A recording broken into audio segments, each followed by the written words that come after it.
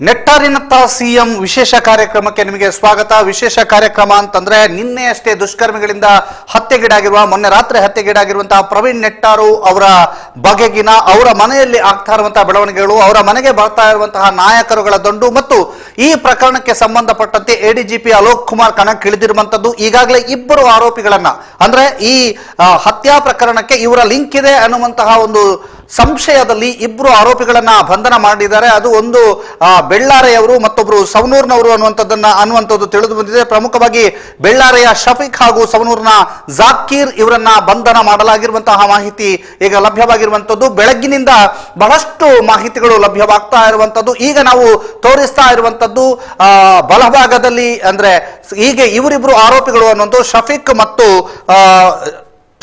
ಮತ್ತು ಜಾಕೀರ್, ಬೆಳ್ಳಾರೆಯ ಶಫೀಕ್ ಮತ್ತು ಸವನೂರ್ನ ಜಾಕೀರ್ ಇವರು ಕೆಲವು ಸಂಘಟನೆಗಳಲ್ಲಿ ಗುರುತಿಸಿಕೊಂಡಿದ್ರು. ಈ ಹಿಂದೆಯೂ ಕೂಡ ಕೆಲವು ಪ್ರಕರಣಗಳಲ್ಲಿ ಇವರ ಹೆಸರಿತ್ತು ಅನ್ನುವಂತಹ ಗುಮಾನಿಯ ಹಿನ್ನೆಲೆಯಲ್ಲಿ, ಸಂಶಯದ ಹಿನ್ನೆಲೆಯಲ್ಲಿ ಪೊಲೀಸರು ಇವರಿಬ್ಬರನ್ನ ಬಂಧಿಸಿದ್ದಾರೆ ಅನ್ನುವಂಥದ್ದು. ಅದರ ಜೊತೆಗೆ ಇವರ ಸಂಬಂಧಿಗಳು ಕೂಡ ಈಗಾಗಲೇ ಪೊಲೀಸ್ ಸ್ಟೇಷನ್ಗೆ ಬಂದು ಇವರು ಅಮಾಯಕರು, ಯಾವುದೇ ಕಾರಣಕ್ಕೂ ಇವರ ಸಂಬಂಧಗಳು ಇಲ್ಲ ಅನ್ನುವಂತಹ ರೀತಿಯಲ್ಲಿ ಮಾತನಾಡ್ತಾ ಇರುವಂತದ್ದು ಕೂಡ ಈಗ ಅವರು ಬೈಟನ್ನ ಕೊಟ್ಟಿದ್ದಾರೆ ಅಥವಾ ನಮ್ಮ ಜೊತೆಗೆ ಮಾತನಾಡಿದ್ದಾರೆ, ಮಾಧ್ಯಮಗಳ ಜೊತೆ ಮಾತನಾಡ್ತಾ ಹೇಳಿದ್ದಾರೆ, ನಮ್ಮ ಮನೆಯವರು ಏನೋ ಮಾಡಿಲ್ಲ, ನಮ್ಮ ಮನೆಯವರನ್ನ ಸುಖ ಸುಮ್ಮನೆ ಪೊಲೀಸ್ನವರು ಇದರಲ್ಲಿ ಮೂಗು ತೂರಿಸ್ತಿದ್ದಾರೆ ಅಥವಾ ಸುಖ ಸುಮ್ಮನೆ ಅವರ ಮೇಲೆ ಇಂತಹದೊಂದು ಪ್ರಕರಣದ ಬೃಹತ್ ಆರೋಪವನ್ನ ಕಟ್ಟೋದಕ್ಕೆ ನೋಡ್ತಾ ಇದ್ದಾರೆ ಅನ್ನುವಂಥದ್ದನ್ನ ಹೇಳ್ತಾ ಇದ್ದಾರೆ. ಅದರ ಜೊತೆಗೆ ಅಲೋಕ್ ಕುಮಾರ್ ಕೂಡ ಹೇಳಿದ್ರು, ಶಂಕಾಸ್ಪದ ವ್ಯಕ್ತಿಗಳು ಇವರನ್ನ ಬಂಧನ ಮಾಡಿದ್ದೇವೆ, ಇಂಟ್ರಾಗೇಷನ್ ಮಾಡ್ತಾ ಇದ್ದೇವೆ, ತನಿಖೆಯನ್ನು ನಡೆಸ್ತಾ ಇದ್ದೇವೆ, ಒಂದಷ್ಟು ಮಾಹಿತಿಗಳು ಲಭ್ಯವಾಗಿವೆ ಅನ್ನುವಂತಹ ರೀತಿಯಲ್ಲಿ ಮಾತನಾಡಿರುವಂತದ್ದು ಅಲೋಕ್ ಕುಮಾರ್. ಅದ್ರ ಜೊತೆಗೆ SP ಆಗಿರುವಂತಹ ರಿಷಿಕೇಶ್ ಸೋನಾವಣೆ ಕೂಡ ಈ ಬಗ್ಗೆ ಮಾತನಾಡಿದ್ರು. ಜೊತೆಗೆ ಕಾಂಗ್ರೆಸ್ ಪಕ್ಷದ ಮುಖಂಡೆಯಾಗಿರುವಂತಹ ಶಕುಂತಲಾ ಶೆಟ್ಟಿ ಅವರು ಕೂಡ ಈ ಪ್ರವೀಣ್ ನೆಟ್ಟಾರ್ ಅವರ ಮನೆಗೆ ಧಾವಿಸಿ ಅವರ ಮಡದಿ ಮತ್ತು ಅಮ್ಮನಿಗೆ ಮತ್ತು ಅಲ್ಲಿರ್ತಕ್ಕಂತಹ ಅವರ ಕುಟುಂಬಸ್ಥರಿಗೆ ಸಾಂತ್ವನವನ್ನ ಹೇಳಿದ್ರು. ಅದರ ಜೊತೆಗೆ ಇವತ್ತು ಮತ್ತಷ್ಟು ಬೆಳವಣಿಗೆಗಳಾಗಿದ್ವೆ.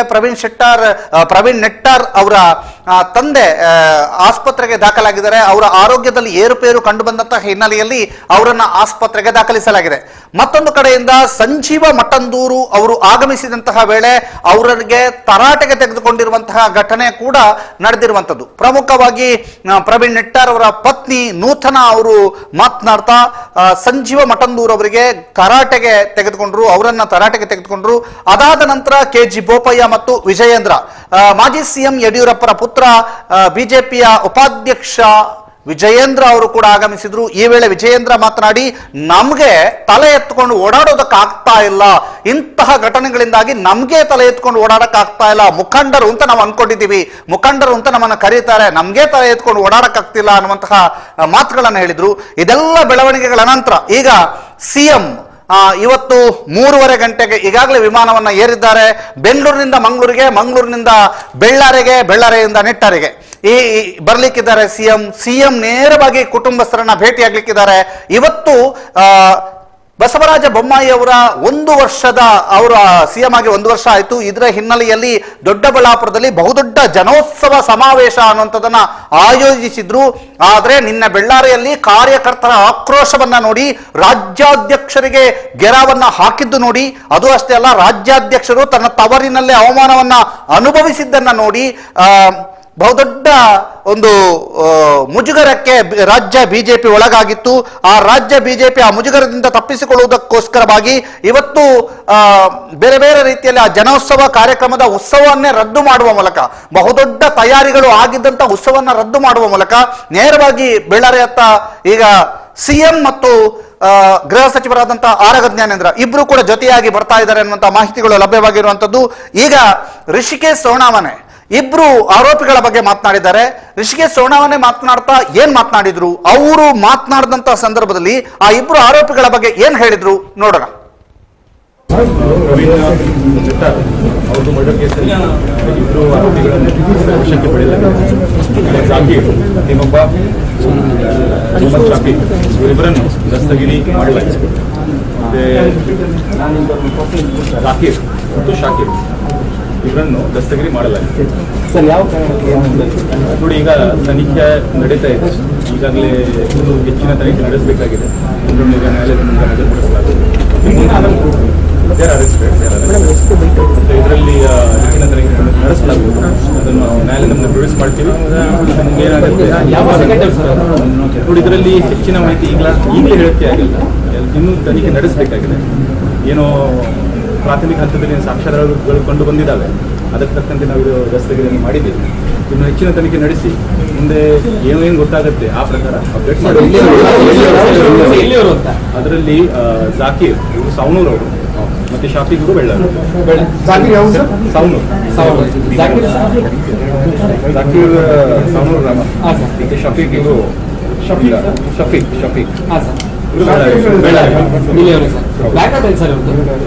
ಇದರಲ್ಲಿ ಒಬ್ಬ ಜಾಕೀರ್ ಮೇಲೆ ಈಗಾಗಲೇ ಒಂದು ಕ್ರಿಮಿನಲ್ ಕೇಸ್ ನಮ್ಮಲ್ಲಿ ದಾಖಲಾಗಿರುತ್ತೆ. 2020 ಒಂದು 324 ಕೇಸಲ್ಲಿ ಆರೋಪಿ ನೋಡಿ. ಈಗಲೇ ನಾನು ಈಗಾಗಲೇ ಸಾಕ್ಷ್ಯಾಧಾರಗಳಿಂದ ಇನ್ನೋವಾ ದಸ್ತಗಿರಿ ಮಾಡಲಾಗಿದೆ. ಇನ್ನೂ ಹೆಚ್ಚಿನ ತನಿಖೆ ನಡೆಸಬೇಕಾಗಿದೆ. ಅದ್ರ ಬಗ್ಗೆ ಎಲ್ಲ ಸರ್, ಇನ್ನಷ್ಟು ಅರೆಸ್ಟ್ ಸಾಧ್ಯತೆ ಇದೆ. ಅರೆಸ್ಟ್ ಸಾಧ್ಯತೆ ಇದೆ ನೋಡಿ. ಇದರಲ್ಲಿ ಏನಿದೆ ಹೆಚ್ಚಿನ ಮಾಹಿತಿ ಮತ್ತೆ ಕೊಡ್ತೀವಿ. ಸದ್ಯಕ್ಕೆ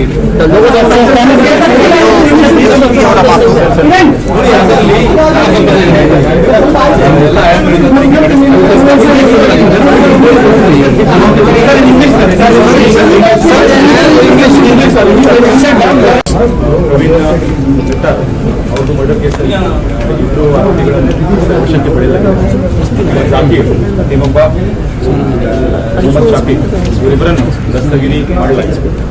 ಮತ್ತೆ ಜಾಕೀರ್ ಮತ್ತು ಶಾಕೀರ್ ಇವರನ್ನು ದಸ್ತಗಿರಿ ಮಾಡಲಾಗಿದೆ. ಸರ್, ಯಾವ ನೋಡಿ, ಈಗ ತನಿಖೆ ನಡೀತಾ ಇದೆ. ಈಗಾಗಲೇ ಹೆಚ್ಚಿನ ತನಿಖೆ ನಡೆಸಬೇಕಾಗಿದೆ. ಎಲ್ಲರನ್ನು ಈಗ ನ್ಯಾಯಾಲಯದ ಮುಂದೆ ಹಾಜರುಪಡಿಸಲಾಗುವುದು. ಇದರಲ್ಲಿ ಹೆಚ್ಚಿನ ತನಿಖೆ ನಡೆಸಲಾಗುವುದು. ಅದನ್ನು ನ್ಯಾಯಾಲಯದ ಮುಂದೆ ಪ್ರೊಡ್ಯೂಸ್ ಮಾಡ್ತೀವಿ. ಏನಾಗುತ್ತೆ ನೋಡಿ, ಇದರಲ್ಲಿ ಹೆಚ್ಚಿನ ಮಾಹಿತಿ ಈಗಲೇ ಹೇಳಕ್ಕೆ ಆಗಿಲ್ಲ, ಇನ್ನೂ ತನಿಖೆ ನಡೆಸಬೇಕಾಗಿದೆ. ಏನೋ ಪ್ರಾಥಮಿಕ ಹಂತದಲ್ಲಿ ಸಾಕ್ಷ್ಯಾಧಾರಗಳು ಕಂಡು ಬಂದಿದ್ದಾವೆ, ಅದಕ್ಕೆ ತಕ್ಕಂತೆ ನಾವು ಇದು ದಸ್ತಗಿರಿಯನ್ನು ಮಾಡಿದ್ದೀವಿ. ಇನ್ನು ಹೆಚ್ಚಿನ ತನಿಖೆ ನಡೆಸಿ ಮುಂದೆ ಏನು ಗೊತ್ತಾಗುತ್ತೆ ಆ ಪ್ರಕಾರ ಅಪ್ಡೇಟ್ ಮಾಡಿ. ಅದರಲ್ಲಿ ಜಾಕೀರ್ ಇವರು ಸವಣೂರು ಅವರು, ಮತ್ತೆ ಶಾಫಿಕ್ ಇವರು ಬೆಳ್ಳಾರು. ಸವಣೂರು ಜಾಕೀರ್ ಸವಣೂರು ಗ್ರಾಮ, ಮತ್ತೆ ಶಾಫಿಕ್ ಇವರು ಶಫೀಕ್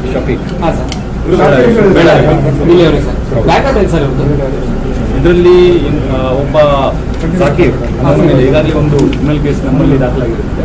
2020 ಒಂದು 324 ಕೇಸಲ್ಲಿ ಆರೋಪಿ ನೋಡಿ. ಈಗಲೇ ನಾನು ಈಗಾಗಲೇ ಹೇಳಿದ ಹಾಗೆ ಈಗ ಇನಿಷಿಯಲ್ ಹಂತದಲ್ಲಿದೆ. ಇಂಥ ಸದ್ಯಕ್ಕೆ ಸಿಕ್ಕಿದ ಸಾಕ್ಷ್ಯಾಧಾರಗಳಿಂದ ಇನ್ನೋವಾ ದಸ್ತಗಿರಿ ಮಾಡಲಾಗಿದೆ. ಇನ್ನೂ ಹೆಚ್ಚಿನ ತನಿಖೆ ನಡೆಸಬೇಕಾಗಿದೆ. ಅದ್ರ ಬಗ್ಗೆ ಎಲ್ಲ ಸರ್, ಇನ್ನಷ್ಟು ಅರೆಸ್ಟ್ ಸಾಧ್ಯತೆ ಇದೆ. ಅರೆಸ್ಟ್ ಸಾಧ್ಯತೆ ಇದೆ ನೋಡಿ. ಇದರಲ್ಲಿ ಏನಿದೆ ಹೆಚ್ಚಿನ ಮಾಹಿತಿ ಮತ್ತೆ ಕೊಡ್ತೀವಿ. ಸದ್ಯಕ್ಕೆ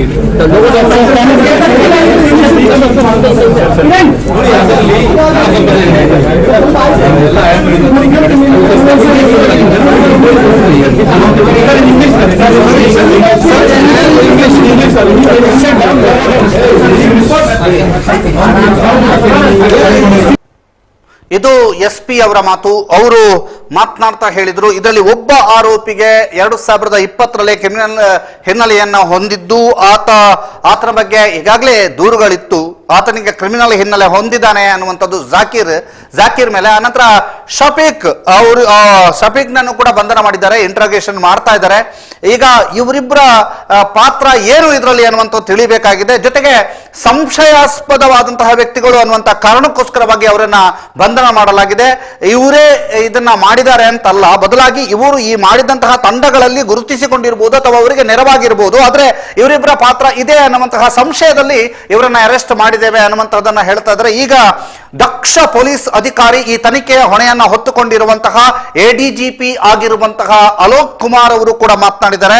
ಅವರು ಮಾಧ್ಯಮಗಳ ಪ್ರಶ್ನೆಗೆ ಯಾವ ರೀತಿಯಾಗಿ ಉತ್ತರಿಸಿದ್ದಾರೆ ನೋಡ್ಕೊಂಡ್ ಬರೋಣ. सर 2 लोगों को गिरफ्तार किया गया है, अब तक की क्या जानकारी है उसकी थोड़ी चर्चा करें। We have found their role, got evidence about their involvement. That's why we have arrested them. And we can't reveal the further details because investigation is still on. ಇನ್ನು ತನಿಖೆ ನಡೀತಾ ಇದೆ. ನಾವು ಆದರೆ ಅವರಿಗೆ ನಮಗೆ ಏನು ಸಾಕ್ಷಿ ಸಿಕ್ಕಿದೆ ಸಾಕ್ಷಿ ಆಧಾರ ಅಲ್ಲ ನಾವು Sir, is it any international collection? too early to see to say all these things. We are investigating in all the directions. All aspects are being considered. Sir ಯಾವ ಸಂಘಟನೆ ಸರ್ ಇವರು See, ಸರ್ ಯಾವ ಸಂಘಟನೆ sir ಇವರು ಈ ಇಬ್ರು ಬೆಲ್ಲಾರಿ ಊರಿನವರು ಇದ್ದಾರೆ. ಇಬ್ರು ಬೆಲ್ಲಾರಿ ಊರಿನವರು ಇದ್ದಾರೆ and they have got suspected links with PFI ನ ಅದು. So that we have to verify ಅದು ಎಲ್ಲ ಅದು ನಾವು ಯಾವಾಗ ಸರ್ ಅರೆಸ್ಟ್ ಆಗಿದ್ರು ಅಲ್ಲ ಅವರು ನಿನ್ನೆ ಸಾಯಂಕಾಲ ನಾವು ಅವ್ರ ಕಸ್ಟಡಿಗೆ ತೊಗೊಂಡಿದ್ದೀವಿ. ನಾವು ಅವರಿಗೆ ವಿಚಾರಣೆ ಮಾಡಿದ್ದೀವಿ. ವಿಚಾರಣೆ ಮಾಡಿಕೊಂಡು ಈಗ ಏನಿದೆ ಈಗ ಸ್ವಲ್ಪ ಜಸ್ಟ್ ನಾವು ಈಗ ಅವರಿಗೆ ನಾವು ದಸ್ತಗಿರಿ ಈಗ ನಾವು ಮಾಡಿದ್ದೀವಿ. ಅವರಿಗೆ we are going to produce them before the court and then will ask for police custody. ಆ ಪೊಲೀಸ್ ಕಸ್ಟಡಿ ಬೇಸಿಸ್ ಮೇಲೆ ಮತ್ತೆ ನಾವು ಅವ್ರಿಗೆ ಫರ್ದರ್ ಇನ್ವೆಸ್ಟಿಗೇಟ್ ಮಾಡ್ತೀವಿ. ಅದು ಏನದು ಹೇಳಿದೆ ಅವ್ರದ್ದೆಲ್ಲ ಲಿಂಕ್ ಏನಿದೆ, ಯಾವ ಸಂಘಟನೆ ಇದು ಅದು ಎಲ್ಲ ಸ್ವಲ್ಪ ನಾವು ನೋಡಬೇಕಾಗತ್ತೆ. ಸೊ ನಾವೆಲ್ಲ ನೋಡಿಕೊಂಡು ಮತ್ತೆ ನಾವು ಇದು ಮಾಡಬೇಕಾಗುತ್ತೆ. ಅಲ್ಲ ನೋಡಿ, ರೈಟ್ ನಾವು we are investigating all the aspects. Okay, so with we have to confirm it. So we are looking into that aspect. ಇಲ್ಲ ಅದೇ ಈಗ ನಾವು ನೋಡಿ ಈಗ ಪೊಲೀಸ್ ಕಸ್ಟಡಿ ನಾವು ತಗೊಳ್ತೀವಿ. ಪೊಲೀಸ್ ಕಸ್ಟಡಿ ತಗೊಂಡು ಮತ್ತೆ ನಾವೆಲ್ಲ ವಿಚಾರಣೆ ನಾವು ಮಾಡ್ತೀವಿ. ಏನು ಮೋಟಿವ್, ಯಾರು ಕಲಿಸಿದ್ದಾರೆ, ಬೇರೆ ಯಾರು ಇದ್ದಾರೆ, ಅದೆಲ್ಲ ಬಹಳಷ್ಟು ಈಗ ವಿಷಯ ಈಗ ನಾವು ನೋಡಬೇಕಾಗತ್ತೆ. ಅದೆಲ್ಲ ನಾವು ನೋಡ್ತೀವಿ. ಇನ್ನೂ ಅರೆಸ್ಟ್ ಆಗಬೇಕು. ಇನ್ನೂ ಅರೆಸ್ಟ್ ಆಗಬೇಕು.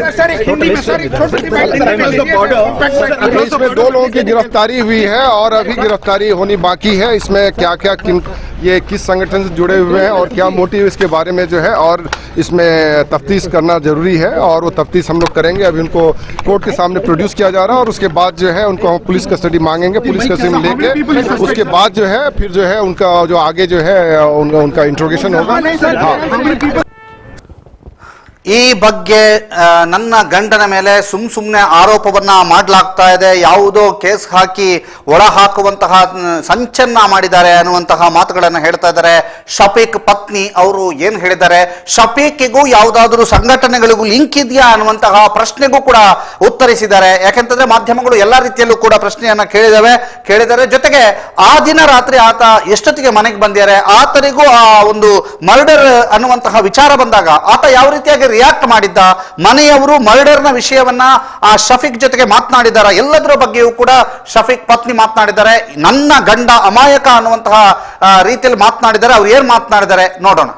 ಮೇಡಮ್, ಈಗ ಎಷ್ಟು ಗಂಟೆ ತನಕಿದ್ರು ಅವರು ಮನೆಯಲ್ಲಿ? ಎಷ್ಟು ಗಂಟೆ ತನಕಿದ್ರು ಸರ್? ಅವ್ರು ಬೆಳಿಗ್ಗೆ ಎದ್ದು ಹೋಗಿದ್ದಾರೆ. ಬೆಳಿಗ್ಗೆ ಎದ್ದು ಹೋದವರು ಅವ್ರಿಗೇನೋ ಕೆಲಸ ಇದೆ ಅಂತ ಹೋದವರು, ಮತ್ತೆ ಆದ್ಮೇಲೆ ಕೆಲಸಕ್ಕೆ ಅಂತಾನೆ ಹೋಗಿದ್ರು. ಮತ್ತೆ ಒಂದು ಟೈಮ್ ಎಷ್ಟು ಅಂತ ಗೊತ್ತಿಲ್ಲ, ಒಂದು ಟೈಮ್ಗೆ ನಾನು ಕಾಲ್ ಮಾಡಿದ್ದು, ನನ್ನ ಮೊಬೈಲ್ ಸ್ವಿಚ್ ಆಫ್ ಆಗುತ್ತೆ, ಒಂದು ಬಿಲ್ ತೆಗಿಲಿಕ್ಕಿದೆ, ಬೇಗ ತೆಗಿ ಅಂತ. ಹಾಗೆ ಬಿಲ್ ನಾನು ಮಲಗಿದ್ದ ಕಾರಣ ನನಗೆ ತೆಗಿಲಿಕ್ಕಾಗಲ್ಲ ಅಂತ ಹೇಳಿದೆ. ಹಾಗೆ ಅದೇ ಟೈಮ್ಗೆ ಅವ್ರು ಬಂದು ಬಿಲ್ ತೆಗೆದ್ರು ಬೇಗ, ಅಂದರೆ ಟೈಮಿಗೆ ಅದು ತೆಗಿಬೇಕಿತ್ತು. ಹಾಗೆ ಬಿಲ್ ತೆಗೆದ್ರು. ಆದಮೇಲೆ ಅವ್ರು ಮನೆಯಲ್ಲೇ ಇದ್ರು. ಅಂದರೆ ನಮ್ದು ಅಜ್ಜಿದ್ದು 27ನೇ ಸಂಸ್ಕಾರ ಏನೋ ಇದ್ದದಕ್ಕೆ ಅಲ್ಲೇ ಇದ್ವಿ ಎಲ್ಲರ ಅಜ್ಜಿ ಮನೆಯಲ್ಲೇ. ಅವ್ರು ಕೂಡ ಅಲ್ಲಿಗೆ ಬಂದರು. ಮತ್ತೆ ಅವ್ರು ಹೋಗಲಿಲ್ಲ. ಮತ್ತೆ ಪೊಲೀಸು 12:30 ಆಗುವ ಟೈಮ್ಗೆ ಬಂದು ಅವ್ರನ್ನ ಕರ್ಕೊಂಡು ಎಂಕ್ವೈರಿಗೆ ಅಂತ ಹೇಳಿ ಕರ್ಕೊಂಡು ಹೋದ್ರು. ಇನ್ನೂ ಕೂಡ ಬಂದಿಲ್ಲ. ಎಷ್ಟು ಗಂಟೆಗೆ ಕರ್ಕೊಂಡು ಹೋಗಿದ್ದು ಪೊಲೀಸ್ 12:30 ಟೈಮಿಗೆ ಕರ್ಕೊಂಡು ಹೋಗಿದ್ದಾರೆ. ಇವಾಗ ಎಂಕ್ವೈರಿ ಇದೆ ಅಂತ. 24 hours ಅಲ್ಲ, ಎಷ್ಟು 24 hours ಕಳೆದು ಆದ್ರೂ ಕೂಡ ಇನ್ನೂ ಕೂಡ ಕಲಿಸಿಲ್ಲ ಸರ್. ಏನೇನು ಸುಮ್ಮನೆ ಯಾವುದಾದ್ರೂ ಕೇಸ್ ಹೇಳ್ಕೊಂಡು ಅವರನ್ನು ವಶ ಮಾಡ್ತಿದ್ದಾರೆ. 8 ಗಂಟೆ ಹೊತ್ತಿಗೆ ಮನೆಯಲ್ಲೇ ಇದ್ರು ಶಫೀಕ್? 8 ಗಂಟೆ ಹೊತ್ತಿಗೆ ಮೇ ಬಿ ಗಾರ್ಬೆಲ್ಲಲ್ಲಿ ಇರಬೇಕು ಅವರು. ಮನೆಯಲ್ಲಿ ಇರಲಿಲ್ಲ? ಮನೆಯಲ್ಲಿ ಇರಲಿಲ್ಲ. ಅವರು ಸಂಘಟನೆಯಲ್ಲಿ ಗುರುತಿಸಿಕೊಂಡಿದ್ದಾರೆ ಇಲ್ಲಿ ಲೋಕಲ್? ಸಂಘಟನೆಯಲ್ಲಿ ಇದ್ದಾರೆ. ಯಾವ ಸಂಘಟನೆ? PFI ಸಂಘಟನೆಯಲ್ಲಿ. SDP ಅಂದ್ರೆ ಸೋಷಿಯಲ್ ವರ್ಕರ್ ಆಗಿ ಸ್ವಲ್ಪ ಕೆಲಸ ಮಾಡ್ತಿದ್ರು. ಅಲ್ಲ, ಅವರು ಮನೆಗೆ ಎಷ್ಟು ಗಂಟೆಗೆ ಬಂದದ್ದು ರಾತ್ರಿ? ಟೈಮ್ ಎಕ್ಸಾಕ್ಟ್ ನಮ್ಗೆ ಗೊತ್ತಿಲ್ಲ. ನಮ್ಗೆ ಗೊತ್ತಾದ ಅವರಿಗೆ ನಾವು ಹೇಳುವಾಗ ಶಾಕ್ ಆಗಿತ್ತು. ಅವ್ರಿಗೆ ಒಂದು ಸ್ವಲ್ಪ ವಿಷಯ ಏನೋ ಮರ್ಡರ್ ಅಂತ ಏನೋ ಗೊತ್ತಿತ್ತಷ್ಟೇ. ನಾವು ಹೇಳ್ಬೇಕಾದ್ರೆ ಅವ್ರ ಅಂತ ಶಾಕ್ ಆದ್ರು. ಅವರು ಕೂಡ ವಿಷಯ ಏನು ಅಂತ ಕರೆಕ್ಟ್ ಗೊತ್ತಿರ್ಲಿಲ್ಲ. ಜಾಕೀರ್ ಅವರ ಆತ್ಮೀಯರಾಗಿದ್ರ ಸಾವನೂರು ಜಾಕೀರ್ ಅಂತ ಹೇಳುದು ನನಗೆ ಗೊತ್ತಿಲ್ಲ. ಅವರು ಅಲ್ಲ, ಇವಾಗ ಅವ್ರ ಫ್ರೆಂಡ್ಸ್ ಆಲ್ಮೋಸ್ಟ್ ನನಗೆ ಗೊತ್ತಿತ್ತು. ಅವರನ್ನ ಫಿಟ್ ಮಾಡಿದ್ದಾರೆ ಅಂತ ಏನಾದ್ರು ಹೇಳ್ತಿದ್ದೀರಾ? ಈಗ ಅವರನ್ನ ಅಲ್ಲ, ಇವಾಗ ಇದು ಕೊನೆನಲ್ವಾ, ಅದನ್ನ ಇವ್ರ ತರ ಕಟ್ಲಿಕ್ಕೆ ನೋಡ್ತಾ ಇಲ್ವಾ? ನಾವು ನ್ಯೂಸ್ ನೋಡ್ಕೊಂಡೆ ಇಲ್ಲಿಗೆ ಬಂದಿದ್ದು, ನ್ಯೂಸ್ ಅಲ್ಲಿ ನೋಡಿದ್ಕೊಂಡೆ ಇಲ್ಲಿ ಕೂಡ ಇಲ್ಲಿವರೆಗೆ ಬಂದಿದ್ದು. ಅಲ್ಲ, ಈಗ ಏನ್ ಹೇಳ್ತೀರಿ? ಈಗ ಅವರನ್ನ ಬಿಡುಗಡೆ ಮಾಡ್ಬೇಕು, ಅಮಾಯಕರು ಅಂತ ಹೇಳ್ತೀರಿ. ಇಲ್ದೇ ಇರೋ ಕೇಸನ್ನ ಹಾಕಿ ಒಳಗಡೆ ಹಾಕ್ಬಾರ್ದು. ಸುಮ್ನೆ ಇಲ್ದೇ ಇರೋ ಕೇಸನ್ನ ಒಳಗಡೆ ಹಾಕಿ ಯಾರಾದ್ರೂ ಅದನ್ನು ಒಪ್ಕೊಳ್ತಾರ? ಸುಮ್ನೆ ಯಾಕೆ ಮಾಡದೇ ಇರೋ ತಪ್ಪಿಗೆ ಒಳಗಡೆ ಹೋಗ್ಬೇಕು? ಪೊಲೀಸರು ಫಿಕ್ಸ್ ಮಾಡ್ತಾ ಇದ್ದಾರೆ. ಫಿಕ್ಸ್ ಮಾಡ್ತಾರ ಅಂತ ಹೇಳಿ ಗೊತ್ತಿಲ್ಲ, ಇನ್ನು ಇನ್ವೆಸ್ಟಿಗೇಷನ್ ಆಗ್ತಾ ಇದೆ ಅಂತಾನೆ ಹೇಳ್ತಾ ಇದ್ದಾರೆ, ಎಂಕ್ವೈರಿ ಮಾಡ್ತಾ ಇದ್ದೇನೆ ಅಂತ ಹೇಳ್ತಾ ಇದ್ದಾರೆ. ಅದು ಆರೋಪಿಗಳು ಅಂತ ಹೇಳ್ತಿದ್ದಾರೆ. ಅವ್ರು ಮಾಡದೇ ಇರೋ ತಪ್ಪಿಗೆ ಸುಮ್ನೆ ಆರೋಪಿ ಹೊಟ್ಟೆ ಯಾಕೆ ಅವ್ರಿಗೆ ಕಟ್ತಾ ಇದ್ದೀರಾ? ಅಲ್ಲ, ಈಗ ಈ ತರ ಮರ್ಡರ್ ಆಗಿದೆ ಅಂತ ಹೇಳಿ ನೀವೇ ಹೇಳಿ ಇವರಿಗೆ ಗೊತ್ತಾಗಿದ್ದ? ಅಲ್ಲಿ ಏನೋ ಮರ್ಡರ್ ಆಗಿತ್ತಂತ ನಾವು ಹೇಳಿ ಅವರಿಗೆ ಏನೋ ಇನ್ಫಾರ್ಮೇಶನ್ ಹೀಗೆ ಮರ್ಡರ್ ಅಂತ ಗೊತ್ತಿತ್ತು. ಅವ್ರು ಶಾಕ್ ಅಲ್ಲೇ ಬಂದಿದ್ರು. ನಾವು ಹೇಳುವಾಗ ಯಾರು ಅಂತ ಹೇಳಿ ನಾವು ಯಾರು ಮೊಬೈಲ್ ಅಲ್ಲಿ ಬಂದದ್ದು ಅವಳಿಗೆ ಇವ್ರು ಅಂತ ಹೇಳ್ಕೊಂಡು ಇವರು ಶಾಕ್ ಆದ್ರು. ಅವರು ಬೆಳಿಗ್ಗೆ ಅವರನ್ನು ನೋಡಿದ್ರಂತೆ, ನಗಡಿದಾರಂತೆ. ಯಾರು? ಪ್ರವೀಣ್ ಅವರು. ಪ್ರವೀಣ್ ಅವರು. ಇವರು ಕೂಡ ನೋಡಿದ್ದಾರೆ. ಇವರಿಗೆ ಅವರು ಹೇಳುವಾಗ ಇವರ ಕಣ್ಣಲ್ಲಿ ಕೂಡ ನೀರು ಬಂದಿದೆ ಅವರು ಅಂತ ಹೇಳುವಾಗ. ಅಂತ ನೀರು ಅಷ್ಟು ಇದಾಗಿದ್ರೆ ಅವ್ರ ಕಣ್ಣಲ್ಲಿ ನೀರು ಬರ್ತಿದ್ದ? ಅವ್ರು ಬೇಸರ ಬರ್ತಿದ್ರಾ? ಅವ್ರ ವೈಫ್ ಅನ್ಶಿಫಾ. ಜವಾಬ್ದಾರಿ ಇತ್ತು ಅವರಿಗೆ? ಅವರು ಏರಿಯಾದ್ದು ಪ್ರೆಸಿಡೆಂಟ್ ಆಗಿದ್ರು. ಅವರು ಏನ್ ಬಿಡ್ಬೇಕಾದ್ರು ಶಾಂತಿಯಿಂದ ಹೋಗ್ತಿದ್ರು, ಏನು ಗಲಾಟೆ ಮಾಡ್ಬೇಡಿ ಅಂತ. ಅವತ್ತು ಮಸೂದಿ ಇದಾಗಬೇಕಾದ್ರು ಅವರು ಗಲಾಟೆ ಮಾಡಬೇಡಿ ಅಂತ ಹೇಳ್ಕೊಂಡೇ ಹೋಗ್ತಿದ್ದದ್ದು. ಯಾರು ಏನು ಗಲಾಟೆ ಆಗ್ಬಾರ್ದಂತಾನೆ ಹೇಳಿ ಮುಂದೆ ಹೋಗಿ ಎಲ್ಲರನ್ನು ತಡೆದಿದ್ರು. ಅದು ಮುಂದೆ ಹೋಗಿದ್ದ ಇವರಿಗೆ ಇವಾಗ ಅದು ಪಾಯಿಂಟ್ ಆಗಿದೆ. ಮುಂದೆ ಹೋಗ್ಬಾರ್ದಿತ್ತ? ಶಾಂತಿ ಕಾಪಾಡ್ಬೇಕಂತ ಹೇಳಿ ಮುಂದೆ ಹೋಗ್ಬಾರ್ದಿತ್ತ? ಅವರು ಇಂಕ್ವೈರಿ ಮಾಡಿ ಬಿಡ್ತಾನೆ ಅಂತ ಹೇಳಿ ತಗೊಂಡು ಬಂದು ಸುಮ್ಮನೆ ಈಗ ಅವನೆಲ್ಲ ಕೇಸ್ ಉಂಟು ಅದು ಅಂತ ಹೇಳಿ ಎಂಥದ್ದಲ್ಲಿ ಕೇಸ್ ಆಗಿದ್ದಾರೆ ಸುಮ್ಮನೆ. ಅವನ ಅಂಥದ್ದು ಯಾವುದರಲ್ಲಿ ಇಲ್ಲ. ಮಗನ ಹೆಸರು ಏನು ಹೇಳಿದ್ರು? ಶಫೀಕ್. ಈಗ ಕೊಲೆಯಾದ ಸಂದರ್ಭದಲ್ಲಿ ಶಫೀಕ್ ಮನೆಯಲ್ಲಿದ್ದ. ಅದೇ ಸಂದರ್ಭದಲ್ಲಿ ಅದೇ ಅಲ್ಲಿ ಫಂಕ್ಷನ್ ಇತ್ತು ಮನೆಯಲ್ಲಿ, ಅಲ್ಲೇ ಇದ್ದ. ಎಷ್ಟು ಗಂಟೆಗೆ? ಇದು 7:30 ಗಂಟೆ 9:10ವರೆಗೆ ಬಂದದ್ದು ವಾಪಸ್. 10:00ವರೆಗೆ ಇವರು ಕರ್ಕೊಂಡು ಹೋದದ್ದು ರಾತ್ರಿ. ಅವರು 6 ಗಂಟೆಗೆ ಬಂದಿದ್ದಾನಲ್ಲ. ಎತ್ತರ ಮಣಿಗೆ ಬಂದ ನಮಗೆ ವರ್ಕ್. ಓಕೆ. ಮತ್ತೆ ಇವರು ಹೇಳುದು ಅಂತ ಹೇಳಿದ್ರೆ ಈಗ ಹೇಳುದು ಅಂತ ಹೇಳಿದ್ರೆ ಆಚೆ ಹೋಗಿದ್ದಾನೆ ಅಂತ. ಆಚೆ ಮಸೀದಿ ಉಂಟು, ಮಸೀದಿಗೆ ಹೋಗ್ತಾ ಇದ್ದಾನೆ. ನಿಮ್ಮ ಮಗ ಬೇರೆ ಸಂಘಟನೆಯಲ್ಲಿ ಏನಾದ್ರು ಗುರುತಿಸಿಕೊಂಡಿದ್ರೆ ಇಲ್ಲಿ ಬೆಳ್ಳಾರಿಯಲ್ಲಿ? ಸಂಘಟನೆ ಅಂತ ಹೀಗೆ ಎಲ್ಲರ ಸಂಘಟನೆಯಲ್ಲಿದ್ದ ಹಾಗೆ ಇದ್ರು, ಮತ್ತೆ ಬೇರೆ ಏನಿಲ್ಲ.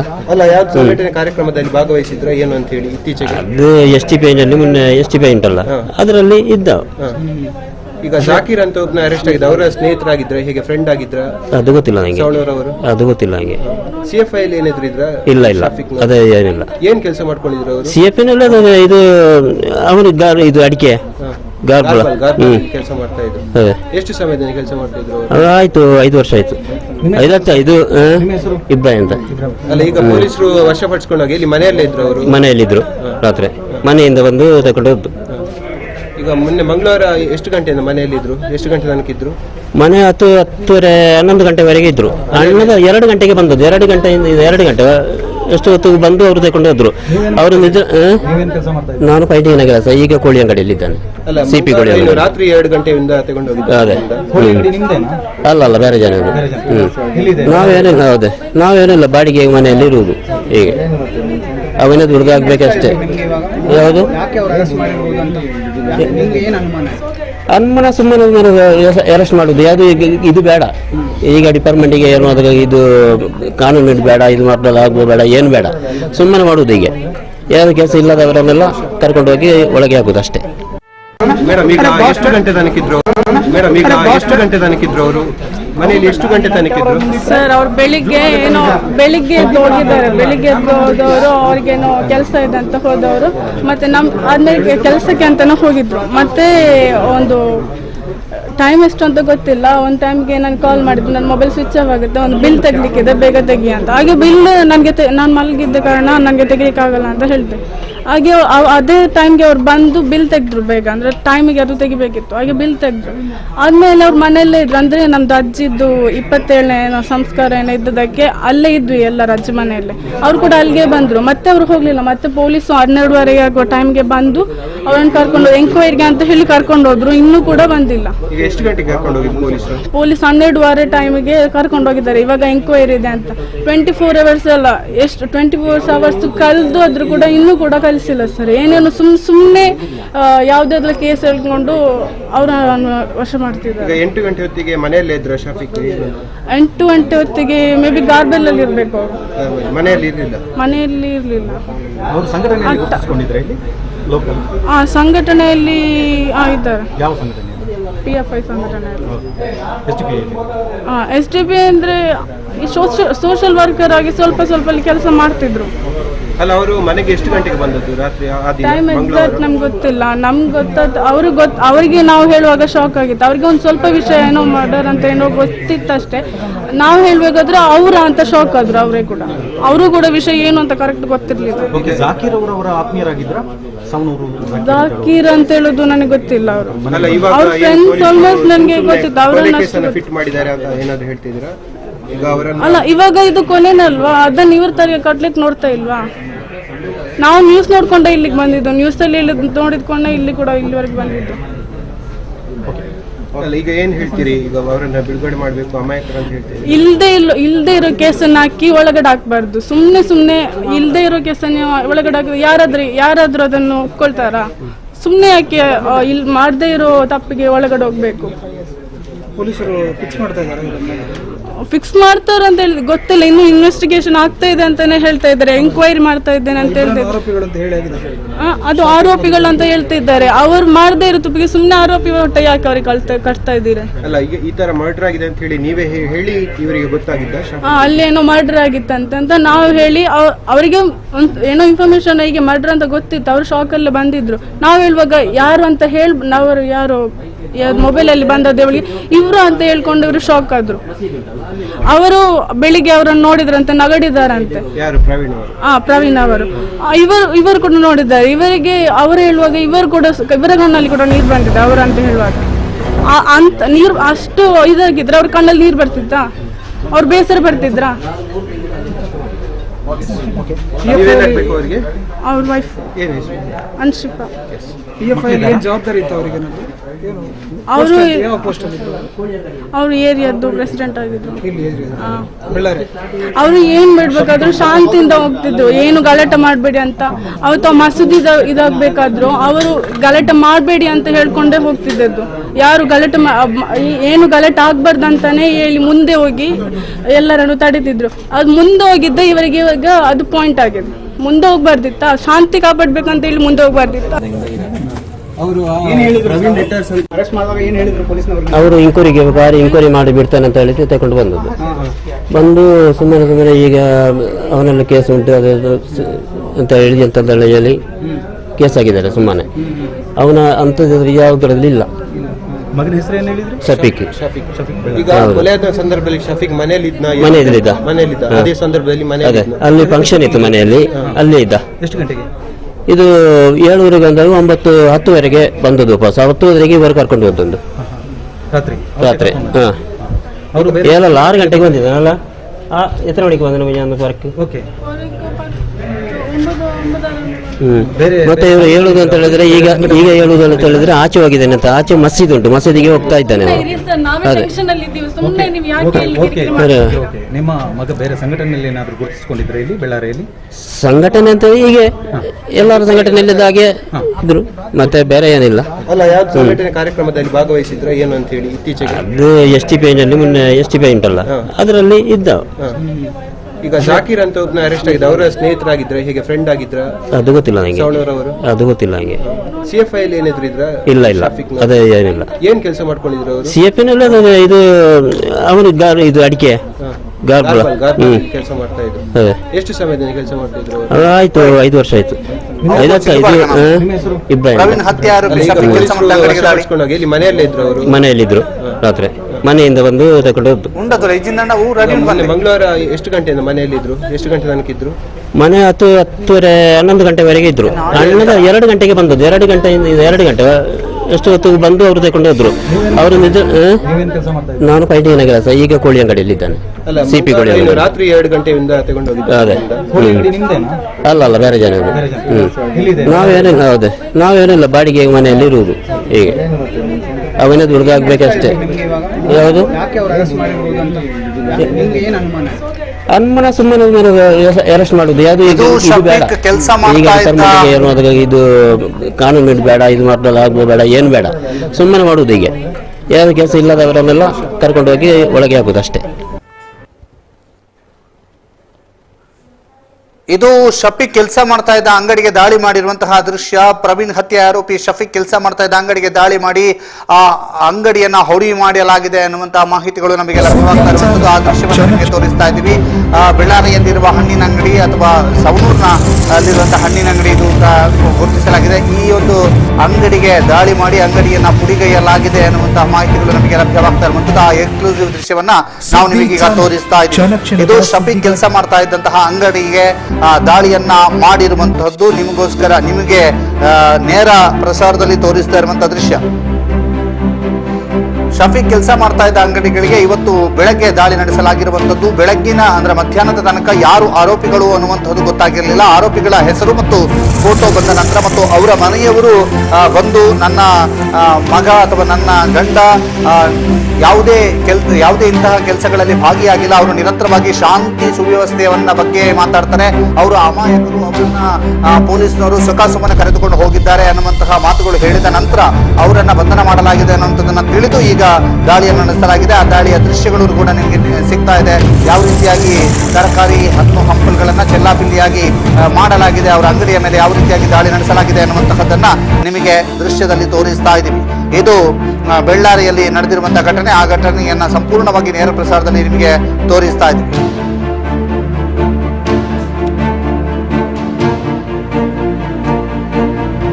ಇಬ್ಬರು ಆರೋಪಿಗಳನ್ನ ಬಂಧಿಸಿರುವ ಬಗ್ಗೆ ನಾವು ನಿಮಗೆ ಈಗಾಗಲೇ ಮಾಹಿತಿಯನ್ನ ನೀಡಿದ್ದೇವೆ. ಇಬ್ಬರು ಆರೋಪಿಗಳನ್ನ ಬಂಧಿಸಲಾಗಿದೆ. ಬಂಧಿಸಿದ ನಂತರ ಆ ಇಬ್ಬರು ಆರೋಪಿಗಳ ಪೈಕಿ ಓರ್ವನ ಅಂಗಡಿಗೆ ಈಗ ದಾಳಿ ನಡೆಸಿರುವಂತದ್ದನ್ನು ಕೂಡ ನಾವು ನೋಡ್ತಾ ಇದ್ದೀವಿ. ಆ ದಾಳಿಯ ದೃಶ್ಯ ಮತ್ತು ಫೋಟೋಗಳನ್ನು ನಿಮಗೆ ತೋರಿಸ್ತಾ ಇರುವಂತದ್ದು ಬಳ್ಳಾರಿಯಿಂದ.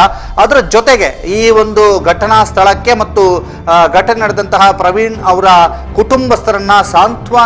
ಕುಟುಂಬಸ್ಥರಿಗೆ ಸಾಂತ್ವನವನ್ನ ಹೇಳೋದಕ್ಕಾಗಿ ರಾಜ್ಯದ ದೊರೆ ಬಸವರಾಜ ಬೊಮ್ಮಾಯಿ, ಮುಖ್ಯಮಂತ್ರಿ ಬಸವರಾಜ ಬೊಮ್ಮಾಯಿ ಅವರು ಈಗಾಗಲೇ ವಿಮಾನವನ್ನು ಏರಿ ಬೆಂಗಳೂರಿನಿಂದ ಹೊರಟಿರುವಂಥದ್ದು. ಬೆಂಗಳೂರಿನ ಮಂಗಳೂರಿಗೆ ಬಂದು ರಸ್ತೆ ಮಾರ್ಗದ ಮೂಲಕ ಬೆಳ್ಳಾರಿಗೆ ಆಗಮಿಸಲಿಕ್ಕಿದ್ದಾರೆ. ಇವರನ್ನ ಕೂಡಿಕೊಂಡು ಗೃಹ ಸಚಿವ ಆರಗ ಜ್ಞಾನೇಂದ್ರ ಕೂಡ ಜೊತೆಯಾಗಲಿಕ್ಕಿದ್ದಾರೆ. ಇಬ್ಬರು ಸಚಿವರುಗಳು ಕೂಡ ಈಗ ಬೆಳ್ಳಾರಿಯತ್ತ ದಾಪುಗಾಲು ಇಡ್ತಾ ಇರುವಂಥದ್ದು. ನಿನ್ನೆ ನಡೆದಂತಹ ಬಹುದೊಡ್ಡ ಗಲಾಟೆ ಅಥವಾ ಕಾರ್ಯಕರ್ತರ ಆಕ್ರೋಶದ ನಂತರ ಜನೋತ್ಸಾಹ ಸಮಾವೇಶವನ್ನು ರದ್ದುಗೊಳಿಸಿರುವಂತಹ ಬಿಜೆಪಿ ಸರ್ಕಾರ ನೇರವಾಗಿ ಇವತ್ತು ಈ ಒಂದು ಕುಟುಂಬಸ್ಥರನ್ನ ಸಾಂತ್ವನಗೈಯುವ ಕೆಲಸವನ್ನ ಮಾಡ್ತಾ ಇದೆ.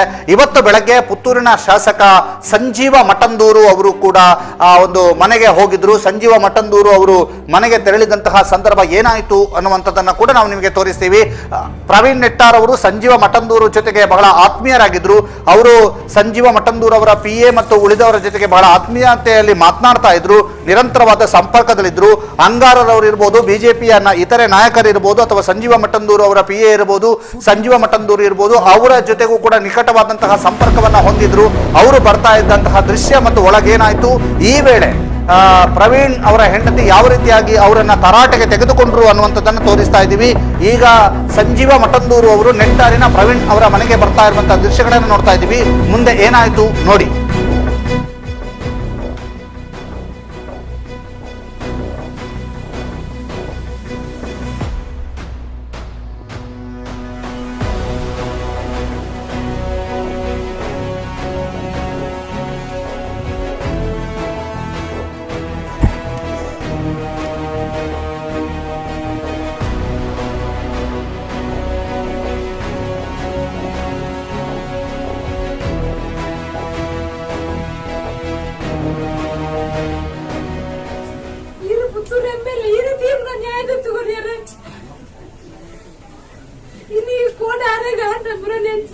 ಎಲ್ಲ ನನಗೆ ಕಾಪುಂಡು ಈಗಲೇ ತೀರ್ನ ನ್ಯಾಯ ತಗೋರಿಯಾರ ಇನಿ ಅಕ್ಲು ಹೊಲ ಉಳ್ಳೇರು ಕೆರ್ದು ಹೋಯ್ದಾಗ್ಲ ಅಕ್ಲೆಲ್ಲ ಕೊಂದು ಬರ ತೀರ್ನ ನಿಕ್ಲೆಗೆ ಈಗಲೇ ಕಾಪುಜಿನ ತಲೆಗೆ ದಡಕ್ಕೆ ಕೊರ್ಲೆ ಅಕ್ಲೆಲ್ಲ 10 ಜನ ತೂಕ ಎಲ್ಲ ಇನಿ ಎನ್ನೆಲ್ಲ ಅಕ್ಲು ಇಂಚ ನರಕ ಬರೋದಿಲ್ಲ ಎಲ್ಲ ನನಂಜಿ ಆಪುಂಡು ಏನೆಲ್ಲ ಮಗಳಿಗೆ ಇಂಚ ಅದು ನೆಚ್ಚಿನ ಓದ್ತಿದ್ದೇವೆ ಇದಾನ ಓದ್ತಿದ್ದೇವೆ ಇನ್ನಿಂದ್ರೆ ಅದನ್ನ ಖರೀದಿ ಹೋತಲ್ಲ ಇಲ್ಲಡೆ ಹೋತ ಖರೀದಿನ ಖರೀದಿ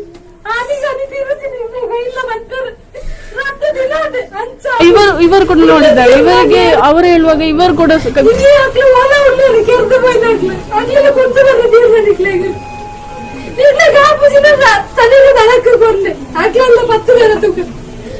ಎಲ್ಲ ಇಲ್ಲಿ ಎನ್ನೆಲ್ಲ ಇಂಚ ನರಕ ಬರೋದಿಲ್ಲ ಎಲ್ಲ ನನಂಜಿ ಆಪುಂಡು ಏನೆಲ್ಲ ಮಗಳಿಗೆ ಇಂಚ ಅದು ನೆಚ್ಚಿನ ಓದ್ತಿದ್ದೇವೆ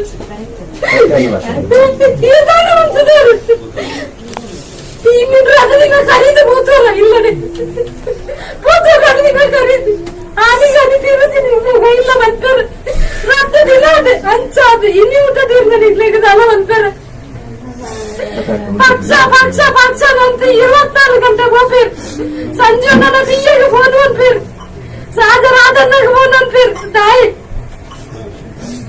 ಅಂಗಾರಣ್ಣನಂತ ಅಂಗಾರಣ್ಣನ ಬಿರೋ ಬೆಳ್ತೀರು ನಳಿನಂತ ಅನ್ನ ಬಿರೋ ಕುಂಜಾನಿಗೆ ಒಂಜಿ ಯಾರು ಗೊತ್ತಿಸಿ ಮುಂದುವರೆದು ಬೆಳಿತೀರು ಏನೆಲ್ಲ ತುಂಡು ಏನು ಬಂದಾಗ ನನ್ನ ಅರ್ಧದ ಅಂಗವರ ಕಡೆ ಚಪ್ಪದು ಏನು ನೆಲ್ಲನ್ನಡೆ ಹೋದ್ ಬರ್ತೇನೆ ಅಂತ ಹೋಯರು ಇನ್ನು ನೆಲ್ಲನ್ನೇ ಓಡ್ಲಿರು ಬೇರೆ ಕೆಲ್ಲಾರನ್ನು ಪತ್ತೆರ ತಿಂದ ನೆಲ್ಲನ್ನಾಗ ತಿಂದು ನಿಕ್ಕೆ ಸಮಾಧಾನ ಅಂತಾರೆ ಬರ್ತಾರೆ ಪರಿಹಾರ ಅಂತ ಚಕ್ಕ ಕೊಡ್ತವ ಪರಿ ಎಂಗ್ಲೆ ಆ ಪರಿಹಾರ ಬರ್ಚಿ ಪರಿಹಾರ ಎಂಗ್ಲಿಗೆ ದುಡ್ಡು ಕೊಡ್ಸಿ ಆರೇನ ವಾಪಸ್ ಗೊತ್ತು ಬರೋ ತೀರ್ಚಿಂದ ನಂಗೆ ಗೊತ್ತು ನಾನು ಕೆರ್ದು ಹೋಗಿರತ್ತ ಆಗ್ಲೇನು ಬರ್ತೀನಿ ನಾನು ಅವ್ರಿಗೆ ಇಚ್ಛಾಪನ ಬರ್ಚಿ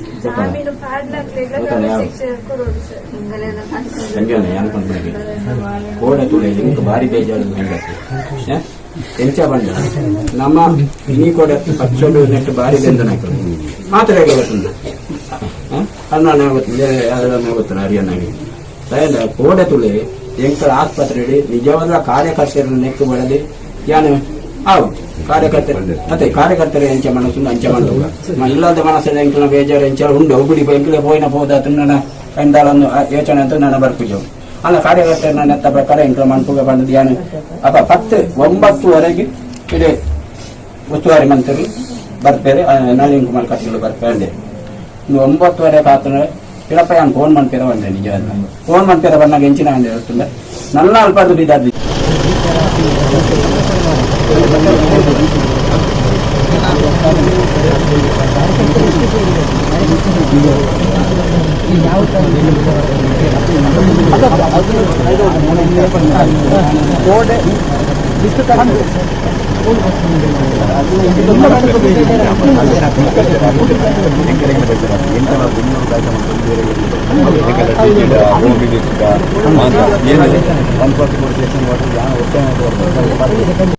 ಮಲ್ಪರ್ ಬಂದು ಯಾರು 10 ವರ್ಷ ಮಟ್ಟ ಫಾಲೋಅಪ್ ಮಾಡ್ಬೇಡ 10 ವರ್ಷ ಮಟ್ಟ ಫಾಲೋಅಪ್ ಮಾಡ್ಬೇಡ ಡೆಡ್ಲೈನ್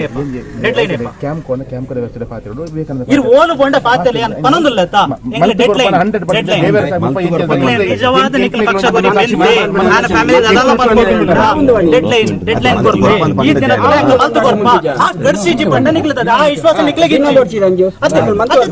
ದಿನದಲ್ಲಿ ಮಲ್ತು ವಿಶ್ವಾಸ ಹೆಚ್ಚನ ಪುರೆ ಇತ್ತೆ ಮುಲ್ತೆ ಎಸ್ಕೆ ಬಾರ ಮಲ್ತು ಕೊಡ್ಪ ವಿಶ್ವಾಸ ಕೊಡ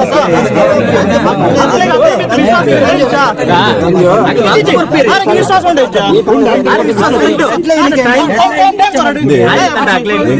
ಕಾನ್ಫಿಡೆನ್ಸ್ ಉಂಟು ಯಾರು ಒಂಜಿ 100 ದಿನ ತಲೆ ಒಂಜಿ ದಾದನ ಮಲ್ಕ ಬಂಡ ಇಂಕನಿ ಕಾನ್ಫಿಡೆನ್ಸ್ ಉಂಟು ಇರಕ ಕಾನ್ಫಿಡೆನ್ಸ್ ಇಜ್ಜ ಪ್ರೊಸೀಜರ್ ಉಂಟು ಯಾನ್ ಪೂರ ಕೇನದಲ್ಲ ಯಾನ್ ಇರ್ ಪ್ರೊಸೀಜರ್ ಶಾರ್ಟ್ ಕಟ್ ಬೋಲೆ ಪನ್ಪುಜಿ ಆಸ್ ಎ ಪ್ರೊಸೀಜರ್ ನೆಟ್ಟೆ ಬೋಲೆ ಡೆಡ್ಲೈನ್ ಕೊರ್ಲೆ ಯಾನ್ ಐಕಾತ ನಿಕಲ ಕೊರನೆ ಪಡ್ಬೋತಿ ನಂಕ ದೇವೇರು ಉಲ್ಲೇರೆ ನಮ್ಮ ಮುಲ್ಪ ಬತ್ತದ ಜಸ್ಟ್ ಸಾಂತ್ವನ ಇಂಗ್ಲೆ ಬೋರ್ಚಂಡ ಸಾಂತ್ವನ ಕೋಡೆನ ತಿಗಿದ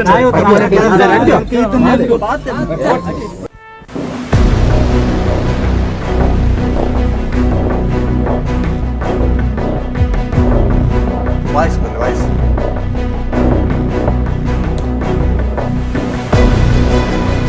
ಎಂಕತ್ತು ಎನ್ನ ವಾಯ್ಸ್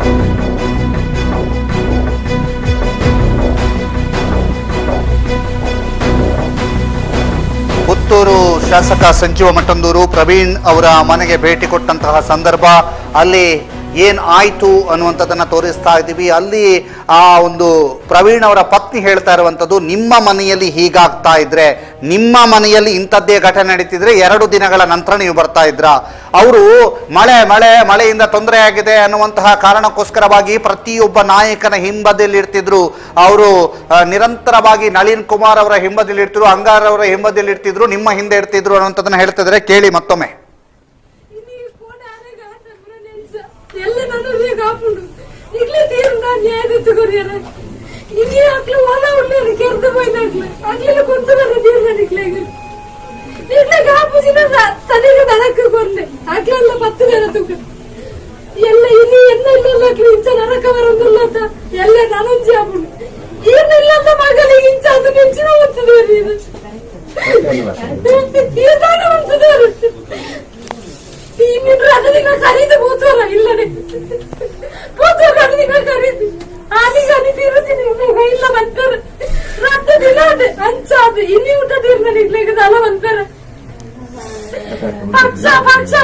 ಅಂತ 24 ಗಂಟೆ ಬೋಪೇರ್ ಸಂಜೀವನ ಬಿಯ್ಯಗೆ ಫೋನ್ ಅನ್ಪೇರ್ ಸಾಜರಾದನ್ನಗೆ ಫೋನ್ ಅನ್ಪೇರ್ ತಾಯಿ ಅಂಗಾರಣ್ಣನಂತ ಅಂಗಾರಣ್ಣನ ಬೀರೋ ಬೆಳ್ತೇರ್ ನಳಿನಂತ ಅನ್ನ ಬೀರೋ ಕುಂಜನಿಗೆ ಒಂಜಿ ಯಾರು ಗೊತ್ತಿಸಿ ಮುಂದೊಂದು ಬಡಿತೇರ್ ಏನಲ್ಲ ತುಂದು ಏನು ಬಂದಾಗ ಅರ್ಧ ಅಂಗಾರ ಕಡೆ ಚಪ್ಪದು ಏನು ನೆಲ್ಲನ್ನಡಿ ಹೋದ್ ಬರ್ಬೇಕಂತ ಹೋಯರು ಇನ್ನು ನೆಲ್ಲನ್ನೇ ಓದ್ಲೇರು ಬೇರೆ ಕೆಲ್ಲಾರೇನು ಪತ್ತಿರ ತೀರ್ದ ನೆಲ್ಲನ್ನಾಗ ತೀರ್ದ ನಿಕ್ಲು ಸಮಾಧಾನ ಅಂತಾರೆ ಬರ್ತಾರೆ ಪರಿಹಾರ ಅಂತ ಚಕ್ಕ ಕೊಡ್ದು ಪರಿ ಎಂಕ್ಲೆ ಆ ಪರಿಹಾರ ಬರ್ಚಿ ಪರಿಹಾರ ಎಂಕ್ಲೆಗೆ ದುಡ್ಡು ಕೊಡ್ಸಿ ಆರೇನು ವಾಪಸ್ ಕೊಂತ ಬರೋ ತೀರ್ಚಿದ ನಂಗೆ ಗೊತ್ತು. ನಾನು ಕೆರ್ದು ಹೋಯರ ತಗ್ಲೇನು ಬರ್ತೀನಿ ನಾನು ಅವ್ರಿಗೆ ಇಚ್ಛಾಪನ ಬರ್ಚಿ ಜಾಮೀನು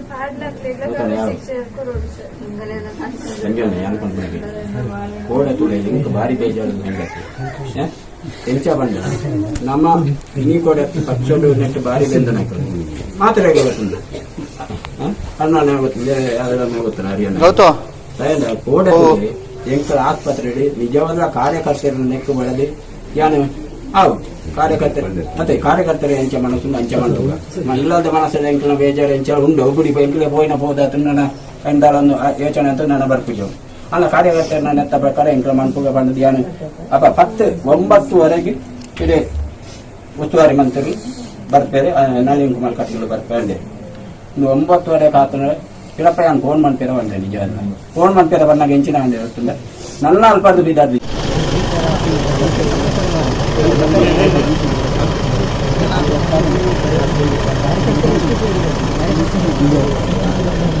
ಇದಕ್ಕೂ ಮೊದಲು ಅಂದ್ರೆ ಸಂಜೀವ ಮಠಂದೂರು ಅವರು ಭೇಟಿ ಕೊಡುವುದಕ್ಕೂ ಮೊದಲು, ಪುತ್ತೂರಿನ ಶಾಸಕ ಸಂಜೀವ ಮಠಂದೂರು ಭೇಟಿ ಕೊಡುವುದಕ್ಕೂ ಮೊದಲು ಮಾಜಿ ಶಾಸಕಿಯಾಗಿರುವಂತಹ ಶಕುಂತಲಾ ಶೆಟ್ಟಿ ಅವರು ಕೂಡ ಭೇಟಿಯಾಗಿದ್ರು. ಈ ವೇಳೆ ಅವರು ಮಾತನಾಡಿದ್ರು. ಏನಂತಂದ್ರೆ ಆ ಮನೆಯವರು ಕೂಡ ಮಾತನಾಡಿದ್ದಾರೆ.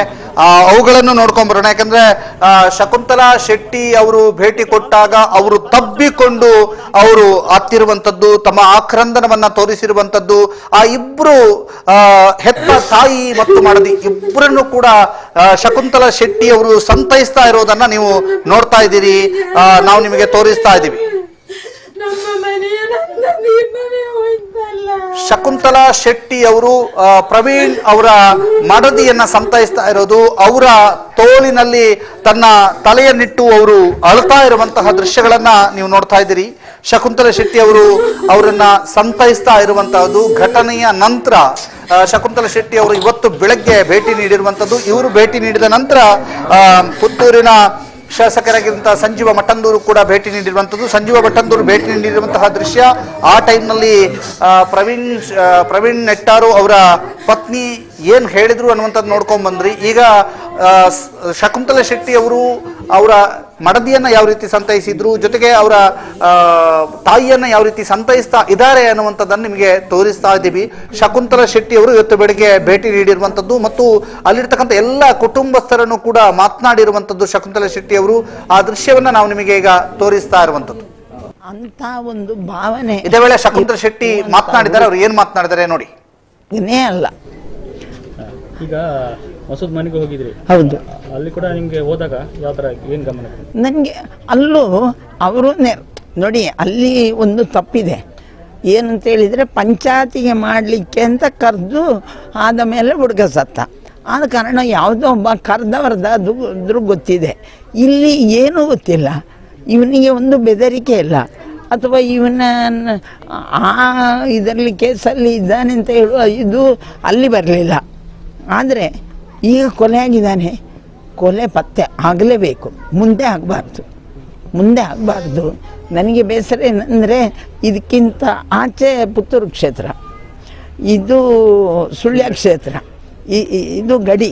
ಅಂದರೆ ಇದೇ ರಸ್ತೆಯಲ್ಲಿ ಎರಡಾಯಿತು, ಇದೇ ತಲೆ ಕಡಿಯುವಂಥ ಇದು 1 ತಿಂಗಳಲ್ಲಿ. ತಲೆ ಕಡಿಯುವುದೇ ನಮ್ಮ ಮುಖ್ಯ ಉದ್ದೇಶ ಹೌದಾಗಿದ್ದರೆ ಸಮಾಜದಲ್ಲಿ ಬದುಕಲಿಕ್ಕೆ ಉಂಟಾ? ಆದ ಕಾರಣ ಈ ಜನರ ಆಕ್ರೋಶ ಇಂಥ ಕೊಲೆಗಳನ್ನು ನೋಡಿದಾಗ ಬರುವುದು ಸಹಜ. ಮನೆಯಲ್ಲಿ ಮೋದಿ ಭಾವಚಿತ್ರ ಇದೆ. ನಮ್ಮ ಭಾರತೀಯ ಜನತಾ ಪಕ್ಷದ ಅಣ್ಣ, ಗ್ರಾಮದಿಂದ ರಾಷ್ಟ್ರದವರೆಗೆ ಅವರೇ ಇದ್ದಾರೆ. ಯಾವ ಕಾನೂನು ಮಾಡಬಹುದು. ಅರೆಸ್ಟ್ ಆಗಲಿಕ್ಕೆ ಯಾರು ಅಂತ ಹುಡುಕಬೇಕು. ಅದೇ ಹೇಳಿದ್ದು, ಕರ್ನಾಟಕ ಪೊಲೀಸು ಕೈ ಹಾಕಿದರೆ, ಮನಸ್ಸು ಮಾಡಿದರೆ, ರಾಜಕೀಯದವರು ಕೈ ಹಾಕದಿದ್ದರೆ ಸಿಗ್ತಾರೆ. ಮನಸ್ಸು ಮಾಡಬೇಕು, ಉಗ್ರ ಶಿಕ್ಷೆಗೆ ಒಳಗಾಗಬೇಕು. ಶಕುಂತಲಾ ಶೆಟ್ಟಿಯವರು ಭೇಟಿ ಕೊಟ್ಟದ್ದನ್ನು ನೋಡಿದ್ರೆ, ಈಗ ವಿಜಯೇಂದ್ರ ಅವರು ಮಾತನಾಡ್ತಾ ಇದ್ದಾರೆ. ಅವರು ಮಾತನಾಡುವಾಗ ಏನ್ ಮಾತನಾಡಿದ್ರು ನೋಡಿ. ಚೈನ್ ಲಿಂಕ್ ಅಲ್ಲಾಗಿರ್ತಕ್ಕಂಥ ಘಟನೆ ಇಲ್ಲೂ ಪುನರಾವರ್ತನೆ ಆಗಿರ್ತಕ್ಕಂಥದ್ದು, ಇವೆಲ್ಲವೂ ಕೂಡ ಸಹಜವಾಗೇನೆ ರಾಜ್ಯದಲ್ಲಿ ನಮ್ಮ ಕಾರ್ಯಕರ್ತರಲ್ಲಿ ಆಕ್ರೋಶ ನಿನ್ನೆ ವ್ಯಕ್ತ ಆಗಿರ್ತಕ್ಕಂಥದ್ದು. ಈಗಾಗಲೇ ಮಾನ್ಯ ಮುಖ್ಯಮಂತ್ರಿಗಳು, ಗೃಹ ಸಚಿವರು ಇದ್ರ ಬಗ್ಗೆ ಬಹಳ ಗಂಭೀರವಾಗಿ ತೆಗೆದುಕೊಂಡು ಯಾವ ರೀತಿ ಮುಂದೆ ಸಾಗ್ಬೇಕು ಈ ದಿಕ್ಕಿನಲ್ಲಿ, ಯಾಕಂತಂದ್ರೆ ಮತ್ತೆ ಪುನರಾವರ್ತನೆ ಆಗಬಾರದು. ಯಾಕಂದ್ರೆ ನಾವುಗಳು ಕೂಡ ಪ್ರಾಮಾಣಿಕವಾಗಿ ಹೇಳ್ತಾನೆ, ನಾವು ಪಕ್ಷದ ಮುಖಂಡರಾಗಿ ನಾವು ಕೂಡ ತಲೆ ಎತ್ಕೊಂಡು ಓಡಾಡೋದಕ್ಕೆ ಆಗೋದಿಲ್ಲ. ಮತ್ತೆ ಇದು ಯಾರೊಬ್ಬ ಭಾರತೀಯ ಜನತಾ ಪಕ್ಷದ ಕಾರ್ಯಕರ್ತನಿಗಾಗಿದೆ ಅಂತೇಳಿ ಮಾತನ್ನ ಹೇಳ್ತಾ ಇಲ್ಲ. ನಮ್ಮ ರಾಜ್ಯದಲ್ಲಿ ಈ ರೀತಿ ಆಗಬಾರ್ದಿತ್ತು. ಇದು ಆಗಿರ್ತಕ್ಕಂಥದ್ದು ನಿಜವಾಗ್ಲೂ ಕೂಡ ಆ ಕುಟುಂಬವನ್ನು ನೋಡಿದ್ರೆ ನಿಜವಾಗ್ಲೂ ಕೂಡ ನಾವು ಏನ್ ಹೇಳ್ಬೇಕು ಗೊತ್ತಾಗೋದಿಲ್ಲ. ಮನೇಲಿ ಒಬ್ಬನೇ ಮಗ ಇರ್ತಕ್ಕಂಥದ್ದು, ಅವನ ಒಂದು ದುಡಿಮೆ ಆಧಾರದ ಮೇಲೆ ಮನೆ ಸಾಗ್ತಾ ಇತ್ತು. ಈಗ ಅವ್ರಿಗೆ ಧೈರ್ಯ ಹೇಳ್ತಕ್ಕಂಥ ಪ್ರಾಮಾಣಿಕ ಪ್ರಯತ್ನ ಮಾಡಿದ್ವಿ ಅಷ್ಟೇನೆ. ಅದ್ರ ಮೂಲಕ ನಾವು ಅವರ ಮಗನ ಸ್ಥಾನವನ್ನು ಕೂಡ ತುಂಬೋದಕ್ಕೆ ಸಾಧ್ಯ ಇಲ್ಲ. ಅದ್ರ ಸಾಂತ್ವನ ಹೇಳ್ತಕ್ಕಂಥ ಪ್ರಯತ್ನ ಮಾಡಿದ್ದೇವೆ ನಾವು, ನಮ್ಮ ಮಂತ್ರಿಗಳು, ಶಾಸಕರು ಎಲ್ಲ ಸೇರಿ. ತತ್ಕ್ಷಣ ಪಾಪ ಅವಳೇನು ಹೆಣ್ಮಗಳಿದ್ದಾಳೆ, ಅವಳಿಗೆ ಉದ್ಯೋಗನೂ ಕೂಡ ಇಲ್ಲ, ಟೆಂಪರರಿ ಜಾಬ್ ಏನೋ ಹೋಗ್ತಾ ಇದ್ರೆ, ನಾವು ಮಾನ್ಯ ಮಂತ್ರಿಗಳು ತತ್ಕ್ಷಣ ಮುಖ್ಯಮಂತ್ರಿಗಳನ್ನ ಭೇಟಿ ಮಾಡಿ ಸರ್ಕಾರಿ ಕೆಲಸ ನೌಕರಿ ಹೆಣ್ಮಕ್ಳಿಗೆ ಸಿಗಬೇಕು, ಪ್ರವೀಣ್ ಅವರ ಪತ್ನಿಗೆ ಸಿಗ್ಬೇಕು ಅಂತಕ್ಕಂಥ ದಿಕ್ಕಿನಲ್ಲಿ ಪ್ರಯತ್ನ ಎಲ್ಲ ಅದು ಆಗ್ಲೇಬೇಕು. ಆ ಒಂದು ಇದರಲ್ಲಿ ನಾವು ಮಂತ್ರಿಗಳೆಲ್ಲ ಸೇರಿ ಅದನ್ನ ಮುಖ್ಯಮಂತ್ರಿಗಳಿಗೆ ಅದನ್ನ ಮನವೊಲಿಸ್ತೇವೆ ಅಂತಕ್ಕಂಥ ವಿಶ್ವಾಸ ನಮಗಿದೆ. ಅದೇ ರೀತಿ ಬಡ ಕುಟುಂಬ ಮನೆನೂ ಕೂಡ ಕುಸಿದು ಬೀಳ್ತಾ ಇರ್ತಕ್ಕಂಥ ಸಂದರ್ಭ ತಾವೇ ನೋಡ್ತಾ ಇದ್ದೀರಿ. ಅದನ್ನ ನಾವು ನಮ್ಮೆಲ್ಲ ಶಾಸಕರು ನಾವೆಲ್ಲರೂ ಸೇರಿ ಅದನ್ನ ಜವಾಬ್ದಾರಿಯನ್ನು ತೆಗೆದುಕೊಂಡಿದ್ದೇವೆ. ಆಗ್ಲೇ ಹೇಳಿದಾಗ ಅವರು ಪಾಪ ಬಡ ಕುಟುಂಬ ಇರ್ತಕ್ಕಂಥದ್ದು. ನಮ್ಮ ಕಾರ್ಯಕರ್ತರ ಆಕ್ರೋಶ ಈಗಲೂ ಕೂಡ ತಾವು ಕೂಡ ಗಮನಿಸಿದಿರಿ. ಹಾಗಾಗಿ ಏನ್ ಹೇಳ್ಬೇಕು ನಮಗೂ ಕೂಡ ತೋರಿಸ್ತಾ ಇಲ್ಲ.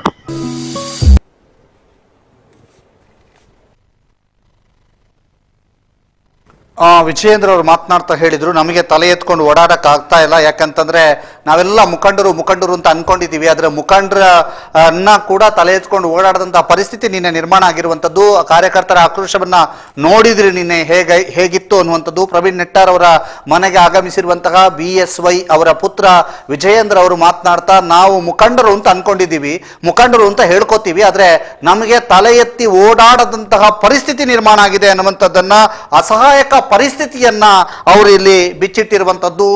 ಪ್ರವೀಣ್ ನೆಟ್ಟಾರ್ ಅವರ ಮನೆಗೆ ಭೇಟಿ ಕೊಟ್ಟಂತಹ ಸಂದರ್ಭದಲ್ಲಿ ಅವರ ಜೊತೆಗೆ KG ಬೋಪಯ್ಯ, ಮಡಿಕೇರಿಯ KG ಬೋಪಯ್ಯ ಇದ್ರು, ಜೊತೆಗೆ ಸಚಿವರಾದಂತಹ ಅಂಗಾರ ಇದ್ರು, ಬೆಳ್ತಂಗಡಿ ಶಾಸಕ ಹರೀಶ್ ಪೂಂಜಾ, ಬಂಟ್ವಾಳ ಶಾಸಕ ರಾಜೇಶ್ ನಾಯ್ಕ್ ಮತ್ತು ಕಿಯೋನಿಕ್ಸ್ನ ಮಾಜಿ ಅಧ್ಯಕ್ಷರಾಗಿರ್ತಕ್ಕಂತಹ ಹರಿಕೃಷ್ಣ ಬಂಟ್ವಾಳ್ ಇವರು ಕೂಡ ಇಲ್ಲಿ ಜೊತೆಗಿದ್ದದನ್ನ ನಾವು ನೋಡಿದ್ವಿ. ಅವರು ಮಾತನಾಡ್ತಾ ಹೇಳಿದ್ರು, ನಾವೆಲ್ಲ ಮುಖಂಡರು ಅಂತ ಅನ್ಕೊಂಡಿದ್ವಿ, ಆದ್ರೆ ಮುಖಂಡರ ರೀತಿಯಲ್ಲಿ ನಮಗೆ ಯಾವುದೇ ರೀತಿಯಂತ ಕೆಲಸ ಕಾರ್ಯಗಳನ್ನ ಮಾಡ್ಲಾಗ್ತಿಲ್ಲ. ಈ ಒಂದು ಘಟನೆಯಿಂದ ನಾವೆಲ್ಲ ತಲೆ ತಗ್ಗಿಸುವಂತಾಗಿದೆ ಅನ್ನುವಂಥದ್ದನ್ನ ಹೇಳ್ತಾ ಇದ್ದಾರೆ. ಅದರ ಜೊತೆಗೆ ನಾವು KG ಬೋಪಯ್ಯ ಅವರು ಏನು ಮಾತನಾಡಿದ್ದಾರೆ ಅಂತ ನೋಡ್ಕೊಂಡ್ ಬರೋಣ. ಯಾಕಂದ್ರೆ KG ಬೋಪಯ್ಯ ಅವ್ರ ಜೊತೆಗಿದ್ರು ಅವ್ರು ಏನ್ ಮಾತನಾಡಿದ್ದಾರೆ ನೋಡುವ. ನಮ್ಮಲ್ಲಿ ನಮ್ಮ ಪರಿವಾರದ ಪೂರ್ಣವಾಗಿ ಕಾರ್ಯಕರ್ತನಾಗಿ ಅಲ್ಲಿ ಎಲ್ಲ ರೀತಿಯ ಪರಿವಾರದ ಸಂಘಟನೆಗೆ ದುಡಿಯುತ್ತಿದ್ದ ಪ್ರವೀಣ್ ಪೂಜಾರಿ ಅವರ ಹತ್ಯೆ ಅಮಾನುಷವಾಗಿ ನಡೆದಿದೆ. ಬಹುಶಃ ಇದೊಂದು ಅಮಾನೀಯ ಕೃತ್ಯ ಅಂತಲೇ ಹೇಳ್ತೇವೆ. ಬಹುಶಃ ಇದು ಕರ್ನಾಟಕದಲ್ಲಿ ಈ ತರ ಯಾರು ಕ್ರಿಯಾಶೀಲರಾಗಿ ಹಿಂದೂ ಸಂಘಟನೆಗಳನ್ನು ಇದು ಮಾಡ್ತಾರೆ, ಜಾಗೃತಿಯನ್ನು ಮಾಡ್ತಾರೆ, ಅವರನ್ನೆಲ್ಲ ಗುರುತು ಮಾಡಿ ವ್ಯವಸ್ಥಿತ ಒಂದು ಪಿತೂರಿ ಇಡೀ ರಾಜ್ಯದಲ್ಲಿ ಮಾತ್ರ ಅಲ್ಲ ಕರ್ನಾಟಕದಲ್ಲಿ. ನಾನು ನಿನ್ನೆ ಬೀದರ್ಲಿದ್ದೆ, ಆಗಲೂ ಹೇಳಿದೆ, ಇದರಲ್ಲಿ ನೇರವಾಗಿ ವಿದೇಶಿ ಸಂಘಟನೆಗಳ ಕೈವಾಡನ್ನು ಬಹಳ ದೊಡ್ಡ ರೀತಿಯಲ್ಲಿ ತನಿಖೆ ಆಗ್ಬೇಕಾಗ್ತದೆ. ಇದರ ಗಮನಕ್ಕೆ ತಂದಿದೆ. ನಾನು ಈ ಸಂದರ್ಭದಲ್ಲಿ ನಾವು ಎಷ್ಟೇ ಹೇಳಿದ್ರು, ಎಷ್ಟೇ ಸಮಾಧಾನ ಹೇಳಿದ್ರು ಪ್ರಾಣ ಕಳ್ಕೊಂಡವರು ಮತ್ತೆ ವಾಪಸ್ ಬರ್ಲಿಕ್ಕೆ ಸಾಧ್ಯತೆ ಇಲ್ಲ. ಆದ್ರೂ ಅವರ ಆತ್ಮಕ್ಕೆ ಶಾಂತಿ ದೊರಕಬೇಕಾದ್ರೆ ಯಾರು ಈ ಕೃತ್ಯದಲ್ಲಿ ಭಾಗಿಯಾಗಿದ್ದಾರೆ ಅವರಿಗೆ ಕಾನೂನಿನಂತೆ ಏನಾಗಬೇಕು ಅದು ಆಗ್ಲೇಬೇಕಾಗಿದೆ. ಅದಕ್ಕೆ ಏನು ಪೂರಕವಾಗಿ ಮಾಡಬೇಕು ಅದನ್ನ ಸರ್ಕಾರದ ಕಡೆಯಿಂದ ಮಾಡ್ತದೆ. ನಮ್ಮ ಸ್ಥಳೀಯ ಶಾಸಕರು ಹಾಗೆ ಮಂತ್ರಿಗಳು ಇದ್ದಾರೆ, ಅವರು ವಿಶೇಷ ಮುತುವರ್ಜಿ ವಹಿಸಿದ್ದಾರೆ. ಖಂಡಿತ ಅದನ್ನ ಮಾಡ್ತೇವೆ. ಆದರೆ ನಂದೊಂದು ವಿಶೇಷ ಮನವಿ, ಸನ್ಮಾನ್ಯ ಮುಖ್ಯಮಂತ್ರಿಗಳು ಹೇಳಿದ್ದೇನೆ, ಇದು ಸ್ಥಳೀಯ ಪೊಲೀಸರೊಂದಿಗೆ NIA ಏನು ರಾಷ್ಟ್ರೀಯ ತನಿಖಾ ದಳ ಅಂತಿದೆ, ಅದರಿಂದ ತನಿಖೆ ಆಗಲೇಬೇಕಾದಂತ ಅವಶ್ಯಕತೆ ಇದೆ. ಇಲ್ಲಿ ಒಂದು ವಿಶೇಷತೆ ಕೂಡ ಇದೆ. ಎಲ್ಲ ಕೇರಳ ರಾಜ್ಯಕ್ಕೆ ಮುಚ್ಕೊಂಡೆ ಇರುವಂತ ತಾಲೂಕು, ಹಾಗೆ ನನ್ನ ಮಡಿಕೇರಿಯೂ ಇದೆ. ಇದು ಒಂದು ಬಹಳ ಆರ್ಗನೈಸ್ಡ್ ಕೊಲೆಗಳು ಇವತ್ತು ನಡೀತಾ ಇದೆ. ಇದಕ್ಕೆ ಅಂತ್ಯ ಆಡದೆ ಹೋದ್ರೆ ಇಲ್ಲಿ ಬಹುಶಃ ಯಾರು ಸಂಘಟನೆ ಜನಜಾಗೃತಿ ಮಾಡುವಂತದ್ದು ಸಾಧ್ಯತೆ ಇಲ್ಲ. ಇದನ್ನು ಸರ್ಕಾರವೂ ಕೂಡ ಗಂಭೀರವಾಗಿ ತೆಗೆದುಕೊಂಡಿದೆ. ಸುದ್ದಿ ಚಾನಲ್, ಕ್ಷಣ ಕ್ಷಣದ ಸುದ್ದಿಗಾಗಿ. ನೆಟ್ಟಾರಿಗೆ CM ಆಗಮಿಸ್ತಾ ಇದ್ದಾರೆ ಅನ್ನುವಂತಹದ್ದು ನ್ಯೂಸ್ ಬಂದ ಕೂಡಲೇ ನೆಟ್ಟಾರಿನಲ್ಲಿ ಜನರು ಕೂಡ ಹೆಚ್ಚಿನ ಸಂಖ್ಯೆಯಲ್ಲಿ ಬರ್ತಾ ಇದ್ದಾರೆ, ನೆಟ್ಟಾರಿನತ್ತ ಬರ್ತಾ ಇದ್ದಾರೆ ಅನ್ನುವಂಥ ಮಾಹಿತಿಗಳು ಲಭ್ಯವಾಗ್ತಾ ಇದೆ. ಮತ್ತೊಂದು ಕಡೆಯಿಂದ ಲೋಕಲ್ ಮಾಧ್ಯಮಗಳ ಜೊತೆಗೆ ರಾಜ್ಯ ಮತ್ತು ರಾಷ್ಟ್ರ ಮಟ್ಟದ ಮಾಧ್ಯಮಗಳ ಪ್ರತಿನಿಧಿಗಳು ಕೂಡ ಆಗಮಿಸ್ತಾ ಇರುವಂತಹ ಮಾಹಿತಿಗಳು ಲಭ್ಯವಾಗ್ತಾ ಇದೆ. ಇವತ್ತು ಬೆಳಗ್ಗಿನಿಂದ ಏನೆಲ್ಲ ಆಯ್ತು, ಏನೇನಾಯ್ತು, ನೆಟ್ಟಾರಿಗೆ ಯಾರೆಲ್ಲ ಆಗಮಿಸಿದ್ರು ಮತ್ತು ಯಾವ ಯಾವ ಬೆಳವಣಿಗೆಗಳು ಆಯ್ತು ಅನ್ನೋದರ ಕುರಿತು ನಮಗೆ ಮಾಹಿತಿಯನ್ನ ನೀಡಲಿಕ್ಕಿದ್ದಾರೆ ಸಂತೋಷ್ ಶಾಂತಿನಗರ. ಇವರು ನಮ್ಮ ಪ್ರತಿನಿಧಿ, ಹಿರಿಯ ಪ್ರತಿನಿಧಿ ಸಂತೋಷ್ ಶಾಂತಿನಗರ. ಮತ್ತು ಈ ಒಂದು ಬೆಳವಣಿಗೆಗಳಿಗೆ ಅಂದ್ರೆ ಜನೋತ್ಸವ ರದ್ದಾಗಲಿಕ್ಕೆ ಏನು ಕಾರಣ ಮತ್ತು ಇವತ್ತು ಜನೋತ್ಸವವನ್ನು ರದ್ದುಗೊಳಿಸಿ ಇಲ್ಲಿಗೆ ಆಗಮಿಸ್ತಾ ಇರುವಂತಹ CM, ಈ ಬಗ್ಗೆ ಎಲ್ಲವೂ ಕೂಡ ಮಾತನಾಡೋದಕ್ಕೆ ನಮ್ಮ ಜೊತೆಗೆ ಸಂಪರ್ಕದಲ್ಲಿದ್ದಾರೆ ಸಂತೋಷ್ ಶಾಂತಿನಗರ. ನಮಸ್ತೆ ಸಂತೋಷ್. ನಮಸ್ತೆ ಸರ್. ಇವತ್ತಿನ ಈ ಬೆಳವಣಿಗೆಗಳನ್ನ ನೋಡ್ತಾ ಇದ್ರೆ ನಿನ್ನೆಯ ಬೆಳವಣಿಗೆಗಳಿಂದಾಗಿ ರಾತ್ರೋರಾತ್ರಿ ಜನೋತ್ಸವ ಕೂಡ ರದ್ದಾಯಿತು. ಜನೋತ್ಸವ ರದ್ದಾದ ನಂತರ CM ಅವರು ಆಗಮಿಸ್ತಾರೆ ಅನ್ನುವಂಥ ನಿರೀಕ್ಷೆ ಇತ್ತು. ಆ ನಿರೀಕ್ಷೆಯಂತೆ CM ಅವರು ಆಗಮಿಸ್ತಾ ಇದ್ದಾರೆ. CM ಆಗಮಿಸಿದ ವೇಳೆ ಅವರು ಏನ್ ಹೇಳ್ಬೋದು ಅಂತ ಏನಾದರೂ ನಿರೀಕ್ಷೆ ಇದೆಯಾ, ಅಥವಾ ಇವತ್ತು ಇಬ್ರು ಆರೋಪಿಗಳನ್ನ ಬಂಧಿಸಿರುವಂತಹ ಒಂದು ಹೇಳಿಕೆಗಳನ್ನ ನೋಡಿದ್ವಿ, ಇವತ್ತು ಬೆಳಗ್ಗಿನಿಂದ ಏನೆಲ್ಲ ಆಯ್ತು ನೆಟ್ಟಾರ್ನಲ್ಲಿ ಅಂತ? ಇವತ್ತು ಬೆಳಿಗ್ಗೆ ಪ್ರಾರಂಭದಲ್ಲಿ ಪುತ್ತೂರು ಶಾಸಕರು ಸಂಜೀವ ಮಠಂದೂರು ಅವರು ಪ್ರವೀಣ್ ನೆಟ್ಟಾರ್ ಅವರ ಮನೆಗೆ ಭೇಟಿ ಕೊಟ್ಟಿದ್ರು. ಪ್ರವೀಣ್ ರವರ ಪತ್ನಿ ಬಹಳಷ್ಟು ಆಕ್ರೋಶದ ಮಾತುಗಳನ್ನ ಮಠಂದೂರ್ ಅವರ ಎದುರು ವ್ಯಕ್ತಪಡಿಸಿದ್ರು. ನನ್ನ ಪತಿ ಹತ್ಯೆಯಾಗಿ 2 ದಿನಗಳ ಕಳೆದ ನಂತರ ನೀವು ಬರ್ತಾ ಇದ್ದೀರಿ, ನಿಮ್ಮ ಮನೆಯ ಮಗಳಿಗೆ ಆದ್ರೆ ಹೀಗೆ ಮಾಡ್ತಾ ಇದ್ದೀರಾ, ನಿಮ್ಮ ಪರಿಹಾರ ನಮ್ಗೆ ಬೇಡ, ನನ್ನ ಗಂಡ ಅಂತೂ ವಾಪಸ್ ಬರುದಿಲ್ಲ, ಆದ್ರೆ ಅವರನ್ನು ಕೊಂದವರನ್ನಾದ್ರೂ ಪತ್ತೆ ಹಚ್ಚಿ ಅವರನ್ನು ಬಂಧಿಸಿ ಅಂತೇಳಿ ಆಗ್ರಹ ವ್ಯಕ್ತಪಡಿಸಿದ್ರು. ಮತ್ತೆ ಮಾಜಿ ಶಾಸಕಿ ಶಕುಂತಲಾ ಶೆಟ್ಟಿ ಅವರು ಕೂಡ ಅವರ ಮನೆಗೆ ಹೋಗಿ, ಪ್ರವೀಣ್ ರವರ ಮನೆಗೆ ಹೋಗಿ ಅವರ ಪತ್ನಿ ನೂತನರವರಿಗೆ ಸಾಂತ್ವನವನ್ನು ಹೇಳಿ ಅವರ ಮನೆಯವರಿಗೆ ಸಾಂತ್ವನವನ್ನು ಹೇಳಿದ್ದಾರೆ. ಅನಂತರ ಮಾಜಿ ಮುಖ್ಯಮಂತ್ರಿ ಯಡಿಯೂರಪ್ಪರವರ ಪುತ್ರ ರಾಜ್ಯ ಬಿಜೆಪಿಯ ಉಪಾಧ್ಯಕ್ಷರಾಗಿರುವಂತ ವಿಜಯೇಂದ್ರರವರು ಮನೆಗೆ ಭೇಟಿ ಕೊಟ್ಟು ನೂತನರವರಿಗೆ ಒಂದು ಸರ್ಕಾರಿ ಹುದ್ದೆಯನ್ನ ಕೊಡಿಸುವಂತ ಪ್ರಯತ್ನವನ್ನ ಮಾಡ್ತೇನೆ ಅಂತ ಹೇಳುವಂತ ಭರವಸೆ ಕೊಟ್ಟಿದ್ದಾರೆ. ವಿಜಯೇಂದ್ರರವರೊಟ್ಟಿಗೆ ನಮ್ಮ ಮಾಜಿ ಸ್ಪೀಕರ್ ಮತ್ತು ಶಾಸಕರಾಗಿರುವಂತ ಬೋಪಯ್ಯರವರು ಕೂಡ ಉಪಸ್ಥಿತರಿದ್ದರು. ಅನಂತರ ಇದೀಗ ಸಂಜೆ ವೇಳೆಗೆ ಮುಖ್ಯಮಂತ್ರಿ ಬಸವರಾಜ ಬೊಮ್ಮಾಯಿ ಅವರು ಭೇಟಿ ಕೊಡ್ತಾರೆ. ಅವರ ಜೊತೆಗೆ ಗೃಹ ಸಚಿವರಾಗಿರುವಂತ ಅರಗ ಜ್ಞಾನೇಂದ್ರರು, ಬಿಜೆಪಿಯ ರಾಜ್ಯಾಧ್ಯಕ್ಷರು, ದಕ್ಷಿಣ ಕನ್ನಡ ಸಂಸದರು ಆಗಿರುವಂತ ನಳಿನ್ ಕುಮಾರ್ ಕಟೀಲ್ ಅವರು ಬರ್ತಾರೆ ಅಂತ ಹೇಳುವಂತ ಮಾಹಿತಿ ಇದೆ. ಅದ್ರ ಜೊತೆಗೆ ಬಹಳಷ್ಟು ಒಂದು ನಾಟಕೀಯ ಬೆಳವಣಿಗೆ ಏನು ಅಂತ ಹೇಳಿದ್ರೆ, ಇದುವರೆಗೆ ಯಾರು ಹಂತಕರು, ಯಾರು ಅದರ ಸಂಚುಕೋರರು ಅಂತ ಹೇಳುವಂತ ಮಾಹಿತಿ ಕಲೆ ಆಗ್ತಾ ಇದ್ದ ಪೊಲೀಸರು ಇದೀಗ ಇಬ್ಬರನ್ನ ಆರೋಪಿಗಳು ಅಂತೇಳಿ ಘೋಷಣೆ ಮಾಡಿದ್ದಾರೆ. ಅವರನ್ನ ವೈದ್ಯಕೀಯ ತಪಾಸಣೆಗೆ ಒಳಪಡಿಸುವಂತ ಪ್ರಕ್ರಿಯೆ ಸುಳ್ಯದಲ್ಲಿ ನಡೀತಾ ಇದೆ. ಅವರನ್ನು ಪುತ್ತೂರು ನ್ಯಾಯಾಲಯಕ್ಕೆ ಹಾಜರುಪಡಿಸುವಂತ ಕಾರ್ಯ ಇದೀಗ ಸಂಜೆ ನಡೀತದೆ. ಅದರಲ್ಲಿ ಏನಾಗಿದೆ ಅಂತ ಹೇಳಿದ್ರೆ, ಬಹಳಷ್ಟು ಮಂದಿಯಲ್ಲಿ ಒಂದು ಚರ್ಚೆಗೆ ಆಸ್ಪದ ಕೊಟ್ಟಿರುವಂತ ವಿಚಾರ ಏನು ಅಂತ ಹೇಳಿದ್ರೆ, ಅಲ್ಲಿ ಇಬ್ರು ಬಂಧನ ಅಂತೇಳಿ ತೋರಿಸಿದವರು ಈ ಪ್ರಕರಣದಲ್ಲಿ ಇಲ್ಲ, ಅವರನ್ನು ಫಿಕ್ಸಿಂಗ್ ಮಾಡಲಾಗಿದೆ ಅಂತ ಹೇಳುವಂತ ಆರೋಪ ಕೂಡ ವ್ಯಾಪಕವಾಗಿ ಕೇಳಿ ಬರ್ತಾ ಇದೆ. ಮುಖ್ಯಮಂತ್ರಿ ಅವರು ಬರ್ತಾ ಇರುವಂತ ಸಂದರ್ಭದಲ್ಲಿ ಮುಜುಗರವನ್ನ ತಪ್ಪಿಸಬೇಕಂತ ಹೇಳುವಂತ ದೃಷ್ಟಿಯಲ್ಲಿ ಪೊಲೀಸರು ಈ ಆರೋಪಿಗಳು ಅಂತೇಳಿ ಹೆಸರಿಸಿ ಇವರನ್ನ ಬಂಧನಕ್ಕೊಳಪಡಿಸಿದ್ದಾರೆ ಅಂತ ವ್ಯಾಪಕ ಒಂದು ಚರ್ಚೆ ಆಗ್ತಾ ಇದೆ. ಜೊತೆಗೆ ಅವರು ಈ ಪ್ರಕರಣದಲ್ಲಿ ನೇರ ಭಾಗಿದಾರರ ಹೌದಾ ಅಂತ ಹೇಳುವಂತ ಪ್ರಕ್ರಿಯೆ ಕೂಡ ಪೊಲೀಸರಿಂದ ನಡೀತಾ ಇದೆ. ಅವರನ್ನ ಪೊಲೀಸ್ ಕಸ್ಟಡಿಗೆ ಕೂಡ ಪಡೆಯುವಂತ ಕೆಲಸ ಆಗ್ಲಿಕ್ಕಿದೆ. ಈಗಾಗಲೇ ಆರೋಪಿ ಅಂತ ಹೆಸರಿಸಲ್ಪಟ್ಟು ಪೊಲೀಸರ ವಶದಲ್ಲಿರುವಂತಹ ಶಫೀಕ್ ಅವರ ಪತ್ನಿ ಅನ್ಸಿಫಾ ಅವರು ಬೆಳ್ಳಾರೆಯಲ್ಲಿ ಅವರ ಮನೆಗೆ ಮಾಧ್ಯಮದವರು ಭೇಟಿ ಕೊಟ್ಟಾಗ, ನನ್ನ ಪತಿ ಮನೆಯಲ್ಲಿ ಇದ್ರು, ಕೊಲೆಯಾದ ಘಟನೆ ನೋಡಿ ಬೇಸರ ವ್ಯಕ್ತಪಡಿಸಿದ್ರು, ಅವರು ಕೂಡ ಕಣ್ಣೀರು ಹಾಕಿದ್ರು. ಈಗ ರಾತ್ರೋರಾತ್ರಿ ಪೊಲೀಸರು ಮನೆಗೆ ಬಂದು ತನಿಖೆ ಮಾಡಿ ಬಿಡ್ತೇವೆ ಅಂತ ಹೇಳಿದವರು ಹೋಗಿ ಈಗ ಅವರೇ ಕೊಲೆ ಮಾಡಿದವರು ಅಂತ ಹೇಳ್ತಾ ಇದ್ದಾರೆ ಅಂತೇಳಿ ಗಂಭೀರವಾದ ಆರೋಪವನ್ನ ವ್ಯಕ್ತ ಮಾಡಿದ್ದಾರೆ. ಇದು ಬೇರೆ ಬೇರೆ ಮಾಧ್ಯಮಗಳಲ್ಲಿ ಬಹಳಷ್ಟು ಚರ್ಚೆಗೆ ಕೂಡ ಕಾರಣ ಆಗ್ತಾ ಇದೆ. ಜೊತೆಗೆ ಸಾಮಾಜಿಕ ಜಾಲತಾಣದಲ್ಲಿ ಕೂಡ ಇದೊಂದು ಚರ್ಚೆಯ ವಿಷಯ ಆಗಿದೆ. ಹಾಗಾಗಿ ಅವರು ನೇರ ಭಾಗಿದಾರರಾಗಿದ್ದಾರಾ, ಈ ಪ್ರಕರಣದಲ್ಲಿ ನಿಜವಾಗಿಯೂ ಹಂತಕರ ಹೌದಾ, ಅಥವಾ ಅವರನ್ನ ಒಂದು ಮೇಲ್ನೋಟಕ್ಕೆ ಒತ್ತಡಕ್ಕೆ ಮಣಿದು ಪೊಲೀಸ್ನವರು ಫಿಕ್ಸ್ ಮಾಡಿದ್ರ, ಎಲ್ಲವೂ ಕೂಡ ಇನ್ನು ಮುಂದಿನ ಬೆಳವಣಿಗೆಯಲ್ಲಿ ಕಾದು ನೋಡ್ಬೇಕಿದೆ. ಸಂತೋಷ್, ಈಗ ಸಂಶಯದ ಮೇಲೆ ಅವರಿಬ್ಬರನ್ನ ವಶಪಡಿಸಿಕೊಳ್ಳಲಾಗಿದೆ ಅನ್ನುವಂಥದ್ದನ್ನ ಎಡಿಜಿಪಿ ಮತ್ತು ಸೋನಾವಣೆ ಹೇಳಿರುವಂತದ್ದು. ಈಗ ಅವರ ಮೇಲೆ ಏನಾದ್ರೂ ಅವರು ಯಾವ್ದಾದ್ರು ಸಂಘಟನೆಗಳಲ್ಲಿ ಇದ್ರಂತ ಏನಾದ್ರೂ ಮಾಹಿತಿ ಸಿಗ್ತಾ ಇದೆಯಾ? ಒಂದು ಸಂಶಯದಲ್ಲಿ ಸುಮಾರು 15 ಜನರನ್ನ ವಶಕ್ಕೆ ತಗೊಂಡಿದ್ದಾರೆ.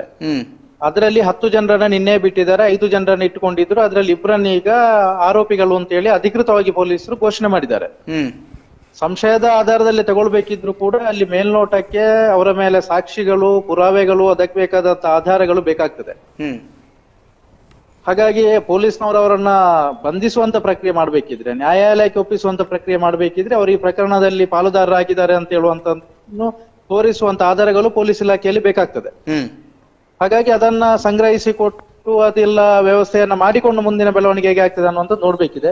ಅವರು ಸಂಘಟನೆಯಲ್ಲಿ ಈಗ ಮೇಲ್ನೋಟಕ್ಕೆ ನಮ್ಗೆ ಸಿಕ್ಕಿರುವಂತ ಮಾಹಿತಿ ಪ್ರಕಾರ ಅವರು PFI ಸಂಘಟನೆಯಲ್ಲಿ ಗುರುತಿಸಿಕೊಂಡಿದ್ದಾರೆ. ಇಬ್ರು ಕೂಡ ಆ ಪಕ್ಷದ ಜವಾಬ್ದಾರಿಯಲ್ಲಿದ್ದಾರೆ, ಪಕ್ಷದ ಸಾಮಾಜಿಕ ಚಟುವಟಿಕೆಯಲ್ಲಿ ತೊಡಗಿಸಿಕೊಳ್ತಾ ಇದ್ರು ಅಂತ ಹೇಳುವಂತ ಮಾಹಿತಿ ಸಿಕ್ಕಿದೆ. ಓಕೆ, ಸಂತೋಷ್ ಅವರೇ, ಈಗ ನಿನ್ನೆ ನಡೆದಂತಹ ಕಾರ್ಯಕರ್ತರ ಆಕ್ರೋಶ ಯಾವ ಮಟ್ಟಿಗೆ ಕೆಲಸ ಮಾಡಿದೆ ಅಂತ ಹೇಳಿದ್ರೆ, ಜನೋತ್ಸವವನ್ನ ರದ್ದುಗೊಳಿಸುವಷ್ಟರ ಮಟ್ಟಿಗೆ. ಇದನ್ನ ಹೇಗೆ ಹೇಳ್ಬೋದು ಅಥವಾ ಹೇಗೆ ವಿಶ್ಲೇಷಣೆ ಮಾಡಬಹುದು? ಯಾಕೆಂದ್ರೆ ರಾತ್ರೋರಾತ್ರಿ ಜನೋತ್ಸವ ರದ್ದುಗೊಳಿಸಿರುವಂತದ್ದು ಎಲ್ಲ ತಯಾರಿಗಳು ಮುಗ್ದಿದೆ. ಇವತ್ತು ಬೆಳಗ್ಗೆ ಆದ್ರೆ ಘಟಾನುಘಟಿಗಳು, ಗಣ್ಯಾತಿ ಗಣ್ಯರು, JP ನಡ್ಡಾ ಸೇರಿದಂತೆ ಎಲ್ಲರೂ ಕೂಡ ಬಂದು ಶಬಾಷ್ ಅಂತ ಹೇಳಬೇಕಾಗಿತ್ತು. ಆದ್ರೆ ಅದೇ ಒಂದು ಕಾರ್ಯಕ್ರಮವನ್ನು ರದ್ದುಗೊಳಿಸಿದ್ದಾರೆ. ಏನ್ ಹೇಳ್ತೀರಿ? ಇದನ್ನ ಹೇಗೆ ವಿಶ್ಲೇಷಣೆ ಮಾಡಬಹುದು? ಯಡಿಯೂರಪ್ಪರವರು ಮುಖ್ಯಮಂತ್ರಿಯಾಗಿ 3 ವರ್ಷ ಪೂರೈಸಿದ್ದು ಮತ್ತು ಬಸವರಾಜ ಬೊಮ್ಮಾಯಿ ಅವರು 1 ವರ್ಷ ಪೂರೈಸಿದ ಹಿನ್ನೆಲೆಯಲ್ಲಿ ಇವತ್ತು ದೊಡ್ಡಬಳ್ಳಾಪುರದಲ್ಲಿ ಜನೋತ್ಸವ ಕಾರ್ಯಕ್ರಮ ಒಂದು ಅದ್ದೂರಿಯಾಗಿ ನೆರವೇರ್ಲಿಕ್ಕಿತ್ತು. ಅದಕ್ಕೆ ಬೇಕಾದಂತ ಎಲ್ಲಾ ತಯಾರಿಗಳಾಗಿತ್ತು. ರಾಷ್ಟ್ರೀಯ ನಾಯಕರು, ರಾಜ್ಯ ನಾಯಕರು ಅದರಲ್ಲಿ ಭಾಗವಹಿಸಿದ ನಿರೀಕ್ಷೆ ಇತ್ತು. ಆದ್ರೆ ಪ್ರವೀಣ್ ನೆಟ್ಟಾರ್ ಅವರ ಹತ್ಯೆಯ ಪ್ರಕರಣ ಇಡೀ ದೇಶಾದ್ಯಂತ ಒಂದು ಕಿಚ್ಚನ್ನ ಹಬ್ಬಿಸಿದೆ. ಪಕ್ಷದೊಳಗೆ ಒಂದು ಜ್ವಾಲಾಗ್ನಿಯನ್ನ ಸೃಷ್ಟಿಸಿದೆ. ಬಹಳಷ್ಟು ವಿರೋಧ, ಎಲ್ಲ ಪಕ್ಷದ ಕಾರ್ಯಕರ್ತರು, ನಾಯಕರು, ತಮ್ಮ ಯಾವ ಜನಪ್ರತಿನಿಧಿಗಳಿದ್ದಾರೆ ಅವರ ಆಕ್ರೋಶ ವ್ಯಕ್ತಪಡಿಸುವಂತ ಕೆಲಸ ನಿನ್ನೆ ಮೊನ್ನೆಯಿಂದ ನಡೀತಾ ಇದೆ. ಇದು ರಾಷ್ಟ್ರ ಮಟ್ಟದ ನಾಯಕರ ಗಮನಕ್ಕೂ ಬಂದಿತ್ತು. ಹಾಗಾಗಿ ಒಂದು ಮಾಹಿತಿಯ ಪ್ರಕಾರ ರಾಷ್ಟ್ರೀಯ ಅಧ್ಯಕ್ಷರಾಗಿರುವಂತ ಜಗತ್ ಪ್ರಕಾಶ್ ನಡ್ಡಾರವರೇ ಖುದ್ದಾಗಿ ಜನೋತ್ಸವ ಕಾರ್ಯಕ್ರಮವನ್ನು ಮುಂದೂಡಬೇಕು, ಇದು ನಮ್ಗೆ ಜನಾಕ್ರೋಶ ಆಗಿದೆ, ಹಾಗಾಗಿ ನಾನು ಈ ಕಾರ್ಯಕ್ರಮಕ್ಕೆ ಬರುವುದಿಲ್ಲ, ನಿಮ್ಮ ಪೂರ್ಣಕುಂಭ ಸ್ವಾಗತ ನನಗೆ ಅಗತ್ಯ ಇಲ್ಲ ಅಂತ ಹೇಳಿ ಪಕ್ಷದ ನಾಯಕರನ್ನು ತರಾಟೆಗೆ ಎತ್ತಿಕೊಂಡ್ರು ಅಂತ ಹೇಳುವಂತ ಮಾಹಿತಿ ಇದೆ. ಆ ಹಿನ್ನೆಲೆಯಲ್ಲಿ ನಿನ್ನೆ ಎಲ್ಲಾ ವ್ಯವಸ್ಥೆಗಳಾಗಿದ್ರು ಕೂಡ ಮಧ್ಯರಾತ್ರಿ 12:30 ವೇಳೆಗೆ ಮುಖ್ಯಮಂತ್ರಿಯವರು ಖುದ್ದು ಪತ್ರಿಕಾಗೋಷ್ಠಿಯನ್ನ ಕರೆದು ಜನೋತ್ಸವ ಕಾರ್ಯಕ್ರಮವನ್ನು ರದ್ದುಪಡಿಸುವುದಾಗಿ ಮಾಧ್ಯಮಗಳಿಗೆ ತಿಳಿಸಿದ್ದಾರೆ. ಓಕೆ, ಈಗ ಸಾಮಾಜಿಕ ಜಾಲತಾಣ ಇರಬಹುದು, ಅದರ ಜೊತೆಗೆ ಪುತ್ತೂರು, ಸುಳ್ಯ, ಬೆಳ್ತಂಗಡಿ ಮತ್ತು ದಕ್ಷಿಣ ಕನ್ನಡದಲ್ಲಿ ಮತ್ತು ತುಮಕೂರು, ಚಿಕ್ಕಮಗಳೂರು ಹೀಗೆ ಎಲ್ಲ ಕಡೆಯೂ ಕೂಡ ಒಂದು ರಾಜೀನಾಮೆಯ ಪರ್ವ ಕಂಡು ಬರ್ತಾ ಇದೆ. ಸಂತೋಷ್, ಏನ್ ಹೇಳ್ತೀರಿ ಇದರ ಬಗ್ಗೆ? ಏನಾದರೂ ಹೊಸ ರಾಜೀನಾಮೆ? ಹೌದು, ಪುತ್ತೂರು ತಾಲೂಕಿನಲ್ಲಿ ಕೂಡ ರಾಜೀನಾಮೆ ಪರ್ವ ಮುಂದುವರಿತಾ ಇದೆ. ಈಗಾಗಲೇ ಹರಿಯಡ್ಕ ಬಿಜೆಪಿ ಶಕ್ತಿ ಕೇಂದ್ರದ ಅಧ್ಯಕ್ಷರು, ಹಿಂದೆ ಹಿಂದೂ ಜಾಗರಣ ವೇದಿಕೆಯಲ್ಲಿ ಗುರುತಿಸಿಕೊಂಡಿದ್ದಂತ ಸಚಿನ್ ರೈ ಪಾಪೆ ಮಜಲ್ರವರು ಶಕ್ತಿ ಕೇಂದ್ರದ ಅಧ್ಯಕ್ಷ ಸ್ಥಾನಕ್ಕೆ ರಾಜೀನಾಮೆ ಕೊಟ್ಟಿದ್ದಾರೆ. ಬೇರೆ ಬೇರೆ ಗ್ರಾಮಾಂತರ ಪ್ರದೇಶದಲ್ಲಿ ಬೂತ್ ಸಮಿತಿಗೆ ರಾಜೀನಾಮೆ ಕೊಡುವಂತದ್ದು, ಪಕ್ಷದ ಅಧ್ಯಕ್ಷ ಸ್ಥಾನಕ್ಕೆ ರಾಜೀನಾಮೆ ಕೊಡುವಂತದ್ದು ನಡೀತಾ ಇದೆ. ಈಗ ಬಂದಿರುವ ಮಾಹಿತಿಯ ಪ್ರಕಾರ ನೆಕ್ಕಿಲಾಡಿ ಗ್ರಾಮ ಪಂಚಾಯತ್ ಅಧ್ಯಕ್ಷ ಪ್ರಶಾಂತ್ ಅವರು ಆ ವ್ಯಾಪ್ತಿಯ ಬೂತ್ ಸಮಿತಿಯ ಜವಾಬ್ದಾರಿಗೆ ರಾಜೀನಾಮೆಯನ್ನ ಕೊಟ್ಟಿದ್ದಾರೆ. ಜೊತೆಗೆ ಕೋಡಿಂಬಾಡಿ ಗ್ರಾಮ ಪಂಚಾಯತ್ನ ಉಪಾಧ್ಯಕ್ಷರಾಗಿರುವಂತಹ ಉಷಾ ಲಕ್ಷ್ಮಣ ಪೂಜಾರಿ ಅವರು ಮಹಿಳಾ ಮೋರ್ಚಾದ ತಾಲೂಕು ಉಪಾಧ್ಯಕ್ಷರಾಗಿದ್ರು. ಆ ಉಪಾಧ್ಯಕ್ಷ ಸ್ಥಾನಕ್ಕೆ ಅವರು ರಾಜೀನಾಮೆಯನ್ನ ಸಲ್ಲಿಸಿದ್ದಾರೆ. ಉಪ್ಪಿನಂಗಡಿ ಭಾಗದಲ್ಲಿ ಕೂಡ ಒಂದು ಬೂತ್ ನಲ್ಲಿ ಅದಕ್ಕೆ ಸಂಬಂಧಪಟ್ಟಂತೆ ಎಲ್ಲ ಪದಾಧಿಕಾರಿಗಳು ತಟಸ್ಥ ಧೋರಣೆಯನ್ನು ಅನುಸರಿಸ್ತೇವೆ ಅಂತೇಳಿ ಪಕ್ಷದ ನಾಯಕರಿಗೆ ತಿಳಿಸಿದ್ದಾರೆ. ಜೊತೆಗೆ ನಟ್ಟಣಿಗೆಮುಟ್ನೂರು ಭಾಗ, ಕೊಡಿಪಾಡಿ ಭಾಗದಲ್ಲಿ ಕೂಡ ಹಲವರು ರಾಜೀನಾಮೆಯನ್ನ ಕೊಡುವಂತ ಪ್ರಕ್ರಿಯೆ ನಡೀತಾ ಇದೆ. ಓಕೆ, ಧನ್ಯವಾದಗಳು ಸಂತೋಷ್. ಮತ್ತಷ್ಟು ಮಾಹಿತಿಗಳನ್ನು ನಾವು ನಿರೀಕ್ಷಿಸ್ತೀವಿ. ನೀವು ಹಾಗೆ ನಮ್ಮ ಸಂಪರ್ಕಕ್ಕೆ ಮತ್ತೊಮ್ಮೆ ನಿಮ್ಮನ್ನು ಸಂಪರ್ಕಿಸ್ತೀವಿ. ಬಹಳಷ್ಟು ಮಾಹಿತಿಗಳನ್ನು ನೀಡಿದ್ದೀರಿ, ಧನ್ಯವಾದ. ಈಗ ನಮಗೆ ಮಾಹಿತಿ ಬರ್ತಾ ಇದೆ, ಬೆಂಗಳೂರಿನಿಂದ ಒಂದು ಮಾಹಿತಿ ಬರ್ತಾ ಇರುವಂಥದ್ದು. ಬೆಂಗಳೂರಿನ ಟೌನ್ ಹಾಲ್ನ ಮುಂಭಾಗ ಒಂದು ಪ್ರತಿಭಟನೆ ನಡೀತಾ ಇದೆ. ಪ್ರತಿಭಟನೆ ನಡೆಯುವುದಕ್ಕೆ ಎಲ್ಲ ರೀತಿಯಂತಹ ಸಕಲ ಸಿದ್ಧತೆಗಳು ಆಗಿವೆ ಅನ್ನುವಂಥದ್ದು. ಪ್ರವೀಣ್ ನೆಟ್ಟಾರ್ ಹತ್ಯೆ ಖಂಡಿಸಿ ಬೆಂಗಳೂರಿನಲ್ಲಿ ಪ್ರತಿಭಟನೆಗೆ ಸಿದ್ಧತೆ. ಬೆಂಗಳೂರಿನ ಟೌನ್ ಹಾಲ್ ಬಳಿ ಮುಖಂಡರ ಜಮಾವಣೆ ಆಗಿದೆ. ಕೇವಲ ಪ್ರತಿಭಟನೆ ಮಾತ್ರ, ರ್ಯಾಲಿ ಮಾಡಿದರೆ ಬಂಧನದ ಎಚ್ಚರಿಕೆ. ಡಿಸಿಪಿ ನೇತೃತ್ವದ ತಂಡದಿಂದ ಬಿಗಿ ಬಂದೋಬಸ್ತ್ ಅನ್ನುವಂತಹ ಮಾಹಿತಿಗಳು ಲಭ್ಯವಾಗ್ತಾ ಇರುವಂಥದ್ದು ಬೆಂಗಳೂರಿನಿಂದ. ಈಗ ನಮ್ಮ ಬೆಂಗಳೂರಿನ ಒಂದು ವರದಿಯನ್ನ ನೋಡ್ತಾ ಇರುವಂತಹ, ಬೆಂಗಳೂರಿನಿಂದ ವರದಿಯನ್ನ ಮಾಡ್ತಾ ಇರುವಂತಹ ನಮ್ಮ ಊರಿನ ವರದಿಗಾರ ಗಣೇಶ್ ಕಲ್ಲರ್ಪೆ ಸಂಪರ್ಕದಲ್ಲಿದ್ದಾರೆ. ಅವ್ರ ಹತ್ರ ಬೆಂಗಳೂರಿನಲ್ಲಿ ಏನಾಗ್ತಾ ಇದೆ, ಯಾವ ಕಾರಣಕ್ಕೆ, ಯಾರು ಮಾಡ್ತಾ ಇರೋದು ಅನ್ನುವಂಥದ್ದನ್ನು ಕೂಡ ನಾವೀಗ ಅವ್ರ ಹತ್ರ ಮಾತನಾಡಿಸಬೇಕು. ಯಾಕೆಂತಂದ್ರೆ ಅವರು ಈ ಬಗ್ಗೆ ಮಾಹಿತಿಯನ್ನ, ಹೆಚ್ಚಿನ ಮಾಹಿತಿಯನ್ನ ನೀಡಲಿಕ್ಕಿದ್ದಾರೆ. ಗಣೇಶ್ ಕಲ್ಲರ್ಪೆ ನಮಸ್ತೆ. ಈಗ ನಮ್ಮ ಜೊತೆಗೆ ಸಂಪರ್ಕದಲ್ಲಿ ಬರ್ತಾ ಇದ್ದಾರೆ ಗಣೇಶ್ ಕಲ್ಲರ್ಪೆ. ಬೆಂಗಳೂರಿನ ಟೌನ್ ಹಾಲ್ ಮುಂಭಾಗ ನಡೆಯುವಂತಹ ಒಂದು ಪ್ರತಿಭಟನೆಯ ಬಗ್ಗೆ ಮಾಹಿತಿಗಳು ಲಭ್ಯವಾಗ್ತಾ ಇದೆ. ಬೆಂಗಳೂರಿನ ಟೌನ್ ಹಾಲ್ನ ಮುಂಭಾಗ ಪ್ರತಿಭಟನೆ ನಡೀಲಿಕ್ಕಿದೆ. ಪ್ರತಿಭಟನೆಯಲ್ಲಿ ಒಂದು ಹಲವರು ಭಾಗಿಯಾಗುವಂತಹದ್ದು, ಜೊತೆಗೆ ಪ್ರತಿಭಟನೆ ಯಾವುದೇ ರ್ಯಾಲಿ ನಡೆಸಬಾರದು ಅನ್ನೋಂಥದ್ದನ್ನ ಡಿಸಿಪಿ ಸೂಚಿಸಿದ್ದಾರೆ ಅನ್ನುವಂತಹ ಮಾಹಿತಿಗಳು ಲಭ್ಯವಾಗ್ತಾ ಇರುವಂತದ್ದು. ಈಗ ನಮ್ಮ ಜೊತೆಗೆ ಸಂಪರ್ಕದಲ್ಲಿದ್ದಾರೆ ಗಣೇಶ್ ಕಲ್ಲರ್ಪೆ. ಗಣೇಶ್ ನಮಸ್ತೆ. ನಮಸ್ಕಾರ. ಏನಾಗ್ತಾ ಇದೆ ಬೆಂಗಳೂರಿನಲ್ಲಿ? ಪ್ರವೀಣ್ ನೆಟ್ಟಾರು ಹತ್ಯೆ ಖಂಡಿಸಿ ಬೆಂಗಳೂರಿನ ಟೌನ್ ಹಾಲ್ ನಲ್ಲಿ ಯಾರು ಪ್ರತಿಭಟನೆಗೆ ಮುಂದಾಗಿರೋದು ಮತ್ತು ಡಿಸಿಪಿ ಯಾಕೆ ರ್ಯಾಲಿ ಮಾಡಬಾರದು ಅಂತ ಹೇಳ್ತಾ ಇರುವಂತದ್ದು? ಈಗ ಬೆಂಗಳೂರಿನ ಟೌನ್ ಹಾಲ್ ಬಳಿ ಮುಖಂಡರುಗಳು ಜಮಾವಣೆ ಆಗ್ತಾ ಇದ್ದಾರೆ. ಆದ್ರೆ ಯಾರ ನೇತೃತ್ವದಲ್ಲಿ ಈ ಪ್ರತಿಭಟನೆಯನ್ನ ಹಮ್ಮಿಕೊಳ್ತಾ ಇದ್ದಾರೆ ಅನ್ನುವಂತಹ ಈ ಮಾಹಿತಿ ಇನ್ನೂ ಸಿಗ್ಲಿಲ್ಲ. ಬಟ್ ಟೌನ್ ಹಾಲ್ ನಲ್ಲಿ ಪ್ರತಿಭಟನೆಗೆ ಮುಂದಾಗಿದ್ದಾರೆ. ಆದ್ರೆ ರ್ಯಾಲಿ ಮಾಡಬಾರದು ಅನ್ನುವಂತಹ ಎಚ್ಚರಿಕೆಯನ್ನ ಈಗಾಗಲೇ ಕೊಟ್ಟಿದ್ದಾರೆ. ರ್ಯಾಲಿ ಮಾಡಿದ್ರೆ ಇನ್ನಷ್ಟು ಪ್ರಕೋಪಕ್ಕೆ ಪರಿಸ್ಥಿತಿ ತಲುಪಬಹುದು ಅನ್ನುವಂತಹ ನಿಟ್ಟಿನಲ್ಲಿ ರ್ಯಾಲಿ ಮಾಡಬಾರದು ಅನ್ನುವಂತಹ ಎಚ್ಚರಿಕೆಯನ್ನ ಕೊಟ್ಟಿದ್ದಾರೆ. ಇದಕ್ಕೆ ಬೇಕಾದಂತಹ ಕ್ರಮಗಳನ್ನ ಡಿಸಿಪಿ ನೇತೃತ್ವದ ತಂಡ ಬಿಗು ಬಂದೋಬಸ್ತುಗಳನ್ನು ಕೈಗೊಂಡಿದೆ. ಸಾಕಷ್ಟು ಮಹಿಳಾ ಪೊಲೀಸರನ್ನು ಕೂಡ ಅಲ್ಲಿ ನೇಮಿಸಿದ್ದಾರೆ. ಆದ್ರಿಂದ ಮಹಿಳಾ ಪ್ರತಿಭಟನಾಕಾರರು ಕೂಡ ಅಲ್ಲಿ ಜಮಾವಣೆಯಾಗುವ ಸಾಧ್ಯತೆ ಇರುವ ಹಿನ್ನೆಲೆಯಲ್ಲಿ ಈ ಕ್ರಮ ಕೈಗೊಂಡಿದ್ದಾರೆ ಅಂತ ಹೇಳ್ತಾ ಇದ್ದಾರೆ. ಓಕೆ, ಧನ್ಯವಾದಗಳು ಗಣೇಶ್ ನಿಮ್ಮ ಮಾಹಿತಿಗಾಗಿ. ಈಗ ನಾವು ಏನಾಗ್ತಾ ಇದೆ ನೆಟ್ಟಾರಿನಲ್ಲಿ ಮತ್ತು ಬೆಳ್ಳಾರಿಯಲ್ಲಿ ಯಾವ ರೀತಿಯಾದಂತಹ ಒಂದು ಸಿಚುವೇಶನ್ ಇದೆ ಅನ್ನುವಂಥದ್ದನ್ನು ತಿಳ್ಕೋಬೇಕು. ನೆಟ್ಟಾರಿನ ಮನೆಯಲ್ಲಿ ನಮ್ಮ ಪ್ರತಿನಿಧಿಗಳಿದ್ದಾರೆ. ಆ ನೆಟ್ಟಾರಿನ ಮನೆಯಲ್ಲಿರುವಂತಹ ಪ್ರತಿನಿಧಿಗಳನ್ನು ಕೂಡ ನಾವು ಸಂಪರ್ಕ ಮಾಡಬೇಕು. ಮತ್ತು ಇವತ್ತು ಬೆಳಗ್ಗೆ ಒಂದು ಘಟನೆ ನಡೆದಿರುವಂಥದ್ದು. ಪ್ರವೀಣ್ ಅವರ ತಂದೆ ಅವರು ಆಸ್ಪತ್ರೆಗೆ ದಾಖಲಾಗಿರುವಂಥದ್ದು ಕೂಡ ಮಾಹಿತಿಗಳು ಲಭ್ಯವಾಗಿದೆ. ಅವರು ಆಸ್ಪತ್ರೆಗೆ ದಾಖಲಾಗಿದ್ರು. ಅವರಿಗೆ ಅವರು ಅನಾರೋಗ್ಯದಿಂದಾಗಿ ಅಸ್ವಸ್ಥಗೊಂಡಿದ್ರು. ಈ ಹಿನ್ನೆಲೆಯಲ್ಲಿ ಅವರನ್ನು ಆಸ್ಪತ್ರೆಗೆ ದಾಖಲಿಸಲಾಗಿತ್ತು ಅನ್ನುವಂತಹ ಮಾಹಿತಿಗಳು ಕೂಡ ಲಭ್ಯವಾಗ್ತಾ ಇರುವಂತದ್ದು. ಅವರು ಹಾಸ್ಪಿಟಲ್ ಇಂದ ವಾಪಸ್ ಬಂದ್ರ ಅನ್ನುವಂಥದ್ದು ಮಾಹಿತಿಗೋಸ್ಕರವಾಗಿ ನಾವು ಅಲ್ಲಿರ್ತಕ್ಕಂಥ ಪ್ರತಿನಿಧಿಗಳನ್ನ ಕೂಡ ನಾವು ಈಗ ಕರೆ ಮಾಡಿ ಸಂಪರ್ಕವನ್ನ ಮಾಡ್ತಾ ಇದ್ದೇವೆ. ಇನ್ನೇನು ಕೆಲವೇ ಕ್ಷಣಗಳಲ್ಲಿ ನೀವು ಇವತ್ತು ನೋಡ್ತಾ ಇದ್ದೀರಿ ನೆಟ್ಟಾರ್ನೆತ್ತ ಸಿಎಂ ಅನ್ನುವಂತಹ ಟೈಟಲ್ ನಲ್ಲಿ ನಾವು ಈ ಒಂದು ಕಾರ್ಯಕ್ರಮವನ್ನು ಮಾಡ್ತಾ ಇದ್ದೀವಿ. ನೆಟ್ಟಾರಿನತ್ತ ಸಿಎಂ ಆಗಮಿಸ್ತಾ ಇದ್ದಾರೆ. 3:30ಕ್ಕೆ ಅವರು ಬೆಂಗಳೂರಿನ ಏರ್ಪೋರ್ಟ್ನಿಂದ ಹೊರಟಿರುವಂಥದ್ದು. 4:25 ಅವರು ಮಂಗಳೂರಿನ ಏರ್ಪೋರ್ಟ್ಗೆ ತಲುಪಲಿಕ್ಕಿದ್ದಾರೆ. ಆ ನಂತರ ರಸ್ತೆ ಮಾರ್ಗದ ಮೂಲಕವಾಗಿ ಬೆಳ್ಳಾರಿಗೆ ತಲುಪ್ತಾರೆ ಅನ್ನುವಂಥದ್ದು. ಜೊತೆಗೆ ರಾತ್ರಿ 11 ಗಂಟೆಗೆ ವಾಪಸ್ಸು ಬೆಂಗಳೂರಿಗೆ ತಲುಪುವಂತಹ ಒಂದು ಅವರ ಟಿಪಿಯಲ್ಲಿ ಇರುವಂಥದ್ದು. ಅಂದ್ರೆ ಕೇವಲ ಬೆಳ್ಳಾರಿಗೆ ಬಂದು ಬೆಳ್ಳಾರಿಯಲ್ಲಿ ಸಾಂತ್ವನ ಮಾಡಿ ಬೆಳ್ಳಾರಿಯಲ್ಲಿರ್ತಕ್ಕಂತಹ ಅವರ ಕುಟುಂಬಸ್ಥರನ್ನ ಮಾತನಾಡಿಸಿಕೊಂಡು ಅವರು ಮತ್ತು ಹೋಮ್ ಮಿನಿಸ್ಟರ್ ಆಗಿರುವಂತಹ ಆರಗ ಜ್ಞಾನೇಂದ್ರ ಇಬ್ರು ಕೂಡ ಆಗಮಿಸ್ತಾ ಇರುವಂಥದ್ದು. ಜೊತೆಗೆ ರಾತ್ರೋರಾತ್ರಿ ಜನೋತ್ಸವ ರದ್ದಾಗಿರುವಂತಹ ಹಿನ್ನೆಲೆಯಲ್ಲಿ ಅವರು ಈ ಒಂದು ಭೇಟಿಯನ್ನ ಮಾಡ್ತಾ ಇದ್ದಾರೆ ಅಂತಾನೆ ಹೇಳ್ಬೋದು. ಯಾಕೆಂದ್ರೆ ರಾತ್ರೋರಾತ್ರಿ ಈ ಜನೋತ್ಸವವನ್ನು ರದ್ದುಗೊಳಿಸಿರುವಂಥದ್ದು. ಜೊತೆಗೆ ನಿನ್ನೆ ಇಲ್ಲಿ ಬೆಳ್ಳಾರಿಯಲ್ಲಿ ರಾಜ್ಯಾಧ್ಯಕ್ಷ ನಳಿನ್ ಕುಮಾರ್ ಕಟೀಲ್ ಅವರ ಕಾರನ್ನ ಪಂಚರ್ಗೊಳಿಸಿರುವಂಥದ್ದು ಇರ್ಬೋದು, ಅವರ ಕಾರನ್ನ ಅಲುಗಾಡಿಸಿ ಕಾರ್ಯಕರ್ತರು ತೋರಿದಂತಹ ಆಕ್ರೋಶದ ವಿಡಿಯೋಗಳಿರ್ಬೋದು ಇಡೀ ಬಿಜೆಪಿ ಪಾಳ್ಯದಲ್ಲಿ ಒಂದು ರೀತಿಯಲ್ಲಿ ಸಂಚಲನವನ್ನು ಉಂಟು ಮಾಡಿದೆ. ಯಾಕೆಂತಂದ್ರೆ ಬಹಳಷ್ಟು ಜನ ಸಾಮಾಜಿಕ ಪ್ರಕೋಷ್ಠ ಇರ್ಬೋದು ಅಥವಾ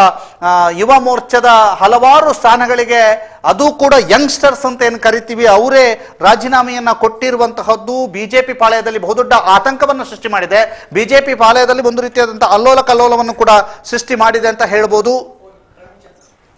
ಈಗ ನೆಟ್ಟಾರಿನ ನಮ್ಮ ಪ್ರತಿನಿಧಿ ಪ್ರವೀಣ್ ಚೆನ್ನಾವರ ಅವರು ಸಂಪರ್ಕದಲ್ಲಿದ್ದಾರೆ. ಇವತ್ತು ಬೆಳಗ್ಗಿನಿಂದ ಏನೇನಾಯಿತು ನೆಟ್ಟಾರ್ನಲ್ಲಿ, ಯಾರ್ಯಾರು ಬಂದರು, ಏನೇನು ಹೇಳಿದ್ರು ಮತ್ತು ನೆಟ್ಟಾರಿನ ಮನೆಯಲ್ಲಿ ಅವರ ಕುಟುಂಬಸ್ಥರು ಏನು ಹೇಳ್ತಾ ಇದ್ದಾರೆ ಎಲ್ಲವನ್ನೂ ಕೂಡ ತಿಳ್ಕೊಳ್ಳೋಣ. ಪ್ರವೀಣ್ ಚೆನ್ನಾವರ ನಮ್ಮ ಜೊತೆಗೆ ಸಂಪರ್ಕದಲ್ಲಿದ್ದಾರೆ, ನೆಟ್ಟಾರಿನ ಪ್ರತಿನಿಧಿ. ನಮಸ್ತೆ ಪ್ರವೀಣ್. ನಮಸ್ತೆ. ನೀವು ನೆಟ್ಟಾರಿನವರೇ ಅಲ್ವಾ? ಹೌದು, ನಾವು ನೆಟ್ಟಾರಲ್ಲಿದ್ದೇನೆ. ಇವರ ಪ್ರವೀಣ್ ಅವರ ಮನೆಯಲ್ಲಿದ್ದೇನೆ. ಹೇಳಿ, ಏನಾಗ್ತಾ ಇದೆ ನೆಟ್ಟಾರಿನವರ ಪ್ರವೀಣ್ ಅವರ ಮನೆಯಲ್ಲಿ ಮತ್ತು ಎಷ್ಟು ಜನ ಈಗ ಜಮಾವಣೆ ಆಗಿದ್ದಾರೆ, ಏನ್ ನಿರೀಕ್ಷೆಗಳಿವೆ? ಬೆಳಗ್ಗಿನಿಂದ ಏನೆಲ್ಲ ಆಯ್ತು ಪ್ರವೀಣ್? ಬೆಳಿಗ್ಗೆ ಮಾಜಿ ಶಾಸಕಿ ಶಕುಂತಲಾ ಶೆಟ್ಟಿ ಅವರು ಮನೆಗೆ ಭೇಟಿ ನೀಡಿ ಮನೆಯವರನ್ನು ಸಂತೈಸಿದ್ರು. ಬಳಿಕ ಸಚಿವರಾದ ಎಸ್ ಅಂಗಾರ ಹಾಗೂ ಮಡಿಕೇರಿ ಶಾಸಕರು KG ಬೋಪಯ್ಯ ಅವರು ಆಗಮಿಸಿ ಕುಟುಂಬಸ್ಥರನ್ನು ಸಂತೈಸಿ ಪ್ರಕರಣವನ್ನು ರಾಷ್ಟ್ರೀಯ ತನಿಖಾ ದಳಕ್ಕೆ ವಹಿಸಿಕೊಡುವ ಕುರಿತಂತೆ ಗೃಹ ಸಚಿವರ ಜೊತೆ ಮಾತುಕತೆ ನಡೆಸುವ ಕುರಿತು. ಪ್ರವೀಣ್, ಧ್ವನಿ ಕೇಳ್ತಾ ಇದೆಯಾ? ಕೇಳ್ತಾ ಇದೆ. ಪ್ರವೀಣ್, ನಿಮಿಗೂ ಮತ್ತು ಪ್ರವೀಣ್ ನೆಟ್ಟಾರ್ ಅವರಿಗೂ ಪರಿಚಯ ಇರಲಿಲ್ವಾ? ಪರಿಚಯ ಇತ್ತು. ಎಷ್ಟು ವರ್ಷದ ಪರಿಚಯ? ಕಿಯೂರಿಗೆ ಜೊತೆಯಾಗಿ ಹೋಗ್ತಿದ್ದೆ. ಯಾವುದು? ಹಲೋ ಪ್ರವೀಣ್ ಚೆನ್ನಾವರ್, ಕೇಳ್ತಾ ಇದೆಯಾ? ನಿಮಿಗೂ ಮತ್ತು ಪ್ರವೀಣ್ ನೆಟ್ಟಾರ್ ಅವರಿಗೂ ಪರಿಚಯ ಇತ್ತಾ?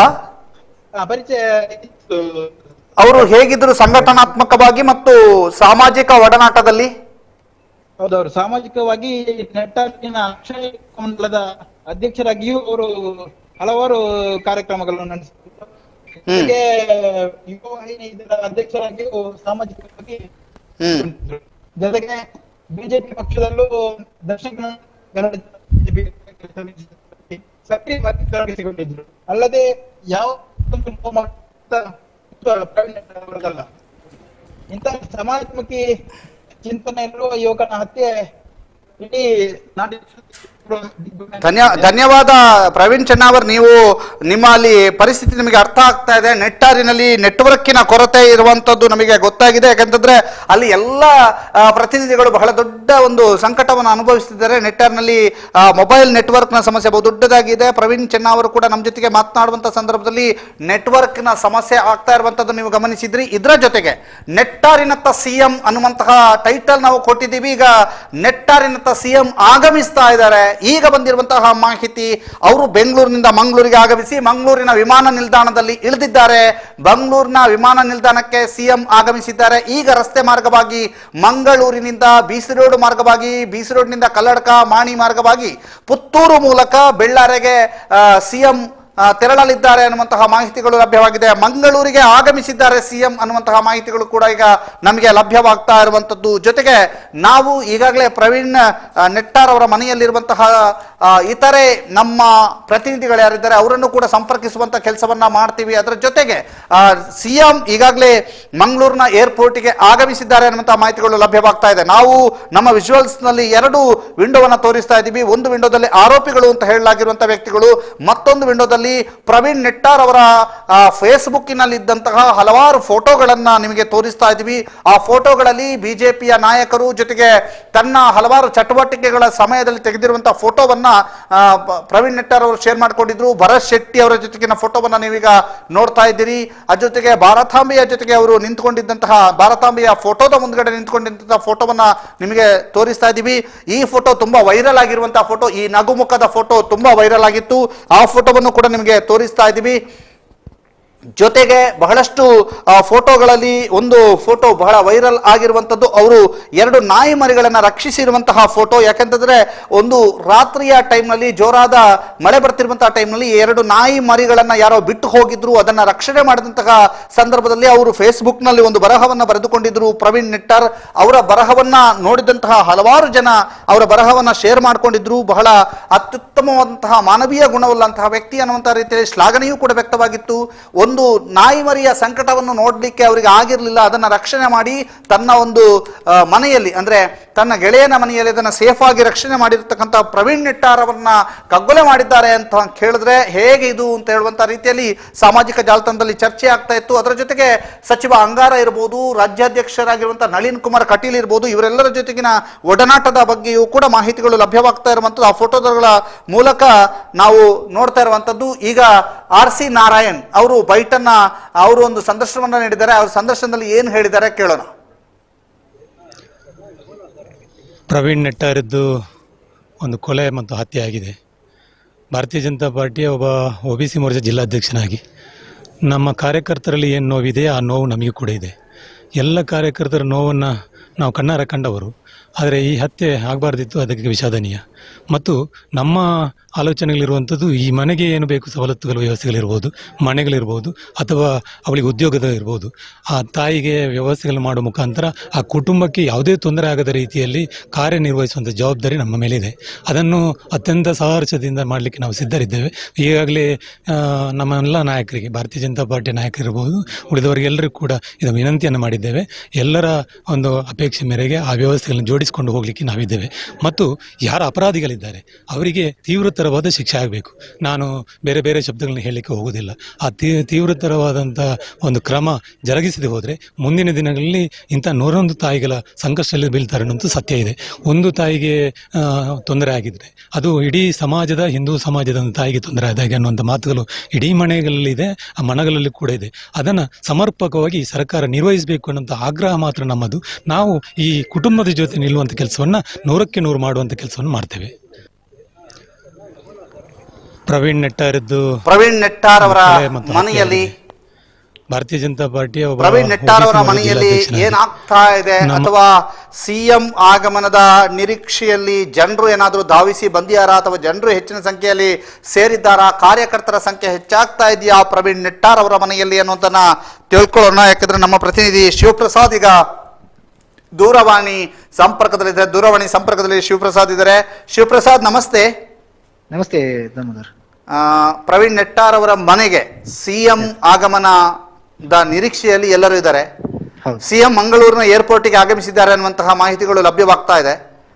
ಅಲ್ಲಿ ಎಷ್ಟು ಜನ ಸೇರಿದ್ದಾರೆ ಶಿವಪ್ರಸಾದ್, ಮತ್ತು ಹೇಗಿದೆ ವಾತಾವರಣ? ಮನೆಯವರು ಏನಾದ್ರೂ ಹೇಳ್ತಾ ಇದ್ದಾರಾ? ಯಾರಾದ್ರೂ ಮಾತಿಗೆ ಸಿಕ್ಕಿದ್ರಾ? ಮನೆಯವರು ಏನು ತಂದೆ ತಾಯಿ ಮತ್ತೆ ಅವರ ಹೆಂಡತಿ ಅವರು ನಮಗೆ ಮಾತಿಗೆ ಸಿಗ್ತಾ ಇಲ್ಲ, ಒಳಗಡೆ ಇದ್ದಾರೆ. ಆದ್ರೆ ಈಗಾಗಲೇ ಬಿಲ್ಲವ ಸಂಘದ ಮಂಗಳೂರು ಬಿರುವೇರು ಕುಟ್ಲ ತಂಡದ ಸದಸ್ಯರು ಇಲ್ಲಿ ಬಂದಿರುವಂತದ್ದು ಮತ್ತು 2 ಲಕ್ಷ ರೂಪಾಯಿಯಷ್ಟು ಪರಿಹಾರ ಧನವನ್ನ ಅವರಿಗೆ ನೀಡಿರುವಂತದ್ದು ಆಗಿದೆ. ಈಗಾಗಲೇ ನಾವು ನೋಡ್ತಾ ಇದ್ದೇವೆ, ಪ್ರಭಾಕರ್ ಭಟ್ರವರು ಕೂಡ ಆಗಮಿಸಿ ಇಲ್ಲೇ ಪಕ್ಕದ ಏನು ಇತ್ತೀಚೆಗಷ್ಟೇ ಮೃತರಾದಂತಹ ಸತೀಶ್ ಇವರು ಕೋಡಿಬೈಲು ಅವರ ಮನೆಗೆ ಅವರು ಹೋಗಿರುವಂತದ್ದು. ಮುಖ್ಯಮಂತ್ರಿ ಭೇಟಿಯ ಸಂದರ್ಭದಲ್ಲಿ ಪ್ರಭಾಕರ್ ಭಟ್ ಕೂಡ ಬರುವಂತ ಸಾಧ್ಯತೆಗಳಿದೆ. ಅದರ ಜೊತೆಗೆ ಸಂಘ ಪ್ರಮುಖರಾದ ಮತ್ತೆ ಅರುಣ್ ಕುಮಾರ್ ಕುತ್ತಿಲ, ಅದ್ರ ಜೊತೆಗೆ ಇನ್ನು ಅವರ ಸ್ನೇಹಿತ ವರ್ಗದವರು ಮತ್ತೆ ಬಿಜೆಪಿ ಪಕ್ಷದ ಅನ್ಯಾನ್ಯ ಜವಾಬ್ದಾರಿಯನ್ನು ವಹಿಸಿರುವಂತವರು ಈ ಭಾಗದಲ್ಲಿ ಕಾಣಲಿಕ್ಕೆ ಸಿಗ್ತಾ ಇದ್ದಾರೆ. ಇದರ ಜೊತೆಗೆ ಈಗಾಗಲೇ ತಪಾಸಣೆಯನ್ನು ನಡೆಸಿ ವಿಶೇಷವಾಗಿ ಮೀಡಿಯಾಗಳು ಬಹಳಷ್ಟು ಇರೋದ್ರಿಂದ ಅದನ್ನು ಏನು ಕಂಟ್ರೋಲ್ ಮಾಡೋದಕ್ಕಾಗಿ ಕೇವಲ ಒಬ್ಬ ವಿಡಿಯೋಗ್ರಾಫರ್, ಇನ್ನು ಫೋಟೋಗ್ರಾಫರಿಗೆ ಮಾತ್ರ ಅವಕಾಶವನ್ನು ನೀಡಿದ್ದಾರೆ ದಾಮೋದರ್. ಓಕೆ, ಧನ್ಯವಾದ ಶಿವಪ್ರಸಾದ್ ನಿಮ್ಮ ಮಾಹಿತಿಗಾಗಿ. ಶಿವಪ್ರಸಾದ್ ಅವರು ಹೇಳ್ತಾ ಇದ್ದಾರೆ ಅಲ್ಲಿ ಜನ ಹೆಚ್ಚಿದ್ದಾರೆ. ಕಲ್ಲಡ್ಕ ಪ್ರಭಾಕರ್ ಭಟ್ ಅವರು ಕೂಡ ಆಗಮಿಸಿರುವಂಥದ್ದು, ಜೊತೆಗೆ ಬೇರೆ ಬೇರೆ ಬೇರೆ ಕುಡ್ಲ ಸಂಘಟನೆಯವರು ಆಗಮಿಸಿದ್ದಾರೆ. ಅವರು ಆಗಮಿಸಿ ಅವರ ಒಂದು ಮೊತ್ತವನ್ನು ಒಂದು ಕುಟುಂಬಕ್ಕೆ ಆಧಾರವಾಗಲಿ ಅನ್ನುವ ಕಾರಣಕ್ಕೋಸ್ಕರವಾಗಿ 2 ಲಕ್ಷ ರೂಪಾಯಿಯ ಚೆಕ್ ಅನ್ನು ನೀಡಿದ್ದಾರೆ ಅನ್ನುವಂಥ ಮಾಹಿತಿಗಳು ನಮಗೆ ಲಭ್ಯವಾಗ್ತಾ ಇದೆ. ಅದರ ಜೊತೆಗೆ ಈ ಮನೆಯವರು ಬೆಳಗ್ಗೆಯೂ ಕೂಡ ಹೇಳ್ತಾ ಇದ್ರು, ಶಾಸಕ ಮಠಂದೂರ್ ಅವರ ಬಳಿ ಒಂದು ಮಾತನ್ನು ಹೇಳಿದರು, ನಮಗೆ ನೀವು ಪರಿಹಾರ ಕೊಡುವಂಥದ್ದು ಅಥವಾ ಚೆಕ್ ವಿತರಣೆ ಮಾಡಿ ಹೋಗುವಂಥದ್ದಲ್ಲ, ಈ ಒಂದು ಯಾರು ಹತ್ಯೆ ಮಾಡಿದ್ದಾರೆ ಅವರನ್ನು ಭಾರಿ ಬೇಗ ಬಂಧನ ಮಾಡಬೇಕು ಅನ್ನುವಂಥದ್ದನ್ನು ಹೇಳ್ತಾ ಇದ್ದಾರೆ. ಬಂಧನ ಮಾಡಿ ಆ ನಂತರ ನಾವು ನಿಮ್ಮ ಮಾತನ್ನು ಕೇಳ್ಬೋದು. ಯಾಕೆಂತಂದರೆ ಪ್ರತಿನಿತ್ಯವೂ ಕೂಡ ಒಂದು ಇಂತಹದೊಂದು ಪ್ರತಿನಿತ್ಯವೂ ಕೂಡ ಈ ನಾಯಕರ ಬೆನ್ನ ಹಿಂದೆ ನಾಯಕ ನನ್ನ ನಾಯಕ ಅಲ್ಲಿ ಮಳೆ ಬಂತು, ಇಲ್ಲಿ ಮಳೆ ಬಂತು, ತೊಂದರೆ ಆಯಿತು, ನಾನು ಹೋಗಬೇಕು ಅನ್ನುವಂಥ ರೀತಿಯಲ್ಲಿ ಸಮಾಜಮುಖಿ ಚಿಂತನೆಯನ್ನೇ ಸದಾ ತನ್ನೊಳಗೆ ಇಟ್ಟುಕೊಂಡಿದ್ದಂತಹ ಒಬ್ಬ ವ್ಯಕ್ತಿ ಪ್ರವೀಣ್ ನೆಟ್ಟಾರ್ ಅನ್ನುವಂಥ ಮಾತುಗಳನ್ನು ಹೇಳಿದರು. ಆದರೆ ನೀವೇನು ಮಾಡಿದ್ರಿ?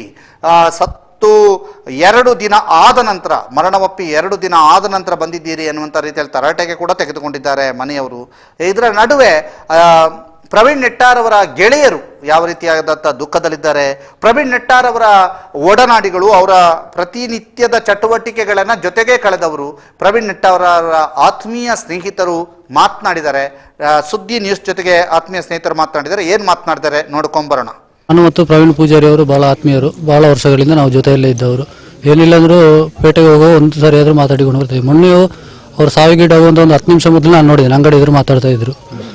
ನಾನು ಹೋಗಿ ಕೆಳಗೆ ಹೋಗಿ ಸ್ವಲ್ಪ ಹೊತ್ತಿನಲ್ಲಿ ಫೋನ್ ಬಂತು, ಹೀಗೆಲ್ಲ ಆಗಿದೆ ಅಂತ. ಹಾಗೆ ನಮ್ಮ ಪ್ರತಿಯೊಂದು ಸಾಮಾಜಿಕ ಕಾರ್ಯಗಳಿಗೆ ಪ್ರೇರಣೆ ಅವರು. ಯಾಕಂತ ಹೇಳಿದರೆ ನಾನು ಇತ್ತೀಚೆಗೆ ಯುವ ಮೋರ್ಚಾಕ್ಕೆ ನಾನು ಕರ್ಕೊಂಡು ಬಂದು ಸಾಮಾಜಿಕ ಹಾಗೂ ಈಗ ಬಿರೂರು ಕುಡ್ಲಾಗಿರ್ಬೋದು ಅಥವಾ ಯುವ ಹೀಗೆ ಹಲವು ಕ್ಷೇತ್ರಗಳಲ್ಲಿ ಅವರು ತಮ್ಮನ್ನು ತೊಡಗಿಸಿಕೊಂಡಿದ್ದರು.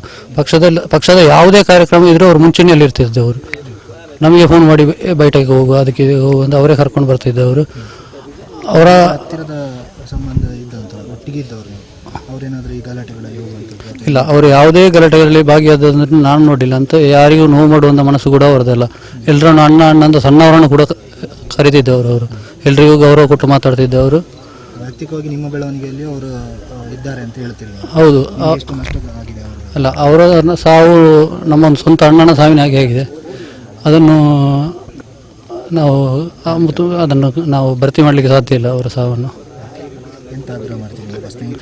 ಇಲ್ಲ, ಸ್ನೇಹಿತರಾಗಿ ಆರೋಪಿಗಳು ಶೀಘ್ರವೇ ಬಂಧನ ಆಗಬೇಕು ಮತ್ತು ಮನೆಯವರಿಗೆ ಶಕ್ತಿ ದುಃಖವನ್ನು ಭರಿಸುವ ಶಕ್ತಿ ದೇವರು ಕೊಡಲಿ ಅಂತ ಪ್ರಾರ್ಥನೆ ಮಾಡ್ತಾ ಇದ್ದೇವೆ. ಮತ್ತು ಈಗಾಗಲೇ ಹಲವು ರೀತಿಯ ಬೇಡಿಕೆಗಳನ್ನು ಮನೆಯವರು ಇಟ್ಟಿದ್ರು, ಅದಕ್ಕೆ ಸಚಿವರು ಮತ್ತು ಶಾಸಕರು ಬಂದು ಅದಕ್ಕೆ ಒಪ್ಪಿಗೆಯನ್ನು ಸೂಚಿಸಿರ್ತಾರೆ. ನಾನು ಮತ್ತು ಪ್ರವೀಣ್ ಪೂಜಾರಿ ಅವರು ಬಹಳ ಆತ್ಮೀಯರು, ಬಹಳ ವರ್ಷಗಳಿಂದ ನಾವು ಜೊತೆಯಲ್ಲೇ ಇದ್ದವರು. ಏನಿಲ್ಲ ಅಂದರೂ ಪೇಟೆಗೆ ಹೋಗೋ ಒಂದು ಸಾರಿ ಆದರೂ ಮಾತಾಡಿಕೊಂಡು ಬರ್ತೀವಿ. ಮೊನ್ನೆಯೂ ಅವ್ರು ಸಾವಿಗೀಡಾಗುವಂಥ ಒಂದು 10 ನಿಮಿಷ ಮೊದಲು ನಾನು ನೋಡಿದ್ದೇನೆ, ಅಂಗಡಿ ಎದುರು ಮಾತಾಡ್ತಾ ಇದ್ರು. ನಾನು ಹೋಗಿ ಕೆಳಗೆ ಹೋಗಿ ಸ್ವಲ್ಪ ಹೊತ್ತಿನಲ್ಲಿ ಫೋನ್ ಬಂತು, ಹೀಗೆಲ್ಲ ಆಗಿದೆ ಅಂತ. ಹಾಗೆ ನಮ್ಮ ಪ್ರತಿಯೊಂದು ಸಾಮಾಜಿಕ ಕಾರ್ಯಗಳಿಗೆ ಪ್ರೇರಣೆ ಅವರು. ಯಾಕಂತ ಹೇಳಿದರೆ ನಾನು ಇತ್ತೀಚೆಗೆ ಯುವ ಮೋರ್ಚಾಕ್ಕೆ ನಾನು ಕರ್ಕೊಂಡು ಬಂದು ಸಾಮಾಜಿಕ ಹಾಗೂ ಈಗ ಬಿರೂರು ಕುಡ್ಲಾಗಿರ್ಬೋದು ಅಥವಾ ಯುವ ಹೀಗೆ ಹಲವು ಕ್ಷೇತ್ರಗಳಲ್ಲಿ ಅವರು ತಮ್ಮನ್ನು ತೊಡಗಿಸಿಕೊಂಡಿದ್ದರು. ಪಕ್ಷದ ಯಾವುದೇ ಕಾರ್ಯಕ್ರಮ ಇದ್ದರೂ ಅವರು ಮುಂಚೂಣಿಯಲ್ಲಿ ಇರ್ತಿದ್ದವರು. ನಮಗೆ ಫೋನ್ ಮಾಡಿ ಬೈಟಕ್ಕೆ ಹೋಗುವ, ಅದಕ್ಕೆ ಹೋಗು ಅಂತ ಅವರೇ ಕರ್ಕೊಂಡು ಬರ್ತಿದ್ದವರು. ಅವರ ಹತ್ತಿರದ ಸಂಬಂಧ ಇದ್ದಂಥ ಒಟ್ಟಿಗೆ ಇದ್ದವರು ಅವರೇನಾದರೂ ಈ ಗಲಾಟೆಗಳಲ್ಲಿ ಇಲ್ಲ, ಅವರು ಯಾವುದೇ ಗಲಾಟೆಗಳಲ್ಲಿ ಭಾಗಿಯಾದಂದ್ರೆ ನಾನು ನೋಡಿಲ್ಲ ಅಂತ. ಯಾರಿಗೂ ನೋವು ಮಾಡುವಂಥ ಮನಸ್ಸು ಕೂಡ ಅವರದಲ್ಲ. ಎಲ್ಲರನ್ನು ಅಣ್ಣ ಅಂತ ಸಣ್ಣವರನ್ನು ಕೂಡ ಕರೀತಿದ್ದವರು. ಅವರು ಎಲ್ರಿಗೂ ಗೌರವ ಕೊಟ್ಟು ಮಾತಾಡ್ತಿದ್ದವರು. ವೈಯಕ್ತಿಕವಾಗಿ ನಿಮ್ಮ ಬೆಳವಣಿಗೆಯಲ್ಲಿ ಅವರು ಇದ್ದಾರೆ ಅಂತ ಹೇಳ್ತೀರಿ? ಹೌದು. ಅಲ್ಲ, ಅವರ ಸಾವು ನಮ್ಮ ಒಂದು ಸ್ವಂತ ಅಣ್ಣನ ಸಾವಿನ ಹಾಗೆ ಆಗಿದೆ. ಅದನ್ನು ನಾವು ಭರ್ತಿ ಮಾಡಲಿಕ್ಕೆ ಸಾಧ್ಯ ಇಲ್ಲ ಅವರ ಸಾವನ್ನು. ಇಲ್ಲ, ಸ್ನೇಹಿತರಾಗಿ ಆರೋಪಿಗಳು ಶೀಘ್ರವೇ ಬಂಧನ ಆಗಬೇಕು ಮತ್ತು ಮನೆಯವರಿಗೆ ಶಕ್ತಿ ದುಃಖವನ್ನು ಭರಿಸುವ ಶಕ್ತಿ ದೇವರು ಕೊಡಲಿ ಅಂತ ಪ್ರಾರ್ಥನೆ ಮಾಡ್ತಾ ಇದ್ದೇವೆ. ಮತ್ತು ಈಗಾಗಲೇ ಹಲವು ರೀತಿಯ ಬೇಡಿಕೆಗಳನ್ನು ಮನೆಯವರು ಇಟ್ಟಿದ್ರು, ಅದಕ್ಕೆ ಸಚಿವರು ಮತ್ತು ಶಾಸಕರು ಬಂದು ಅದಕ್ಕೆ ಒಪ್ಪಿಗೆಯನ್ನು ಸೂಚಿಸಿರ್ತಾರೆ. ಸುದ್ದಿ ಚಾನಲ್, ಕ್ಷಣ ಕ್ಷಣದ ಸುದ್ದಿಗಾಗಿ. ಒಬ್ಬ ಆತ್ಮೀಯ ಮಿತ್ರ ಪ್ರವೀಣ್ ಪೂಜಾರಿ ನೆಟ್ಟಾರು ಇವರನ್ನು ನಾವೆಲ್ಲರೂ ಕಳೆದುಕೊಂಡಿದ್ದೇವೆ. ಅದರ ನೋವು ಅವರ ಮನೆಯವರ ಜೊತೆಗೆ ಇಡೀ ಸಮಾಜಕ್ಕೆ, ದೇಶವೇ ಒಂದು ಕಣ್ಣೀರಿಡುವಂತಹ ಸ್ಥಿತಿಯಲ್ಲಿ ತನ್ನ ಮಕ್ಕಳ ಭವಿಷ್ಯದ ಬಗ್ಗೆ ಯೋಚಿಸುವಂತಹ ಕುಟುಂಬದ ದಿನಗಳು ಈಗ ಕಾಣ್ತಾ ಇವೆ. ಈ ನಿಟ್ಟಿನಲ್ಲಿ ಇಂಥ ಕುಕೃತ್ಯಗಳು ನಡೆಯದಂತೆ ಸರ್ಕಾರ ಕೂಡ ಜವಾಬ್ದಾರಿ ವಹಿಸಬೇಕು. ಅದೇ ರೀತಿ ರಾಜಕೀಯ ನಾಯಕರುಗಳು, ಜನಪ್ರತಿನಿಧಿಗಳು ಇದರ ಕೂಡ ಬಗ್ಗೆ ಗಮನ ಕೊಡಬೇಕು. ಪ್ರವೀಣ್ ನೆಟ್ಟಾರ್ ಎನ್ನುವಂಥ ವ್ಯಕ್ತಿ ಒಬ್ಬ ಹಿಂದೂ ಸಮಾಜದಲ್ಲಿ ಹುಟ್ಟಿ ತನ್ನ ಕೌಟುಂಬಿಕ ಜೀವನದ ಜೊತೆಗೆ ಸಮಾಜದಲ್ಲಿ ಒಬ್ಬ ಸಂಘಟಕನಾಗಿ, ಧಾರ್ಮಿಕ ಸೇವಾ ಕಾರ್ಯಗಳಲ್ಲಿ ಕಾರ್ಯಕರ್ತನಾಗಿ ಎಲ್ಲದರಲ್ಲೂ ಮುಂದು ಎನ್ನುವಂಥ ರೀತಿಯಲ್ಲಿ ಸಮಾಜಕ್ಕೆ ಒಂದು ತನ್ನ ಕಿಂಚಿತ್ತು ಸೇವೆಯನ್ನು ನೀಡಿದವ. ಅಂಥ ಒಂದು ಮಾಣಿಕ್ಯವನ್ನು ನಾವು ಕಳೆದುಕೊಂಡಿದ್ದೇವೆ. ಇಂಥ ಸ್ಥಿತಿ ಮುಂದೆ ಸಮಾಜದಲ್ಲಿ ಆಗಬಾರ್ದು. ಈ ನಿಟ್ಟಿನಲ್ಲಿ ಸರ್ಕಾರ ಕಠಿಣವಾದ ಕ್ರಮವನ್ನು ಕೈಗೊಳ್ಳಬೇಕು. ಹಿಂದೂ ಸಮಾಜ ಸಂಘಟನಾತ್ಮಕವಾಗಿ ಬೆಳೆಯಬೇಕು. ಇದಕ್ಕೆಲ್ಲರ ಸಹಕಾರ ಬೇಕು. ಅವರ ಅಗಳುವಿಕೆಯ ನೋವು ಅವರ ಕುಟುಂಬಕ್ಕೆ, ಸಮಾಜಕ್ಕೆ ಆದ ನಷ್ಟ, ಅದನ್ನು ಭರಿಸುವಂಥ ಶಕ್ತಿಯನ್ನು ಭಗವಂತ ನೀಡಲಿ ಎಂದು ಆಶಿಸ್ತೇನೆ. ಒಬ್ಬ ಆತ್ಮೀಯ ಮಿತ್ರ ಪ್ರವೀಣ್ ಪೂಜಾರಿ ನೆಟ್ಟಾರು ಇವರನ್ನು ನಾವೆಲ್ಲರೂ ಕಳೆದುಕೊಂಡಿದ್ದೇವೆ. ಅದರ ನೋವು ಅವರ ಮನೆಯವರ ಜೊತೆಗೆ ಇಡೀ ಸಮಾಜಕ್ಕೆ, ದೇಶವೇ ಒಂದು ಕಣ್ಣೀರಿಡುವಂತಹ ಸ್ಥಿತಿಯಲ್ಲಿ ತನ್ನ ಮಕ್ಕಳ ಭವಿಷ್ಯದ ಬಗ್ಗೆ ಯೋಚಿಸುವಂತಹ ಕುಟುಂಬದ ದಿನಗಳು ಈಗ ಕಾಣ್ತಾ ಇವೆ. ಈ ನಿಟ್ಟಿನಲ್ಲಿ ಇಂಥ ಕುಕೃತ್ಯಗಳು ನಡೆಯದಂತೆ ಸರ್ಕಾರ ಕೂಡ ಜವಾಬ್ದಾರಿ ವಹಿಸಬೇಕು. ಅದೇ ರೀತಿ ರಾಜಕೀಯ ನಾಯಕರುಗಳು, ಜನಪ್ರತಿನಿಧಿಗಳು ಇದರ ಕೂಡ ಬಗ್ಗೆ ಗಮನ ಕೊಡಬೇಕು. ಪ್ರವೀಣ್ ನೆಟ್ಟಾರ್ ಎನ್ನುವಂಥ ವ್ಯಕ್ತಿ ಒಬ್ಬ ಹಿಂದೂ ಸಮಾಜದಲ್ಲಿ ಹುಟ್ಟಿ ತನ್ನ ಕೌಟುಂಬಿಕ ಜೀವನದ ಜೊತೆಗೆ ಸಮಾಜದಲ್ಲಿ ಒಬ್ಬ ಸಂಘಟಕನಾಗಿ, ಧಾರ್ಮಿಕ ಸೇವಾ ಕಾರ್ಯಗಳಲ್ಲಿ ಕಾರ್ಯಕರ್ತನಾಗಿ ಎಲ್ಲದರಲ್ಲೂ ಮುಂದು ಎನ್ನುವಂಥ ರೀತಿಯಲ್ಲಿ ಸಮಾಜಕ್ಕೆ ಒಂದು ತನ್ನ ಕಿಂಚಿತ್ತು ಸೇವೆಯನ್ನು ನೀಡಿದವ. ಅಂಥ ಒಂದು ಮಾಣಿಕ್ಯವನ್ನು ನಾವು ಕಳೆದುಕೊಂಡಿದ್ದೇವೆ. ಇಂಥ ಸ್ಥಿತಿ ಮುಂದೆ ಸಮಾಜದಲ್ಲಿ ಆಗಬಾರ್ದು. ಈ ನಿಟ್ಟಿನಲ್ಲಿ ಸರ್ಕಾರ ಕಠಿಣವಾದ ಕ್ರಮವನ್ನು ಕೈಗೊಳ್ಳಬೇಕು. ಹಿಂದೂ ಸಮಾಜ ಸಂಘಟನಾತ್ಮಕವಾಗಿ ಬೆಳೆಯಬೇಕು. ಇದಕ್ಕೆಲ್ಲರ ಸಹಕಾರ ಬೇಕು.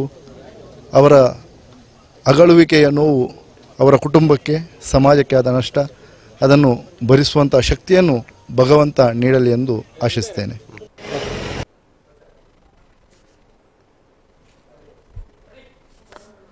ಪ್ರವೀಣ್ ನೆಟ್ಟಾರ್ ಅವರ ಒಂದು ಹತ್ಯೆಯ ಕುರಿತಾಗಿ ಅವರ ಮನೆಯವರನ್ನ ಭೇಟಿಯಾಗುವುದಕ್ಕೆ ಬರ್ತಾ ಇರುವಂತಹ ರಾಜ್ಯದ ದೊರೆ ಮುಖ್ಯಮಂತ್ರಿ ಬಸವರಾಜ ಬೊಮ್ಮಾಯಿ ಅವರು ಮಂಗಳೂರಿನ ಏರ್ಪೋರ್ಟಿಗೆ ಆಗಮಿಸಿದ್ದಾರೆ. ಅವರು ಮಂಗಳೂರಿನ ಏರ್ಪೋರ್ಟ್ನಲ್ಲಿ ಸುದ್ದಿಗಾರರೊಂದಿಗೆ ಮಾತನಾಡಿ ಈಗ ರಸ್ತೆ ಮಾರ್ಗವಾಗಿ ನೆಟ್ಟಾರ್ನೆತ್ತ ಆಗಮಿಸ್ತಾ ಇರುವಂತಹ ಮಾಹಿತಿಗಳು ಲಭ್ಯವಾಗಿರುವಂಥದ್ದು. ಏರ್ಪೋರ್ಟ್ನಲ್ಲಿ ಅವರು ಮಾತನಾಡಿದ್ದಾರೆ.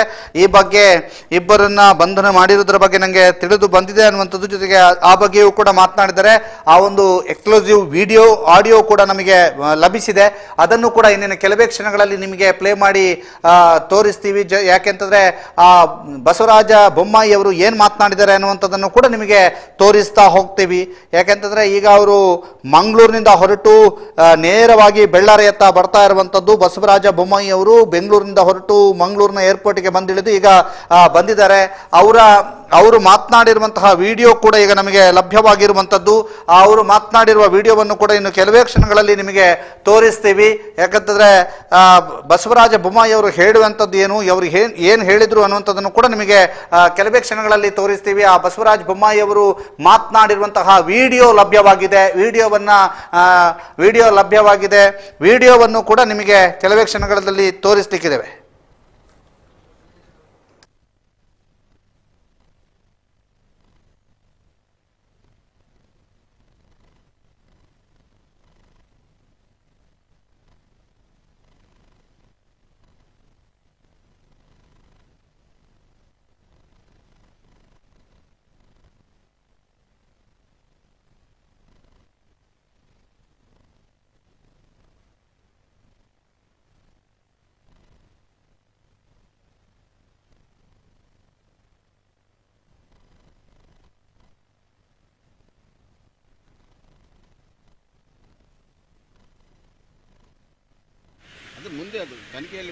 ಇದು ಮಾಹಿತಿ ನಿಮಗೋಸ್ಕರವಾಗಿ ಈಗ ಇನ್ನೇನು ಕೆಲವು ಬೊಮ್ಮಾಯಿ ಅವರು ಮಾತನಾಡ್ತಾ ಇರುವಂತಹ ವಿಡಿಯೋ ಇದು. ಏರ್ಪೋರ್ಟ್ ನಲ್ಲಿ ಬೊಮ್ಮಾಯಿ ಅವರು ಮಾತನಾಡ್ತಾ ಇರುವಂತದ್ದು. ಮಂಗಳೂರಿನ ಏರ್ಪೋರ್ಟ್ಗೆ ಬೊಮ್ಮಾಯಿ ಆಗಮಿಸಿದ ವೇಳೆ ಏನ್ ಮಾತನಾಡಿದ್ದಾರೆ ಅಂತ ನೋಡ್ತಾ ಇದ್ದೀರಿ. ಏರ್ಪೋರ್ಟ್ ನಿಂದ ನಿಮಗೆ ನೇರ ದೃಶ್ಯಾವಳಿಯನ್ನ ತೋರಿಸ್ತಾ ಇದ್ವಿ. ಬೊಮ್ಮಾಯಿ ಅವರು ಏರ್ಪೋರ್ಟ್ ನಲ್ಲಿ ಮಾತನಾಡ್ತಿರೋದು. ಪರಿವಾರ ಜೊತೆಗೆ ಕೂಡ ಬರ್ತದೆ ಆಚೆ ಯಾವ ಸಂಘಟನೆಗಿದ್ದಾರೆ ಅದು ಮುಂದೆ ಅದು ತನಿಖೆಯಲ್ಲಿ ಮುಂದೆ ಎಲ್ಲ ಗೊತ್ತಾಗುತ್ತೆ. ಅದೆಲ್ಲ ನನಗೆ ಗೊತ್ತಿಲ್ಲ, ಯಾಕಂದರೆ ತನಿಖೆ ನಡೀತಾ ಇದೆ. ತನಿಖೆಯ ಸಂದರ್ಭದಲ್ಲಿ ಬಹಿರಂಗ ಮಾಡೋದು ಕಷ್ಟ ಆಗ್ತದೆ. ತನಿಖೆ ಆಗಲಿ, ಆಮೇಲೆಲ್ಲವೂ ಕೂಡ ಬರ್ತದೆ ಆಚೆ ಯಾವ ಸಂಘಟನೆಗಿದ್ದಾರೆ ಅದು ಮುಂದೆ ಅದು ತನಿಖೆಯಲ್ಲಿ ಮುಂದೆ ಎಲ್ಲ ಗೊತ್ತಾಗುತ್ತೆ. ಅದೆಲ್ಲ ನನಗೆ ಗೊತ್ತಿಲ್ಲ, ಯಾಕಂದರೆ ತನಿಖೆ ನಡೀತಾ ಇದೆ. ತನಿಖೆಯ ಸಂದರ್ಭದಲ್ಲಿ ಬಹಿರಂಗ ಮಾಡೋದು ಕಷ್ಟ ಆಗ್ತದೆ. ತನಿಖೆ ಆಗಲಿ, ಆಮೇಲೆಲ್ಲವೂ ಕೂಡ ಬರ್ತದೆ ಆಚೆ ಯಾವ ಸಂಘಟನೆಗಿದ್ದಾರೆ ಯಾವ ಸಂಘಟನೆ ಇಲ್ಲ ಅನ್ನುವಂಥದ್ದು. ಅಲ್ಲಿ ಹೋಗ್ತಾ ಇದ್ದೀನಿ. ಪರಿವಾರ ಜೊತೆಗೆ ಮಾತನಾಡಿದ ಮೇಲೆ ಅಲ್ಲಿ ಪರಿಹಾರ ನಿರ್ಧಾರವನ್ನು ಮಾಡ್ತಾರೆ. ಅದು ಮುಂದೆ ಅದು ತನಿಖೆಯಲ್ಲಿ ಮುಂದೆ ಎಲ್ಲ ಗೊತ್ತಾಗುತ್ತೆ. ಅದೆಲ್ಲ ನನಗೆ ಗೊತ್ತಿಲ್ಲ, ಯಾಕಂದರೆ ತನಿಖೆ ನಡೀತಾ ಇದೆ. ತನಿಖೆಯ ಸಂದರ್ಭದಲ್ಲಿ ಬಹಿರಂಗ ಮಾಡೋದು ಕಷ್ಟ ಆಗ್ತದೆ. ತನಿಖೆ ಆಗಲಿ, ಆಮೇಲೆಲ್ಲವೂ ಕೂಡ ಬರ್ತದೆ ಆಚೆ ಯಾವ ಸಂಘಟನೆಗಿದ್ದಾರೆ ಯಾವ ಸಂಘಟನೆ ಇಲ್ಲ ಅನ್ನುವಂಥದ್ದು. ಅಲ್ಲಿ ಹೋಗ್ತಾ ಇದ್ದೀನಿ. ಪರಿವಾರ ಜೊತೆಗೆ ಮಾತನಾಡಿದ ಮೇಲೆ ಅಲ್ಲಿ ಪರಿಹಾರ ನಿರ್ಧಾರವನ್ನು ಮಾಡ್ತಾರೆ. ಅದು ಮುಂದೆ ಅದು ತನಿಖೆಯಲ್ಲಿ ಮುಂದೆ ಎಲ್ಲ ಗೊತ್ತಾಗುತ್ತೆ. ಅದೆಲ್ಲ ನನಗೆ ಗೊತ್ತಿಲ್ಲ, ಯಾಕಂದರೆ ತನಿಖೆ ನಡೀತಾ ಇದೆ. ತನಿಖೆಯ ಸಂದರ್ಭದಲ್ಲಿ ಬಹಿರಂಗ ಮಾಡೋದು ಕಷ್ಟ ಆಗ್ತದೆ. ತನಿಖೆ ಆಗಲಿ, ಆಮೇಲೆಲ್ಲವೂ ಕೂಡ ಬರ್ತದೆ ಆಚೆ ಯಾವ ಸಂಘಟನೆಗಿದ್ದಾರೆ ಯಾವ ಸಂಘಟನೆ ಇಲ್ಲ ಅನ್ನುವಂಥದ್ದು. ಅಲ್ಲಿ ಹೋಗ್ತಾ ಇದ್ದೀನಿ. ಪರಿವಾರ ಜೊತೆಗೆ ಮಾತನಾಡಿದ ಮೇಲೆ ಅಲ್ಲಿ ಪರಿಹಾರ ನಿರ್ಧಾರವನ್ನು ಮಾಡ್ತಾರೆ. ಅದು ಮುಂದೆ ಅದು ತನಿಖೆಯಲ್ಲಿ ಮುಂದೆ ಎಲ್ಲ ಗೊತ್ತಾಗುತ್ತೆ. ಬಸವರಾಜ ಬೊಮ್ಮಾಯಿ ಅವರು ಏನ್ ಮಾತನಾಡಿದ್ರು ಅಂತ ನಿಮಗೆ ತೋರಿಸ್ತಾ ಇದ್ವಿ. ಏರ್ಪೋರ್ಟಿಗೆ ಆಗಮಿಸಿರುವಂತಹ ಸಿಎಂ ಬೊಮ್ಮಾಯಿ ಅವರು ಈಗ ರಸ್ತೆ ಮಾರ್ಗದ ಮೂಲಕ ನೆಟ್ಟರಿನತ್ತ ಬರ್ತಾ ಇರುವಂತದ್ದು. ಇನ್ನೇನು ಕೆಲವು ನಿಮಿಷಗಳಲ್ಲಿ ಅಥವಾ ಕೆಲವು 1 ಗಂಟೆಯ ಒಳಗಾಗಿ ನೆಟ್ಟಾರಿನ ಪ್ರವೀಣ್ ಅವರ ಮನೆಗೆ ಅವರು ಬರಲಿಕ್ಕಿದ್ದಾರೆ. ಸಿಎಂ ಬಸವರಾಜ ಬೊಮ್ಮಾಯಿ ಅವರು. ಬಸವರಾಜ ಬೊಮ್ಮಾಯಿ ಅವರನ್ನ ರಾಷ್ಟ್ರೀಯ ಪ್ರಧಾನ ಕಾರ್ಯದರ್ಶಿಯಾಗಿರುವಂತಹ CT ರವಿ ಅವರು, ಸಚಿವರಾದಂತಹ ಸುನೀಲ್ ಕುಮಾರ್ ಅವರು, ಕೋಟಾ ಶ್ರೀನಿವಾಸ್ ಪೂಜಾರಿ ಅವರು, ಬಿಜೆಪಿ ರಾಜ್ಯಾಧ್ಯಕ್ಷ ನಳಿನ್ ಕುಮಾರ್ ಕಟೀಲ್ ರವರು ಒಳಗೊಂಡು ಒಂದು ತಂಡವಾಗಿ ಬೆಳ್ಳಾರಿಯತ್ತ ಬರ್ತಾ ಇದ್ದಾರೆ.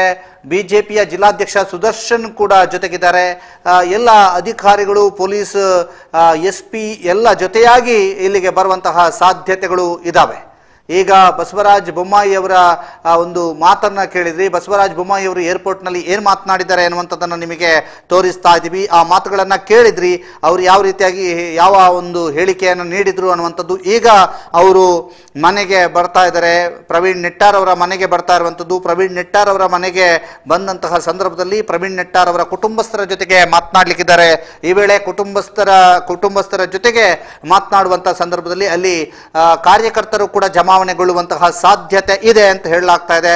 ಕಾರ್ಯಕರ್ತರು ಜಮಾವಣೆ ಆಗುವಂತಹ ಸಾಧ್ಯತೆ ಇದೆ. ಆದರೆ ನಿನ್ನೆಯ ರೀತಿಯಲ್ಲಿ ಕಾರ್ಯಕರ್ತರು ಸೇರಲಿಲ್ಲ. ಯಾಕಂತಂದ್ರೆ ನಿನ್ನೆಯ ಒಂದು ಸನ್ನಿವೇಶವೇ ಬೇರೆಯಾಗಿತ್ತು. ನಿನ್ನೆಯ ಸನ್ನಿವೇಶದಲ್ಲಿ ಬೆಳಗ್ಗೆ 10 ಗಂಟೆಯ ಮೊದಲು ನಾವು ರಾಜ್ಯಾಧ್ಯಕ್ಷ, ಸಚಿವರು ಎಲ್ಲರೂ ಕೂಡ ಪುತ್ತೂರಿನಲ್ಲಿರುವಂತಹ ಆಸ್ಪತ್ರೆಯ ಮುಂಭಾಗಕ್ಕೆ ಬರ್ತೀವಿ, ಅಲ್ಲಿಂದ ಒಟ್ಟಾಗಿ ಮೆರವಣಿಗೆಯಲ್ಲಿ ಭಾಗಿಯಾಗ್ತೇವೆ ಅನ್ನುವಂತಹ ಭರವಸೆಗಳು ನಾಯಕರಿಂದ ಸಿಕ್ಕಿತ್ತು ಕಾರ್ಯಕರ್ತರಿಗೆ. ಅದಕ್ಕೋಸ್ಕರವಾಗಿ ಕಾಯ್ತಾ ಇದ್ರು. ಆದರೆ ಅವರು 10 ಗಂಟೆಯ ಒಳಗಾಗಿ ಅಲ್ಲಿಗೆ ಸ್ಥಳಕ್ಕೆ ಬರಲಿಲ್ಲ ಅನ್ನುವಂತಹ ಆಕ್ರೋಶ ಕಾರ್ಯಕರ್ತರಲ್ಲಿತ್ತು. ಜೊತೆಗೆ ಅವರು ಬಂದಾಗ ಬಹಳ ತಡವಾಗಿತ್ತು. ಬೆಳ್ಳಾರಿಗೆ ಮೃತದೇಹ ಒಂದು ಮೆರವಣಿಗೆಯ ಮೂಲಕ ತಲುಪಿ ಆಗಿತ್ತು. ಈಗ ಬಂದಿದ್ದಾರೆ ಅನ್ನುವಂತಹ ಆಕ್ರೋಶ ಕೂಡ ಜನರಲ್ಲಿ ಇತ್ತು ಅನ್ನುವಂಥದ್ದು ನಿನ್ನೆಯ ವಾತಾವರಣ. ನಿನ್ನೆ ಸಂಜೆಯೇ ಸಚಿವ ಅಂಗಾರ್ ಅವರು ಹೋಗಿ ಮಾತುಕತೆಯನ್ನು ನಡೆಸಿರುವಂಥದ್ದು. ಅಲ್ಲಿಯ ಜನರ ಜೊತೆಗೆ ಇರ್ಬೋದು, ಸ್ಥಳೀಯ ಕಾರ್ಯಕರ್ತರ ಜೊತೆಗೆ ಇರ್ಬೋದು, ಅಲ್ಲಿಯ ಅವರ ಕುಟುಂಬಸ್ಥರ ಜೊತೆಗೂ ಕೂಡ ಮಾತುಕತೆಯನ್ನು ನಡೆಸಿರುವಂಥದ್ದು. ಈ ವೇಳೆ ಕಾರ್ಯಕರ್ತರು ಒಂದಷ್ಟು ಮಾತುಗಳನ್ನು ಹೇಳಿದ್ರು. ನೀವೆಲ್ಲ ಓಡಿ ಹೋದ್ರಿ, ನಿಮ್ಮ ಜೊತೆಗೆ ಬಂದವರೆಲ್ಲ ಓಡಿ ಹೋದ್ರು ಅನ್ನುವಂತಹ ರೀತಿಯಲ್ಲಿ ಕೂಡ ಅವರನ್ನ ತರಾಟೆಗೆ ತೆಗೆದುಕೊಂಡಿರುವಂಥದ್ದು. ಅರ್ಧದಿಂದ ಓಡಿ ಹೋಗುವಂಥದ್ದು ಏನಿತ್ತು ಅನ್ನುವಂಥದ್ದು ಕೂಡ ಅವರು ಹೇಳಿರುವಂಥದ್ದು ನಿಮಗೆ ಗೊತ್ತಾಗ್ತದೆ. ಅವರು ಹೇಳಿದ್ರು ನೀವೆಲ್ಲ ಅರ್ಧದಿಂದ ಓಡಿ ಹೋದ್ರಿ, ನೀವು ಬೆಳ್ತಂಗಡಿಯ ಶಾಸಕ ಹರೀಶ್ ಪೂಂಜಾರ್ ಅವರು ಸಂಪೂರ್ಣವಾಗಿ ಇದ್ರು, ಅವರು ಮೆರವಣಿಗೆಯಲ್ಲಿ ಭಾಗಿಯಾದ್ರು, ಜೊತೆಗೆ ಮನೆಗೂ ಕೂಡ ಬಂದಿದ್ದಾರೆ, ನೀವೆಲ್ಲ ಓಡಿ ಹೋದ್ರಿ ಅನ್ನುವಂಥದ್ದನ್ನ ಕೂಡ ಅವರು ಹೇಳಿರುವಂಥದ್ದು. ಇದನ್ನ ನಾವು ನಿನ್ನೆಯೂ ಕೂಡ ನೋಡ್ತಾ ಇದ್ವಿ. ಅದರ ಜೊತೆಗೆ ಒಂದಷ್ಟು ಮಾಹಿತಿಗಳು ಕೂಡ ಲಭ್ಯವಾಗ್ತಾ ಇರುವಂಥದ್ದು. ಅಲ್ಲಿರ್ತಕ್ಕಂತಹ ಒಂದು ಪ್ರದೇಶ ಸಂಪೂರ್ಣವಾಗಿ ಸ್ಮಶಾನ ಮೌನಕ್ಕೆ ತಿರುಗಿರುವಂಥದ್ದು. ಇವತ್ತು ಮುಂಜಾನೆಯಿಂದಲೂ ಅದೇ ರೀತಿಯಂಥ ಪರಿಸ್ಥಿತಿ ಇತ್ತು. ಮನೆಯತ್ತ ಬಹಳಷ್ಟು ಜನ ದಾಪುಗಾಲು ಇಡ್ತಾ ಇದ್ದಾರೆ, ಮನೆಯತ್ತ ಬಹಳಷ್ಟು ಜನ ಬರ್ತಾ ಇರುವಂಥದ್ದು ಒಂದು ಕಡೆ. ಆದರೆ ಮತ್ತೊಂದು ಕಡೆ ಇಬ್ಬರು ಆರೋಪಿಗಳನ್ನು ಬಂಧನ ಮಾಡಿರುವಂಥದ್ದು, ಜೊತೆಗೆ ಅವರು ಕೆಲಸ ಮಾಡ್ತಾ ಇದ್ದಂಥ ಅಂಗಡಿಗಳನ್ನು ಧ್ವಂಸ ಮಾಡಿರುವಂಥದ್ದು ಕೂಡ ನಡೀತಾ ಇದೆ. ಮತ್ತೊಂದು ಕಡೆಯಿಂದ ಟಯರಿಗೆ ಬೆಂಕಿ ಕೊಟ್ಟು ಗುತ್ತಿಗಾರನಲ್ಲಿ ಒಂದು ರೀತಿಯ ಆಕ್ರೋಶವನ್ನು ವ್ಯಕ್ತಪಡಿಸಲಾಗ್ತಾ ಇದೆ ಅನ್ನುವಂತಹ ಮಾಹಿತಿಗಳು ಲಭ್ಯವಾಗ್ತಾ ಇರುವಂಥದ್ದು. ಟಯರಿಗೆ ಬೆಂಕಿ ಕೊಟ್ಟಿರುವಂತಹ ದೃಶ್ಯಗಳು ಕೂಡ ನಮಗೆ ಲಭಿಸಿವೆ. ಆ ದೃಶ್ಯಗಳನ್ನು ಕೆಲವು ಕ್ಷಣಗಳಲ್ಲಿ ನಿಮಗೆ ತೋರಿಸಲಿಕ್ಕಿದ್ದೇವೆ.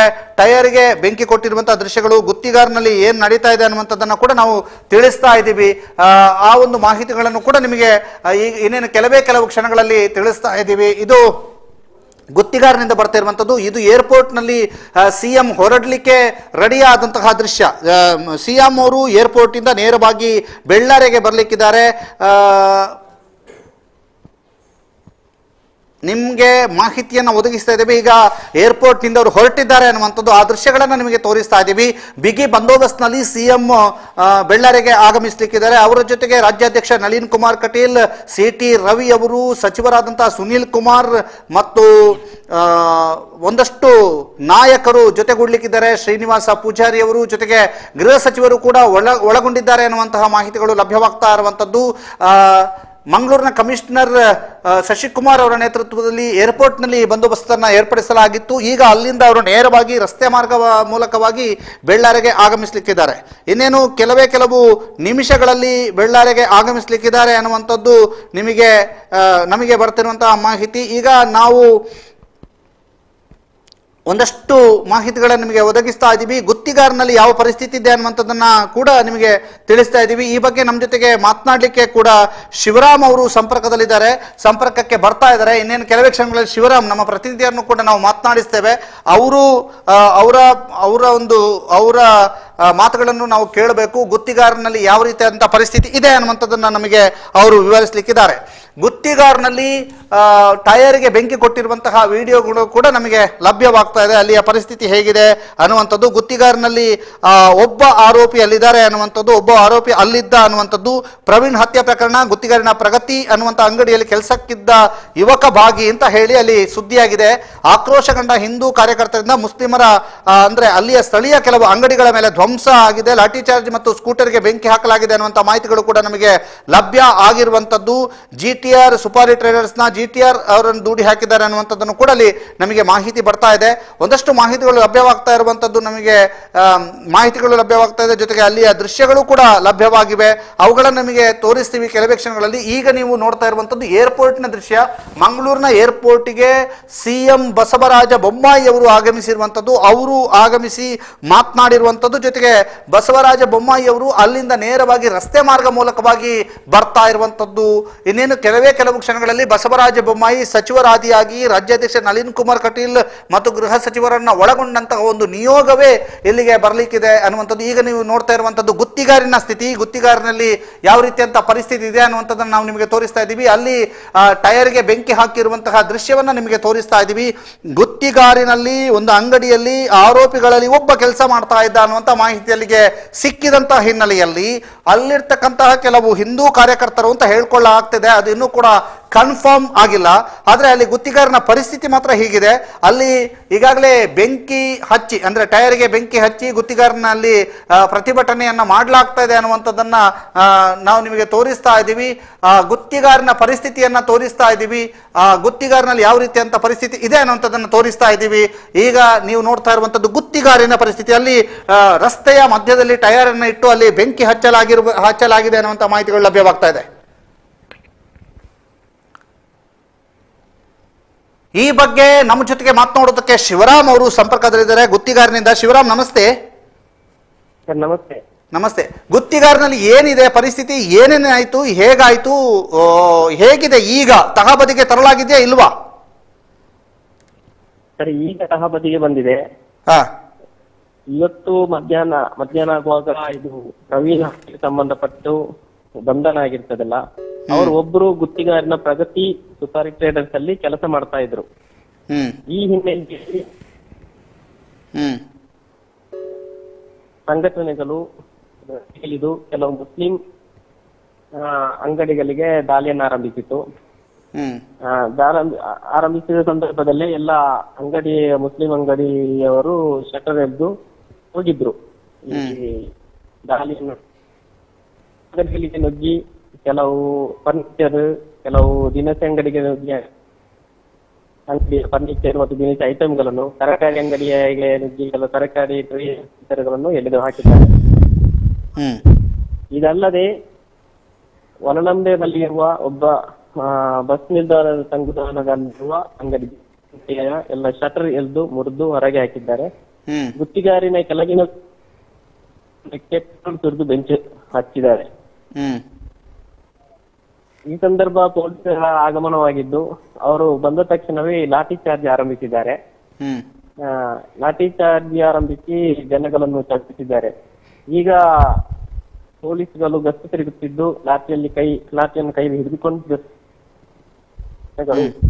ಹೋಗಿದ್ದಾರೆ ಅಲ್ಲಿಂದ.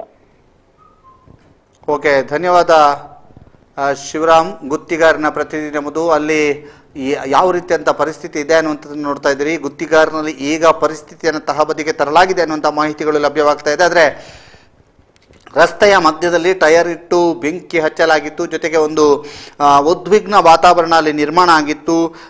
ತಮ್ಮ ಸ್ನೇಹಿತನನ್ನ ಹತ್ಯೆಗೈದಿರುವುದಕ್ಕೆ ಸಾಥನ್ನ ನೀಡಿದ್ದಾರೆ ಅನ್ನುವಂತಹ ಸಂಶಯದಲ್ಲಿ ಆ ಆರೋಪಿ ಇಲ್ಲಿ ಕೆಲಸ ಮಾಡ್ತಾ ಇದ್ದ ಅನ್ನುವಂತಹ ಅನುಮಾನದಲ್ಲಿ ಅಲ್ಲಿ ಪ್ರತಿಭಟನೆಯನ್ನ ಮಾಡಲಾಗಿರುವಂಥದ್ದು. ಆ ಪ್ರತಿಭಟನೆಯ ದೃಶ್ಯಗಳು ಮತ್ತು ಟೈರ್ಗೆ ಬೆಂಕಿ ಹಚ್ಚಿರುವಂತಹ ದೃಶ್ಯಗಳನ್ನು ನಾವು ನಿಮಗೆ ತೋರಿಸ್ತಾ ಇದ್ದೀವಿ. ಇದು ಗುತ್ತಿಗಾರನಿಂದ ನಿಮಗೆ ನಾವು ನೀಡ್ತಾ ಇರುವಂತಹ ವರದಿ, ಗುತ್ತಿಗಾರನಿಂದ ನಿಮಗೆ ನೀಡ್ತಾ ಇರುವಂತಹ ದೃಶ್ಯ.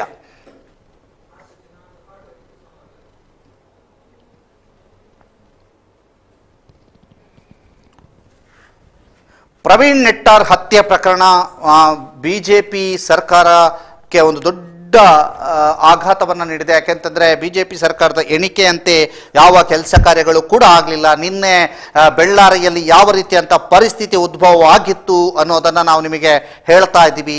ಬೆಳ್ಳಾರಿಯಲ್ಲಿ ರಾಜ್ಯಾಧ್ಯಕ್ಷ ನಳಿನ್ ಕುಮಾರ್ ಕಟೀಲ್ ಮತ್ತು ಸಚಿವರು ಎಲ್ಲರಿಗೂ ಕೂಡ ಧಿಕ್ಕಾರದ ಸ್ವಾಗತವನ್ನು ಕಾರ್ಯಕರ್ತರು ನೀಡಿರುವಂಥದ್ದು, ಅವರಿಗೆ ಗೆರಾವನ್ನು ಹಾಕಿರುವಂಥದ್ದು, ಅವರ ಪ್ರಯಾಣಕ್ಕೆ ಅಡ್ಡಿಪಡಿಸಿರುವಂಥದ್ದು, ಅವರ ವಾಹನವನ್ನು ಜಖಂಗೊಳಿಸುವಂತಹ ಪ್ರಯತ್ನವನ್ನು ಮಾಡಿರುವಂಥದ್ದು, ಆಕ್ರೋಶಗೊಂಡಿರುವಂತಹ ಕಾರ್ಯಕರ್ತರ ವರ್ತನೆ ನಿನ್ನೆ ದೊಡ್ಡ ಸಂಚಲನವನ್ನು, ಬಹಳ ದೊಡ್ಡ ಆಘಾತವನ್ನು ಬಿಜೆಪಿ ಪಾಳೆಯಕ್ಕೆ ನೀಡಿತ್ತು ಅನ್ನುವಂಥದ್ದನ್ನು ಹೇಳ್ತಾ ಇದ್ದೀವಿ. ಅದರ ಜೊತೆಗೆ ಇವತ್ತು ಸಿಎಂ ಆಗಮಿಸ್ತಾ ಇದ್ದಾರೆ. ಇನ್ನೇನು ಕೆಲವು ನಿಮಿಷಗಳಲ್ಲಿ ಸಿಎಂ ಬೆಳ್ಳಾರಿಯನ್ನ ತಲುಪಲಿಕ್ಕಿದ್ದಾರೆ ಅನ್ನುವಂಥ ಮಾಹಿತಿಗಳು ಲಭ್ಯವಾಗ್ತಾ ಇದೆ.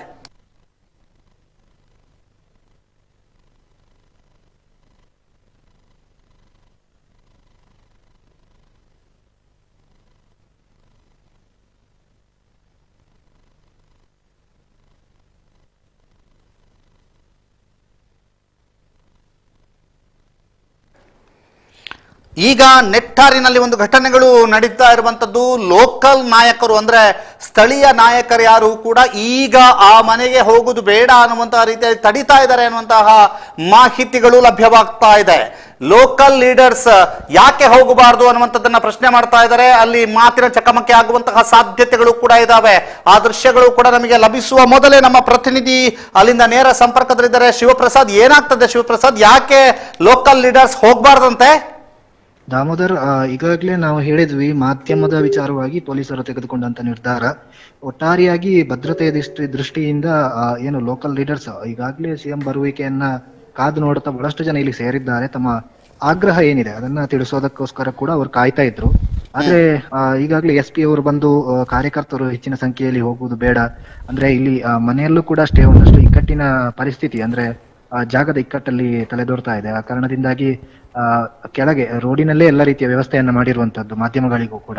ಹಾಗೆ ಕಾರ್ಯಕರ್ತರು ಕೂಡ ಇಲ್ಲಿಂದಲೇ ಗಮನಿಸಬೇಕು ಅನ್ನುವಂಥ ದೃಷ್ಟಿಯಿಂದ ತಿಳಿ ಮಾತನ್ನ ಹೇಳಿದ್ರು. ಆಗ ಬೆಳ್ಳಾರಿ ಭಾಗದ ಏನು ಕಾರ್ಯಕರ್ತರಿದ್ದಾರೆ, ಪಕ್ಷದಿಂದ ಬಂದಿದ್ದವರಂತವರು, ಅವರು ಬಹಳಷ್ಟು ಗಟ್ಟಿ ದನಿಯಲ್ಲಿ ಮಾತಾಡಿದ್ದಾರೆ.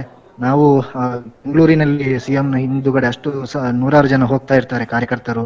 ನಾವು ಕಾರ್ಯಕರ್ತರು ಪಕ್ಷಕ್ಕೋಸ್ಕರ ದುಡಿತಾ ಇದ್ದೇವೆ, ಆದ್ರೆ ಅವರ ಸಿಎಂ ಜೊತೆಗೆ ಹೋಗುವಷ್ಟು ನಮಗೆ ಅವಕಾಶ ಇಲ್ವಾ ಅನ್ನುವ ರೀತಿಯಲ್ಲಿ ಪ್ರಶ್ನೆಗಳು ಕೂಗಿ ಬಂತು. ಆ ನಂತರ ಹಿರಿಯ ನಾಯಕರ ಮಧ್ಯಪ್ರವೇಶದಿಂದ ಇದನ್ನ ತಿಳಿಗೊಳಿಸಿ, ನಾವು ಯಾವುದೇ ಫೋಟೋಗಳಿಗೋಸ್ಕರ ಬರುವಂತದ್ದಲ್ಲ, ಕೆಲಸ ಏನು ನಿಮ್ಮ ಶಾಂತಿ ಸುವ್ಯವಸ್ಥೆಗೆ ನಾವು ಅಡ್ಡಿಯನ್ನು ಉಂಟು ಮಾಡೋದಿಲ್ಲ, ನಮ್ಮನ್ನ ಬಿಡಬೇಕು ಅನ್ನೋ ದೃಷ್ಟಿಯಿಂದ ಏನು ಮನವಿಯನ್ನ ಮಾಡಲಾಗಿತ್ತು. ಆದ್ರೆ SP ಅವರು ಪ್ರೋಟೋಕಾಲ್ ಪ್ರಕಾರವಾಗಿ ಇದನ್ನ ಸಾಧ್ಯ ಇಲ್ಲ ಈ ರೀತಿಯಾಗಿ ಬಿಡೋದಕ್ಕೆ ಅನ್ನುವಂತ ಸ್ಪಷ್ಟ ನಿರ್ಧಾರವನ್ನು ತಿಳಿಸಿದ ಮೇಲೆ ಆಕ್ರೋಶಿತರಾದಂತಹ ಏನು ಕಾರ್ಯಕರ್ತರಿದ್ದಾರೆ ಅವರನ್ನ ಹಿರಿಯ ಕಾರ್ಯಕರ್ತರು ಸಮಾಧಾನ ಪಡಿಸಿದ್ದಾರೆ. ಪಕ್ಷದ ಅನ್ಯಾನ್ಯ ಜವಾಬ್ದಾರಿಯನ್ನು ಹೊತ್ತಿರುವಂತವರು ಇತರೆ ಕಾರ್ಯಕರ್ತರಿಗೆ ತಿಳಿ ಹೇಳಿ ಈಗ ಸದ್ಯಕ್ಕೆ ಶಾಂತಿಯುತವಾಗಿದೆ. ಓಕೆ, ಅಲ್ಲಿ ಯಾರಾದ್ರೂ ಸ್ಥಳೀಯ ನಾಯಕರು ನಿಮ್ಮ ಸಂಪರ್ಕದಲ್ಲಿ ಸಿಗ್ತಾ ಇದಾರೆ? ಏನಾದ್ರೂ ಅವರಿಗೆ ಫೋನ್ ಹಸ್ತಾಂತರಿಸಬಹುದಾ? ಈಗ ಸದ್ಯದ ಪರಿಸ್ಥಿತಿಯಲ್ಲಿ ಅವರು ನಮಗೆ ಸಿಗ್ತಾ ಇಲ್ಲ, ಒಂದಷ್ಟು ದೂರದಲ್ಲಿ ಇದ್ದಾರೆ. ಆದ್ರೆ ಅವರ ಬೈಟ್ಗಳನ್ನ ಹೆಚ್ಚಿನ ಸಂಖ್ಯೆಯಲ್ಲಿ ನಾನು ಕಳಿಸಿಕೊಡುವಂತ ಪ್ರಯತ್ನಗಳನ್ನ ಮಾಡ್ತೇನೆ. ಅಂಗಾರರವರು ಕೂಡ ಈ ಭಾಗದ ಏನು ಶಾಸಕರು ಹಾಗೂ ಮೀನುಗಾರಿಕಾ ಸಚಿವರು, ಬಂದರು ಮತ್ತೆ ಮೀನುಗಾರಿಕಾ ಸಚಿವರು, ಅವರು ಈಗಷ್ಟೇ ಇಲ್ಲಿಗೆ ಆಗಮಿಸಿದ್ದಾರೆ. ಬಿಜೆಪಿಯ ಜಿಲ್ಲಾಧ್ಯಕ್ಷ ಸುದರ್ಶನ್ ರವರು ಕೂಡ ಆಗಮಿಸಿದ್ದಾರೆ. ಅವರೆಲ್ಲರೂ ಮನೆಯ ಪಕ್ಕದಲ್ಲಿ ಇದ್ದಾರೆ ದಾಮೋದರ್. ಓಕೆ ಓಕೆ, ಈಗ ಅವರನ್ನ ಒಳಗ್ ಬಿಟ್ಟಿದ್ದಾರಾ? ಕಾರ್ಯಕರ್ತರನ್ನ ಬಿಟ್ಟಿಲ್ಲ, ಆದ್ರೆ ಮಂಡಲದ ಅಧ್ಯಕ್ಷರನ್ನ ಈಗ ಮನೆಯ ಪಕ್ಕಕ್ಕೆ ಬಿಟ್ಟಿದ್ದಾರೆ. ಉಳಿದ ಕಾರ್ಯಕರ್ತರು ಕೆಳಗಡೆ ನಿಂತು ಏನು ಇತರೆ ವಿಚಾರಗಳನ್ನು ಕೂಡ ನೋಡಿಕೊಳ್ತಾ ಇದ್ದಾರೆ. ಓಕೆ, ಧನ್ಯವಾದ ಹೆಚ್ಚಿನ ಮಾಹಿತಿಗಳನ್ನ ನೀಡಿರುವುದಕ್ಕಾಗಿ. ಬಸವರಾಜ ಬೊಮ್ಮಾಯಿ ಅವರು ಮಂಗಳೂರಿನಲ್ಲಿ ಮಾತನಾಡ್ತಾ, ಪ್ರವೀಣ್ ನಿಟ್ಟಾರ್ ಹತ್ಯೆ ಪ್ರಕರಣಕ್ಕೆ ಸಂಬಂಧಿಸಿದಂತೆ ಇಬ್ಬರ ಬಂಧನವಾಗಿದೆ, ಶೀಘ್ರದಲ್ಲೇ ಉಳಿದವರ ಬಂಧನ ಮಾಡಲಾಗುವುದು ಎಂದು ಮುಖ್ಯಮಂತ್ರಿ ಬಸವರಾಜ ಬೊಮ್ಮಾಯಿ ತಿಳಿಸಿರುವಂತದ್ದು ನೀವೀಗ ನೋಡ್ತಾ ಇರುವಂತ ದೃಶ್ಯ. ಅಲ್ಲಿ ಪೊಲೀಸ್ನವರು ಸ್ಥಳೀಯ ನಾಯಕರನ್ನ, ಸ್ಥಳೀಯ ಕಾರ್ಯಕರ್ತರನ್ನ ಅಲ್ಲಿ ಒಳಗೆ ಪ್ರವೇಶ ಮಾಡೋದು ಬೇಡ. ಯಾಕೆಂತಂದ್ರೆ ಒಳಭಾಗದಲ್ಲಿ ಹೆಚ್ಚಿನ ಸ್ಥಳಾವಕಾಶ ಇಲ್ಲ, ಕಡಿಮೆ ಇದೆ. ಅದರಿಂದ CM ಬಂದಾಗ ಗೊಂದಲ ಆಗತ್ತೆ, ಅಥವಾ ಅಲ್ಲಿ ನಿಂತ್ಕೊಳ್ಳಕ್ಕೂ ಕೂಡ ಜಾಗ ಇಲ್ಲ ಅನ್ನುವಂಥ ರೀತಿಯಲ್ಲಿ ಮನವೊಲಿಸ್ತಾ ಇದ್ದಾರೆ. ಅದನ್ನ ಆ ದೃಶ್ಯವನ್ನ ನೋಡ್ಕೊಂಬರೋಣ, ಅವ್ರು ಏನ್ ಹೇಳ್ತಿದ್ರೆ ನೋಡಿ.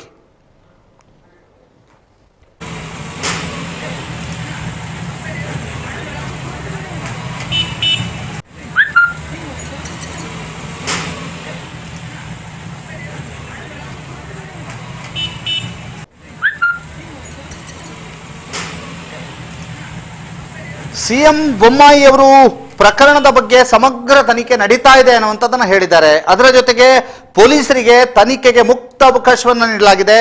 ಸಂತ್ರಸ್ತರ ಮನೆಗೆ ಭೇಟಿ ನೀಡಿದ ಬಳಿಕ ಪರಿಹಾರದ ಘೋಷಣೆ ಮಾಡಲಾಗುವುದು ಅಂತ ತಿಳಿಸಿದ್ದಾರೆ. ಅಂದ್ರೆ ಈಗ ಇನ್ನೇನು ಕೆಲವೇ ಕ್ಷಣಗಳಲ್ಲಿ CM ಬೆಳ್ಳಾರಿಗೆ ಆಗಮಿಸಿ ನೆಟ್ಟಾರಿನ ಪ್ರವೀಣ್ ಅವರ ಮನೆಗೆ ಆಗಮಿಸಲಿಕ್ಕಿದ್ದಾರೆ. ಅಲ್ಲಿಯ ಪ್ರವೀಣ್ ಅವರ ಕುಟುಂಬಸ್ಥರನ್ನು ಸಂತೈಸಲಿಕ್ಕಿದ್ದಾರೆ. ಇದೇ ವೇಳೆ ಪರಿಹಾರವನ್ನ ಒದಗಿಸುವಂತಹ ನಿಟ್ಟಿನಲ್ಲಿ, ಪರಿಹಾರವನ್ನ ನೀಡುವಂತಹ ನಿಟ್ಟಿನಲ್ಲಿಯೂ ಕೂಡ ಘೋಷಣೆ ಆಗ್ಲಿಕ್ಕಿದೆ ಅನ್ನುವಂಥ ಮಾಹಿತಿಗಳು ಲಭ್ಯವಾಗ್ತಾ ಇದೆ. ಇವರನ್ನ ಆರಗ ಜ್ಞಾನೇಂದ್ರ, ಗೃಹ ಸಚಿವರಂತ ಆರಗ ಜ್ಞಾನೇಂದ್ರ, ದಾಖಾ ಜಿಲ್ಲಾ ಉಸ್ತುವಾರಿ ಸಚಿವರಾದ ಸುನೀಲ್ ಕುಮಾರ್, ಕೋಟಾ ಶ್ರೀನಿವಾಸ್ ಪೂಜಾರಿ, ನಳಿನ್ ಕುಮಾರ್ ಕಟೀಲ್, CT ರವಿ, ಶಾಸಕರಾದ ವೇದವ್ಯಾಸ್ ಕಾಮತ್, ವಿಧಾನ ಪರಿಷತ್ ಸದಸ್ಯ ಪ್ರತಾಪ್ ಸಿಂಹ ನಾಯಕ್ ಇವರೆಲ್ಲ ಕೂಡಿಕೊಂಡು ಬರ್ತಾರೆ ಅನ್ನುವಂಥ ಮಾಹಿತಿಗಳು ಈಗ ಲಭ್ಯವಾಗ್ತಾ ಇದೆ. ಏರ್ಪೋರ್ಟ್ ನಿಂದ ನೇರವಾಗಿ ಬೆಳ್ಳಾರಿಗೆ ಆಗಮಿಸ್ತಾ ಇದ್ದಾರೆ CM ಬಸವರಾಜ ಬೊಮ್ಮಾಯಿ ಅವರು. ಬೆಳ್ಳಾರಿಗೆ ಆಗಮಿಸಿದ ಕೂಡಲೇ ಅವರು ಮಾಹಿತಿಯನ್ನ ಒದಗಿಸ್ಲಿಕ್ಕಿದ್ದಾರೆ.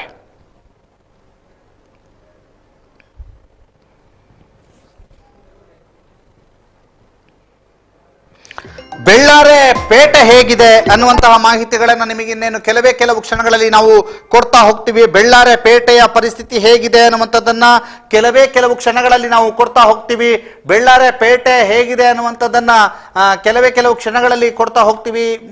ಅದರ ದೃಶ್ಯಗಳು ಕೂಡ ನಮಗೆ ಬಂದಿರುವಂಥದ್ದು. ಬೆಳ್ಳಾರೆ ಪೇಟೆಯ ದೃಶ್ಯ, ಬೆಳ್ಳಾರೆ ಪೇಟೆಯಲ್ಲಿ ಪರಿಸ್ಥಿತಿ ಹೇಗಿದೆ ಅನ್ನುವಂಥದ್ದನ್ನ ಇನ್ನು ಕೆಲವು ಕ್ಷಣಗಳಲ್ಲಿ ನಿಮಗೆ ತೋರಿಸ್ತಾ ಹೋಗ್ತೀವಿ.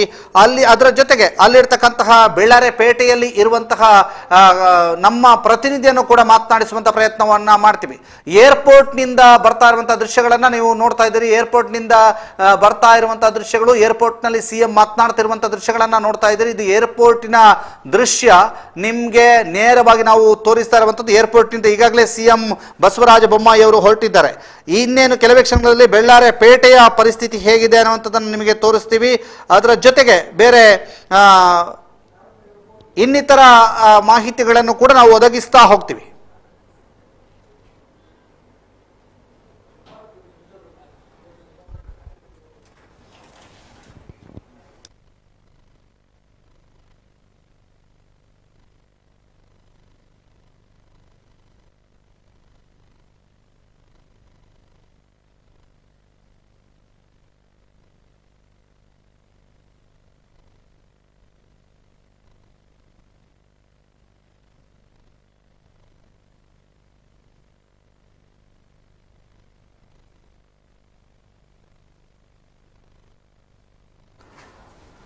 ಇನ್ನೇನು ಕೆಲವು ಕ್ಷಣಗಳಲ್ಲಿ ಆರೋಪಿಗಳನ್ನ ಕೋರ್ಟಿಗೆ ಹಾಜರುಪಡಿಸಲಾಗುವುದು ಅನ್ನುವಂತಹ ಮಾಹಿತಿಗಳು ಲಭ್ಯವಾಗ್ತಾ ಇದೆ.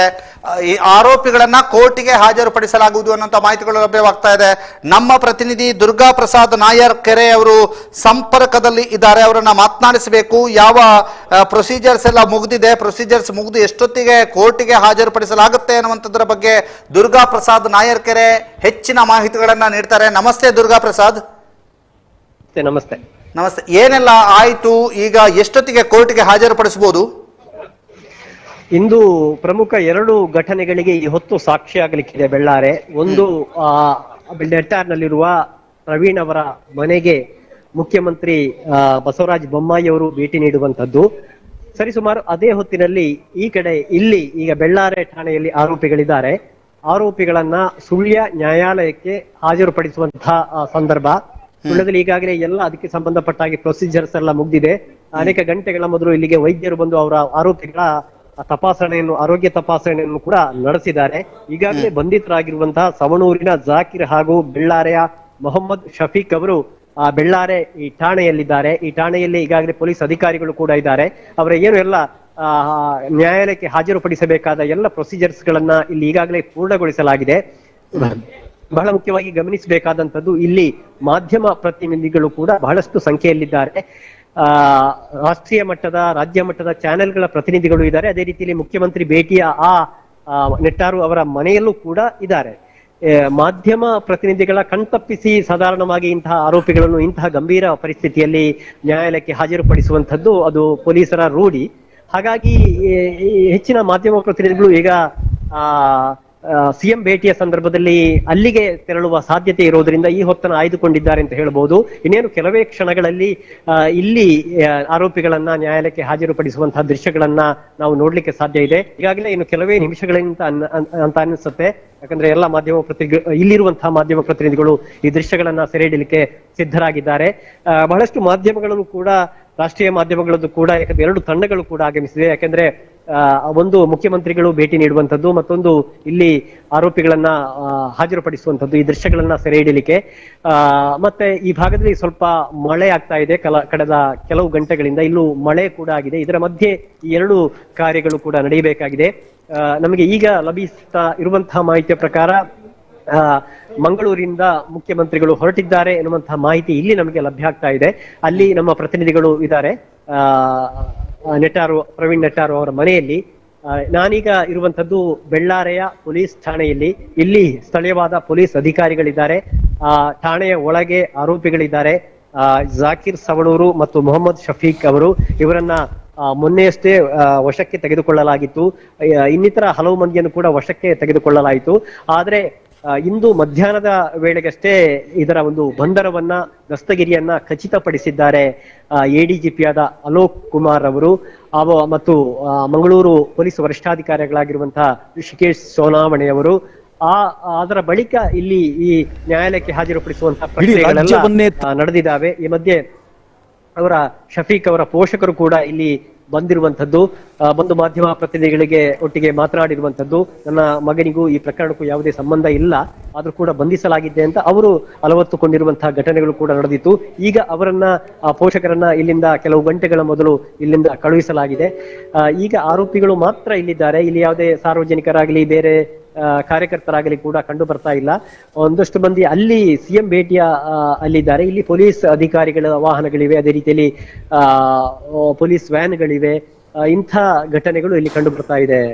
ದಾಮೋದರ್, ದುರ್ಗಾಕುಮಾರ್, ಎಷ್ಟೊತ್ತಾಗ್ಬೋದು ಕೋರ್ಟಿಗೆ ಹಾಜರುಪಡಿಸುವಂತ ಸಮಯ ಏನಾದ್ರು ಗೊತ್ತಾಗತ್ತಾ? ಎಷ್ಟೊತ್ತಿಗೆ ಅಂತ ಗೊತ್ತಾಗ್ತಾ ಇದೆಯಾ? ಇಲ್ಲ, ಆ ಸಮಯವನ್ನ ನಿಮ್ಗೆ ಗೊತ್ತಿದೆ, ಪೊಲೀಸರ ಕಾರ್ಯತಂತ್ರ. ಅವರು ಅದನ್ನು ಬಿಟ್ಟು ಕೊಡ್ತಾ ಇಲ್ಲ. ಯಾಕಂದ್ರೆ ಸುತ್ತಮುತ್ತ ಜನ ಬರ್ತಾರೆ, ಮತ್ತೊಂದು ಮಾಧ್ಯಮ ಪ್ರತಿನಿಧಿಗಳು ಇದಕ್ಕಾಗಿ ಕಾತರಿಸ್ತಾರೆ. ಹಾಗೆ ನಿರ್ದಿಷ್ಟವಾದ ಸಮಯವನ್ನ ಅವರು ಬಿಟ್ಟು ಕೊಡ್ತಾ ಇಲ್ಲ. ಆದ್ರೆ ನಮ್ಮ ತಿಳುವಳಿಕೆ ಪ್ರಕಾರ ಈ ಸಿಎಂ ಅವರು ಬರುವಂತಹ ಸಂದರ್ಭದಲ್ಲಿ ಸಹಜವಾಗಿ ಮಾಧ್ಯಮ ಪ್ರತಿನಿಧಿಗಳು ಅತ್ತ ಹೋಗ್ತಾರೆ. ಆ ಸಂದರ್ಭದಲ್ಲಿ ಇವರನ್ನ ಕೋರ್ಟಿಗೆ ಹಾಜರುಪಡಿಸುವಂತಹ ಸಾಧ್ಯತೆಗಳಿವೆ. 2-3 ಸಲ ಒಂದು ಮಾಧ್ಯಮ ಪ್ರತಿನಿಧಿಗಳು ಅಲರ್ಟ್ ಆಗುವಂತಹ ಸನ್ನಿವೇಶ ಇತ್ತು. ಯಾಕಂದ್ರೆ ಈಗ ಕರ್ಕೊಂಡು ಹೋಗ್ತಾರೆ ಎನ್ನುವ ದೃಷ್ಟಿಯಲ್ಲಿ. ಆದ್ರೆ ಇನ್ನೂ ಕೂಡ ಅದಾಗಿಲ್ಲ. ಆದ್ರೆ ಅಂತೂ ಇನ್ನೊಂದು ಅರ್ಧ ಗಂಟೆಯ ಒಳಗಾಗಿ ಇಲ್ಲಿಂದ ಕರ್ಕೊಂಡು ಹೋಗುವ ಎಲ್ಲ ಸಾಧ್ಯತೆಗಳಿವೆ. ಒಂದು ಪೊಲೀಸ್ ಜೀಪು ಈಗ ಠಾಣೆಯ ಎದುರೇ ಬಂದು ನಿಂತಿದೆ. ಬಹುಶಃ ಅದರಲ್ಲಿ ಆರೋಪಿಗಳನ್ನ ಕೊಂಡೊಯ್ಯುವ ಸಾಧ್ಯತೆ ಇದೆ. ಹಾಗಾಗಿ ಒಟ್ಟಿನಲ್ಲಿ ಪೂರ್ಣ ಸಿದ್ಧಗೊಂಡಿದೆ. ಈ ಕಾನೂನು ಪ್ರಕ್ರಿಯೆ ಮುಂದುವರಿಕೆಯಾಗಿ ನ್ಯಾಯಾಲಯದ ಮುಂದೆ ಈ ಆರೋಪಿಗಳಾದ ಜಾಕೀರ್ ಮತ್ತು ಶಫೀಕ್ ಅವರನ್ನ ಕರ್ಕೊಂಡು ಹೋಗ್ಲಿಕ್ಕೆ ಇಲ್ಲಿ ಪೂರ್ಣ ಸಿದ್ಧತೆಗಳು ನಡೆದಿದ್ದಾವೆ. ಓಕೆ, ಧನ್ಯವಾದ ದುರ್ಗಾಕುಮಾರ್ ನಾಯರ್ಕೆರೆ. ಯಾಕಂತಂದ್ರೆ ಪರಿಸ್ಥಿತಿ ಹೇಗಿದೆ ಅನ್ನುವಂಥದ್ದನ್ನು ವಿವರಿಸಿದ್ರಿ. ಜೊತೆಗೆ ಆರೋಪಿಗಳನ್ನ ಕೋರ್ಟಿಗೆ ಹಾಜರುಪಡಿಸುವಂತಹ ಪ್ರೊಸೀಜರ್ಗಳಿಗೆ ಇನ್ನೇನು ಕ್ಷಣಗಣನೆ ಆರಂಭವಾಗಿದೆ ಅನ್ನುವಂಥದ್ದನ್ನು ತಿಳಿಸಿದ್ರಿ. ಜೊತೆಗೆ ಅಲ್ಲಿರ್ತಕ್ಕಂಥ ಪರಿಸ್ಥಿತಿಯನ್ನು ಕೂಡ ಬಹಳ ವಿಸ್ತೃತವಾಗಿ ವಿವರಿಸಿದ್ರಿ. ಧನ್ಯವಾದ ನಿಮಗೆ. ಅದರ ಜೊತೆಗೆ ಯಾವ ಬೆಳ್ಳಾರಿಯಲ್ಲಿ ಹೇಗಿದೆ ಪರಿಸ್ಥಿತಿ ಅನ್ನುವಂಥದ್ದನ್ನು ಕೂಡ ನಾವು ನಿಮಗೆ ಈಗ ತೋರಿಸ್ತೀವಿ. ಜೊತೆಗೆ ಬೆಳ್ಳಾರಿ ಪೊಲೀಸ್ ಠಾಣೆಯ ಬಳಿಯಿಂದ ನಮ್ಮ ಪ್ರತಿನಿಧಿ ಮಾಡಿರುವಂಥ ಒಂದು ವಾಕ್ಥ್ರೂ ಕೂಡ ಇದೆ. ಅದನ್ನು ಕೂಡ ನಾವೀಗ ಪ್ಲೇ ಮಾಡ್ತೀವಿ.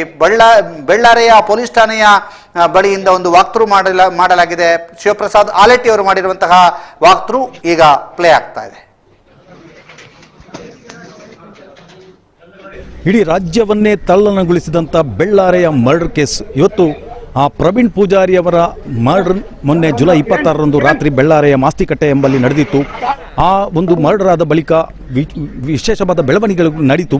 ಇವತ್ತೀಗ ಈಗಾಗಲೇ ನಾವು ಬೆಳ್ಳಾರಿ ಪೊಲೀಸ್ ಸ್ಟೇಷನ್ ಬಳಿಯಲ್ಲಿದ್ದೇವೆ. ಈಗಾಗಲೇ ಇಲ್ಲಿಯ ADGP ಅವರು ಆಗಮಿಸಿದರು. ಅವರ ಒಂದು ಹೇಳಿಕೆ ಪ್ರಕಾರ ಈಗ ಏನು ಪ್ರವೀಣ್ ಪೂಜಾರಿ ಅವರನ್ನು ಮರ್ಡರ್ ಮಾಡಿದಂಥ ಪ್ರಮುಖ 2 ಆರೋಪಿಗಳನ್ನ ನಿನ್ನೆ ಸಾಯಂಕಾಲದ ವೇಳೆಗೆ ಬಂಧಿಸಲಾಗಿದೆ. ಒಬ್ಬ ಪ್ರಮುಖ ಆರೋಪಿ ಇಲ್ಲಿಂದ 10 ಕಿಲೋಮೀಟರ್ ಮುಂದಕ್ಕೆ ಅಂದರೆ ಸವಣೂರು ಅನ್ನುವಂಥ ಪ್ರದೇಶದ ಒಬ್ಬ ಜಾಕೀರ್ ಅನ್ನುವಂಥ ಹೆಸರಿನವ ಪ್ರಮುಖ ಆರೋಪಿ. ಹಾಗೆ ಇನ್ನೊಬ್ಬ ಪ್ರಮುಖ ಆರೋಪಿಯಾಗಿ ಇಲ್ಲಿಯ ಸ್ಥಳೀಯ ಅಂದರೆ ಬೆಳ್ಳಾರಿಯ ಶಫೀಕ್ ಅನ್ನುವರನ್ನ ಇಬ್ಬರನ್ನ ಬಂಧಿಸಲಾಗಿದೆ. ಹಾಗೆ 3 ಮಂದಿ ಸೇರಿಕೊಂಡು ಈ ಕೃತ್ಯವನ್ನು ಮಾಡಿದ್ದಾರೆ ಅನ್ನುವಂಥ ಒಂದು ಮಾಹಿತಿಯನ್ನು ನೀಡಿದ್ದಾರೆ. ಆದರೆ ಇವರು ಯಾವ ಸಂಘಟನೆಗೆ ಸೇರಿದವರು ಅನ್ನುವಂಥ ಒಂದು ಮಾಹಿತಿಯನ್ನು ಕೇಳಬೇಕಾದ್ರೆ PFI ಸಂಘಟನೆಗೆ ಕೂಡ ಇವರು ನಿಕಟ ಸಂಪರ್ಕವನ್ನು ಹೊಂದಿರ್ತಾರೆ ಅನ್ನುವಂಥ ಒಂದು ಮಾಹಿತಿಯನ್ನು ಕೂಡ ನೀಡಿದ್ದಾರೆ. ಆದರೆ ಅದರ ಬಗ್ಗೆ ಇನ್ನಷ್ಟು ಮಾಹಿತಿಯನ್ನು ಕಲೆ ಹಾಕಿ ಮತ್ತೆ ನಾವು ನಿಮ್ಮ ಮುಂದೆ ಹೇಳ್ತೇವೆ ಅನ್ನುವಂಥ ಒಂದು ಮಾತನ್ನು ಕೂಡ ಈ ಸಂದರ್ಭದಲ್ಲಿ ADGP ಅಲೋಕ್ ಕುಮಾರ್ ಅವರು ನಮ್ಮ ಮುಂದೆ ಹೇಳಿದರು. ಹಾಗೆ ಈ ಒಂದು ಬೆಳವಣಿಗೆಗಳ ಬಗ್ಗೆ ಅಂದರೆ ಇವರು ಮೂಲತಃ ಕಾಸರಗೋಡಿನ ಒಂದು ವೆಹಿಕಲನ್ನು ಪರ್ಚೇಸ್ ಮಾಡಿ ಅಲ್ಲಿಂದ ಕಾಸರಗೋಡಲ್ಲಿ ಪ್ಲ್ಯಾನ್ ಮಾಡಿ ಬಂದು ನಂತರ ಬೆಳ್ಳಾರಿಯಲ್ಲಿ ಈ ರೀತಿಯ ಒಂದು ಕೃತ್ಯವನ್ನು ಮಾಡಿದ್ದಾರೆ ಅನ್ನುವಂಥ ಒಂದು ಮಾಹಿತಿ ಕೂಡ ನಮಗೆ ಲಭ್ಯವಾಗಿದೆ. ಏನೇ ಇರಲಿ, ಇವತ್ತು ಪ್ರವೀಣ್ ಪೂಜಾರಿಯವರ ಹತ್ಯೆಯಾಗಿ ಕೇವಲ 2 ದಿನದಲ್ಲಿ ಪ್ರಮುಖ ಆರೋಪಿಗಳನ್ನ ಬಂಧಿಸುವಂಥ ಒಂದು ಕಾರ್ಯವನ್ನು ನಮ್ಮ ಕರ್ನಾಟಕ ರಾಜ್ಯ ಸರ್ಕಾರದ ಪೊಲೀಸ್ ಇಲಾಖೆ ಮಾಡಿದೆ. ಇವತ್ತು ಕಳೆದ ಜುಲೈ 26ರಿಂದ ಸುಮಾರು 300ಕ್ಕೂ ಅಧಿಕ ಮಂದಿ ಪೊಲೀಸ್ ಇಲಾಖೆಯ ಅಧಿಕಾರಿಗಳಿರ್ಬೋದು, ಸಿಬ್ಬಂದಿಗಳು ಬೆಳ್ಳಾರಿ ಬೀಡು ಬಿಟ್ಟಿದ್ದು ಈ ಪ್ರಕರಣವನ್ನು ಒಂದು ಭೇದಿಸುವಲ್ಲಿ ಯಶಸ್ವಿಯಾಗಿದ್ದಾರೆ ಅನ್ನೋದಕ್ಕೆ ಬಹಳಷ್ಟು ಹೆಮ್ಮೆ ಪಡುವಂಥ ವಿಚಾರ. ಯಾಕೆಂತ ಹೇಳಿದರೆ ನಮ್ಮ ಇಡೀ ಕರ್ನಾಟಕ ರಾಜ್ಯ ಪೊಲೀಸೇ ಒಳ್ಳೆಯ ಒಂದು ಕಾರ್ಯವನ್ನು ಮಾಡಿದೆ. ತಮ್ಮ ಮಾತಿನಂತೆ 2 ದಿನದೊಳಗೆ ಪ್ರಮುಖ ಆರೋಪಿಗಳನ್ನು ಬಂಧಿಸುವಲ್ಲಿ ಯಶಸ್ವಿಯಾಗಿದ್ದಾರೆ ಅನ್ನುವಂಥ ಒಂದು ಮಾಹಿತಿ ಕೂಡ ಈ ಸಂದರ್ಭದಲ್ಲಿ ಹೇಳ್ತಾ ಕ್ಯಾಮ್ರಾಮ್ಯಾನ್ ಕಾರ್ತಿಕ್ ಇವರ ಜೊತೆ ಶಿವಪ್ರಸಾದ್ ಆಲೆಟ್ಟಿ, ಸುದ್ದಿ ಚಾನಲ್, ಸುಳ್ಯ. ಇಡೀ ರಾಜ್ಯವನ್ನೇ ತಲ್ಲಣಗೊಳಿಸಿದಂಥ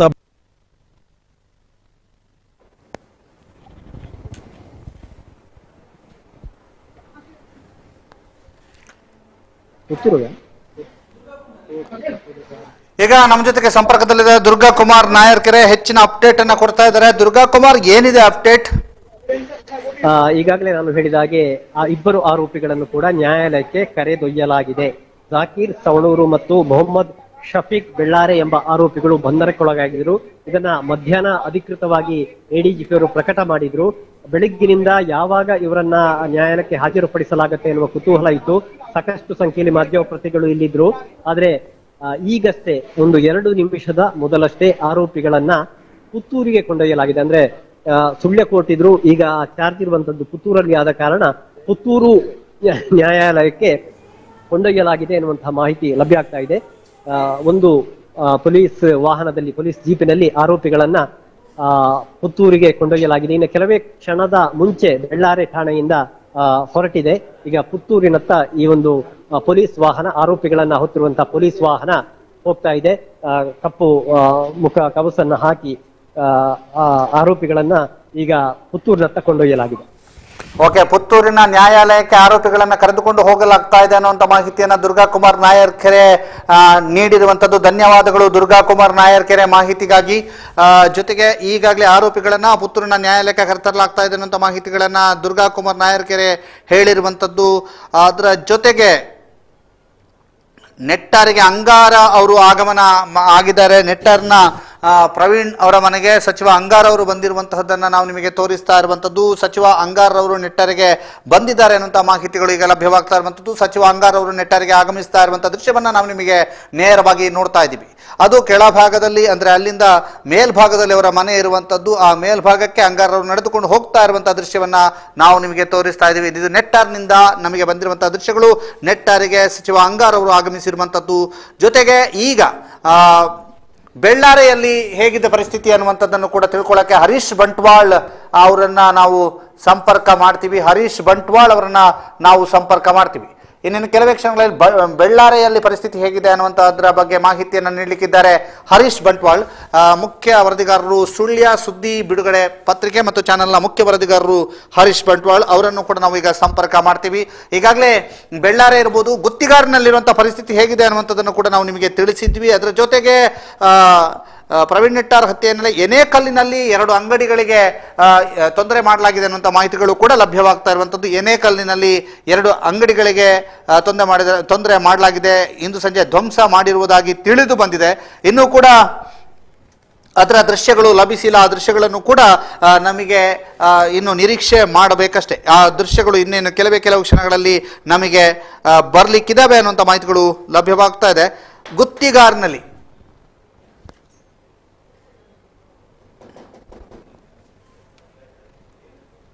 ಆರೋಪಿಗಳನ್ನ ಕರೆದುಕೊಂಡು ಹೋಗ್ತಾ ಇರುವಂತಹ ದೃಶ್ಯವನ್ನ ನಾವು ನಿಮಗೆ ತೋರಿಸ್ತಾ ಇದ್ದೀವಿ. ಆರೋಪಿಗಳನ್ನ ಕರೆದುಕೊಂಡು ಹೋಗ್ತಾ ಇರುವಂತಹ ದೃಶ್ಯ, ಅಲ್ಲಿರ್ತಕ್ಕಂಥ ದೃಶ್ಯವನ್ನ ನಾವು ನಿಮಗೆ ತೋರಿಸ್ತಾ ಇದ್ದೀವಿ. ಇದು ಎಕ್ಸ್ಕ್ಲೂಸಿವ್ ದೃಶ್ಯ.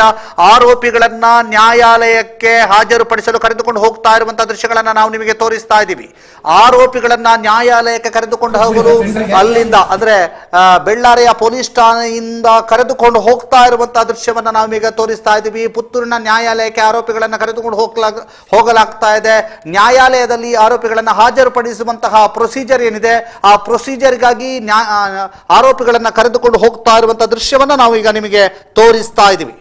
ಇದು ಬೆಳ್ಳಾರೆಯಿಂದ ಬಂದಿರುವಂತಹ ದೃಶ್ಯ. ಆರೋಪಿಗಳನ್ನ ನೇರವಾಗಿ ಕರೆದುಕೊಂಡು ಹೋಗ್ತಾ ಇರುವಂತದ್ದು. ಆರೋಪಿಗಳನ್ನ ಪುತ್ತೂರಿನ ನ್ಯಾಯಾಲಯಕ್ಕೆ ಕರೆದುಕೊಂಡು ಹೋಗಲಾಗ್ತಾ ಇದೆ ಅನ್ನುವಂತಹ ಮಾಹಿತಿಯನ್ನ ನಮ್ಮ ರಿಪೋರ್ಟರ್ ಆಗಿರುವಂತಹ ದುರ್ಗಾ ಪ್ರಸಾದ್ ನಾಯರ್ಕೆರೆ ಅವರು ತಿಳಿಸಿರುವಂತದ್ದು. ಆರೋಪಿಗಳನ್ನ ಕರೆದುಕೊಂಡು ಹೋಗ್ತಾ ಇರುವಂತಹ ದೃಶ್ಯವನ್ನ ನಾವು ಈಗ ನಿಮಗೆ ತೋರಿಸ್ತಾ ಇದ್ದೀವಿ. ಆರೋಪಿಗಳನ್ನು ಕರೆದುಕೊಂಡು ಹೋಗ್ತಾ ಇರುವಂತಹ ದೃಶ್ಯಗಳನ್ನು ತೋರಿಸ್ತಾ ಇದ್ದೀವಿ. ಅದರ ಜೊತೆಗೆ ಮಾಧ್ಯಮಗಳ ವರದಿಗಾರರು ಬಹಳಷ್ಟು ಸಂಖ್ಯೆಯಲ್ಲಿ ಸೇರಿರುವಂತದ್ದು. ರಾಜ್ಯವೇ ಸಂಚಲನ ಮೂಡಿಸುವಂತಹ ಹತ್ಯಾ ಪ್ರಕರಣ, ಬೆಳ್ಳಾರೆಯ ಪ್ರವೀಣ್ ನೆಟ್ಟಾರ್ ಹತ್ಯಾ ಪ್ರಕರಣ. ಈಗ ಆರೋಪಿಗಳನ್ನು ಕರೆದುಕೊಂಡು ಹೋಗ್ತಾ ಇರುವಂತಹ ಪೊಲೀಸ್ ಜೀಪ್ನ ಒಳಭಾಗದ ದೃಶ್ಯವನ್ನು ಕೂಡ ನಾವು ನಿಮಗೆ ತೋರಿಸ್ತಾ ಇರುವಂತದ್ದು. ಇದು ಸುದ್ದಿ ನ್ಯೂಸ್ ಎಕ್ಸ್ಕ್ಲೂಸಿವ್ ನಿಮಗೋಸ್ಕರ ತೋರಿಸ್ತಾ ಇದೆ. ಆರೋಪಿಗಳು ಇಬ್ಬರನ್ನು ಕೂಡ, ಶಫೀಕ್ ಮತ್ತು ಜಾಕಿರ್ ಇಬ್ಬರನ್ನು ಕೂಡ ಪುತ್ತೂರಿನ ನ್ಯಾಯಾಲಯಕ್ಕೆ ಕರೆದುಕೊಂಡು ಹೋಗ್ತಾ ಇರುವಂತಹ ದೃಶ್ಯ. ಆ ದೃಶ್ಯವನ್ನ ನಾವು ನಿಮಗೀಗ ತೋರಿಸ್ತಾ ಇರುವಂತದ್ದು ಎಕ್ಸ್ಕ್ಲೂಸಿವ್. ಬೆಳ್ಳಾರೆ ಪೊಲೀಸ್ ಠಾಣೆಯಿಂದ ಪುತ್ತೂರಿನ ನ್ಯಾಯಾಲಯಕ್ಕೆ ಕರೆದುಕೊಂಡು ಹೋಗ್ತಾ ಇರುವಂತಹ ದೃಶ್ಯವನ್ನ ನಾವೀಗ ನಿಮಗೆ ತೋರಿಸ್ತಾ ಇದ್ದೀವಿ. ಇದು ಬೆಳ್ಳಾರೆ ಪೊಲೀಸ್ ಠಾಣೆಯ ಮುಂಭಾಗದ ದೃಶ್ಯ. ಬೆಳ್ಳಾರೆ ಪೊಲೀಸ್ ಠಾಣೆಯಿಂದ ಆರೋಪಿಗಳನ್ನ ಜೀಪ್ ಮೂಲಕವಾಗಿ ಕರೆದುಕೊಂಡು ಹೋಗ್ಲಾಗ್ತಾ ಇದೆ. ಅಲ್ಲಿ ಕರೆದುಕೊಂಡು ಹೋಗ್ತಾ ಇರುವಂತಹ ದೃಶ್ಯವನ್ನ ನಾವೀಗ ನಿಮಗೆ ತೋರಿಸ್ತಾ ಇರುವಂತದ್ದು. ಆರೋಪಿಗಳಿಬ್ಬರನ್ನು ಕೂಡ ಕರೆದುಕೊಂಡು ಹೋಗಲಾಗ್ತಾ ಇದೆ. ಆ ಎಕ್ಸ್ಕ್ಲೂಸಿವ್ ದೃಶ್ಯವನ್ನ ನಾವು ನಿಮಗೆ ತೋರಿಸ್ತಾ ಇದ್ದೀವಿ. ಇದೀಗ ನೀವು ನೋಡ್ತಾ ಇದ್ರಿ ಬೆಳ್ಳಾರೆಯ ಪೊಲೀಸ್ ಠಾಣೆಯ ಮುಂಭಾಗದ ದೃಶ್ಯವನ್ನ, ಪೊಲೀಸ್ ಠಾಣೆಯ ಮುಂಭಾಗದಿಂದ ಆರೋಪಿಗಳನ್ನ ಕೋರ್ಟಿಗೆ ಹಾಜರುಪಡಿಸುವಂತಹ ನಿಟ್ಟಿನಲ್ಲಿ ಕರೆದುಕೊಂಡು ಹೋಗಲಾಗ್ತಾ ಇರುವಂತದ್ದು, ಕೋರ್ಟಿಗೆ ಹಾಜರುಪಡಿಸುವಂತಹ ನಿಟ್ಟಿನಲ್ಲಿ ಕರೆದುಕೊಂಡು ಹೋಗಲಾಗ್ತಾ ಇರುವಂತಹ ದೃಶ್ಯವನ್ನು ನಿಮಗೆ ತೋರಿಸ್ತಾ ಇದ್ದೀವಿ.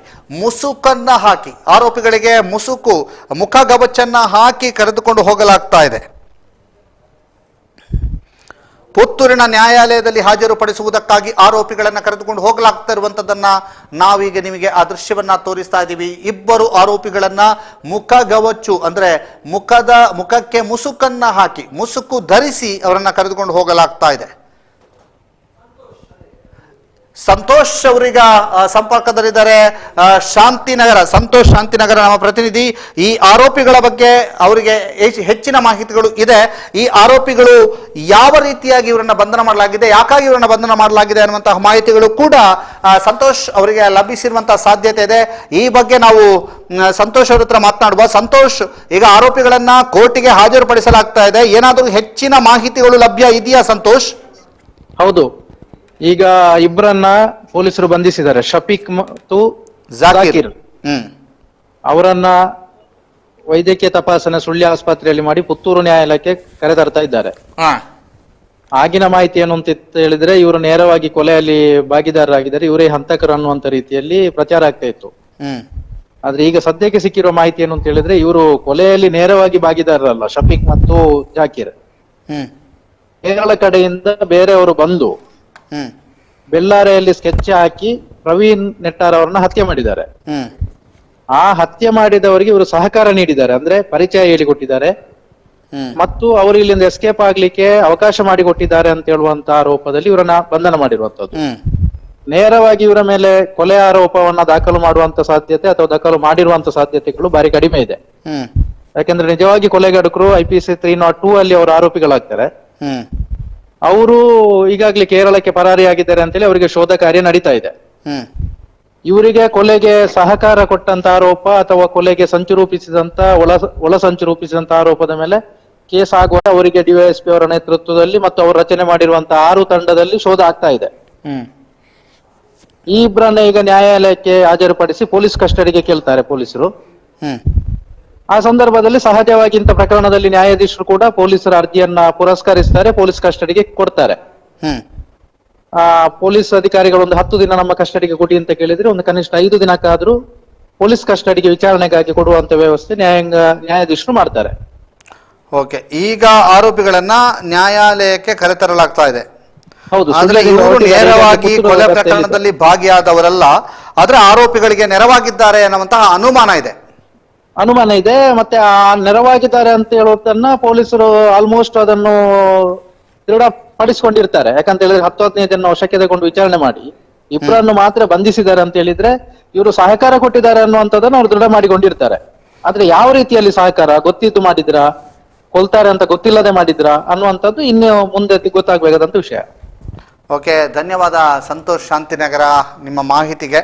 ಈಗಾಗಲೇ CM ಎಲ್ಲಿದ್ದಾರೆ ಅನ್ನುವಂತಹ ಮಾಹಿತಿಗಳು ನಮಗೆ ಲಭ್ಯವಾಗಲಿಕ್ಕಿದೆ. CM ಪ್ರಮುಖವಾಗಿ ಮಂಗಳೂರು ಮತ್ತು ಬೀಸರೋಡು ರಸ್ತೆಯ ಮೂಲಕವಾಗಿ ಸಾಗಿ ಬರ್ತಾ ಇದ್ದಾರೆ ಅನ್ನುವಂಥ ಮಾಹಿತಿಗಳು ಲಭ್ಯವಾಗ್ತಾ ಇದೆ. ಮಂಗಳೂರು ಬೀಸರೋಡು ರಸ್ತೆಯಲ್ಲಿ ಸಾಗಿ ಬರ್ತಾ ಇದ್ದಾರೆ ಅನ್ನುವಂಥ ಮಾಹಿತಿಗಳು ಈಗ ನಮಗೆ ಲಭ್ಯವಾಗ್ತಾ ಇದೆ. CM ಅವರು ನೇರವಾಗಿ ಬೆಳ್ಳಾರೆಗೆ ಆಗಮಿಸಲಿದ್ದಾರೆ. ಬೆಳ್ಳಾರೆಯ ಸಮೀಪದಲ್ಲೇ ಇರುವಂತಹ ನೆಟ್ಟಾರಿನ ಮನೆಗೆ ಆಗಮಿಸಲಿಕ್ಕಿದ್ದಾರೆ. ನೆಟ್ಟಾರಿನ ಪ್ರವೀಣ್ ಅವರ ಮನೆಗೆ ಆಗಮಿಸಿ ಅಲ್ಲಿರ್ತಕ್ಕಂತಹ ನೆಟ್ಟಾರ್ನ ಕುಟುಂಬಸ್ಥರನ್ನ ಅಥವಾ ಪ್ರವೀಣ್ ಅವರ ಮಡದಿ, ಅವರ ತಾಯಿ, ಅವರ ಅಪ್ಪ ಮತ್ತು ಅವರ ಇಡೀ ಕುಟುಂಬಸ್ಥರನ್ನ ಸಂತೈಸುವಂತ ಕೆಲಸವನ್ನ ಮಾಡ್ತಿದ್ದಾರೆ. ಅವರಿಗೆ ಸಾಂತ್ವನದ ಮಾತುಗಳನ್ನ ಹೇಳಲಿಕ್ಕಿದ್ದಾರೆ. ಇದೇ ವೇಳೆ ಅವರು ಪರಿಹಾರವನ್ನು ಕೂಡ ಘೋಷಣೆ ಮಾಡಲಿಕ್ಕಿದ್ದಾರೆ ಅನ್ನುವಂತಹ ಮಾಹಿತಿಗಳು ಲಭ್ಯವಾಗ್ತಾ ಇದೆ. ಅವರು ಪರಿಹಾರವನ್ನು ಕೂಡ ಘೋಷಣೆ ಮಾಡಲಿಕ್ಕಿದ್ದಾರೆ ಅನ್ನುವಂತಹ ಮಾಹಿತಿಗಳೀಗ ಲಭ್ಯವಾಗ್ತಾ ಇರುವಂತದ್ದು. CM ಬಸವರಾಜ ಬೊಮ್ಮಾಯಿ ಅವರು ಇನ್ನೇನು ಕೆಲವೇ ಕ್ಷಣಗಳಲ್ಲಿ ಆಗಮಿಸಲಿಕ್ಕೆ ಇದ್ದಾರೆ ಅನ್ನುವಂತಹ ಮಾಹಿತಿಗಳು ಲಭ್ಯವಾಗ್ತಾ ಇದೆ. ಮತ್ತೊಂದು ಕಡೆಯಿಂದ ಗುತ್ತಿಗಾರಿನಲ್ಲಿ ಕೆಲ ಕಾಲ ಉದ್ವಿಗ್ನ ಪರಿಸ್ಥಿತಿ ನಿರ್ಮಾಣ ಆಗಿತ್ತು. ಆದರೆ ಇದನ್ನು ಈಗ ಪೊಲೀಸರು ತಹಬದಿಗೆ ತಂದಿದ್ದಾರೆ ಅನ್ನುವಂತಹ ಮಾಹಿತಿಗಳು ಲಭ್ಯವಾಗ್ತಾ ಇರುವಂತದ್ದು. ಈಗ ನಾವು ನಿಮಗೆ ತೋರಿಸ್ತಾ ಇರುವಂತದ್ದು ಆರೋಪಿಗಳನ್ನ ನ್ಯಾಯಾಲಯಕ್ಕೆ ಕರೆದುಕೊಂಡು ಹೋಗ್ತಾ ಇರುವಂತಹ ದೃಶ್ಯ. ಮತ್ತೊಂದು ಕಡೆಯಿಂದ ಈ ಇಬ್ಬರು ಆರೋಪಿಗಳು ಕೂಡ ನೇರ ಕ್ರೈಮ್ ನಲ್ಲಿ ಭಾಗಿದಾರಿಕೆ ಆಗಿದ್ದಾರಾ ಅನ್ನೋದರ ಬಗ್ಗೆ ಅನುಮಾನ ಇದೆ ಅನ್ನುವಂಥ ಮಾತುಗಳು ಕೂಡ ಕೇಳಿಬರ್ತಾ ಇರುವಂತದ್ದು. ಜೊತೆಗೆ ಅವರು ಪರೋಕ್ಷವಾಗಿ ಬೆಂಬಲ ನೀಡಿದ್ದಾರೆ ಅನ್ನುವಂತಹ ಮಾಹಿತಿಗಳು ದೊರೀತಾ ಇದೆ ಅನ್ನುವಂಥದ್ದು. ಆದರೆ ಇನ್ನೂ ಕೂಡ ಹೆಚ್ಚಿನ ತನಿಖೆ ನಡಿಬೇಕಷ್ಟೇ, ತನಿಖೆಯಿಂದಷ್ಟೇ ಇವರ ಪಾತ್ರ ಇದೆಯಾ ಇಲ್ಲ ಅನ್ನುವಂಥದ್ದು ಗೊತ್ತಾಗ್ಲಿಕ್ಕಿದೆ. ಇದೀಗ ಆರೋಪಿಗಳನ್ನ ನ್ಯಾಯಾಲಯಕ್ಕೆ ಕರೆದುಕೊಂಡು ಹೋಗುವಂತಹ ದೃಶ್ಯವನ್ನ ನಾವು ನಿಮಗೆ ತೋರಿಸ್ತಾ ಇರುವಂಥದ್ದು. ಬೆಳ್ಳಾರೆಯ ಪೊಲೀಸ್ ಸ್ಟೇಷನ್ನ ಮುಂಭಾಗದ ದೃಶ್ಯವನ್ನ ನಾವು ನಿಮಗೆ ತೋರಿಸ್ತಾ ಇರುವಂಥದ್ದು.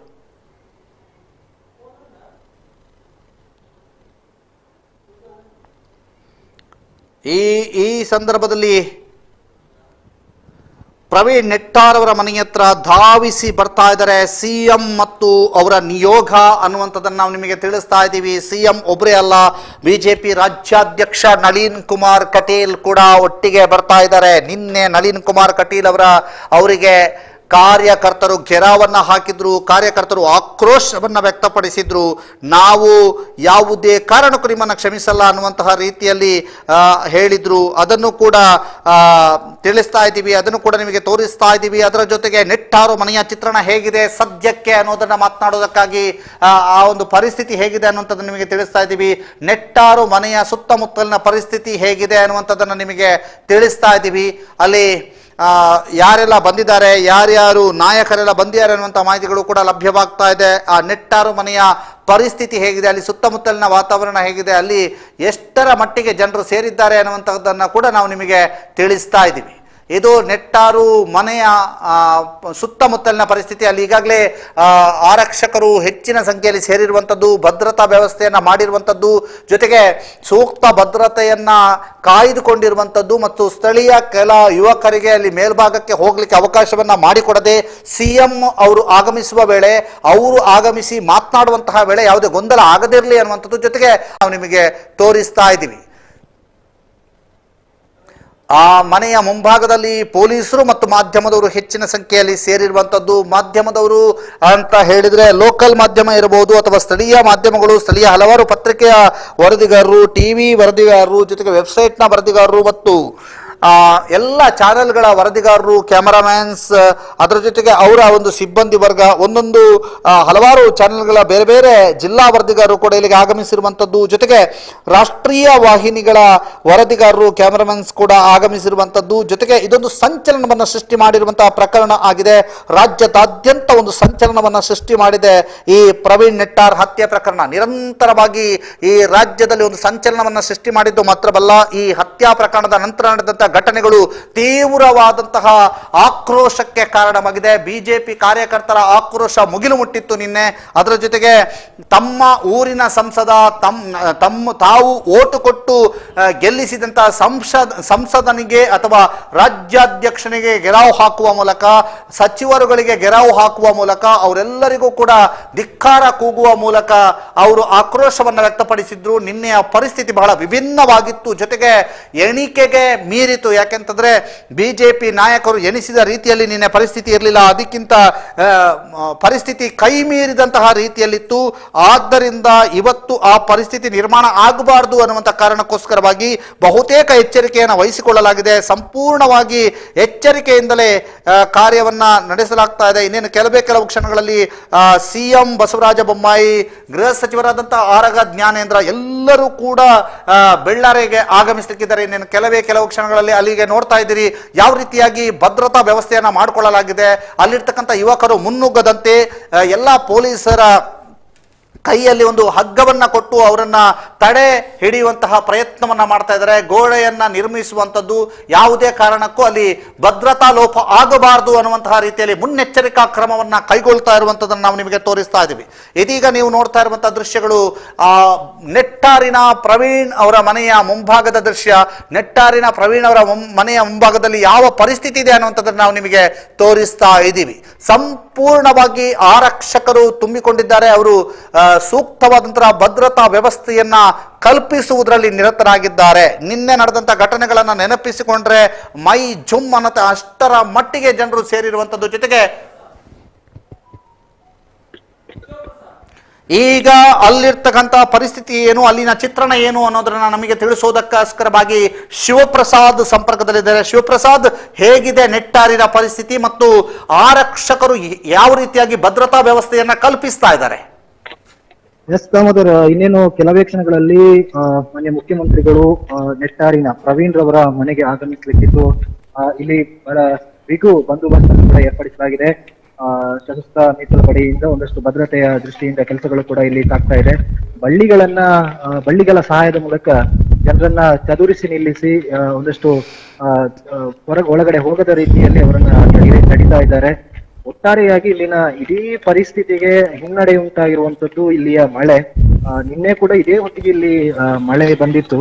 ಇವತ್ತು ಕೂಡ ಈಗ ಮಳೆಯಿಂದಾಗಿ ಜನರೆಲ್ಲ ಗುಂಪು ಗುಂಪಾಗಿ ಒಂದೊಂದು ಕಡೆ ನಿಂತಿರುವಂತದ್ದು, ಛತ್ರಿಗಳು ಕೂಡ ಇಲ್ಲದೆ ಒತ್ತೆ ಆಗ್ತಾ ಇರುವಂತಹ ದೃಶ್ಯಗಳು ಕಾಣ್ತಾ ಇದೆ.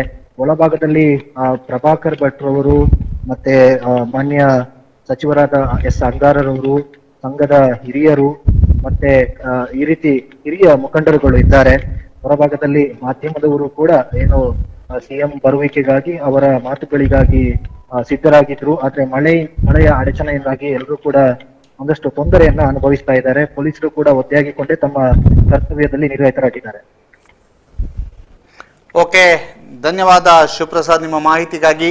ಅಲ್ಲಿಯ ಪರಿಸ್ಥಿತಿ ಏನು ಅನ್ನುವಂಥದ್ದು, ಜೊತೆಗೆ ಮಳೆ ಕೂಡ ಬರ್ತಾ ಇದೆ ಅನ್ನುವಂಥ ಮಾಹಿತಿಗಳು ಲಭ್ಯವಾಗ್ತಾ ಇದೆ. ಮಳೆ ಜೋರಾಗಿ ಬಂದರೆ ಅಲ್ಲಿ ಮತ್ತಷ್ಟು ಭದ್ರತಾ ವೈಫಲ್ಯ ಆಗುವಂಥ ಸಾಧ್ಯತೆ ಇದೆ. ಅದಕ್ಕೆ ಸೂಕ್ತವಾದಂಥ ಎಚ್ಚರಿಕೆಯನ್ನು ಆರಕ್ಷಕರು ತೆಗೆದುಕೊಂಡಿರುವಂಥದ್ದು, ಜೊತೆಗೆ ಎಲ್ಲರೂ ಕೂಡ ಅಲ್ಲಿ ಭದ್ರತಾ ವೈಫಲ್ಯ ಆಗದಂತೆ ಎಚ್ಚರಿಕೆಯನ್ನು ವಹಿಸಿರುವಂಥದ್ದು. ನಿರಂತರವಾಗಿ ಭದ್ರತೆಯನ್ನು ಟೈಟ್ಗೊಳಿಸ್ತಾ ಇದ್ದಾರೆ. ಇದು ನೀವೀಗ ನೋಡ್ತಾ ಇರುವಂಥದ್ದು ನೆಟ್ಟಾರಿನ ಪ್ರವೀಣ್ ಅವರ ಮನೆಯ ಮುಂಭಾಗದಿಂದ ನೇರ ದೃಶ್ಯಾವಳಿ. ಅಲ್ಲಿ ಹೇಗಿದೆ ಪರಿಸ್ಥಿತಿ ಅನ್ನುವಂಥದ್ದನ್ನು ನಾವು ನಿಮಗೆ ತೋರಿಸ್ತಾ ಇದ್ದೀವಿ.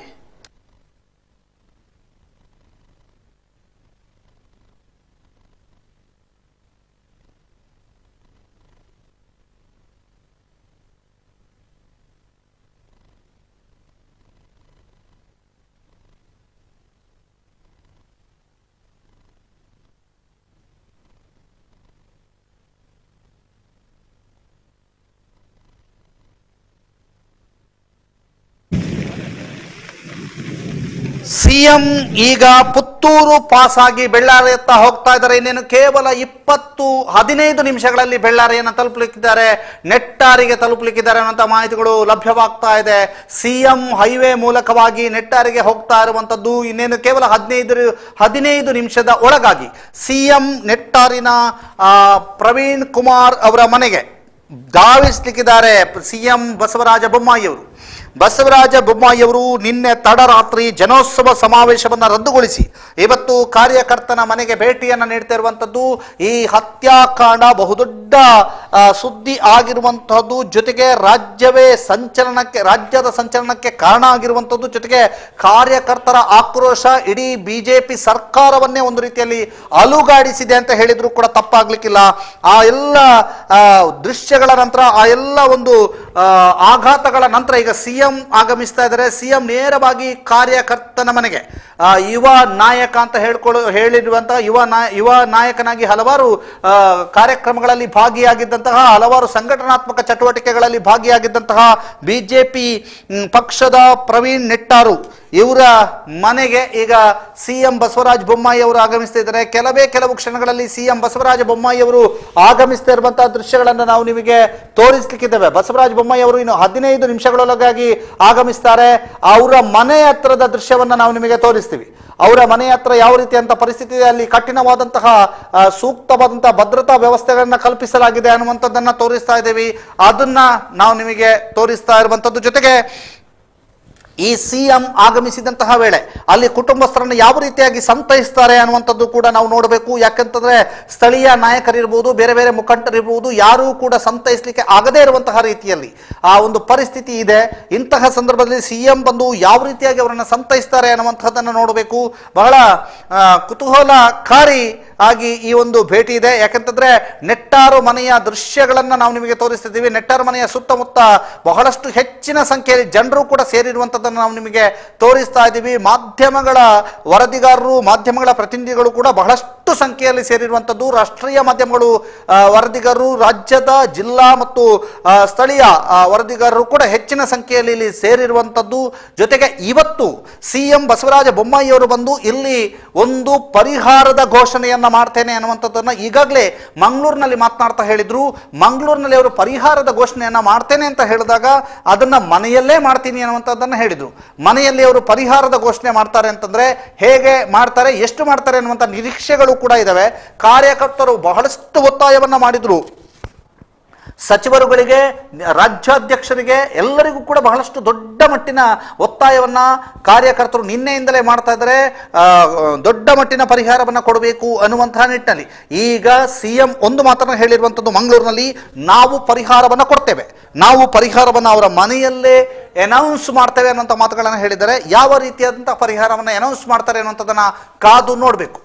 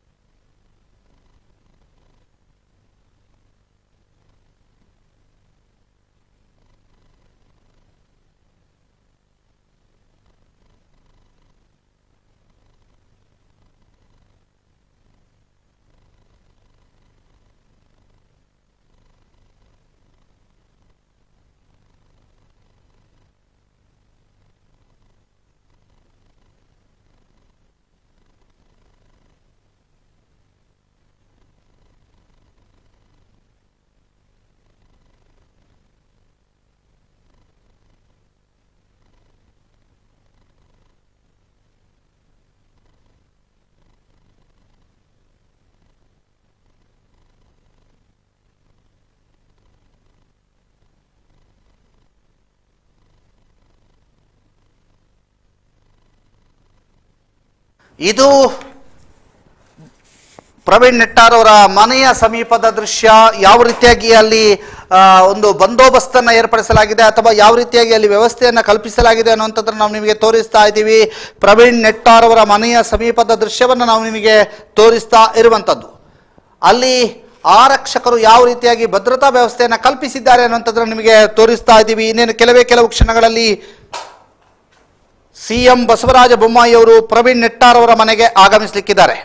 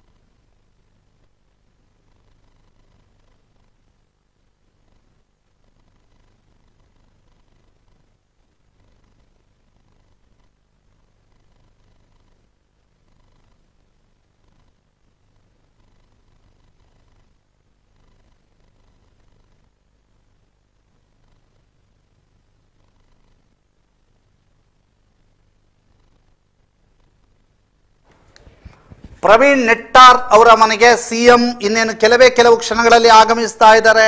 ಕೆಲವು ಕ್ಷಣಗಳಲ್ಲಿ ಪ್ರವೀಣ್ ನೆಟ್ಟಾರ್ ಅವರ ಮನೆಗೆ CM ಆಗಮಿಸ್ತಾರೆ. ಯಾಕಂತಂದ್ರೆ ಈಗಾಗಲೇ ಪುತ್ತೂರನ್ನ ದಾಟಿ ಸುಮಾರು 5 ನಿಮಿಷಗಳು ಕಳೆದಿವೆ.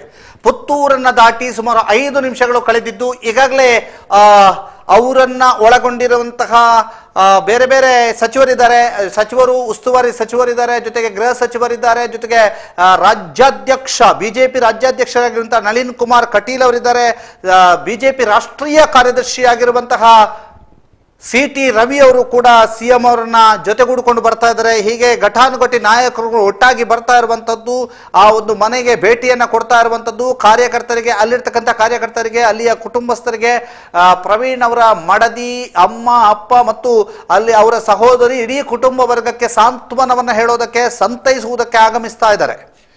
ಇನ್ನೇನು ಕೆಲವು ಕ್ಷಣಗಳಲ್ಲಿ CM ಆಗಮನದ ನಿರೀಕ್ಷೆ ಇರುವಂತದ್ದು.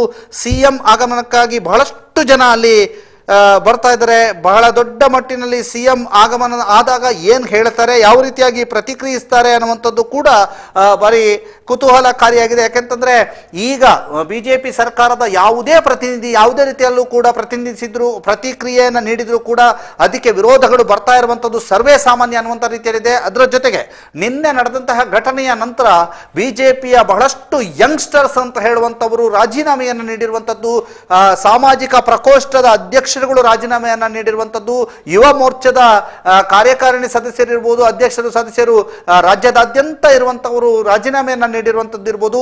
ನಾವೆಲ್ಲರೂ ಕೂಡ ಜವಾಬ್ದಾರಿಯಿಂದ ಹೊರ ಹೋಗ್ತಾ ಇದ್ದೇವೆ ಅನ್ನುವಂತಹ ಮಾಹಿತಿಗಳನ್ನು ನೀಡಿರುವುದಿರುವುದು. ಅದರ ಜೊತೆಗೆ ತುಮಕೂರಿನ ಶಕುಂತಲಾ ಅವರು ರಾಜೀನಾಮೆಯನ್ನು ನೀಡಿರುವುದಿರುವುದು. ಹೀಗೆ ಹಲವಾರು ಜನರ ರಾಜೀನಾಮೆ ಬಹಳ ದೊಡ್ಡ ಮಟ್ಟಿನಲ್ಲಿ ಚರ್ಚೆಗೆ ಕಾರಣ ಆಗಿದೆ.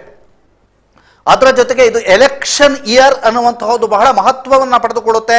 ಎಲೆಕ್ಷನ್ ಇಯರ್ನ ಅಲ್ಲಿ ಇಂತಹದೊಂದು ಆಘಾತಕ್ಕೆ ಬಿಜೆಪಿ ತುತ್ತಾಗಿರುವಂಥದ್ದು. ಜೊತೆಗೆ ಈಗ ಬಿಜೆಪಿಯ ಈ ಒಂದು ಡ್ಯಾಮೇಜ್ ಅನ್ನು ಯಾವ ರೀತಿಯಾಗಿ ಬಿಜೆಪಿಯವರು ಕಂಟ್ರೋಲ್ ಮಾಡ್ತಾರೆ ಅನ್ನುವಂಥದ್ದು ಕೂಡ ಬಹಳ ಕುತೂಹಲ. ಯಾಕಂತಂದ್ರೆ ರಾಜಕೀಯ ವಿಶ್ಲೇಷಕರು ಹೇಳುವ ಪ್ರಕಾರ ಈ ಡ್ಯಾಮೇಜ್ ಅನ್ನು ಕಂಟ್ರೋಲ್ ಮಾಡೋದು ಅಷ್ಟು ಸುಲಭದ ಮಾತಲ್ಲ.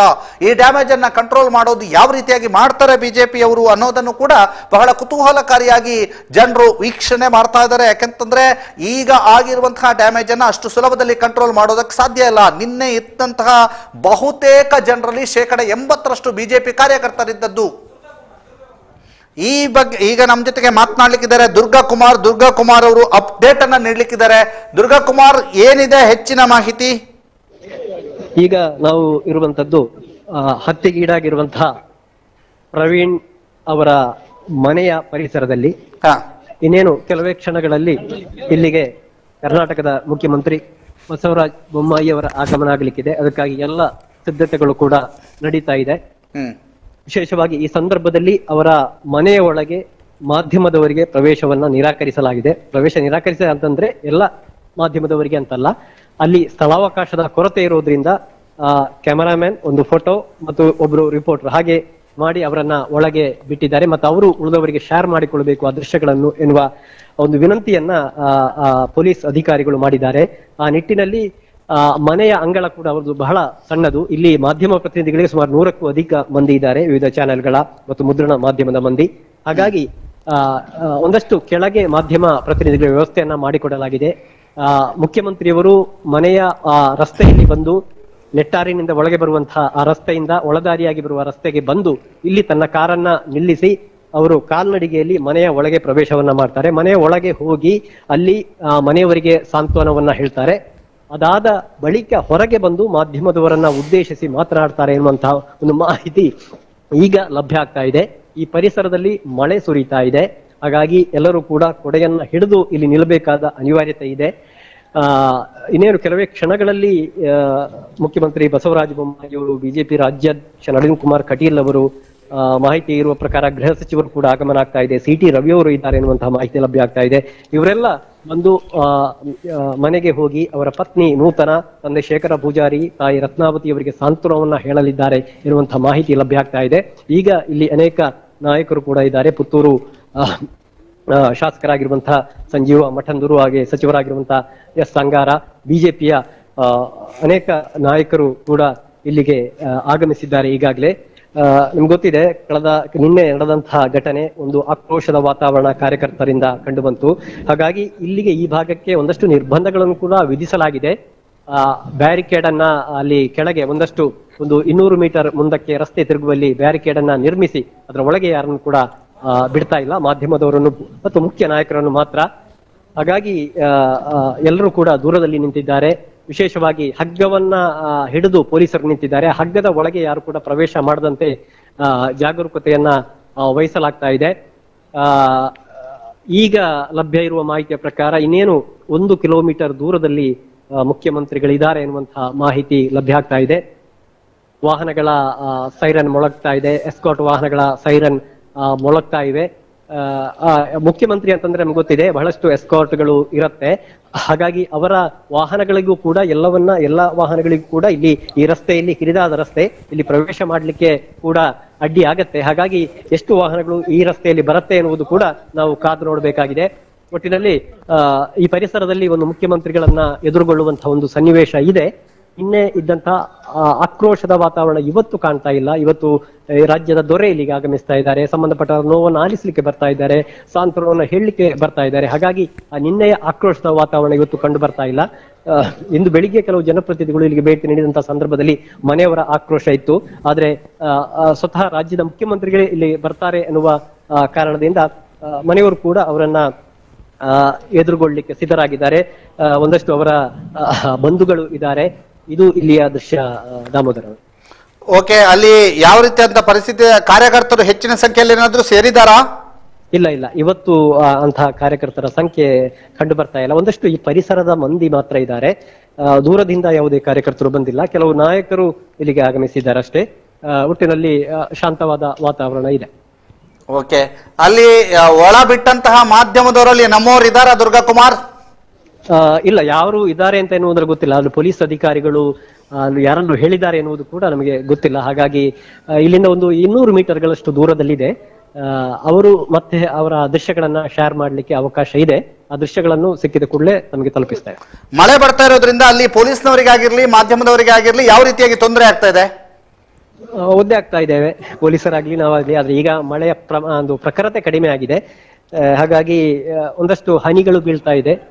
ಇದರ ಮಧ್ಯೆ ಕೂಡ ಮುಖ್ಯಮಂತ್ರಿಗಳನ್ನ ಎದುರುಗೊಳ್ಳಲಿಕ್ಕೆ ಇಲ್ಲಿಯ ಜನ ಸಿದ್ಧರಾಗಿದ್ದಾರೆ. ಓಕೆ, ಧನ್ಯವಾದ ದುರ್ಗಾ ಕುಮಾರ್. ಮತ್ತಷ್ಟು ಮಾಹಿತಿಗಳನ್ನ ನಿಮ್ಮಿಂದ ನಿರೀಕ್ಷಿಸ್ತೀವಿ. ಅಲ್ಲಿ ಸಿಎಂ ಬಂದ ಕೂಡಲೇ ನಿಮ್ಮನ್ನ ಮಾತನಾಡಿಸ್ತೀವಿ ಕೂಡ. ಸರಿ, ಓಕೆ.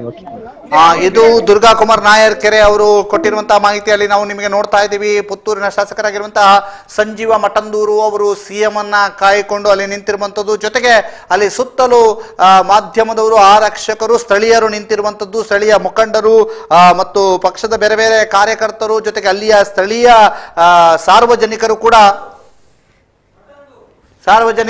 ಅಲ್ಲಿ ನಿಮಗೆ ತೋರಿಸ್ತಾ ಇದ್ದೀವಿ. ಅದರ ಜೊತೆಗೆ ಸಿಎಂ ಅನ್ನ ಎದುರುಗೊಳ್ಳಿಕ್ಕೆ, ಸಿಎಂ ಅವರನ್ನ ಸ್ವಾಗತಿಸೋದಕ್ಕೆ ಪುತ್ತೂರಿನ ಶಾಸಕರಾದ ಸಂಜೀವ ಮಠಂದೂರ್ ಅವರು ಅಲ್ಲಿ ನಿಂತಿರುವಂತದ್ದು, ಜೊತೆಗೆ ಈಗಾಗಲೇ ಮನೆಯಲ್ಲಿ ಸಚಿವರಾಗಿರುವಂತಹ ಅಂಗಾರ್ ಅವರು ಇದ್ದಾರೆ ಅನ್ನುವಂತಹ ಮಾಹಿತಿಗಳು, ಜೊತೆಗೆ ಕಲ್ಲಡ್ಕ ಪ್ರಭಾಕರ್ ಭಟ್ ಅವರು ಕೂಡ ಮನೆಯಲ್ಲಿ ಇದ್ದಾರೆ ಅನ್ನುವಂತಹ ಮಾಹಿತಿಗಳು ಕೂಡ ಲಭ್ಯವಾಗ್ತಾ ಇದೆ. ಕಲ್ಲಡ್ಕ ಪ್ರಭಾಕರ್ ಭಟ್ ಅವರು ಕೂಡ ಮನೆಯಲ್ಲಿ ಇದ್ದಾರೆ ಅನ್ನುವಂತಹ ಮಾಹಿತಿಗಳು ಲಭ್ಯವಾಗ್ತಾ ಇದೆ. ಒಂದು ಫೋಟೋ ಕೂಡ ನಮಗೆ ಲಭಿಸಿತ್ತು. ಕಲ್ಲಡ್ಕ ಪ್ರಭಾಕರ್ ಭಟ್ ಅವರು ಮನೆಗೆ ಆಗಮಿಸಿರುವಂತಹ ಫೋಟೋ ಕೂಡ ನಮಗೆ ಲಭಿಸಿತ್ತು. ಈಗ ಆ ದೃಶ್ಯಗಳನ್ನ ನಾವು ನಿಮಗೆ ತೋರಿಸ್ತಾ ಇದ್ದೀವಿ. ನಾವೀಗ ತೋರಿಸ್ತಾ ಇರುವಂತಹದ್ದು ಆ ಮನೆಯ ಮುಂಭಾಗ, ಪ್ರವೀಣ್ ನೆಟ್ಟಾರ್ ಅವರ ಮನೆಯ ಮುಂಭಾಗದಲ್ಲಿ ಇದ್ದಂತಹ ದೃಶ್ಯ. ಮನೆಯ ಮುಂಭಾಗದಲ್ಲಿ ಮಳೆ ಬೀಳ್ತಾ ಇದೆ, ಮಳೆ ಆಗ್ತಾ ಇದೆ. ಮಳೆಯ ನಡುವೆಯೂ ಕೂಡ ಸಿಎಂ ಬಸವರಾಜ ಬೊಮ್ಮಾಯಿ ಅವರನ್ನ ಕಾಯ್ತಾ ಜನರು ನಿಂತಿರುವಂತದ್ದು, ಜೊತೆಗೆ ಅಲ್ಲಿ ಒಳಭಾಗದಲ್ಲಿ ಶಾಸಕ ಹರೀಶ್ ಪೂಂಜಾ ಮತ್ತು ಕಲ್ಲಡ್ಕ ಪ್ರಭಾಕರ್ ಭಟ್ ಕೂಡ ಇರುವಂತದ್ದು, ಜೊತೆಗೆ ಅಂಗಾರ ಕೂಡ ಅಲ್ಲಿ ಇರುವಂತದ್ದು. ಮಾತುಕತೆಯನ್ನು ನಡೆಸ್ತಾ ಇದ್ದಾರೆ. ಒಂದು ಅಲ್ಲಿಯ ಕುಟುಂಬಸ್ಥರೊಂದಿಗೆ ಮಾತುಕತೆಯನ್ನು ನಡೆಸ್ತಾ ಇರುವಂತದ್ದನ್ನು ಕೂಡ ನಾವು ನೋಡ್ತಾ ಇದ್ದೀವಿ. ಇನ್ನೇನು ಕೆಲವು ಕ್ಷಣಗಳಲ್ಲಿ ಮುಖ್ಯಮಂತ್ರಿ ಬಸವರಾಜ ಬೊಮ್ಮಾಯಿ ಅವರು ನೆಟ್ಟಾರ್ನತ್ತ ಧಾವಿಸಿ ಬರ್ತಾ ಇದ್ದಾರೆ ಅನ್ನುವಂಥ ಮಾಹಿತಿಗಳು ಲಭ್ಯವಾಗ್ತಾ ಇದೆ. ಇನ್ನೊಂದು 2 ನಿಮಿಷದೊಳಗಾಗಿ ಮುಖ್ಯಮಂತ್ರಿ ಬಸವರಾಜ ಬೊಮ್ಮಾಯಿ ಅವರು ಪ್ರವೀಣ್ ನೆಟ್ಟಾರ್ ಅವರ ಮನೆಗೆ ಆಗಮಿಸಲಿಕ್ಕಿದ್ದಾರೆ. ಆ ಮನೆಯವರನ್ನ ಸಂತೈಸಲಿಕ್ಕಿದ್ದಾರೆ, ಜೊತೆಗೆ ಪರಿಹಾರದ ಘೋಷಣೆಯನ್ನ ಮಾಡಲಿಕ್ಕಿದ್ದಾರೆ. ಮಂಗಳೂರಿನ ಏರ್ಪೋರ್ಟ್ನಲ್ಲಿ ಒಂದು ಮಾತನ್ನ ಹೇಳಿ ಬಂದಿದ್ದಾರೆ, ನಾವು ಪರಿಹಾರ ಘೋಷಣೆಯನ್ನ ಅವರ ಮನೆಯಲ್ಲೇ ಮಾಡ್ತೀವಿ ಅನ್ನುವಂಥ ಮಾತುಗಳನ್ನು ಹೇಳಿ ಬಂದಿದ್ದಾರೆ ಮುಖ್ಯಮಂತ್ರಿ ಬಸವರಾಜ ಬೊಮ್ಮಾಯಿ. ಈಗ ನೀವು ನೋಡ್ತಾ ಇರುವಂತಹ ದೃಶ್ಯ, ಬೆಳ್ತಂಗಡಿಯ ಶಾಸಕ ಹರೀಶ್ ಪೂಂಜಾ ಅವರ ಜೊತೆಗೆ ಕುಟುಂಬಸ್ಥರು ಮಾತನಾಡ್ತಾ ಇರುವಂತದ್ದು. ಹರೀಶ್ ಪೂಂಜಾರ್ ಅವರ ಪಕ್ಕದಲ್ಲಿ ಹಿಂದೂ ಮುಖಂಡ ಕಲ್ಲಡ್ಕ ಪ್ರಭಾಕರ್ ಭಟ್ ಅವರು ನೂತನಾರ್ ಅವರೊಂದಿಗೆ ಮಾತನಾಡ್ತಾ ಇದ್ದಾರೆ. ಹರೀಶ್ ಪೂಂಜಾ ಮತ್ತು ಕಲ್ಲಡ್ಕ ಪ್ರಭಾಕರ್ ಭಟ್ ಪ್ರವೀಣ್ ನಿಟ್ಟಾರ್ ಅವರ ಮಡದಿ, ಅವರ ತಾಯಿ ಮತ್ತು ಅವರ ತಂದೆಯವರೊಂದಿಗೆ ಮತ್ತು ಕುಟುಂಬಸ್ಥರೊಂದಿಗೆ ಮಾತುಕತೆಯನ್ನು ನಡೆಸ್ತಾ ಇದ್ದಾರೆ.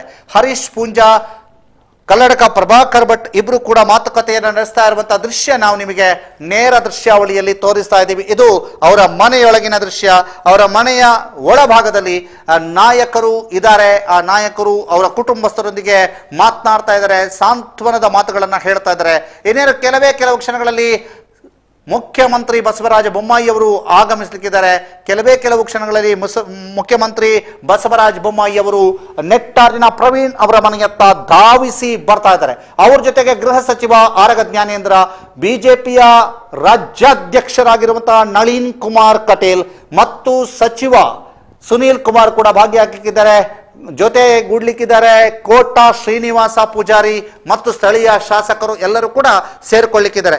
ಈಗಾಗಲೇ ಮನೆಗೆ ಸಚಿವ ಅಂಗಾರ್ ಅವರು ಆಗಮಿಸಿದ್ದು ಅಲ್ಲಿ ಮಾತುಕತೆಯನ್ನ ನಡೆಸ್ತಾ ಇದ್ದಾರೆ.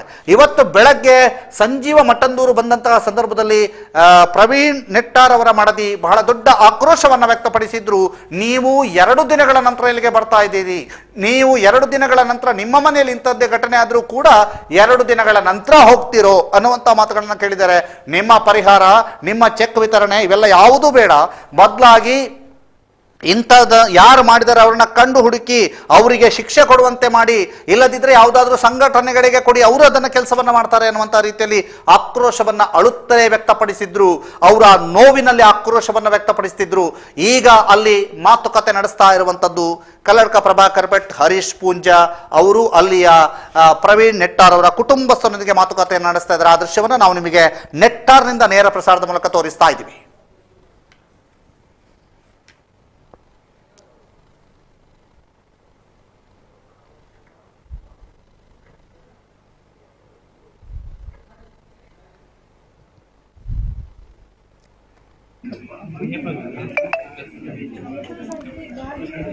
ಈಗ ನಾವು ನಿಮಗೆ ಅಲ್ಲಿಯ ದೃಶ್ಯವನ್ನ ತೋರಿಸ್ತಾ ಇದ್ದೀವಿ. ಸಂಪೂರ್ಣವಾದಂತಹ ದೃಶ್ಯಗಳು ಅಲ್ಲಿ ಸಚಿವ ಅಂಗಾರ್ ಅವರು ಅಲ್ಲಿ ಹೋಗ್ತಾ ಇರುವಂತಹ ದೃಶ್ಯವನ್ನ ನಾವು ನಿಮಗೆ ತೋರಿಸ್ತಾ ಇದ್ದೀವಿ. ಅದರ ಜೊತೆಗೆ ಹಿಂದೂ ಮುಖಂಡ ಕಲ್ಲಡ್ಕ ಪ್ರಭಾಕರ್ ಭಟ್ ಮತ್ತು ಬೆಳ್ತಂಗಡಿಯ ಶಾಸಕ ಹರೀಶ್ ಪೂಂಜಾ ಅವರು ಅಲ್ಲಿಯ ಕುಟುಂಬಸ್ಥರೊಂದಿಗೆ ಮಾತುಕತೆಯನ್ನು ನಡೆಸ್ತಾ ಇರುವಂತದ್ದು. ಈಗ ನಮ್ಮ ಜೊತೆಗೆ ಸಂಪರ್ಕದಲ್ಲಿದ್ದಾರೆ ದುರ್ಗಾ ಕುಮಾರ್ ನಾಯರ್ಕೆರೆ, ಅಲ್ಲಿ ಸಿಎಂ ಬಂದಿದ್ದಾರೆ ಅನ್ನುವಂತಹ ಮಾಹಿತಿಗಳು ಲಭ್ಯವಾಗ್ತಾ ಇದೆ. ನೆಟ್ಟಾರಿನಲ್ಲಿ ಸಿಎಂ ಅನ್ನುವಂತಹ ಸುದ್ದಿ ಬರ್ತಾ ಇದೆ. ನೆಟ್ಟಾರಿಗೆ ಸಿಎಂ ಆಗಮಿಸಿದ್ದಾರೆ. ನೆಟ್ಟಾರಿನ ಮನೆಯತ್ತ ಸಿಎಂ ಆಗಮಿಸಿರುವಂತಹ ದೃಶ್ಯಗಳನ್ನ ನಿಮಗೆ ಕೆಲವು ಕ್ಷಣಗಳಲ್ಲಿ ತೋರಿಸ್ತಾ ಇದ್ದೀವಿ. ಈಗ ನಮ್ಮ ಜೊತೆಗೆ ಸಂಪರ್ಕದಲ್ಲಿದ್ದಾರೆ ದುರ್ಗಾ ಕುಮಾರ್ ನಾಯರ್ಕೆರೆ. ನೆಟ್ಟಾರಿನತ್ತ ಸಿಎಂ ಆಗಮಿಸಿರುವಂತದ್ದು, ನೆಟ್ಟಾರಿಗೆ ಸಿಎಂ ಆಗಮಿಸಿದ್ದಾರೆ ಅನ್ನುವಂತ ಮಾಹಿತಿಗಳು ಲಭ್ಯವಾಗ್ತಾ ಇದೆ. ದುರ್ಗಾ ಕುಮಾರ್ ನಾಯರ್ಕೆರೆ ಸಂಪರ್ಕದಲ್ಲಿದ್ದಾರೆ. ದುರ್ಗಾ ಕುಮಾರ್, ಸಿಎಂ ಬಂದ್ಯಾರ, ಯಾರೆಲ್ಲ ಜೊತೆಗಿದ್ದಾರೆ? ರಾಜ್ಯದ ಮುಖ್ಯಮಂತ್ರಿ ಬಸವರಾಜ ಬೊಮ್ಮಾಯಿ ಅವರು ಈಗಷ್ಟೇ ಪ್ರವೀಣ್ ಪೂಜಾರಿ ಅವರ ಮನೆಗೆ ಆಗಮಿಸಿದ್ದಾರೆ. ಇವರೊಂದಿಗೆ ರಾಜ್ಯದ ಗೃಹ ಸಚಿವರಾಗಿರುವಂತಹ ಅರಗ ಜ್ಞಾನೇಂದ್ರ, ಬಿಜೆಪಿಯ ರಾಜ್ಯಾಧ್ಯಕ್ಷರಾಗಿರುವಂತಹ ನಳಿನ್ ಕುಮಾರ್ ಕಟೀಲ್ ಅವರು ಆಗಮಿಸಿದ್ದಾರೆ. ಅದೇ ರೀತಿಯಲ್ಲಿ ಪುತ್ತೂರು ವಿಧಾನಸಭಾ ಕ್ಷೇತ್ರದ ಶಾಸಕರಾಗಿರುವಂತಹ ಸಂಜೀವ ಮಠಂದೂರು ಅವರನ್ನ ಸ್ವಾಗತಿಸಿದ್ದಾರೆ. ಡಾಕ್ಟರ್ ಭರತ್ ಶೆಟ್ಟಿ ಅವರಿದ್ದಾರೆ. ಬಿಜೆಪಿಯ ರಾಷ್ಟ್ರೀಯ ಪ್ರಧಾನ ಕಾರ್ಯದರ್ಶಿ ಸಿಟಿ ರವಿ ಅವರು ಕೂಡ ಮುಖ್ಯಮಂತ್ರಿಗಳ ಜೊತೆಗಿದ್ದಾರೆ. ಒಂದಷ್ಟು ನಾಯಕರು ಮಾತ್ರ ಈಗ ಮನೆಯ ಒಳಗೆ ಪ್ರವೇಶವನ್ನ ಮಾಡ್ತಾ ಇದ್ದಾರೆ. ಪೊಲೀಸ್ ಸರ್ಪಗಾವಲ್ನಲ್ಲಿ ಉಸ್ತುವಾರಿ ಸಚಿವರಾಗಿರುವಂತಹ ವಿ ಸುನಿಲ್ ಕುಮಾರ್ ಕೂಡ ಜೊತೆಗಿದ್ದಾರೆ. ರಾಜ್ಯದ ಮುಖ್ಯಮಂತ್ರಿ ಬಸವರಾಜ ಬೊಮ್ಮಾಯಿ ಅವರು, ಅದೇ ರೀತಿಯಲ್ಲಿ ಸಂಸದ ನಳಿನ್ ಕುಮಾರ್ ಕಟೀಲ್ ಅವರು, ಅದೇ ರೀತಿಯಲ್ಲಿ ರಾಷ್ಟ್ರೀಯ ಪ್ರಧಾನ ಕಾರ್ಯದರ್ಶಿಗಳಾಗಿರುವಂತಹ ಸಿಟಿ ರವಿ ಅವರು, ಸಚಿವರಾದ ಅರಗ ಜ್ಞಾನೇಂದ್ರ ಇವರು, ವಿ ಸುನಿಲ್ ಕುಮಾರ್ ಇವರು, ಸುಳ್ಯದ ಶಾಸಕ ಸಂಗಾರ್ ಅವರು ಈಗಾಗಲೇ ಅಲ್ಲಿದ್ದಾರೆ. ಹಾಗಾಗಿ ಈಗಷ್ಟೇ 2 ನಿಮಿಷದ ಮೊದಲು ಮುಖ್ಯಮಂತ್ರಿಯವರ ವಾಹನ ಇಲ್ಲಿಗೆ ಬಂದಿದೆ. ವಾಹನ ವ್ಯೂಹದ ಬೆಂಗಾವಲಿನಲ್ಲಿ ಎಸ್ಕಾಟ್ನೊಂದಿಗೆ ಮುಖ್ಯಮಂತ್ರಿಗಳ ಆಗಮನ ಆಗಿದೆ. ಇದು ಕಿರಿದಾದ ರಸ್ತೆ. ಆ ರಸ್ತೆಯಲ್ಲಿ ಎಸ್ಕಾಟ್ನ ಎಲ್ಲ ವಾಹನಗಳು ಬರುವ ಸಾಧ್ಯತೆ ಇಲ್ಲ. ಇಕ್ಕೆಲಗಳಲ್ಲಿ ಹಗ್ಗವನ್ನ ಕಟ್ಟಿ ಜನರ ದಟ್ಟಣೆಯನ್ನ, ಇಲ್ಲಿ ಸೇರಿರುವಂತಹ ಜನರ ದಟ್ಟಣೆಯನ್ನ ತಡೆಯಲಾಗಿದೆ. ಹಗ್ಗವನ್ನ ಕಟ್ಟಿ ಅವರಿಗೆ ಪೊಲೀಸರು ತಡೆಯನ್ನ ಒಡ್ಡಿದ್ದಾರೆ. ಪೊಲೀಸ್ ಅಧಿಕಾರಿಗಳು ಸಾಕಷ್ಟು ಸಂಖ್ಯೆಯಲ್ಲಿ ಇಲ್ಲಿ ಸೇರಿದ್ದಾರೆ. ಈ ಪರಿಸರದ ಜನ ಕೂಡ ಇದ್ದಾರೆ. ವಿಶೇಷವಾಗಿ ರಾಷ್ಟ್ರೀಯ ಮಾಧ್ಯಮಗಳು, ರಾಜ್ಯ ಮಾಧ್ಯಮಗಳು ಕೂಡ ಇಲ್ಲಿದ್ದಾವೆ. ಈಗ ಮುಖ್ಯಮಂತ್ರಿ ಬಸವರಾಜ ಬೊಮ್ಮಾಯಿ ಅವರು ಶೇಖರ ಪೂಜಾರಿ ಅವರ ಮನೆಗೆ ಹೋಗಿದ್ದಾರೆ. ಸಚಿವ ಕೋಟ ಶ್ರೀನಿವಾಸ ಪೂಜಾರಿ ಅವರು ಕೂಡ ಆಗಮಿಸ್ತಾ ಇದ್ದಾರೆ. ಈಗಾಗಲೇ ಕಾಪು ಶಾಸಕರಾದಂತಹ ಲಾಲಾಜಿ ಮೆಂಡನ್ ಇವರು ಜೊತೆಗಿದ್ದಾರೆ. ಒಂದಷ್ಟು ಬಿಜೆಪಿಯ ಜನಪ್ರತಿನಿಧಿಗಳು, ಅದೇ ರೀತಿಯಲ್ಲಿ ಶಾಸಕರಾಗಿರುವಂತಹ ಹಾಲಪ್ಪ ಅವರು ಕೂಡ ಜೊತೆಗಿದ್ದಾರೆ. ಹರತಾಳು ಹಾಲಪ್ಪ ಕೂಡ ಜೊತೆಗಿದ್ದಾರೆ. ಅನೇಕ ಮಂದಿ ಶಾಸಕರು, ಕೇವಲ ದಕ್ಷಿಣ ಕನ್ನಡ ಜಿಲ್ಲೆ ಮಾತ್ರ ಅಲ್ಲ, ರಾಜ್ಯದ ಬೇರೆ ಬೇರೆ ವಿಧಾನಸಭಾ ಕ್ಷೇತ್ರಗಳ ಶಾಸಕರು ಇಲ್ಲಿಗೆ ಆಗಮಿಸಿದ್ದಾರೆ. ಮುಖ್ಯಮಂತ್ರಿಗಳು ನೆಟ್ಟಾರಿಗೆ ಬಂದಿದ್ದಾರೆ. ಮೊನ್ನೆ ರಾತ್ರಿ ದುಷ್ಕರ್ಮಿಗಳಿಂದ ಹತರಾಗಿರುವಂತಹ ಪ್ರವೀಣ್ ಪೂಜಾರಿ ನೆಟ್ಟಾರು ಅವರ ಮನೆಗೆ ಇಂದು ಅನೇಕ ನಾಯಕರು ಆಗಮಿಸಿದ್ದಾರೆ. ಇದೀಗ ಬಂಟ್ವಾಳ ಶಾಸಕರಾಗಿರುವಂತಹ ರಾಜೇಶ್ ನಾಯ್ಕ್, ಅದೇ ರೀತಿಯಲ್ಲಿ ಮಂಗಳೂರಿನ ಶಾಸಕರಾಗಿರುವಂತಹ ವೇದವ್ಯಾಸ್ ಕಾಮತ್ ಅವರು ಇದ್ದಾರೆ. ಬಿಜೆಪಿ ವಕ್ತಾರರಾಗಿರುವಂತಹ ಜಗದೀಶ್ ಶೇಣವ ಅವರು ಆಗಮಿಸ್ತಾ ಇದ್ದಾರೆ. ಇವರೆಲ್ಲ ಮನೆಯ ಒಳಗೆ ಹೋಗ್ತಾ ಇದ್ದಾರೆ. ಒಂದು ರೀತಿಯಲ್ಲಿ ಇಡೀ ಬಿಜೆಪಿ ಪಕ್ಷದ ಉನ್ನತ ನಾಯಕರುಗಳು, ಶಾಸಕರುಗಳು ಎಲ್ಲರೂ ಕೂಡ ಇಲ್ಲಿದ್ದಾರೆ. ಮಂಗಳೂರಿನ ಮೇಯರ್ ಆಗಿರುವಂತಹ ಪ್ರೇಮಾನಂದ ಶೆಟ್ಟಿ ಅವರು ಕೂಡ ಇಲ್ಲಿಗೆ ಭಾಗವಹಿಸಿದ್ದಾರೆ, ಇಲ್ಲಿ ಬರ್ತಾ ಇದ್ದಾರೆ. ಅದೇ ರೀತಿಯಲ್ಲಿ ಮಳೆ ಇದೆಯಾ ದುರ್ಗಾಕುಮಾರ್? ಮಳೆ ಇದೆ ಈಗ? ಮಳೆಯ ಪ್ರಮಾಣ ಕಡಿಮೆ ಆಗಿದೆ. ಇಲ್ಲಿ ಒಂದು ರೀತಿಯಲ್ಲಿ ಅದ್ಭುತ ಒಂದು ಜನಸಂದೋಹ ಕಂಡು ಬರ್ತಾ ಇದೆ. ಪೊಲೀಸ್ ಅಧಿಕಾರಿಗಳು ಕೂಡ ಇದ್ದಾರೆ. ಇನ್ನು ಕೆಲವೇ ಕ್ಷಣಗಳಲ್ಲಿ ರಾಜ್ಯದ ಮುಖ್ಯಮಂತ್ರಿಗಳಾಗಿರುವಂತಹ ಬಸವರಾಜ ಬೊಮ್ಮಾಯಿ ಅವರು ಕೆಳಗೆ ಇಳಿದು ಬಂದು ಇಲ್ಲಿ ಮಾಧ್ಯಮವರನ್ನ ಉದ್ದೇಶಿಸಿ ಮಾತನಾಡ್ತಾರೆ ಎನ್ನುವಂತಹ ಮಾಹಿತಿ ನಮಗೆ ಲಭ್ಯ ಆಗ್ತಾ ಇದೆ. ಇಲ್ಲಿ ಒಂದಷ್ಟು ನೆಟ್ವರ್ಕ್ ಪ್ರಾಬ್ಲಮ್ ಕೂಡ ಇದೆ, ಹಾಗಾಗಿ ಸಕಾಲದಲ್ಲಿ ನಿಮಗೆ ದೃಶ್ಯಗಳನ್ನ ಕಳುಹಿಸಿಕೊಡ್ಲಿಕ್ಕೆ ಒಂದಷ್ಟು ತಾಂತ್ರಿಕವಾದ ತೊಂದರೆಗಳು ಕೂಡ ಇದೆ. ದಾಮೋದರ್ ಅವರೇ, ಗ್ರಾಮೀಣ ಪ್ರದೇಶ ಇದು. ಈಗ ವಿಧಾನ ಪರಿಷತ್ ಪ್ರತಾಪ ಸಿಂಹ ನಾಯಕ್ ಅವರು ಕೂಡ ಮನೆಯತ್ತ ಬರ್ತಾ ಇದ್ದಾರೆ. ಒಂದು ರೀತಿಯಲ್ಲಿ ರಾಜ್ಯದ ಮುಖ್ಯಮಂತ್ರಿಗಳ ಆಗಮನವೇ ಇಲ್ಲಿಗೆ ಆಗುವ ಸಂದರ್ಭದಲ್ಲಿ ಎಲ್ಲ ನಾಯಕರು, ರಾಜ್ಯ ನಾಯಕರು, ಅದೇ ರೀತಿಯಲ್ಲಿ ಜಿಲ್ಲಾ ನಾಯಕರು ಎಲ್ಲರೂ ಕೂಡ ಆಗಮಿಸ್ತಾ ಇದ್ದಾರೆ. ಶಾಸಕರುಗಳು ಬಹಳಷ್ಟು ಮಂದಿ ಇದ್ದಾರೆ. ರಾಷ್ಟ್ರೀಯ ಬಿಜೆಪಿಯ ಪ್ರಧಾನ ಕಾರ್ಯದರ್ಶಿಗಳಾಗಿರುವಂತಹ CT ರವಿ ಅವರು ಇದ್ದಾರೆ. ಸಚಿವರಾಗಿರುವಂತಹ ಅರಗ ಜ್ಞಾನೇಂದ್ರ, ಕೋಟ ಶ್ರೀನಿವಾಸ ಪೂಜಾರಿ, S ಸಂಗಾರ, ಅದೇ ರೀತಿಯಲ್ಲಿ V ಸುನೀಲ್ ಕುಮಾರ್ ಇಲ್ಲಿಯ ಉಸ್ತುವಾರಿ ಸಚಿವರು, ಇವರೆಲ್ಲರೂ ಕೂಡ ಬಂದಿದ್ದಾರೆ. ಒಂದಷ್ಟು ನಾಯಕರುಗಳಿಗೆ ಮಾತ್ರ ಒಳಗೆ ಹೋಗುವ ಅವಕಾಶವನ್ನ ಕಲ್ಪಿಸಲಾಗಿದೆ. ಇಲ್ಲಿ ಹೊರಗೆ ಇಡೀ ಪೊಲೀಸ್ ಅಧಿಕಾರಿಗಳ ಸಂಖ್ಯೆ ಜಾಸ್ತಿ ಆಗಿದೆ, ಪೊಲೀಸರ ಸಂಖ್ಯೆ ಜಾಸ್ತಿ ಆಗಿದೆ, ಸುರಕ್ಷಾ ಕಮಾಂಡೋಗಳಿದ್ದಾರೆ.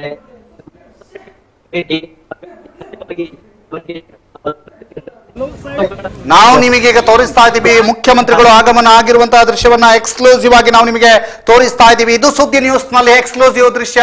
ನಳಿನ್ ಕುಮಾರ್ ಕಟೀಲ್ ಮತ್ತು CT ರವಿ, ಮುಖ್ಯಮಂತ್ರಿ ಬಸವರಾಜ ಬೊಮ್ಮಾಯಿ, ಆರಗ ಜ್ಞಾನೇಂದ್ರ ಅವರು ಆಗಮಿಸಿರುವಂತಹ ದೃಶ್ಯಗಳನ್ನ ನಾವೀಗ ನಿಮಗೆ ತೋರಿಸ್ತಾ ಇದ್ದೀವಿ. ಇದು ನೆಟ್ಟಾರ್ನಿಂದ ನೇರವಾಗಿ ನಮಗೆ ಸಿಕ್ಕಿರುವಂತಹ ದೃಶ್ಯ. ಇದು ನೆಟ್ಟಾರಿಗೆ ಆಗಮಿಸಿರುವಂತಹ CM ಬಸವರಾಜ ಬೊಮ್ಮಾಯಿ ಅವರ ದೃಶ್ಯ. ಈಗ ಬಸವರಾಜ ಬೊಮ್ಮಾಯಿ ಅವರು ಆಗಮಿಸ್ತಾ ಇರುವಂತಹ ದೃಶ್ಯವನ್ನ ನಾವೀಗ ನಿಮಗೆ ತೋರಿಸ್ತಾ ಇದ್ದೀವಿ. ನೆಟ್ಟಾರಿನ ಪ್ರವೀಣ್ ಅವರ ಮನೆಯಿಂದ ನೇರ ಪ್ರಸಾರವನ್ನ ಮಾಡ್ತಾ ಇದ್ದೀವಿ. ಪ್ರವೀಣ್ ಅವರ ಮನೆಗೆ ಬಸವರಾಜ ಬೊಮ್ಮಾಯಿ, ಸಂಸದ ರಾಜ್ಯಾಧ್ಯಕ್ಷ ನಳಿನ್ ಕುಮಾರ್ ಕಟೀಲ್ ಮತ್ತು ಬಿಜೆಪಿಯ ಪ್ರಧಾನ ಕಾರ್ಯದರ್ಶಿಯಾಗಿರುವಂತಹ CT Ravi, home minister Araga Jnanendra ಸೇರಿದಂತೆ ಒಂದು ದೊಡ್ಡ ನಿಯೋಗ ಪ್ರವೀಣ್ ನೆಟ್ಟಾರ್ ಅವರ ಮನೆಗೆ ಆಗಮಿಸ್ತಾ ಇರುವಂತದ್ದು. ಪ್ರವೀಣ್ ನೆಟ್ಟಾರ್ ಅವರ ಮನೆಯತ್ತ ಧಾವಿಸಿ ಬರ್ತಾ ಇರುವಂತದ್ದು. ಅಲ್ಲಿ ಸೇರಿರುವಂತಹ ಕುಟುಂಬಸ್ಥರನ್ನ, ನೊಂದಿರುವಂತಹ ಕುಟುಂಬದವರನ್ನ ಸಂತೈಸಲಿಕ್ಕೆ ಬರ್ತಾ ಇರುವಂತಹ ನಿಯೋಗ. ಆ ನಿಯೋಗದ ಎಕ್ಸ್ಕ್ಲೂಸಿವ್ ದೃಶ್ಯವನ್ನ ನಿಮಗೆ ತೋರಿಸ್ತಾ ಇದ್ದೀವಿ. ಈಗ ಪ್ರವೀಣ್ ನೆಟ್ಟಾರ್ ಅವರ ಮನೆಯ ಒಳಭಾಗದ ದೃಶ್ಯವನ್ನು ಕೂಡ ಕೆಲವೇ ಕ್ಷಣಗಳಲ್ಲಿ ನಾವು ನಿಮಗೆ ತೋರಿಸಲಿಕ್ಕೆ ಇದೀವಿ. ಇದೀಗ CM ಆಗಮನ ಆಗಿದೆ. CM ನೆಟ್ಟಾರಿಗೆ ಬಂದಿದ್ದಾರೆ. ಈಗ ನೆಟ್ಟಾರಿನಲ್ಲಿ CM ಬಸವರಾಜ ಬೊಮ್ಮಾಯಿ.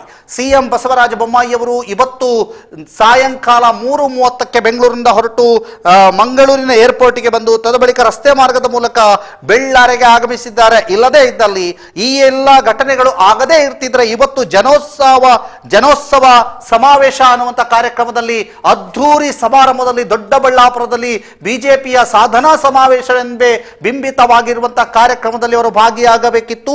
ಕಾರ್ಯಕರ್ತನ ಹತ್ಯೆ ಆದ ನಂತರ, ಯುವ ನಾಯಕನ ಹತ್ಯೆ ಆದ ನಂತರ ಕಾರ್ಯಕರ್ತರು ಭುಗಿಲೆದ್ದಂತಹ ರೀತಿಯನ್ನ ನೋಡಿ ಜನೋತ್ಸವ ಕಾರ್ಯಕ್ರಮವನ್ನೇ ರದ್ದುಗೊಳಿಸಿ ನೇರವಾಗಿ ಬೆಳ್ಳಾರಿಯತ್ತ ಆಗಮಿಸಿದ್ದಾರೆ ಮುಖ್ಯಮಂತ್ರಿ ಬಸವರಾಜ ಬೊಮ್ಮಾಯಿ. ತಮ್ಮ ಸಚಿವರಾದಿಯಾಗಿ ತಮ್ಮ ಪಕ್ಷದ ರಾಜ್ಯಾಧ್ಯಕ್ಷರೊಂದಿಗೆ ರಾಷ್ಟ್ರೀಯ ಪ್ರಧಾನ ಕಾರ್ಯದರ್ಶಿಯನ್ನ ಜೊತೆಗೂಡಿಕೊಂಡು ಈಗಾಗಲೇ CM ಬಸವರಾಜ ಬೊಮ್ಮಾಯಿ ಅವರು ಬೆಳ್ಳಾರಿಯತ್ತ ಆಗಮಿಸಿದ್ದಾರೆ. ಬೆಳ್ಳಾರಿಯ ಪ್ರವೀಣ್ ನೆಟ್ಟಾರ್ ಅವರ ಮನೆಗೆ ಧಾವಿಸಿ ಬರ್ತಾ ಇದ್ದಾರೆ ಬಸವರಾಜ ಬೊಮ್ಮಾಯಿ. ಈ ಬಗ್ಗೆ ಮತ್ತಷ್ಟು ಮಾಹಿತಿಯನ್ನ ನೀಡಲಿಕ್ಕಿದ್ದಾರೆ. ಬಸವರಾಜ ಬೊಮ್ಮಾಯಿ ಆಗಮನದ ಬಗ್ಗೆ, ನಾಯಕರುಗಳ ಆಗಮನದ ಬಗ್ಗೆ ನಮಗೆ ಮತ್ತಷ್ಟು ಮಾಹಿತಿಗಳನ್ನ ನೀಡಲಿಕ್ಕಿದ್ದಾರೆ. ಲೇಟೆಸ್ಟ್ ಅಪ್ಡೇಟ್ ಗಳನ್ನ ಕೊಡ್ಲಿಕ್ಕಿದ್ದಾರೆ ದುರ್ಗಾಕುಮಾರ್ ನಾಯರ್ಕೆರೆ. ಏನಿದೆ ಹೆಚ್ಚಿನ ಅಪ್ಡೇಟ್? ಇನ್ನು ಕೂಡ ಮುಖ್ಯಮಂತ್ರಿ ಬಸವರಾಜ ಬೊಮ್ಮಾಯಿ ಅವರು ಶೇಖರ ಪೂಜಾರಿ ಅವರ, ಅಂದ್ರೆ ಹತ್ಯೆಗೀಡಾದ ಪ್ರವೀಣ್ ಪೂಜಾರಿ ಅವರ ಮನೆ, ಶೇಖರ ಪೂಜಾರಿ ಮತ್ತು ರತ್ನಾವತಿ ಅವರ ಪುತ್ರ ಅವರ ಮನೆಯಲ್ಲಿ ಒಳ ಹೋಗಿ ಅಲ್ಲಿ ಮಾತನಾಡ್ತಾ ಇದ್ದಾರೆ, ಸಾಂತ್ವನವನ್ನ ನೀಡ್ತಾ ಇದ್ದಾರೆ. ಒಳಗೆ ಮಾಧ್ಯಮ ಪ್ರವೇಶವನ್ನ ನಿರ್ಬಂಧಿಸಲಾಗಿದೆ. ಹೊರಗೆ ಒಂದಷ್ಟು ಮುಖಂಡರು, ಒಳಗೆ ಜನಪ್ರತಿನಿಧಿಗಳಿಗೆ ಮಾತ್ರ ಅವಕಾಶವನ್ನ ನೀಡಲಾಗಿದೆ. ರಾಜ್ಯದ ಮುಖ್ಯಮಂತ್ರಿ ಬಸವರಾಜ ಬೊಮ್ಮಾಯಿ ಅವರು ಒಳಗೆ ಮಾತನಾಡ್ತಾ ಇದ್ದಾರೆ. ವಿಶೇಷವಾಗಿ ಪಶ್ಚಿಮ ವಲಯ ಐಜಿಪಿ ದೇವಜ್ಯೋತಿ ರೈ, ಅದೇ ರೀತಿ ಎಡಿಜಿಪಿ ಅಲೋಕ್ ಕುಮಾರ್, ಜಿಲ್ಲಾ ಪೊಲೀಸ್ ವರಿಷ್ಠಾಧಿಕಾರಿ ಡಾಕ್ಟರ್ ಋಷಿಕೇಶ್ ಸೋನಾವಣೆ ಅವರು, ಅದೇ ರೀತಿಯಲ್ಲಿ ಪುತ್ತೂರಿನ ಉಪವಿಭಾಗದ ಸಹಾಯಕ ಕಮಿಷನರ್ ಆಗಿರುವಂತಹ ಗಿರೀಶ್ ನಂದನ್ ಅಂತ ಮುಂತಾದ ಅಧಿಕಾರಿಗಳು ಎಲ್ಲರೂ ಕೂಡ ಸೇರಿದ್ದಾರೆ.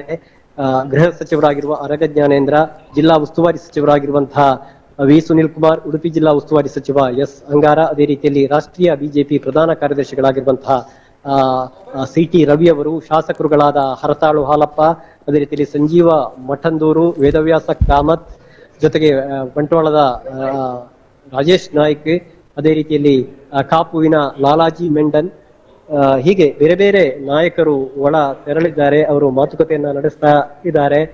ಇನ್ನೇನು ಕೆಲವೇ ಕ್ಷಣಗಳಲ್ಲಿ ಮುಖ್ಯಮಂತ್ರಿಗಳು ಅಲ್ಲಿಂದ ನಿರ್ಗಮಿಸಲಿಕ್ಕಿದ್ದಾರೆ. ಈಗ ಒಳಗೆ ಸಾಂತ್ವನವನ್ನ ನೀಡ್ತಾ ಇದ್ದಾರೆ. ಇನ್ನೇನು ಕೆಲವೇ ಕ್ಷಣಗಳಲ್ಲಿ ಅವರು ಹೊರಗೆ ಬಂದು ಮಾಧ್ಯಮದವರನ್ನ ಉದ್ದೇಶಿಸಿ ಮಾತನಾಡಲಿಕ್ಕಿದ್ದಾರೆ. ಇನ್ನೇನು ದುರ್ಗಾ ಕುಮಾರ್ ನಾಯರ್ಕೆರೆ ಅವರು ಮಂಗಳೂರಿನಲ್ಲಿ ಮಾತನಾಡ್ತಾ ಒಂದು ಮಾತನ್ನ ಹೇಳಿದ್ರು, ನಾನು ಪರಿಹಾರದ ಘೋಷಣೆಯನ್ನ ಅವರ ಮನೆಯಲ್ಲೇ ಮಾಡ್ತೇನೆ, ಅವರ ಮನೆಗೆ ತೆರಳಿದ ನಂತರ ಮಾಡ್ತೇನೆ ಅನ್ನುವಂತಹ ಘೋಷಣೆಯನ್ನ ಮಂಗಳೂರಿನಲ್ಲಿ ಹೇಳಿದ್ರು. ಬಹಳ ದೊಡ್ಡ ನಿರೀಕ್ಷೆ ಇದೆ. ಪರಿಹಾರವನ್ನ ಯಾವ ರೀತಿಯಾಗಿ ಘೋಷಣೆ ಮಾಡ್ತಾರೆ, ಎಷ್ಟು ಘೋಷಣೆ ಮಾಡ್ತಾರೆ ಅನ್ನುವಂಥದ್ದು. ಖಂಡಿತವಾಗಿಯೂ ಆ ನಿರೀಕ್ಷೆಯಲ್ಲಿ ಈ ಮನೆಯವರಿದ್ದಾರೆ, ಈ ಭಾಗದ ಇದ್ದಾರೆ, ಮಾಧ್ಯಮದವರಾದ ನಾವು ಕೂಡ ಇದ್ದೇವೆ. ಯಾವ ಘೋಷಣೆಯನ್ನ ಮುಖ್ಯಮಂತ್ರಿ ಮಾಡ್ತಾರೆ ಎನ್ನುವಂತಹ ನಿರೀಕ್ಷೆಯಲ್ಲಿ ಈ ಭಾಗ ಇದೆ. ಯಾಕಂದ್ರೆ ಆಧಾರ ಸ್ತಂಭವಾಗಿದ್ದಂತಹ ಮನೆ ಮಗ ಹತ್ಯೆಗೀಡಾಗಿರುವಂತದ್ದು ಇವತ್ತಿಗೆ 2 ದಿನಗಳಾಗ್ತಾ ಇದೆ. ಈ ಸಂದರ್ಭದಲ್ಲಿ ನಿನ್ನೆ ಸಾಕಷ್ಟು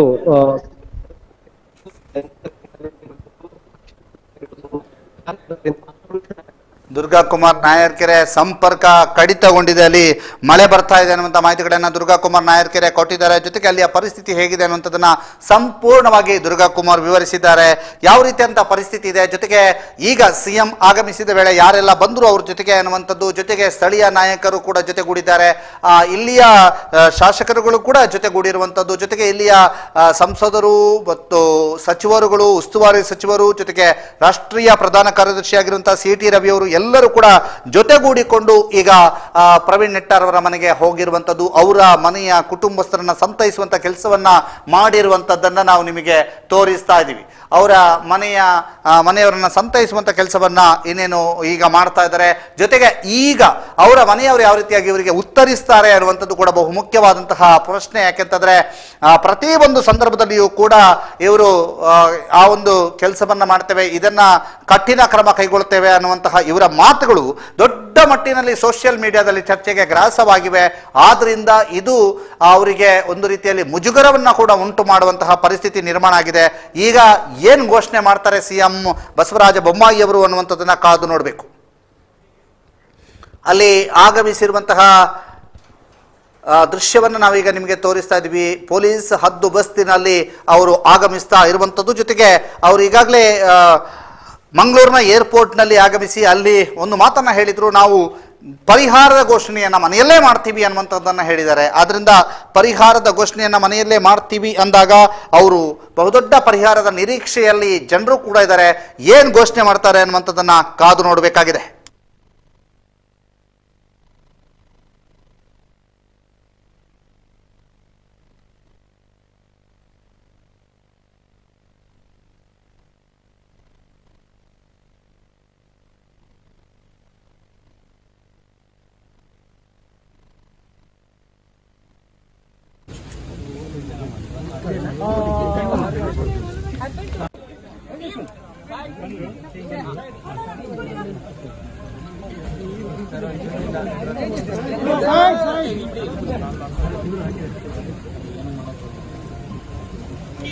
Hello, side. Team, side. Team, side.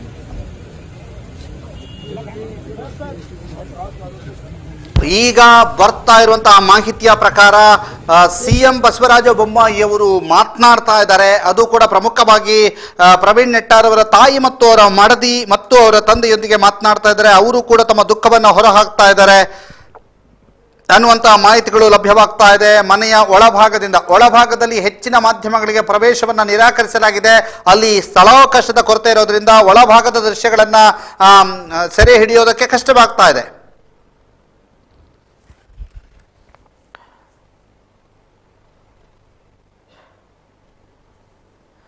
ಈಗ ನಿಮಗೆ ಕೆಲವೇ ಕ್ಷಣಗಳಲ್ಲಿ ಆ ಒಳಭಾಗದ ದೃಶ್ಯಗಳನ್ನು ಕೂಡ ನಾವು ತೋರಿಸ್ತೀವಿ. ಮನೆಯ ಒಳಭಾಗದಲ್ಲಿ ಯಾವ ರೀತಿಯಾಗಿ ಮಾತುಕತೆ ನಡೀತಾ ಇದೆ ಅನ್ನುವಂಥದ್ದನ್ನ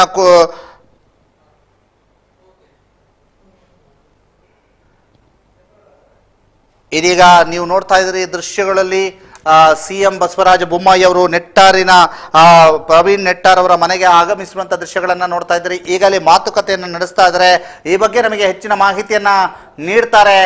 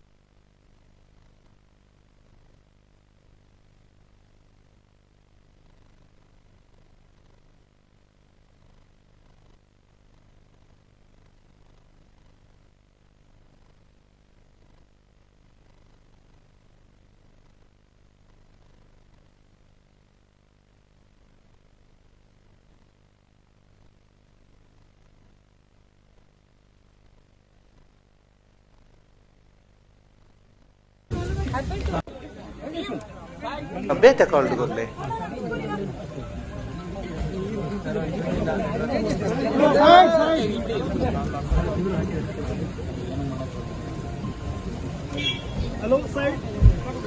ಈಗ ಅಲ್ಲಿ ಸಿಎಂ ಮಾತುಕತೆಯನ್ನು ನಡೆಸ್ತಾ ಇರುವಂತದ್ರ ಬಗ್ಗೆ ಮಾಹಿತಿಗಳು ಲಭ್ಯವಾಗ್ತಾ ಇರುವಂತದ್ದು. ಕೆಲವು ಕ್ಷಣಗಳಲ್ಲಿ ಸಿಎಂ ಬಸವರಾಜ ಬೊಮ್ಮಾಯಿ ಅವರು ಸುದ್ದಿಗೋಷ್ಠಿಯನ್ನು ನಡೆಸಲಿರುವಂತದ್ದು. ಸುದ್ದಿಗೋಷ್ಠಿಯಲ್ಲಿ ಪರಿಹಾರದ ಘೋಷಣೆಯನ್ನ ಮಾಡ್ಲಿಕ್ಕಿದ್ದಾರೆ ಅನ್ನುವಂತ ಮಾಹಿತಿಗಳು ಲಭ್ಯವಾಗ್ತಾ ಇದೆ. ಪರಿಹಾರದ ಘೋಷಣೆಯನ್ನ ಮನೆಯಲ್ಲಿ ಮಾಡಿ ತದ ಬಳಿಕ ಸುದ್ದಿಗೋಷ್ಠಿಯಲ್ಲಿಯೂ ಕೂಡ ಪರಿಹಾರದ ಘೋಷಣೆಯನ್ನ ಮಾಡ್ಲಿಕ್ಕಿದ್ದಾರೆ ಅನ್ನುವಂತ ಮಾಹಿತಿಗಳು ಲಭ್ಯವಾಗ್ತಾ ಇದೆ.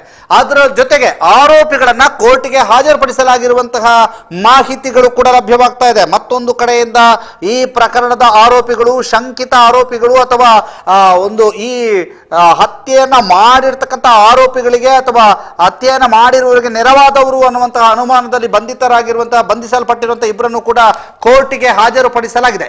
ಈಗ ಪುತ್ತೂರಿನ ಕೋರ್ಟಿಗೆ ಆರೋಪಿಗಳನ್ನ ಹಾಜರುಪಡಿಸಲಾಗಿದೆ ಅನ್ನುವಂತಹ ಮಾಹಿತಿಗಳು ಲಭ್ಯವಾಗ್ತಾ ಇದೆ. ಪುತ್ತೂರಿನ ಕೋರ್ಟಿಗೆ ಆರೋಪಿಗಳನ್ನ ಹಾಜರುಪಡಿಸಲಾಗಿದೆ. ಈ ಬಗ್ಗೆ ನಮಗೆ ಮಾತನಾಡೋದಕ್ಕೆ ಸಂತೋಷ್ ಶಾಂತಿನಗರ ಸಂಪರ್ಕಕ್ಕೆ ಬರ್ತಾ ಇದ್ದಾರೆ. ಹಲೋ, ಈ ಬಗ್ಗೆ ಈಗಾಗಲೇ ಬಂದಿರುವಂತಹ ಮಾಹಿತಿಯ ಪ್ರಕಾರ ಆರೋಪಿಗಳನ್ನ ಕೋರ್ಟಿಗೆ ಹಾಜರುಪಡಿಸಲಾಗಿದೆ. ಕೋರ್ಟಿಗೆ ಹಾಜರುಪಡಿಸಲಾಗಿರುವಂತಹ ದೃಶ್ಯಗಳನ್ನ ನಿಮಗೆ ಕೆಲವೇ ಕ್ಷಣಗಳು ತೋರಿಸ್ತಾ ಇದ್ದೀವಿ. ಈಗಾಗಲೇ ಬೆಳ್ಳಾರಿಯಿಂದ ಹೊರಟಿರುವಂತಹ ದೃಶ್ಯಗಳನ್ನ ನಾವು ನಿಮಗೆ ತೋರಿಸಿದ್ವಿ. ಇದೀಗ ಕೆಲವೇ ಕ್ಷಣಗಳ ಹಿಂದೆ ಕೋರ್ಟಿಗೆ ಆರೋಪಿಗಳನ್ನ ಹಾಜರುಪಡಿಸಲಾಗಿತ್ತು. ಮತ್ತೊಂದು ಕಡೆಯಿಂದ ನೆಟ್ಟಾರಿನ ಪ್ರವೀಣ್ ಕುಮಾರ್ ಅವರ ಮನೆಗೆ ಸಿಎಂ ಬಸವರಾಜ ಬೊಮ್ಮಾಯಿ ಅವರು ಆಗಮಿಸಿರುವಂತದ್ದು ಕೂಡ ಆ ದೃಶ್ಯವನ್ನು ಕೂಡ ನೋಡ್ತಾ ಇದ್ದೀರಿ. ಮತ್ತೊಂದು ಕಡೆಯಿಂದ ಕೋರ್ಟಿಗೆ ಆರೋಪಿಗಳನ್ನ ಹಾಜರುಪಡಿಸಲಾಗಿದೆ ಅನ್ನುವಂತ ಮಾಹಿತಿಗಳು ಲಭ್ಯವಾಗ್ತಾ ಇದೆ. ಇನ್ನೇನು ಕೆಲವು ಕ್ಷಣಗಳಲ್ಲಿ ಸಿಎಂ ಬಸವರಾಜ ಬೊಮ್ಮಾಯಿ ಅವರ ಒಂದು ಪತ್ರಿಕಾಗೋಷ್ಠಿಯನ್ನ ನಿರೀಕ್ಷೆ ಮಾಡಲಾಗಿದೆ. ಅವರು ಪರಿಹಾರದ ಘೋಷಣೆಯನ್ನ ಮಾಡ್ಲಿಕ್ಕಿದ್ದಾರೆ. ಸಂತೋಷ್ ಶಾಂತಿನಗರ ಈಗ ನಮ್ಮ ಸಂಪರ್ಕದಲ್ಲಿದ್ದಾರೆ. ನಮಸ್ತೆ ಸಂತೋಷ್. ನಮಸ್ತೆ. ನಮಸ್ತೆ ಸರ್, ಹೇಳಿ. ಈಗ ಕೋರ್ಟಿಗೆ ಆರೋಪಿಗಳನ್ನು ಹಾಜರುಪಡಿಸಲಾಗಿದೆ ಅನ್ನುವಂತ ಮಾಹಿತಿಗಳು ಲಭ್ಯವಾಗ್ತಾ ಇದೆ. ಎಷ್ಟೊತ್ತಿಗೆ ಹಾಜರುಪಡಿಸಲಾಯಿತು? ಕೋರ್ಟಿಗೆ ಈಗಾಗಲೇ ಹಾಜರುಪಡಿಸಿ ಆಗಿದೆ. ಓಕೆ. ಸುಳ್ಯದಲ್ಲಿ ವೈದ್ಯಕೀಯ ಪರೀಕ್ಷೆ ನಡೆಸಿ ಪುತ್ತೂರಿಗೆ ತಂದು ಕೋರ್ಟಿಗೆ ಹಾಜರುಪಡಿಸಿದ್ದಾರೆ. ಓಕೆ. ನೆಟ್ಟಾರಿನ ಪರಿಸ್ಥಿತಿ ಬಗ್ಗೆ ಏನ್ ಹೇಳ್ತೀರಿ? ಎಷ್ಟು ಜನ ನಾಯಕರುಗಳು ಆಗಮಿಸಿದ್ದಾರೆ? ವಿಶೇಷವಾಗಿ ಇದೀಗ ಮುಖ್ಯಮಂತ್ರಿ ಬಸವರಾಜ ಬೊಮ್ಮಾಯಿ ಅವರು ಭೇಟಿ ಕೊಟ್ಟಿದ್ದಾರೆ. ಗೃಹ ಸಚಿವ ಅರಗ ಜ್ಞಾನೇಂದ್ರ ಇದ್ದಾರೆ. ಸಂಸದ ನಳಿನ್ ಕುಮಾರ್ ಕಟೀಲ್ ಇದ್ದಾರೆ. ಸಚಿವರಾದ ಅಂಗಾರು, ಸುನಿಲ್ ಕುಮಾರ್, ಶಾಸಕರು ಸಂಜಯ್ ಮಠಂದೂರು, ಮತ್ತೆ ಈಗಾಗಲೇ RSS ನಾಯಕ ಪ್ರಭಾಕರ ಭಟ್ರು, ಬೆಳ್ತಂಗಡಿ ಶಾಸಕ ಹರೀಶ್ ಪೂಂಜಾ ಅವರೆಲ್ಲ ಅಲ್ಲಿ ಉಪಸ್ಥಿತರಿದ್ದಾರೆ. ಈಗಾಗಲೇ ಭೇಟಿ ಕೊಟ್ಟಿರುವಂತವರು ಸಾಂತ್ವನ ಹೇಳಿದ್ದಾರೆ. ಇದೀಗ ವಿಶೇಷವಾಗಿ ಮುಖ್ಯಮಂತ್ರಿ ಅವರ ಭೇಟಿಯ ಸಂದರ್ಭ ಅವರು ಪರಿಹಾರದ ಘೋಷಣೆ ಮಾಡುವಂತ ನಿರೀಕ್ಷೆ ಇದೆ. ಓಕೆ, ಆ ಕೋರ್ಟಿಗೆ ಹಾಜರುಪಡಿಸಲಾಗಿರುವಂತಹ ದೃಶ್ಯಗಳನ್ನು ನಾವು ನಿಮಗೆ ತೋರಿಸ್ತಾ ಇದ್ದೀವಿ. ಕೋರ್ಟಿಗೆ ಹಾಜರುಪಡಿಸಲಾಗಿರುವಂತಹ ದೃಶ್ಯಗಳನ್ನು ನಾವು ನಿಮಗೀಗ ತೋರಿಸ್ತಾ ಇದ್ದೀವಿ. ಆರೋಪಿಗಳನ್ನ ಕೋರ್ಟಿಗೆ ಹಾಜರುಪಡಿಸಲಾಗಿರುವಂತಹ ದೃಶ್ಯಗಳನ್ನು ನಾವೀಗ ನಿಮಗೆ ತೋರಿಸ್ತಾ ಇರುವಂತದ್ದು. ಆ ದೃಶ್ಯಗಳು ನಿಮಗೆ ಪುತ್ತೂರಿನ ಕೋರ್ಟಿಗೆ ಆರೋಪಿಗಳನ್ನು ಹಾಜರುಪಡಿಸಲಾಗಿರುವಂತಹ ದೃಶ್ಯಗಳು ಸುದ್ದಿ ನ್ಯೂಸ್ಗೆ ಲಭಿಸಿರುವಂಥದ್ದು. ಸುದ್ದಿ ನ್ಯೂಸ್ನಲ್ಲಿ ಈಗ ನೀವು ನೋಡ್ತಾ ಇದ್ದೀರಿ ಆರೋಪಿಗಳನ್ನು ಕೋರ್ಟಿಗೆ ಹಾಜರುಪಡಿಸಲಾಗಿರುವಂತಹ ದೃಶ್ಯಗಳನ್ನು. ಶಂಕಿತ ಆರೋಪಿಗಳು ಇಬ್ಬರು ಕೂಡ ಇವರು ಅಪರಾಧಿಗಳಿಗೆ ನೆರವಾಗಿದ್ದಾರೆ ಅನ್ನುವಂತಹ ಆಧಾರದಲ್ಲಿ ಅಥವಾ ಅನುಮಾನದಲ್ಲಿ ಇವರೇ ಭಾಗಿಯಾಗಿದ್ದಾರೆ ಅನ್ನುವಂಥದ್ದಲ್ಲ, ಬದಲಾಗಿ ಭಾಗಿಯಾಗಿರ್ಲಿಕ್ಕೂ ಸಾಕು, ಆಗದೇ ಇರಲಿಕ್ಕೂ ಸಾಕು ಅನ್ನುವಂತಹ ಒಂದು ಅನುಮಾನ ಇದೆ. ಆದ್ದರಿಂದ ಹೆಚ್ಚಿನ ತನಿಖೆ ಮಾಡುವ ಮೊದಲು ಇವರನ್ನ ಕೋರ್ಟಿಗೆ ಹಾಜರುಪಡಿಸಲಾಗಿದೆ.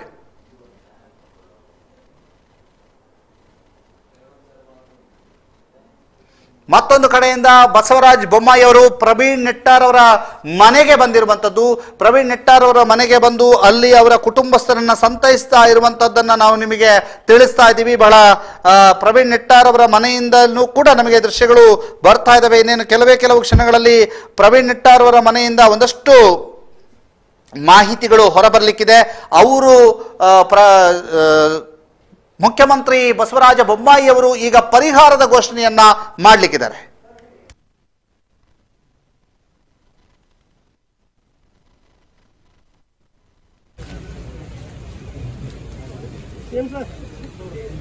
ಈಗ ನಮ್ಮ ಜೊತೆಗೆ ಸಂಪರ್ಕದಲ್ಲಿದ್ದಾರೆ ದುರ್ಗಾ ಕುಮಾರ್, ಹೇಳಿ ಏನಿದೆ ಅಪ್ಡೇಟ್? ಮುಖ್ಯಮಂತ್ರಿಗಳು ಮನೆಯ ಪ್ರವೀಣ್ ನೆಟ್ಟಾರ್ ಅವರ ಮನೆಯ ಭೇಟಿಯಿಂದ ಹೊರಗಡೆ ಬಂದಿದ್ದಾರೆ. ಈಗ ಮಾಧ್ಯಮವರನ್ನ ಉದ್ದೇಶಿಸಿ ಮಾತಾಡ್ತಾ ಇದ್ದಾರೆ. ನಾನು ಸಾಧ್ಯ ಆದ್ರೆ ಈ ಧ್ವನಿಯನ್ನ ನೀವೇ ಕೇಳಿಸ್ಕೊಳ್ಳಿ, ಮತ್ತೆ ವಿವರಣೆಯನ್ನ ನೀಡ್ತೇನೆ.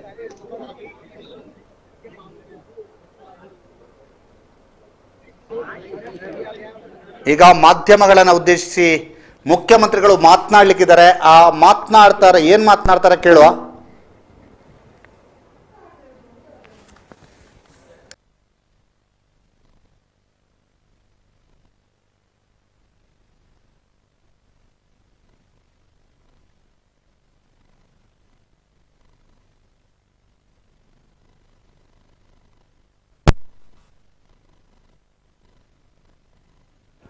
ಪ್ರವೀಣ್ ನೆಟ್ಟಾರ್ ಅವರ ಮನೆಯಿಂದ ಹೊರ ಬಂದಿರುವಂತಹ ಮುಖ್ಯಮಂತ್ರಿ ಬಸವರಾಜ ಬೊಮ್ಮಾಯಿ ಅವರು ಈಗ ಅಲ್ಲಿ ಮಾತುಕತೆಯನ್ನು ಮುಗಿಸಿ ಅವರಿಗೆ ಸಾಂತ್ವನದ ನುಡಿಗಳನ್ನು ಹೇಳಿ ಹೊರ ಬಂದಿದ್ದಾರೆ.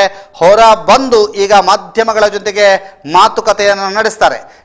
ಕೆಲವು ಕ್ಷಣಗಳಲ್ಲಿ ಮಾಧ್ಯಮಗಳ ಜೊತೆಗೆ ಮಾತುಕತೆಯನ್ನು ನಡೆಸಲಿಕ್ಕಿದ್ದಾರೆ ಬಸವರಾಜ ಬೊಮ್ಮಾಯಿ ಅವರು ಪರಿಹಾರದ ಘೋಷಣೆ ಮಾಡುವಂತಹ ಸಾಧ್ಯತೆ ಇದೆ. ಎಷ್ಟು ಪರಿಹಾರದ ಘೋಷಣೆಯನ್ನು ಮಾಡ್ತಾರೆ ಅನ್ನುವಂಥದ್ದು ಕೂಡ ಕುತೂಹಲ ಕೆಲಿಸಿದೆ. ಯಾಕೆಂತಂದ್ರೆ ಪರಿಹಾರವನ್ನ ನಾನು ಅಲ್ಲಿಯೇ ಘೋಷಣೆ ಮಾಡ್ತೇನೆ ಅನ್ನುವಂಥದ್ದು ಇವತ್ತು ಕೂಡ ಏರ್ಪೋರ್ಟ್ ನಲ್ಲಿಯೂ ಕೂಡ ಇದೇ ಮಾತನ್ನ ಹೇಳಿರೋದ್ರಿಂದ ಯಾವ ರೀತಿಯಾಗಿ ಪರಿಹಾರದ ಘೋಷಣೆಯನ್ನ ಮಾಡ್ತಾರೆ, ಎಷ್ಟು ಘೋಷಣೆಯನ್ನ ಮಾಡ್ತಾರೆ ಅನ್ನುವಂಥದ್ದು ಕೂಡ ಕುತೂಹಲ ಕೆರಳಿಸಿದೆ. ಅದರ ಜೊತೆಗೆ ಬಿಜೆಪಿಯ ಸರ್ಕಾರ ಏನ್ ಮಾಡ್ತಾ ಇದೆ ಅನ್ನುವಂತಹ ಪ್ರಶ್ನೆಗೆ ಉತ್ತರಿಸುವಂತಹ ಅನಿವಾರ್ಯತೆ ಕೂಡ ಬಸವರಾಜ ಬೊಮ್ಮಾಯಿಯವರ ಮುಂದೆ ಇದೆ. ಈ ಹಿಂದೆ ಹಲವಾರು ಸಂದರ್ಭದಲ್ಲಿ ನಮ್ಮ ಕಾರ್ಯಕರ್ತರನ್ನು ಹತ್ಯೆ ಮಾಡಿದಂಥ ಸರ್ಕಾರವನ್ನು ನಾವು ಸುಮ್ಮನೆ ಬಿಡೋದಿಲ್ಲ, ಹತ್ಯೆಗೆ ಸರ್ಕಾರವೇ ಕಾರಣ ಅನ್ನುವಂಥದ್ದನ್ನ ಬಿಜೆಪಿಯವರು ವಿರೋಧ ಪಕ್ಷದಲ್ಲಿ ಇದ್ದಾಗ ಬಹಳ ದೊಡ್ಡ ಮಟ್ಟಿನ ಹೋರಾಟಗಳನ್ನು ಸಂಘಟಿಸಿದ್ರು. ಈಗ ಅವರದ್ದೇ ಪಕ್ಷ ಇರುವಾಗ ಇಂತಹದ್ದೇ ಕಾರ್ಯಗಳು, ಇಂತಹದ್ದೇ ಹತ್ಯಾಕಾಂಡಗಳು ನಡೀತಾ ಇದೆ ಅನ್ನುವಂತಹ ಆಕ್ರೋಶದ ನುಡಿಗಳು ನಿನ್ನೆಯಿಂದ ಹೆಚ್ಚಾಗಿದೆ. ಜೊತೆಗೆ ಎಲ್ಲೆಡೆಯೂ ಕೂಡ ಕೇಳಿ ಬರ್ತಾ ಇರುವಂಥದ್ದು. ಅದರ ಜೊತೆಗೆ ಯುವಕರು ಅಂತ ಅಥವಾ ಯುವ ಶಕ್ತಿ ಏನಿದೆ ಸಂಪೂರ್ಣವಾಗಿ ಬಿಜೆಪಿ ಪರವಾಗಿದೆ ಅನ್ನುವಂಥದ್ದನ್ನು ಇವರು ಹೇಳ್ತಾ ಇದ್ರು. ಆದರೆ ನಿನ್ನೆಯ ನಂತರ ಒಂದಷ್ಟು ಯುವ ಶಕ್ತಿ, ಯುವ ಮೋರ್ಚಾದ ಘಟಕದವರು ಅಥವಾ ಸಾಮಾಜಿಕ ಜಾಲತಾಣದ ಪ್ರಕೋಷ್ಠದವರು ಹೀಗೆ ಹಲವಾರು ಜನ ರಾಜೀನಾಮೆಗೆ ಮುಂದಾಗಿರುವಂಥದ್ದು. ನಮಗೆ ಈ ಪಕ್ಷದಲ್ಲಿರುವಂಥ ಜವಾಬ್ದಾರಿ ಬೇಡ ಅಂತ ಹೇಳಿರುವಂಥದ್ದು, ನಾವು ಇನ್ನು ಮುಂದೆ ಈ ಪಕ್ಷದಲ್ಲಿ ಕಾರ್ಯನಿರ್ವಹಿಸೋದಿಲ್ಲ ಅಂತ ಹೇಳಿರುವಂಥದ್ದು. ಇವೆಲ್ಲ ಘಟನೆಗಳು ನಡೆದಿರೋದ್ರಿಂದ ಈಗ ಸಿಎಂ ಮುಂದೆಯೂ ಕೂಡ ಬಹುದೊಡ್ಡ ಚಾಲೆಂಜ್ ಇರುವಂಥದ್ದು. ಆ ಕಾರಣದಿಂದಾಗಿ ಆ ಕಾರ್ಯಕರ್ತರು ಆಕ್ರೋಶಗೊಂಡಿರುವಂತಹ ಹಿನ್ನೆಲೆಯಿಂದಾಗಿ ಇವತ್ತು ಸಿಎಂ ಅವರು ಜನೋತ್ಸವ ಸಮಾವೇಶವನ್ನೇ ರದ್ದುಗೊಳಿಸಿ ಆಗಮಿಸಿರುವಂಥದ್ದು. ಆದ್ರಿಂದ ಪ್ರವೀಣ್ ನೆಟ್ಟಾರ್ ಅವರ ಮನೆಗೆ ಆಗಮಿಸಿ ಅಲ್ಲಿಯವರೊಂದಿಗೆ ಮಾತುಕತೆ ನಡೆಸಿದ ನಂತರ ಸಿಎಂ ಏನು ಮಾತನಾಡ್ತಾರೆ, ಯಾವ ಘೋಷಣೆಯನ್ನ ಮಾಡ್ತಾರೆ ಅನ್ನುವಂಥದ್ದು ಬಹುದೊಡ್ಡ ಕುತೂಹಲವನ್ನ ಕೆರಳಿಸಿರುವಂಥದ್ದು. ಆ ಕುತೂಹಲಕ್ಕೆ ನಾವೀಗ ಸಾಕ್ಷಿ ಆಗ್ತಾ ಇದ್ದೇವೆ. ಯಾವ ರೀತಿಯಾಗಿ ಅದನ್ನ ಅವರು ಘೋಷಣೆಯನ್ನ ಮಾಡ್ತಾರೆ ಅನ್ನುವಂಥದ್ದನ್ನು ಕೂಡ ನಾವು ನೋಡಬೇಕು. ಯಾಕಂತಂದ್ರೆ ಬಹಳ ದೊಡ್ಡ ಮಟ್ಟಿನಲ್ಲಿ ನಿರೀಕ್ಷೆ ಹೆಚ್ಚಿದೆ. ಏನು ಘೋಷಣೆಯನ್ನ ಮಾಡ್ತಾರೆ ಅನ್ನುವಂಥದ್ದು ಕೂಡ ನಾವು ನೋಡಬೇಕಾಗಿದೆ.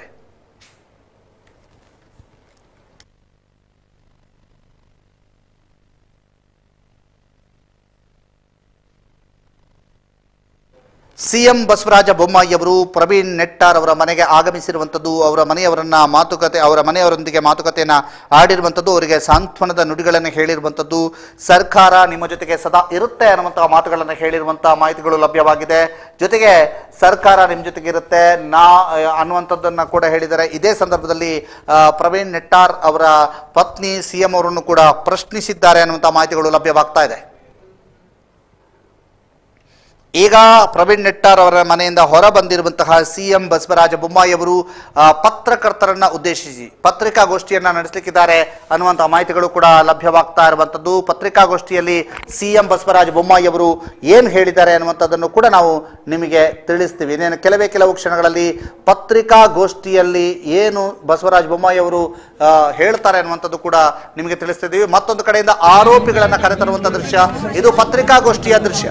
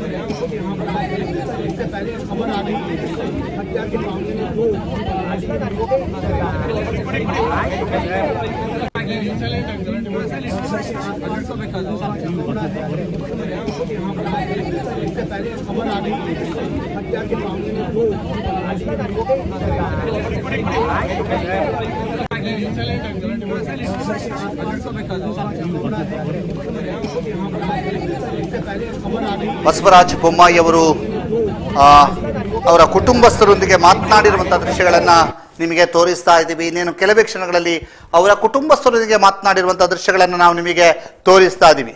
ಬಸವರಾಜ ಬೊಮ್ಮಾಯಿ ಅವರು ಅವರ ಕುಟುಂಬಸ್ಥರೊಂದಿಗೆ ಮಾತನಾಡಿರುವಂತಹ ದೃಶ್ಯಗಳನ್ನ ನಾವು ನಿಮಗೀಗ ತೋರಿಸ್ತಾ ಇದ್ದೀವಿ. ಇನ್ನೇನು ಕೆಲವೇ ಕ್ಷಣಗಳಲ್ಲಿ ಬಸವರಾಜ ಬೊಮ್ಮಾಯಿ ಅವರು ಅವರ ಕುಟುಂಬಸ್ಥರೊಂದಿಗೆ ಮಾತನಾಡಿರುವಂತಹ ದೃಶ್ಯಗಳು ನಿಮಗೆ ತೋರಿಸ್ತಾ ಇದ್ದೀವಿ. ಇದು ಎಕ್ಸ್ಕ್ಲೂಸಿವ್ ದೃಶ್ಯ.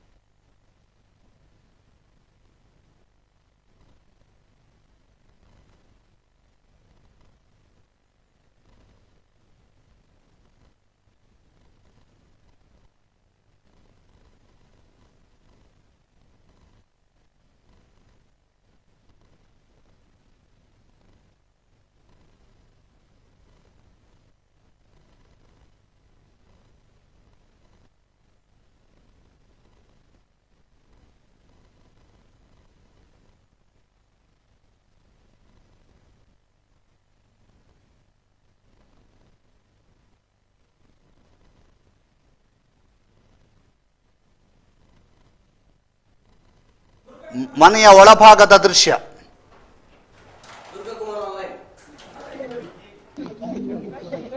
ಇದೀಗ ಸಿಎಂ ಏನ್ ಹೇಳ್ತಿದ್ದಾರೆ ಕೇಳೋಣ. ದುರ್ಗಾಕುಮಾರ್ ಸಿಎಂ ಈಗಾಗಲೇ ಮಾತನಾಡಿದ್ದಾರೆ, ಮಾಧ್ಯಮ ಪ್ರತಿನಿಧಿಗಳನ್ನ ಉದ್ದೇಶಿಸಿ ಮಾತನಾಡಿದ್ದಾರೆ. 25 ಲಕ್ಷದ ಪರಿಹಾರವನ್ನ ಅವರು ಘೋಷಣೆ ಮಾಡಿ ಅದರ ಚೆಕ್ ಅನ್ನ ವಿತರಣೆ ಮಾಡಿದ್ದೇನೆ ಅಂತ ಅವರು ಹೇಳಿದ್ದಾರೆ. 25 ಲಕ್ಷ ಈ ಕುಟುಂಬಕ್ಕೆ ಆಧಾರ ಸ್ತಂಭವಾಗಿರುವಂತಹ ಮನೆ ಮಗ ಹತ್ಯೆಗೀಡಾದ ಕಾರಣ 25 ಲಕ್ಷ ಪರಿಹಾರವನ್ನು ನೀಡುವುದಾಗಿ ಅವರು ಹೇಳಿದ್ದಾರೆ. ಜೊತೆಗೆ ಅನೇಕ ವಿಷಯಗಳನ್ನು ಕೂಡ ಅವರು ಉಲ್ಲೇಖಿಸಿದ್ದಾರೆ. ನಾನು ಇವತ್ತು ಭೇಟಿ ನೀಡಿದಂತಹ ಸಂದರ್ಭದಲ್ಲಿ ಅಲ್ಲಿ ಯಾವ ವಾತಾವರಣ ಇತ್ತು, ತಂದೆ ಏನು ಹೇಳಿದ್ರು, ತಾಯಿ ಏನು ಹೇಳಿದ್ರು, ಈ ವಿಚಾರವನ್ನ ಅವರು ಹೇಳಿದ್ರು. ಜೊತೆಗೆ ಕರ್ನಾಟಕದಲ್ಲಿ ರಾಷ್ಟ್ರೀಯ ತನಿಖಾ ದಳ NIA ಏನಿದೆ ಅದರ ಒಂದು ಘಟಕವನ್ನ ಸ್ಥಾಪನೆ ಮಾಡಬೇಕು ಎನ್ನುವುದು ಮತ್ತು ಅದು ಈ ಭಾಗದಲ್ಲಿ ಮಂಗಳೂರು ಭಾಗದಲ್ಲಿಯೇ ಅದು ಸ್ಥಾಪನೆ ಆಗಬೇಕು ಎನ್ನುವ ಒಂದು ಒತ್ತಡವನ್ನ ನಾವು ಕೂಡ ಸರ್ಕಾರದ ವತಿಯಿಂದ ಹಾಕುವುದಾಗಿ ಕೂಡ ಅವರು ಹೇಳಿದ್ದಾರೆ. ಇನ್ನು ಏನು ಪರಿಹಾರ ಕೊಟ್ಟರು ಕೂಡ ಮತ್ತೆ ಪ್ರವೀಣ್ ಮರಳಿ ಬರಲಿಕ್ಕೆ ಸಾಧ್ಯ ಇಲ್ಲ. ಆ ಕೊಲೆಗಡುಕರಿಗೆ ತಕ್ಕ ಶಿಕ್ಷೆ ಆಗಬೇಕು. ಅದನ್ನ ಸರ್ಕಾರದ ಯಾವ ರೀತಿಯ ಕಠಿಣ ಕ್ರಮವನ್ನ ತೆಗೆದುಕೊಳ್ಳಲಾಗುತ್ತೆ, ಅದು ಖಂಡಿತವಾಗಿಯೂ ತೆಗೆದುಕೊಳ್ಳಲಾಗುತ್ತೆ ಎನ್ನುವ ಮಾತುಗಳನ್ನ ಬೊಮ್ಮಾಯಿ ಅವರು ಹೇಳಿದ್ದಾರೆ.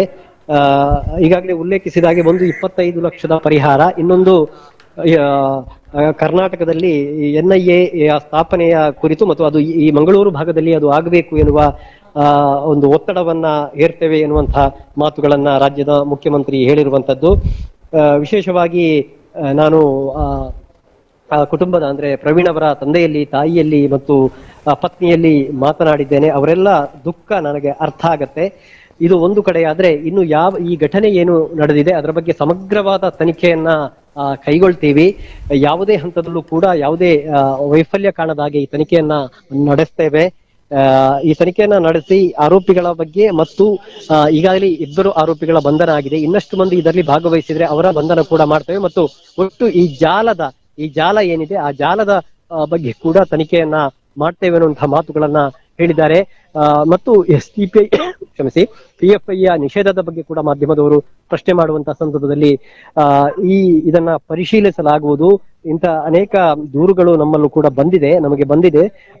ಈ ನಿಟ್ಟಿನಲ್ಲಿ ಏನು ಕ್ರಮ ತೆಗೆದುಕೊಳ್ಳಬೇಕು ಎನ್ನುವುದನ್ನ ಇನ್ನಷ್ಟು ತನಿಖೆಯಿಂದ ಮಾತ್ರ ಹೇಳಲಿಕ್ಕೆ ಸಾಧ್ಯ ಇದೆ ಎನ್ನುವ ಅಂಶವನ್ನ ಕೂಡ ಮುಖ್ಯಮಂತ್ರಿಗಳು ಹೇಳಿದ್ದಾರೆ. ಧನ್ಯವಾದಗಳು ದುರ್ಗಾಕುಮಾರ್ ನಾಯರ್ಕೆರೆ. ಸಿಎಂ ಜೊತೆಗೆ ಪ್ರವೀಣ್ ಅವರ ಪತ್ನಿ ಮಾತನಾಡಿರುವಂತಹ ದೃಶ್ಯಗಳು ಸುದ್ದಿ ನ್ಯೂಸ್ ಎಕ್ಸ್ಕ್ಲೂಸಿವ್ ಆಗಿ ಲಭ್ಯವಾಗಿದೆ. ಅದನ್ನ ನಿಮಗೆ ತೋರಿಸ್ತಾ ಇದ್ದೀವಿ. ಪ್ರವೀಣ್ ಅವರ ಪತ್ನಿ ಸುದ್ದಿ ನ್ಯೂಸ್ ಎಕ್ಸ್ಕ್ಲೂಸಿವ್ ದೃಶ್ಯ ಇದು. ಪ್ರವೀಣ್ ಅವರ ಪತ್ನಿ, ತಾಯಿ, ತಂದೆ ಮತ್ತು ಸಹೋದರಿಯರು ಸಿಎಂ ಜೊತೆಗೆ ಮಾತನಾಡ್ತಿರುವಂತಹ ದೃಶ್ಯ. ಏನ್ ಮಾತನಾಡಿದ್ದಾರೆ ನೋಡಿ.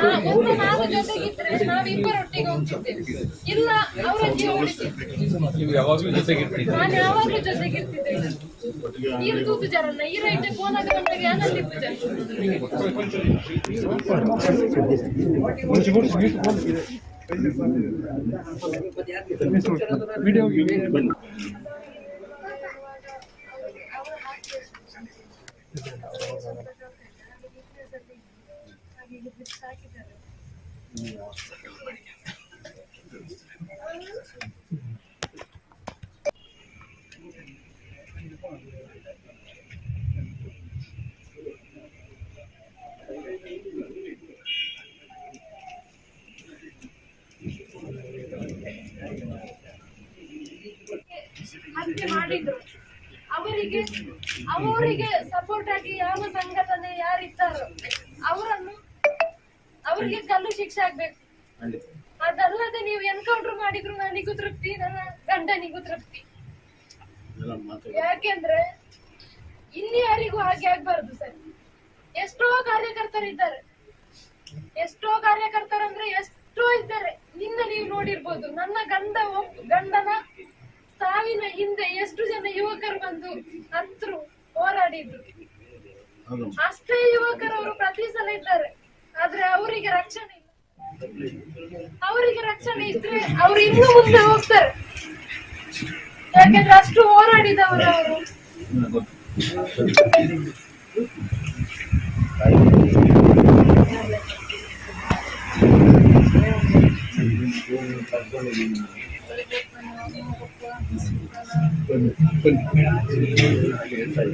सर मीडिया आई तो फॉर आउट सर ಸ್ವಲ್ಪ ಉಳಿದವರ ಈ ಕಡೆ ಮೀಡಿಯಾ ನಾನು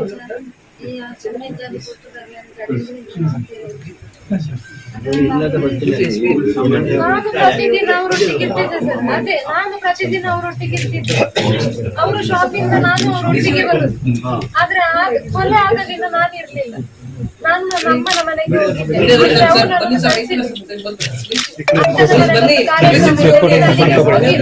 ನಾನು ಮತ್ತೆ ಬರ್ತೇನೆ ಅಂತ ಹೇಳಿದ್ದೆ. ಅದಕ್ಕೆ ನಾನು ಹೋಗಿದ್ದೆ. ನಾನು ಹೋಗಿರ್ಬೇಕಿದ್ರೆ ಆ ಹೊತ್ತಿಗೆ ಹೀಗಾಗಿತ್ತು. ನಾನು ಜೊತೆಗಿರ್ಲಿಲ್ಲ. ನಾನು ಜೊತೆಗಿದ್ರೆ ನಾವಿಬ್ಬರೊಟ್ಟಿಗೆ ಹೋಗ್ತಿದ್ದೇವೆ. ಇಲ್ಲ ಅವರೊಟ್ಟಿಗೆ ಹೋಗ್ತಿದ್ದೆ. ನಾನು ಯಾವಾಗ್ಲೂ ಜೊತೆಗಿರ್ತಿದ್ದೇನೆ. ನೀರು ತೂತು ಜರನ್ನ ಈ ರೈಟ್ ಕೋನಾಗ ಬಂದಾಗ ಅನಲ್ಲಿ ಪೂಜೆ. ಇದೀಗ ಮುಖ್ಯಮಂತ್ರಿಗಳ ಎದುರು ಭಾಗದಲ್ಲಿ ಮುಖ್ಯಮಂತ್ರಿಗಳ ಎದುರಿನಲ್ಲಿ ಅಲ್ಲಿರ್ತಕ್ಕಂತಹ ಸ್ಥಳೀಯರು ಮತ್ತು ಅಲ್ಲಿರ್ತಕ್ಕಂತಹ ಜನರು ನ್ಯಾಯ ಬೇಕು, ನಮಗೆ ಆದಷ್ಟು ಬೇಗ ನ್ಯಾಯವನ್ನ ಒದಗಿಸಿ ಬಿಡಿ ಅನ್ನುವಂತಹ ಘೋಷಣೆಯನ್ನ ಕೂಗ್ತಾ ಇದ್ದಾರೆ ಅನ್ನುವಂತಹ ಮಾಹಿತಿಗಳು ಲಭ್ಯವಾಗ್ತಾ ಇದೆ. ಇದು ಒಳಭಾಗದ ದೃಶ್ಯ. ಒಳಭಾಗದಲ್ಲಿ ಯಾವ ರೀತಿಯಾಗಿ ನೂತನಾರವರು ಮುಖ್ಯಮಂತ್ರಿಗಳ ಜೊತೆಗೆ ಮಾತನಾಡಿದ್ರು, ಮುಖ್ಯಮಂತ್ರಿಗಳ ಜೊತೆಗೆ ಏನು ಮನವಿಯನ್ನ ಮಾಡಿದ್ರು ಅನ್ನುವಂಥದ್ದನ್ನ ನಿಮಗೆ ತೋರಿಸ್ತಾ ಇದ್ವಿ. ಈಗ ಅಲ್ಲಿ ಪರಿಸ್ಥಿತಿ ಸಂಪೂರ್ಣವಾಗಿ ಬೇರೆ ಆಗ್ತಾ ಇದೆ. ಮುಖ್ಯಮಂತ್ರಿಗಳ ಎದುರಲ್ಲೇ ನ್ಯಾಯ ಕೊಡಿಸಿ, ನ್ಯಾಯಕ್ಕಾಗಿ ಧ್ವನಿ ಮೊಳಗ್ತಾ ಇದೆ. ಈ ಬಗ್ಗೆ ಮಾತನಾಡೋದಕ್ಕೆ ದುರ್ಗಾ ಕುಮಾರ್ ನಾಯರ್ಕೆರೆ ಸಂಪರ್ಕದಲ್ಲಿದ್ದಾರೆ. ದುರ್ಗಾ ಕುಮಾರ್ ನಾಯರ್ಕೆರೆ ಅವರನ್ನ ನಾವೀಗ ಸಂಪರ್ಕಿಸ್ತೇವೆ. ದುರ್ಗಾ ಕುಮಾರ್ ನಾಯರ್ಕೆರೆ ಈ ಬಗ್ಗೆ ನಮಗೆ ಮಾಹಿತಿಯನ್ನು ನೀಡಿದರೆ ಅಲ್ಲಿ ನ್ಯಾಯ ಬೇಕು ಅನ್ನುವಂತಹ ಕೂಗು ಹೆಚ್ಚಿದೆ. ಸಿಎಂ ಬಸವರಾಜ ಬೊಮ್ಮಾಯಿ ಅವರ ಮುಂದೆಯೇ ನಮಗೆ ನ್ಯಾಯ ಕೊಡಿಸಿ, ನ್ಯಾಯ ಬೇಕು ಅನ್ನುವಂತಹ ಕೂಗನ್ನ ಕೇಳ್ತಾ ಇದ್ದಾರೆ ಅನ್ನುವಂಥದ್ದನ್ನ ನಿಮಗೆ ತಿಳಿಸ್ತಾ ಇದ್ದೀವಿ. ಇದೀಗ ಸಿಎಂ ಬಸವರಾಜ ಬೊಮ್ಮಾಯಿ ಅವರಲ್ಲಿ ಮನವಿ ಮಾಡಿರುವಂತಹ ದೃಶ್ಯದ ಎಕ್ಸ್ಕ್ಲೂಸಿವ್ ದೃಶ್ಯವನ್ನು ನಾವು ನಿಮಗೀಗ ತೋರಿಸ್ತಾ ಇರುವಂಥದ್ದು. ನ್ಯಾಯ ಬೇಕು ಅನ್ನುವಂಥ ಕೂಗು ಹೆಚ್ಚಾಗಿದೆ ಅನ್ನುವಂಥದ್ದನ್ನ ಹೇಳ್ತಾ ಇದ್ದಾರೆ. ದುರ್ಗಾ ಕುಮಾರ್ ನಾಯರ್ಕೆರೆ ಅವ್ರು ನಮ್ಮ ಸಂಪರ್ಕದಲ್ಲಿದ್ದಾರೆ. ದುರ್ಗಾ ಕುಮಾರ್, ಏನಾಗ್ತಾ ಇದೆ ಅಲ್ಲಿ, ಯಾವ ರೀತಿಯಾಗಿ ನ್ಯಾಯ ಬೇಕು ಅಂತ ಕೇಳ್ತಾ ಇದ್ದಾರೆ? ದುರ್ಗಾ ಕುಮಾರ್, ನನ್ನ ಧ್ವನಿ ನಿಮಗೆ ಕೇಳ್ತಾ ಇದೆಯಾ? ಅಲ್ಲಿ ಸಂಪರ್ಕ ಸಾಧ್ಯವಾಗ್ತಾ ಇಲ್ಲ. ಮೊದಲಿಗೆ ನಾವು ನಿಮಗೆ ತೋರಿಸ್ತಾ ಇರುವಂತದ್ದು ನೂತನ ಅವರು, ಪ್ರವೀಣ್ ಅವರ ಪತ್ನಿ ನೂತನರವರು ಸಿಎಂ ಅಲ್ಲಿ ಏನ್ ಕೇಳಿಕೊಂಡ್ರು ಅನ್ನುವಂಥದ್ದನ್ನ ತೋರಿಸ್ತಾ ಇದೀವಿ ನೋಡಿ. ಹಲೋ, ದುರ್ಗಾ ಕುಮಾರ್ ನಾಯರ್ಕೆರೆ, ನನ್ನ ಧ್ವನಿ ಕೇಳ್ತಾ ಇದೆಯಾ?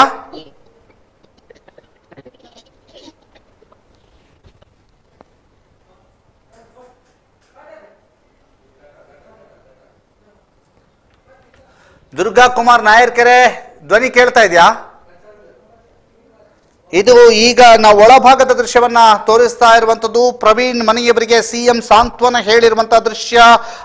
ನೇರವಾಗಿ ಅಲ್ಲಿ ಏನ್ ಮಾತನಾಡಿದ್ರು, ಪ್ರವೀಣ್ ಅವರ ಕುಟುಂಬಸ್ಥರು, ಪ್ರವೀಣ್ ಅವರ ಪತ್ನಿ, ಪ್ರವೀಣ್ ಅವರ ಮನೆಯವರು, ಪ್ರವೀಣ್ ಅವರ ತಾಯಿ, ತಂದೆ, ಸಹೋದರಿಯರು, ಜೊತೆಗೆ ಕುಟುಂಬಸ್ಥರು, ಸ್ನೇಹಿತರು ಮನೆಯ ಒಳಭಾಗದಲ್ಲಿದ್ರು.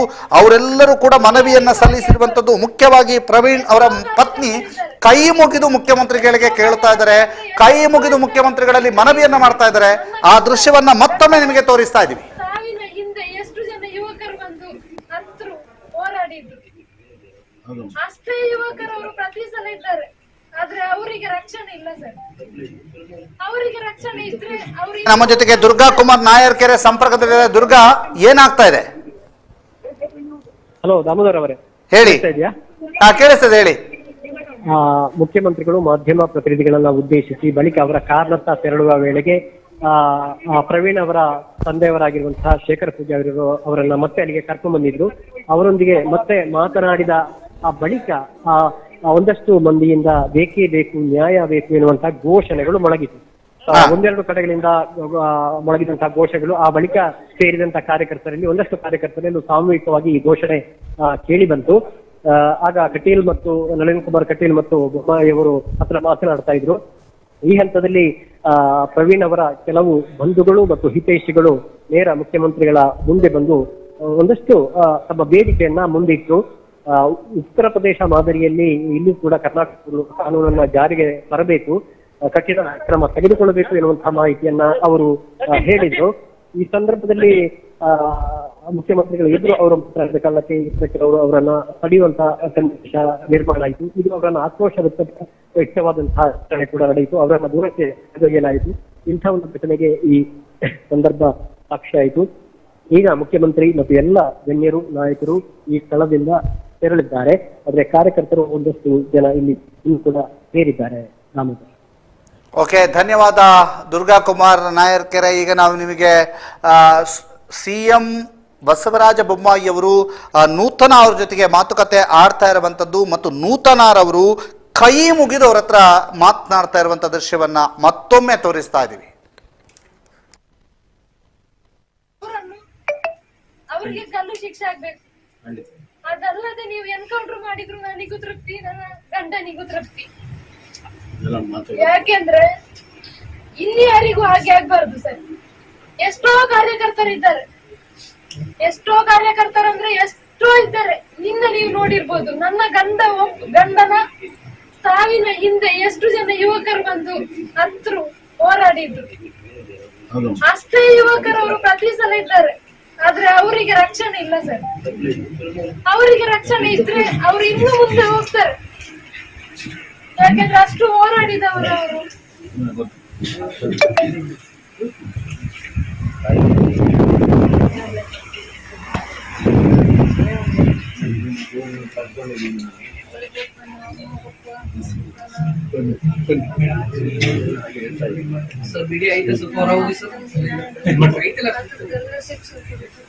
ಸ್ವಲ್ಪ ಉಳಿದವರ ಈ ಕಡೆ ಮೀಡಿಯಾ ನಾನು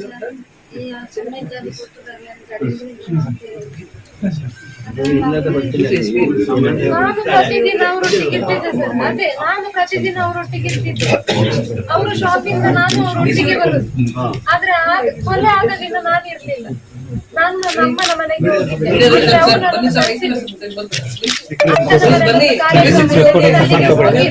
ನಾನು ಮತ್ತೆ ಬರ್ತೇನೆ ಅಂತ ಹೇಳಿದ್ದೆ. ಅದಕ್ಕೆ ನಾನು ಹೋಗಿದ್ದೆ. ನಾನು ಹೋಗಿರ್ಬೇಕಿದ್ರೆ ಆ ಹೊತ್ತಿಗೆ ಹೀಗಾಗಿತ್ತು. ನಾನು ಜೊತೆಗಿರ್ಲಿಲ್ಲ. ನಾನು ಜೊತೆಗಿದ್ರೆ ನಾವಿಬ್ಬರೊಟ್ಟಿಗೆ ಹೋಗ್ತಿದ್ದೇವೆ. ಇಲ್ಲ, ಅವರ ಜೀವ ಉಳಿಸಿದ್ದೆ. ನಾನು ಯಾವಾಗ್ಲೂ ಜೊತೆಗಿರ್ತಿದ್ದೆ. ನೀರು ತೂತು ಜರನ್ನ ಈ ರೈತೆ ಫೋನಾಗ ಬಂದಾಗ ಯಾನಲ್ಲಿ ಪೂಜೆ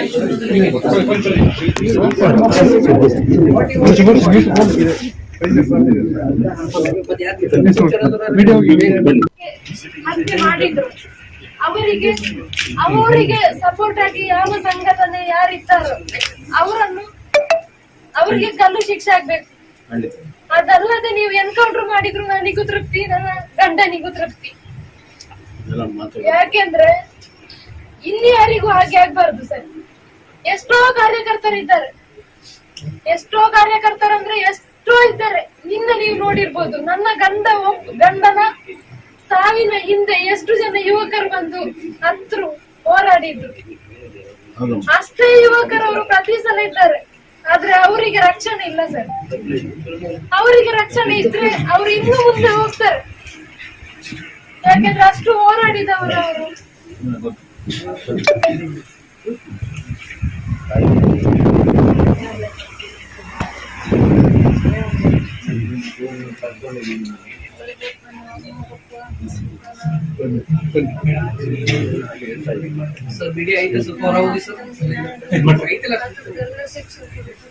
ಸ್ವಲ್ಪ ಉಳಿದವರ ಈ ಕಡೆ ಮೀಡಿಯಾ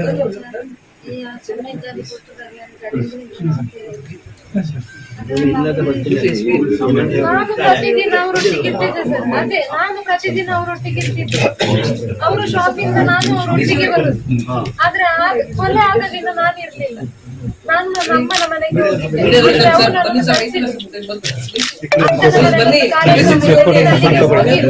ನಾನು ಮತ್ತೆ ಬರ್ತೇನೆ ಅಂತ ಹೇಳಿದ್ದೆ. ಅದಕ್ಕೆ ನಾನು ಹೋಗಿದ್ದೆ. ನಾನು ಹೋಗಿರ್ಬೇಕಿದ್ರೆ ಆ ಹೊತ್ತಿಗೆ ಹೀಗಾಗಿತ್ತು. ನಾನು ಜೊತೆಗಿರ್ಲಿಲ್ಲ. ನಾನು ಜೊತೆಗಿದ್ರೆ ನಾವಿಬ್ಬರೊಟ್ಟಿಗೆ ಹೋಗ್ತಿದ್ದೇವೆ. ಇಲ್ಲ, ಅವರ ಜೀವ ಉಳಿಸಿದ್ದೆ. ನಾನು ಯಾವಾಗ್ಲೂ ಜೊತೆಗಿರ್ತಿದ್ದೆ. ನೀರು ತೂತು ಜರನ್ನ ಈ ರೈತೆ ಫೋನಾಗ ಬಂದಾಗ ಯಾನಲ್ಲಿ ಪೂಜೆ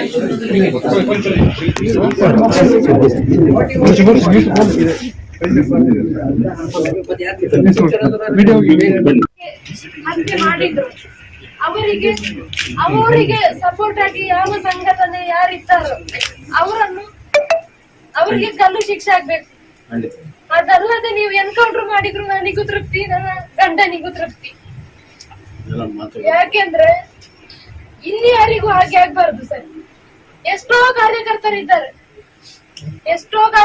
ಅಂದ್ರೆ ಎಷ್ಟೋ ಇದ್ದಾರೆ. ನಿನ್ನ ನೀವು ನೋಡಿರ್ಬೋದು, ನನ್ನ ಗಂಡನ ಸಾವಿನ ಹಿಂದೆ ಎಷ್ಟು ಜನ ಯುವಕರು ಬಂದು ಹತ್ರು ಹೋರಾಡಿದ್ರು. ಅಷ್ಟೇ ಯುವಕರು ಅವರು ಪ್ರತಿ ಸಲ ಇದ್ದಾರೆ, ಆದ್ರೆ ಅವರಿಗೆ ರಕ್ಷಣೆ ಇಲ್ಲ ಸರ್. ಅವರಿಗೆ ರಕ್ಷಣೆ ಇದ್ರೆ ಅವ್ರು ಇನ್ನು ಮುಂದೆ ಹೋಗ್ತಾರೆ. ಯಾಕೆಂದ್ರೆ ಅಷ್ಟು ಹೋರಾಡಿದವರು ಅವರು.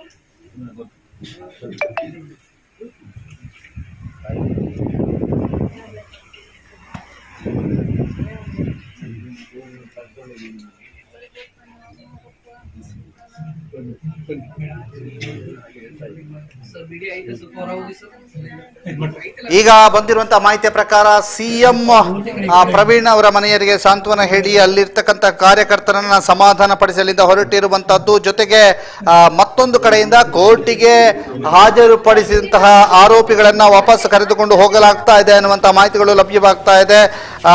ಕೋರ್ಟಿಗೆ ಹಾಜರುಪಡಿಸಲಾಗಿದ್ದ ಆರೋಪಿಗಳನ್ನ ಕೋರ್ಟಿಗೆ ಹಾಜರುಪಡಿಸುವಂತಹ ಆ ಒಂದು ನಿಯಮವನ್ನ ಅನುಸರಿಸಿ ಈಗ ವಾಪಸ್ ಕರೆದುಕೊಂಡು ಹೋಗಲಾಗ್ತಾ ಇರುವಂತಹ ದೃಶ್ಯವನ್ನ ತೋರಿಸ್ತಾ ಇದ್ದೀವಿ. ಈ ಬಗ್ಗೆ ನಮ್ಮ ಜೊತೆಗೆ ಮಾತನಾಡೋದಕ್ಕೆ ನಮ್ಮ ಪ್ರತಿನಿಧಿಯಾಗಿರುವಂತಹ ಲೋಕೇಶ್ ಬನ್ನೂರ್ ಅವರು ಸಂಪರ್ಕದಲ್ಲಿದ್ದಾರೆ. ನಮಸ್ತೆ ಲೋಕೇಶ್. ನಮಸ್ತೆ. ಏನಾಯ್ತು ಕೋರ್ಟ್ನಲ್ಲಿ? ಈಗಾಗಲೇ ಆರೋಪಿಗಳನ್ನು ಕೋರ್ಟಿಗೆ ಹಾಜರುಪಡಿಸಲಾಗಿದೆ. ಅಂದ್ರೆ ಮುಖ್ಯವಾಗಿ ಆರೋಪಿಗಳನ್ನು ಸುಳ್ಯ ಕೋರ್ಟಿಗೆ ಹಾಜರುಪಡಿಸಬೇಕಾಗಿತ್ತು. ಆದ್ರೆ ಸುಳ್ಯದಲ್ಲಿ ಅಲ್ಲಿಯ ಯಾರು ನ್ಯಾಯಾಧೀಶರ ಇಲ್ಲದ ಹಿನ್ನೆಲೆಯಲ್ಲಿ ಆ ಸುಳ್ಯದ ಕೋರ್ಟಿನ ಜವಾಬ್ದಾರಿಯನ್ನು ಪುತ್ತೂರು ನ್ಯಾಯಾಲಯಕ್ಕೆ ಕೊಡಲಾಗಿತ್ತು ನ್ಯಾಯಾಧೀಶರಿಗೆ. ಹಾಗಾಗಿ ಪುತ್ತೂರಿಗೆ ಅವರನ್ನು ಆರೋಪಿಗಳನ್ನು ಪ್ರೊಡ್ಯೂಸ್ ಮಾಡಿದ್ರು ಪೊಲೀಸ್ನವರು. ಈಗ ಪ್ರೊಡ್ಯೂಸ್ ಮಾಡಿ ವಿಚಾರಣೆ ಅಂತ ಅವರನ್ನು ಮಾಡಿದ ನಂತರ ನ್ಯಾಯಾಧೀಶರು ಆರೋಪಿಗಳಿಗೆ 14 ದಿನಗಳ ನ್ಯಾಯಾಂಗ ಬಂಧನವನ್ನು ವಿಧಿಸಿದ್ದಾರೆ. ಓಕೆ, ಈಗ ನಾವು ಎಕ್ಸ್ಕ್ಲೂಸಿವ್ ದೃಶ್ಯಗಳಲ್ಲಿ ನಿಮಗೆ ತೋರಿಸ್ತಾ ಇದ್ದೀವಿ. ಆರೋಪಿಗಳನ್ನ ನ್ಯಾಯಾಲಯಕ್ಕೆ ಹಾಜರುಪಡಿಸಿರುವಂತಹ ದೃಶ್ಯ, ನಂತರ ನ್ಯಾಯಾಲಯದಿಂದ ಕರೆದುಕೊಂಡು ಹೋಗ್ತಾ ಇರುವಂತಹ ದೃಶ್ಯ, ಎರಡೂ ದೃಶ್ಯಗಳನ್ನು ಕೂಡ ನಾವು ನಿಮಗೆ ತೋರಿಸ್ತಾ ಇದ್ದೀವಿ.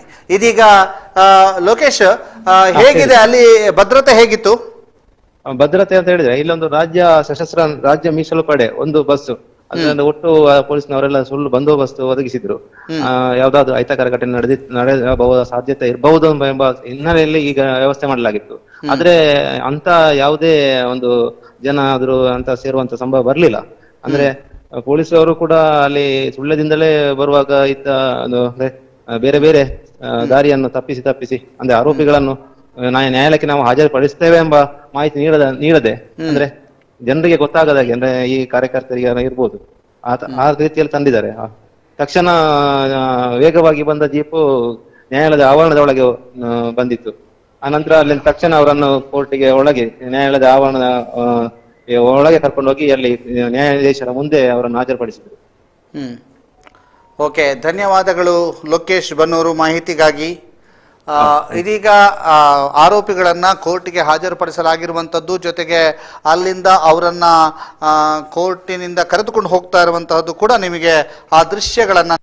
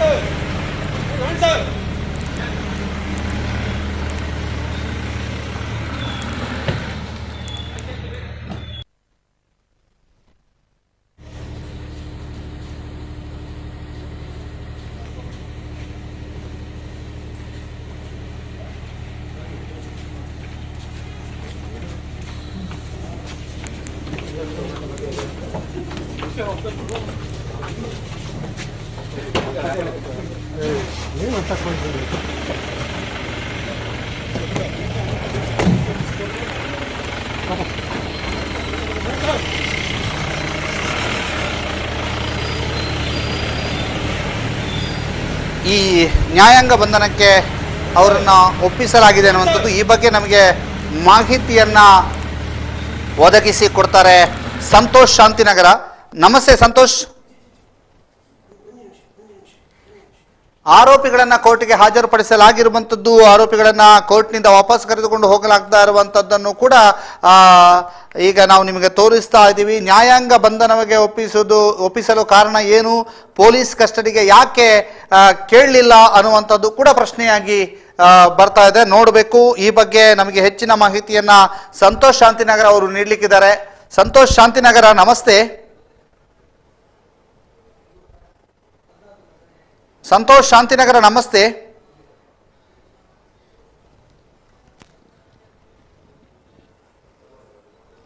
ಇದೀಗ ನಿಮಗೆ ಅವರಿಗೆ ಸಂಪರ್ಕ ಸಾಧ್ಯ ಆಗ್ತಾ ಇಲ್ಲ, ತಾಂತ್ರಿಕ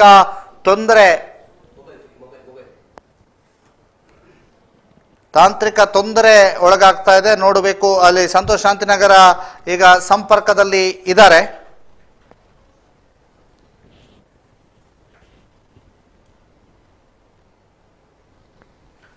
ನಮಸ್ತೆ ಸಂತೋಷ್.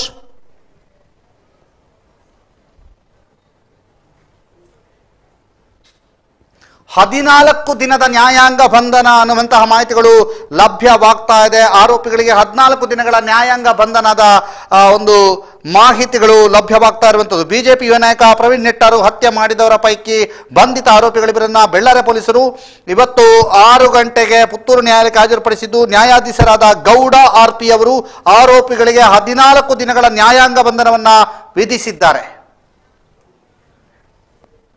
ಸಂಜೆ ಸುಳ್ಯ ಸರ್ಕಾರಿ ಆಸ್ಪತ್ರೆಯಲ್ಲಿ ಆರೋಪಿಗಳ ಪ್ರಾಥಮಿಕ ಆರೋಗ್ಯ ತಪಾಸಣೆ ನಡೆಸಿದ ಬಳಿಕ ಪುತ್ತೂರು ನ್ಯಾಯಾಲಯಕ್ಕೆ ಆರೋಪಿಗಳನ್ನು ಹಾಜರುಪಡಿಸಲಾಯಿತು. ವಿಚಾರಣೆ ನಡೆಸಿದ ನ್ಯಾಯಾಧೀಶ ಗೌಡ RP ಅವರು ಆಪಾದಿತ ಆರೋಪಿಗಳು ಕೊಲೆ ಕೃತ್ಯ ಎಸಗಿದ ಪ್ರಮುಖ ಆರೋಪಿಗಳಿಗೆ ಸಹಕಾರ ನೀಡಿದ ವಿಚಾರದಲ್ಲಿ 14 ದಿನಗಳ ನ್ಯಾಯಾಂಗ ಬಂಧನವನ್ನು ವಿಧಿಸಿದ್ದಾರೆ ಅನ್ನುವಂತಹ ಮಾಹಿತಿಗಳು ಲಭ್ಯವಾಗ್ತಾ ಇದೆ. ಬೆಳ್ಳಾರೆ ಪೊಲೀಸ್ ಠಾಣೆ SI ರುಕ್ಮಾನ್ ನಾಯ್ಕ್ ಮತ್ತು ಬಿಗಿ ಪೊಲೀಸ್ ಬಂದೋಬಸ್ತ್ನೊಂದಿಗೆ ಆರೋಪಿಗಳನ್ನು ನ್ಯಾಯಾಲಯಕ್ಕೆ ಹಾಜರುಪಡಿಸಲಾಗಿತ್ತು. ಈ ಮಾಹಿತಿಯನ್ನ ನಿಮಗೆ ಒದಗಿಸ್ತಾ ಇದ್ದೀವಿ. ಈ ಬಗ್ಗೆ ಹೆಚ್ಚಿನ ಮಾಹಿತಿಯನ್ನು ನೀಡಲಿಕ್ಕೆ ನಮ್ಮ ಪ್ರತಿನಿಧಿಯನ್ನ ಸಂಪರ್ಕಿಸ್ತೇವೆ.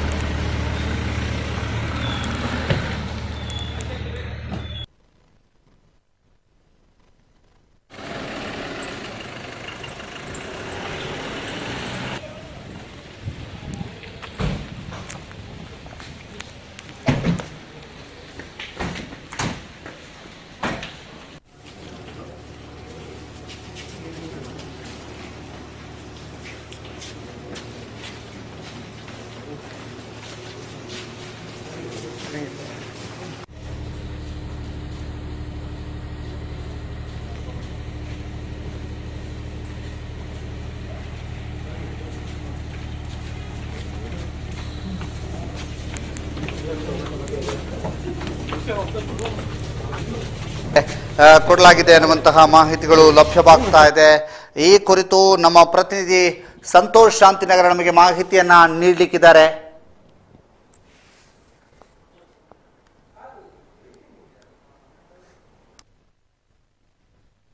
ಸಂತೋಷ್ ಶಾಂತಿನಗರ ಅವರ ಸಂಪರ್ಕ ಸಾಧ್ಯವಾಗ್ತಾ ಇಲ್ಲ, ತಾಂತ್ರಿಕ ತೊಂದರೆಗಳು ಕಂಡು ಬರ್ತಾ ಇದೆ. ಈಗ CM ಅವರು ಮನೆಗೆ ಭೇಟಿ ನೀಡಿರುವಂತಹ ದೃಶ್ಯವನ್ನ ನಾವು ನಿಮಗೆ ತೋರಿಸ್ತಾ ಇದ್ದೀವಿ. CM ಅವರು ಮನೆಗೆ ಭೇಟಿ ನೀಡಿರುವಂತಹ ದೃಶ್ಯಗಳನ್ನ ನಾವು ನಿಮಗೆ ತೋರಿಸ್ತಾ ಇದ್ದೀವಿ. ಇದು ಆರೋಪಿಗಳದ್ದಾದ್ರೆ CM ಮನೆಯಲ್ಲಿ ಪ್ರವೀಣ್ ಅವರ ಮಡದಿ CM ಅಲ್ಲಿ ಮನವಿ ಮಾಡ್ತಾ ಇರುವಂತಹ ದೃಶ್ಯಗಳನ್ನ ನಾವು ನಿಮಗೆ ತೋರಿಸ್ತಾ ಇದ್ದೀವಿ. ನಮ್ಮ ಜೊತೆಗೆ ಸಂಪರ್ಕದಲ್ಲಿದ್ದಾರೆ ಸಂತೋಷ್ ಶಾಂತಿನಗರ. ಸಂತೋಷ್, ನಮಸ್ತೆ. ನಮಸ್ತೆ ಸರ್. ಕೋರ್ಟ್ ನಲ್ಲಿ ಏನೇನಾಯ್ತು, ಯಾಕೆ ಅವರನ್ನ ನ್ಯಾಯಾಂಗ ಬಂಧನಕ್ಕೆ ಒಪ್ಪಿಸಿದ್ರು, ಪೊಲೀಸ್ ಕಸ್ಟಡಿಗೆ ಯಾಕೆ ಕೇಳಲಿಲ್ಲ ಅಂತ? ಪೊಲೀಸ್ ಕಸ್ಟಡಿಗೆ ಕೇಳುವಂತ ಪ್ರಕ್ರಿಯೆ ಮುಂದಕ್ಕೆ ನಡೀಲಿಕ್ಕೆ ಇದೆ ಅಂತ ಹೇಳಿ ಮಾಹಿತಿ ಸಿಕ್ಕಿದೆ. ಓಕೆ.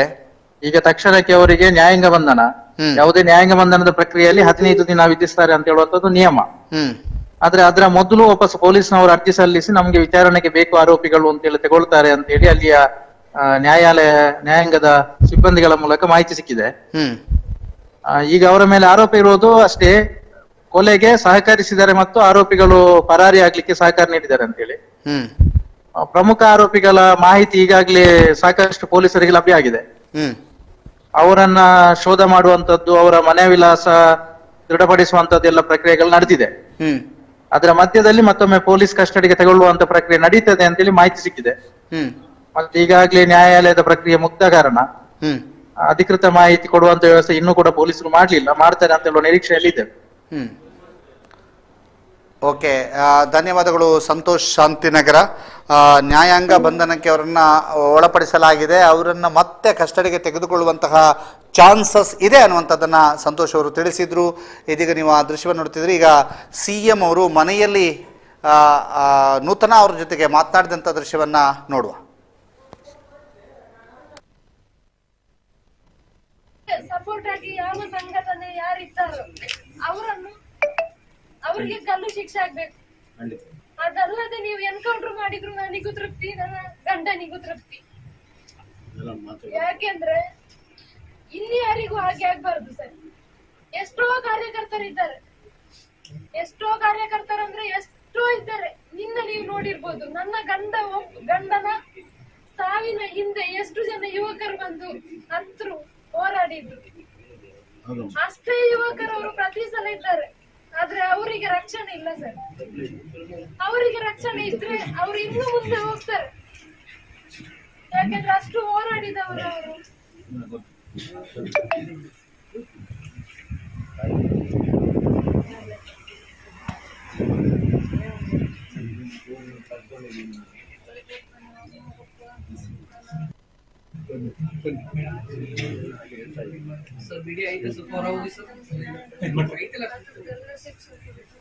ಸ್ವಲ್ಪ ಉಳಿದವರು ಈ ಕಡೆ ಇಲ್ಲ ಮೀಡಿಯಾ.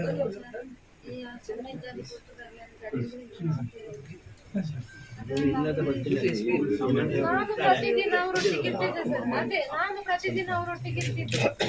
ಅವರು ಶಾಪಿಂಗ್ ನಾನು ಅವರೊಟ್ಟಿಗೆ ಬರುದು. ಆದ್ರೆ ಕೊಲೆ ಆದ ದಿನ ನಾನು ಇರ್ಲಿಲ್ಲ. ನಾನು ನಮ್ಮನ ಮನೆಗೆ ಹೋಗಿದ್ದೆ.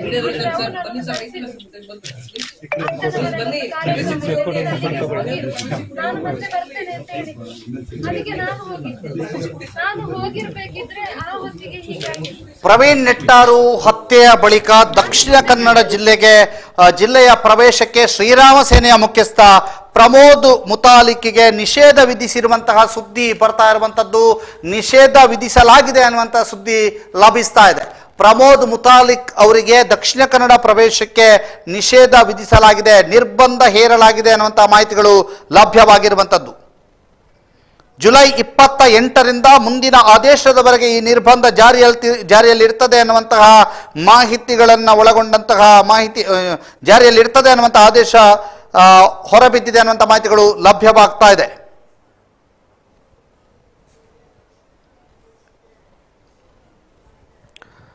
CM ಬಸವರಾಜ ಬೊಮ್ಮಾಯಿ ಅವರು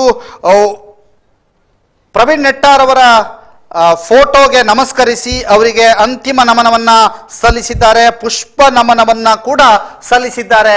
ಆ ಫೋಟೋ ಕೂಡ ಸುದ್ದಿ ನ್ಯೂಸ್ಗೆ ಲಭ್ಯವಾಗಿದೆ. ಆ ಫೋಟೋ ಕೂಡ ಸುದ್ದಿ ನ್ಯೂಸ್ಗೆ ಲಭ್ಯ ಆಗಿರುವಂತದ್ದು. CM ಪುಷ್ಪ ನಮನವನ್ನ ಸಲ್ಲಿಸಿರುವಂತದ್ದು. CM ಪುಷ್ಪ ನಮನವನ್ನ ಸಲ್ಲಿಸಿರುವಂತಹ ಫೋಟೋ ಸುದ್ದಿ ನ್ಯೂಸ್ಗೆ ಲಭ್ಯವಾಗಿದೆ. ಅದನ್ನು ಕೂಡ ನಿಮಗೆ ಕೆಲವೇ ಕ್ಷಣಗಳಲ್ಲಿ ತೋರಿಸ್ತೀವಿ.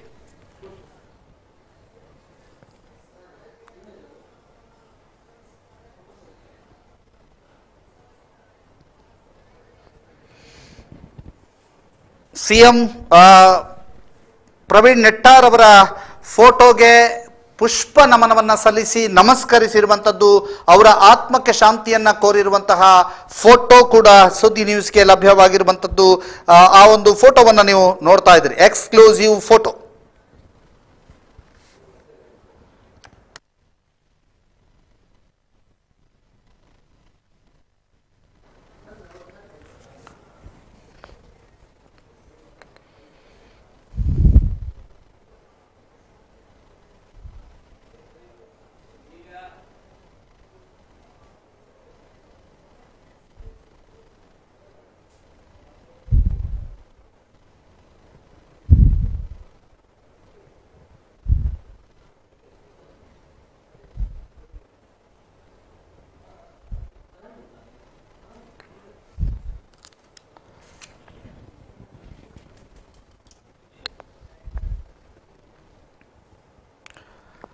ಶ್ರೀರಾಮ ಸೇನೆಯ ಮುಖ್ಯಸ್ಥ ಪ್ರಮೋದ್ ಮುತಾಲಿಕ್ ಅವರನ್ನ ದಕ್ಷಿಣ ಕನ್ನಡ ಜಿಲ್ಲಾ ಪೊಲೀಸ್ ಘಟಕ ವ್ಯಾಪ್ತಿಯಲ್ಲಿ ಪ್ರವೇಶವನ್ನ ನಿರ್ಬಂಧಿಸುವಂತ ಹಿನ್ನೆಲೆಯಲ್ಲಿ ಆದೇಶವನ್ನು ಹೊರಡಿಸಲಾಗಿರುವಂತೂ ಆದೇಶದ ಪ್ರತಿ ಕೂಡ ಲಭ್ಯ ಆಗಿದೆ.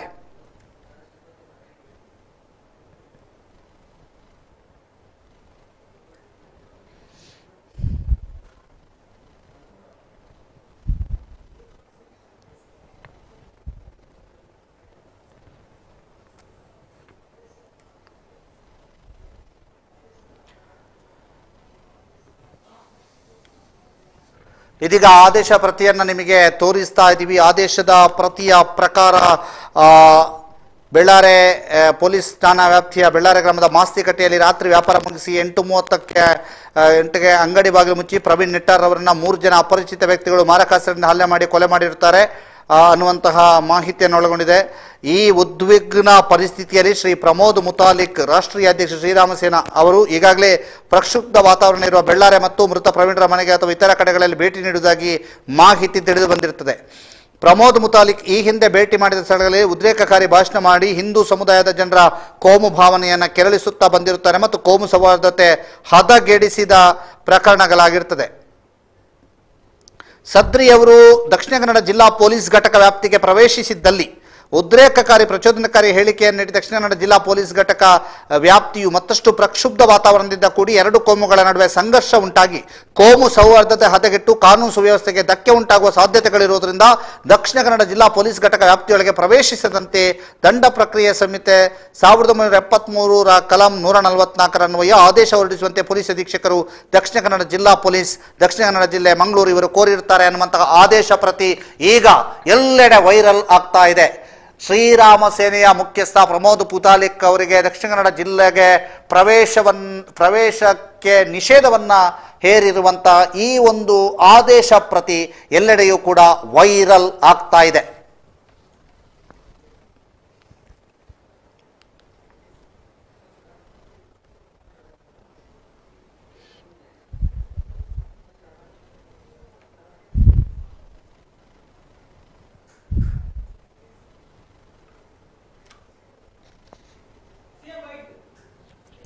ಇದೀಗ ಸಿಎಂ ಬಸವರಾಜ ಬೊಮ್ಮಾಯಿ ಅವರು ಮಾತನಾಡಿರುವುದನ್ನ ನಾವು ನಿಮಗೆ ತೋರಿಸ್ತಾ ಇದ್ದೀವಿ. ಏನ್ ಮಾತನಾಡಿದ್ದಾರೆ?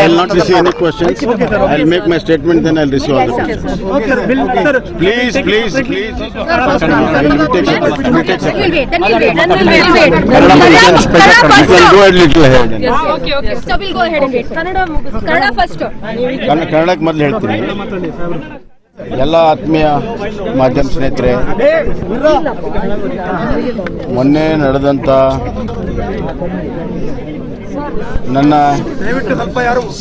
ಕಾರ್ಯಕರ್ತರ ಒಂದು ಕೊಲೆ ಪ್ರಕರಣ ಅತ್ಯಂತ ಅಮಾನವೀಯ, ಖಂಡನೀಯ, ಒಂದು ಪೂರ್ವಯೋಜಿತವಾಗಿರುವಂಥ ಕೃತ್ಯ ಅನ್ನೋದು ಮೇಲ್ನೋಟಕ್ಕೆ ಗೊತ್ತಾಗ್ತಾ ಇದೆ. ವಿಶೇಷವಾಗಿ ದಕ್ಷಿಣ ಕನ್ನಡ, ಉಡುಪಿ ಈ ಭಾಗದಲ್ಲಿ ಕಳೆದ 10 ವರ್ಷದಿಂದ ಇಂಥ ಚಟುವಟಿಕೆಗಳಿಗೆ ಸಮಾಜಘಾತಕ ಶಕ್ತಿಗಳು ಬೆಂಬಲ ಕೊಟ್ಟಿದ್ದರಿಂದ ಇವತ್ತು ಕೇರಳದಿಂದ ಬರ್ಬೋದು ಅಥವಾ ಇನ್ನೊಂದು ಕಡೆಯಿಂದ ಬರ್ಬೋದು, ನಿರ್ಬೇಡವಾಗಿ ಈ ಥರ ಎಲ್ಲ ಮಾಡ್ತಿರುವಂಥದ್ದನ್ನು ನಾವು ಕೇವಲ ಒಂದು ಕೊಲೆ ಪ್ರಕರಣ ಅಂತ ನೋಡ್ತಾ ಇಲ್ಲ. ಇದು ಆರ್ಗನೈಸ್ಡ್ ಆಗಿ ದೇಶವನ್ನು ಛಿದ್ರ ಮಾಡುವಂಥ ದೇಶದ್ರೋಹದ ಕೆಲಸ, ಇಟ್ಸ್ ಎ ಟೆರರಿಸ್ಟ್ ಆ್ಯಕ್ಟ್ ಅಂತ ನಾವು ಪರಿಗಣಿಸಿದ್ದೇವೆ. ಹೀಗಾಗಿ ಈಗಾಗಲೇ ತನಿಖೆ ಪ್ರಾರಂಭ ಆಗಿದೆ. ಗಡಿ ದಾಟಿ ಆ ಕಡೆ ಹೋಗಿರ್ಬೋದು ಅನ್ನುವಂಥ ಸಂಶಯಗಳಿದೆ. ಆ ಎಲ್ಲ ಆಯಾಮಗಳನ್ನು ಇವತ್ತು ನಾವು ಬಂಧನಕ್ಕೆ ಮಾಡ್ತಾ ಇದ್ದೇವೆ. ಕೆಲವ್ರನಿಗೆ ವಶಕ್ಕೆ ತೆಗೆದುಕೊಂಡು ಅವರಲ್ಲಿ ಬರುವಂಥ ಮಾಹಿತಿಯಿಂದ ಮುಂದೆ ಮತ್ತೆ ತನಿಖೆ ಆಗ್ತದೆ. ಅತಿ ಶೀಘ್ರದಲ್ಲಿ ಯಾರು ಕೃತ್ಯವನ್ನು ಮಾಡಿದ್ದಾರೆ ಅವರ ಬಂಧನವೂ ಕೂಡ ಅತಿ ಶೀಘ್ರ ಆಗ್ತಾ ಇರುವಂಥ ವಿಶ್ವಾಸ ನಮಗಿದೆ. ಇವತ್ತು ನಮ್ಮ ADGP ಲಾ ಆ್ಯಂಡ್ ಆರ್ಡರ್ ಸ್ವಂತ ಬಂದೀಗ 2-3 ದಿವಸದಿಂದ ಇಲ್ಲೇ ಮುಕ್ಕಾಂ ಹೂಡಿದ್ದಾರೆ. ಎಲ್ಲ ರೀತಿಯ ತನಿಖೆಗಳನ್ನು, ವ್ಯವಸ್ಥೆಗಳನ್ನು ಅವರ ನೇತೃತ್ವದಲ್ಲಿ ಇವತ್ತು ಆಗ್ತಾಯಿದೆ. ಅವರೊಬ್ಬ ದಕ್ಷ ಆಡಳಿತಗಾರಿದ್ದಾರೆ.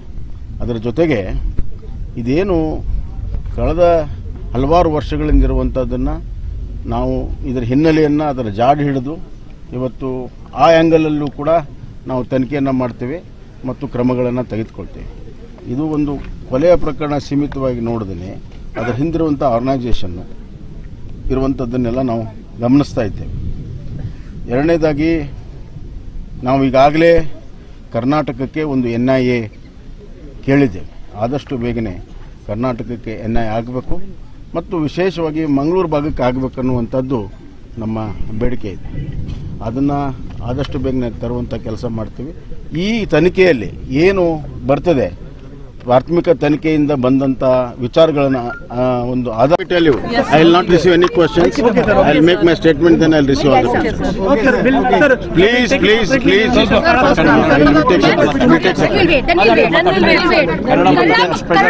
ಗೋ ಅಹೆಡ್ ಲಿಟಲ್ ಅಹೆಡ್. ಕನ್ನಡಕ್ಕೆ ಮೊದಲು ಹೇಳ್ತೀನಿ. ಎಲ್ಲ ಆತ್ಮೀಯ ಮಾಧ್ಯಮ ಸ್ನೇಹಿತರೆ, ಮೊನ್ನೆ ನಡೆದಂಥ ನನ್ನ ಕಾರ್ಯಕರ್ತರ ಒಂದು ಕೊಲೆ ಪ್ರಕರಣ ಅತ್ಯಂತ ಅಮಾನವೀಯ, ಖಂಡನೀಯ, ಒಂದು ಪೂರ್ವಯೋಜಿತವಾಗಿರುವಂಥ ಕೃತ್ಯ ಅನ್ನೋದು ಮೇಲ್ನೋಟಕ್ಕೆ ಗೊತ್ತಾಗ್ತಾ ಇದೆ. ವಿಶೇಷವಾಗಿ ದಕ್ಷಿಣ ಕನ್ನಡ, ಉಡುಪಿ ಈ ಭಾಗದಲ್ಲಿ ಕಳೆದ 10 ವರ್ಷದಿಂದ ಇಂಥ ಚಟುವಟಿಕೆಗಳಿಗೆ ಸಮಾಜಘಾತಕ ಶಕ್ತಿಗಳು ಬೆಂಬಲ ಕೊಟ್ಟಿದ್ದರಿಂದ ಇವತ್ತು ಕೇರಳದಿಂದ ಬರ್ಬೋದು ಅಥವಾ ಇನ್ನೊಂದು ಕಡೆಯಿಂದ ಬರ್ಬೋದು, ನಿರ್ಬೇಡವಾಗಿ ಈ ಥರ ಎಲ್ಲ ಮಾಡ್ತಿರುವಂಥದ್ದನ್ನು ನಾವು ಕೇವಲ ಒಂದು ಕೊಲೆ ಪ್ರಕರಣ ಅಂತ ನೋಡ್ತಾ ಇಲ್ಲ. ಇದು ಆರ್ಗನೈಸ್ಡ್ ಆಗಿ ದೇಶವನ್ನು ಛಿದ್ರ ಮಾಡುವಂಥ ದೇಶದ್ರೋಹದ ಕೆಲಸ. ಇಟ್ಸ್ ಎ ಟೆರರಿಸ್ಟ್ ಆ್ಯಕ್ಟ್ ಅಂತ ನಾವು ಪರಿಗಣಿಸಿದ್ದೇವೆ. ಹೀಗಾಗಿ ಈಗಾಗಲೇ ತನಿಖೆ ಪ್ರಾರಂಭ ಆಗಿದೆ. ಗಡಿ ದಾಟಿ ಆ ಕಡೆ ಹೋಗಿರ್ಬೋದು ಅನ್ನುವಂಥ ಸಂಶಯಗಳಿದೆ. ಆ ಎಲ್ಲ ಆಯಾಮಗಳನ್ನು ಇವತ್ತು ನಾವು ತನಿಖೆ ಮಾಡ್ತಾ ಇದ್ದೇವೆ. ಕೆಲವ್ರನ್ನ ಈಗ ವಶಕ್ಕೆ ತೆಗೆದುಕೊಂಡು ಅವರಲ್ಲಿ ಬರುವಂಥ ಮಾಹಿತಿಯಿಂದ ಮುಂದೆ ಮತ್ತೆ ತನಿಖೆ ಆಗ್ತದೆ. ಅತಿ ಶೀಘ್ರದಲ್ಲಿ ಯಾರು ಕೃತ್ಯವನ್ನು ಮಾಡಿದ್ದಾರೆ ಅವರ ಬಂಧನವೂ ಕೂಡ ಅತಿ ಶೀಘ್ರ ಆಗ್ತಾ ಇರುವಂಥ ವಿಶ್ವಾಸ ನಮಗಿದೆ.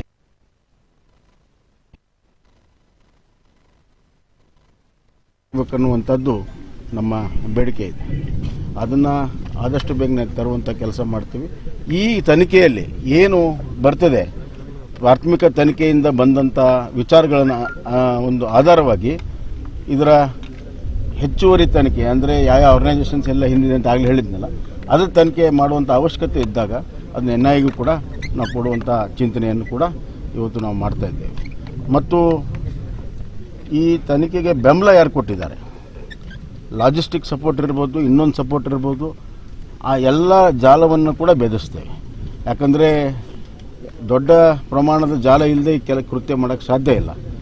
ಯಾರ್ಯಾರು ಅದರ ಹಿನ್ನೆಲೆ ಇದ್ದಾರೆ ಅವರೆಲ್ಲರಿಗೂ ಕೂಡ ಕ್ರಮ ತೆಗೆದುಕೊಳ್ತೇವೆ. ಇವತ್ತು ಆ ತಾಯಿ ನಮ್ಮ ಪ್ರವೀಣ್ ಅವರ ಮನೆಯವರು ಇದೇ ಮಾತನ್ನು ಹೇಳಿದ್ದಾರೆ. ಆ ಅಮ್ಮನ ಹೆಸರು ನೂತನ್. ಅಮ್ಮ ಏನು ಹೇಳಿದ್ರು ಅಂದರೆ, ನಾನು ಸಹಿಸ್ಕೊಳ್ತೀನಿ, ಇನ್ನೊಂದು ಸತಿ ಹಿಂಗೆ ಆಗಬಾರ್ದು ಅಂತ ಆ ರೀತಿ ಕ್ರಮ ತೆಗೆದುಕೊಳ್ಳಿ. ಅವರು ಅಷ್ಟೇ ಅಲ್ಲ, ಅದು ಹಿಂದಿರೋರು ಎಲ್ಲರನ್ನೂ ಕ್ರಮ ತೆಗೆದುಕೋಬೇಕು ಅನ್ನುವಂಥದ್ದು ಆ ಅಮ್ಮ ಏನು ಹೇಳಿದಾಳೆ, ಅದನ್ನು ಅಕ್ಷರಶಃ ದಣಿಯೂ ಇಲ್ಲದೆ ಹಗಲು ರಾತ್ರಿ ತನಿಖೆಯನ್ನು ಮಾಡಿಸಿ ಕೂಡಲೇ ಕ್ರಮವನ್ನು ತೆಗೆದುಕೊಳ್ತೇವೆ. ಅದರ ಪ್ರಾಥಮಿಕ ತನಿಖೆ ಈಗಾಗಲೇ ಪ್ರಾರಂಭ ಆಗಿರುವಂಥದ್ದು ಕೂಡ ತಾವು ನೋಡ್ತಾ ಇದ್ದೀರಿ.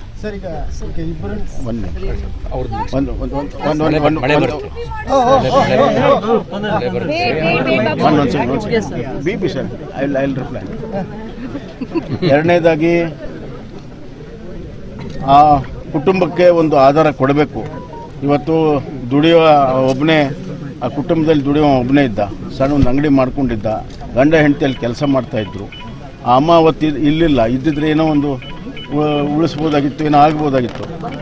ಆ ಎಲ್ಲ ಹಿನ್ನೆಲೆಯಲ್ಲಿ ಇವತ್ತು ಆ ಕುಟುಂಬಕ್ಕೆ ಆಧಾರ ಕೊಡಬೇಕನ್ನುವಂಥ ಕಾರಣದಿಂದ ನಾನು ಸರ್ಕಾರದ ವತಿಯಿಂದ 25 ಲಕ್ಷ ರೂಪಾಯಿ ನನ್ನ ಪರಿಹಾರ ನಿಧಿಯಿಂದ ನಾನು ಈಗಾಗಲೇ ಕೊಟ್ಟಿದ್ದೇನೆ ಅವ್ರಿಗೆ.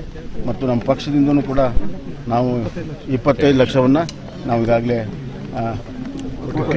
ಕೊಟ್ಟಿದ್ದೇವೆ. ನಮ್ಮ ಕಾರ್ಯಕರ್ತರೆಲ್ಲ ಸೇರಿಸಿ ಕೊಟ್ಟಿದ್ದಾರೆ.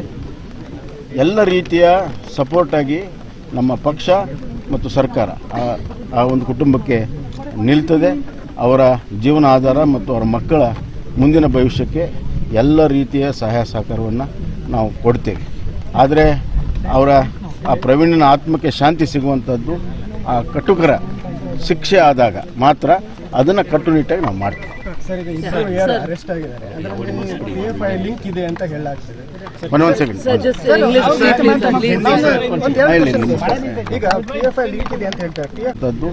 ಆ ಕಟುಕರ ಶಿಕ್ಷೆ ಆದಾಗ ಮಾತ್ರ ಅದನ್ನ ಕಟ್ಟುನಿಟ್ಟಾಗಿ ನಾವು ಮಾಡ್ತೀವಿ. ಸರ್ ಈಗ ಇಬ್ಬರು ಯಾರು ಅರೆಸ್ಟ್ ಆಗಿದ್ದಾರೆ ಅದರಲ್ಲಿ PFI ಲಿಂಕ್ ಇದೆ ಅಂತ ಹೇಳಲಾಗ್ತದೆ. ಈಗ PFI ಲಿಂಕ್ ಇದೆ ಅಂತ ಹೇಳ್ತಾರೆ. PFI ಬ್ಯಾನ್ ಮಾಡ್ಲಿಕ್ಕೆ ಏನಾದರೂ ಈಗ ಸರ್ಕಾರ ಮುಂದೆ ಈಗಾಗಲೇ ನಾನು ಉತ್ತರ ಕೊಟ್ಟಿದ್ದೀನಿ ಬೆಂಗಳೂರಲ್ಲಿ. ಅದಕ್ಕೊಂದು ಪ್ರೊಸೀಜರ್ ಇದೆ, ಈಗಾಗಲೇ ಪ್ರೊಸೀಜರ್ ಪ್ರಾರಂಭ ಆಗಿದೆ. ಹೆಚ್ಚಿನ ಮಾಹಿತಿ ಹೇಳುವಂಥದ್ದು ಸೂಕ್ತ ಅಲ್ಲ, ಯಾಕಂದರೆ ಇದರ ಲಾಭವನ್ನೇ ಅವರು ಪಡ್ಕೊಳ್ತಾರೆ. ಅದು ಮತ್ತು ಕೇವಲ ನಮ್ಮ ರಾಜ್ಯ ಅಲ್ಲ, ಈ ಥರ ಕೃತ್ಯ ಕೇರಳದಲ್ಲೂ ನಡೆದಿದೆ, UPಯಲ್ಲಿ ನಡೆದಿದೆ, ರಾಜಸ್ಥಾನದಲ್ಲಿ ನಡೆದಿದೆ, ಮಧ್ಯಪ್ರದೇಶದಲ್ಲಿ ಎಲ್ಲ ಕಡೆ ನಡೆದಿದೆ. ಹೀಗಾಗಿ ಆಲ್ ಇಂಡಿಯಾದದ್ದು ಆ ಕಟುಕರ ಶಿಕ್ಷೆ ಆದಾಗ ಮಾತ್ರ ಅದನ್ನು ಕಟ್ಟುನಿಟ್ಟಾಗಿ ನಾವು ಮಾಡ್ತೀವಿ. ಸರ್ ಈಗ ಇಬ್ಬರು ಯಾರು ಅರೆಸ್ಟ್ ಆಗಿದ್ದಾರೆ ಅದರಲ್ಲಿ PFI ಲಿಂಕ್ ಇದೆ ಅಂತ ಹೇಳಲಾಗ್ತದೆ. ಈಗ PFI ಲಿಂಕ್ ಇದೆ ಅಂತ ಹೇಳ್ತಾರೆ. PFI ಬ್ಯಾನ್ ಮಾಡ್ಲಿಕ್ಕೆ ಏನಾದರೂ ಈಗ ಸರ್ಕಾರ ಮುಂದೆ ಈಗಾಗಲೇ ನಾನು ಉತ್ತರ ಕೊಟ್ಟಿದ್ದೀನಿ ಬೆಂಗಳೂರಲ್ಲಿ. ಅದಕ್ಕೊಂದು ಪ್ರೊಸೀಜರ್ ಇದೆ, ಈಗಾಗಲೇ ಪ್ರೊಸೀಜರ್ ಪ್ರಾರಂಭ ಆಗಿದೆ.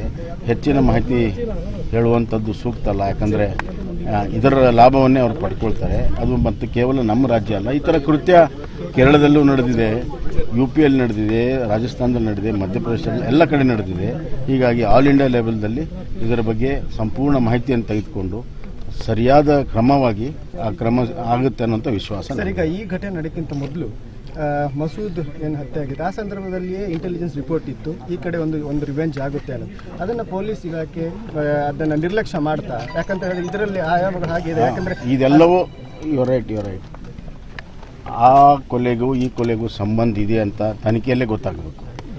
ಆ ಸಂದರ್ಭದಲ್ಲಿ ಆ ಥರ ಏನಾರು ಇದ್ದರೆ ಆ ಸಂದರ್ಭದಲ್ಲಿ ನಮ್ಮ ಪೊಲೀಸರು ಯಾವ ರೀತಿ ಆ ಕ್ರಮವನ್ನು ತೆಗೆದುಕೊಂಡಿಲ್ಲ ಅಥವಾ ತೆಗೆದುಕೊಂಡರೆ ಆ ತನಿಖೆ ಒಳಗೂ ಆ ವ್ಯಾಪ್ತಿಯಲ್ಲಿ ಪೊಲೀಸ್ ಅಧಿಕಾರಿಗಳ ಏನು ಕರ್ತವ್ಯ ಇದೆ, ಕರ್ತವ್ಯ ಮಾಡಿದ್ರು ವೈಫಲ್ಯ ಆಗಿದೆ, ಅದನ್ನು ಕೂಡ ತನಿಖೆಯಲ್ಲಿ ಒಳಪಡಿಸ್ತೇವೆ.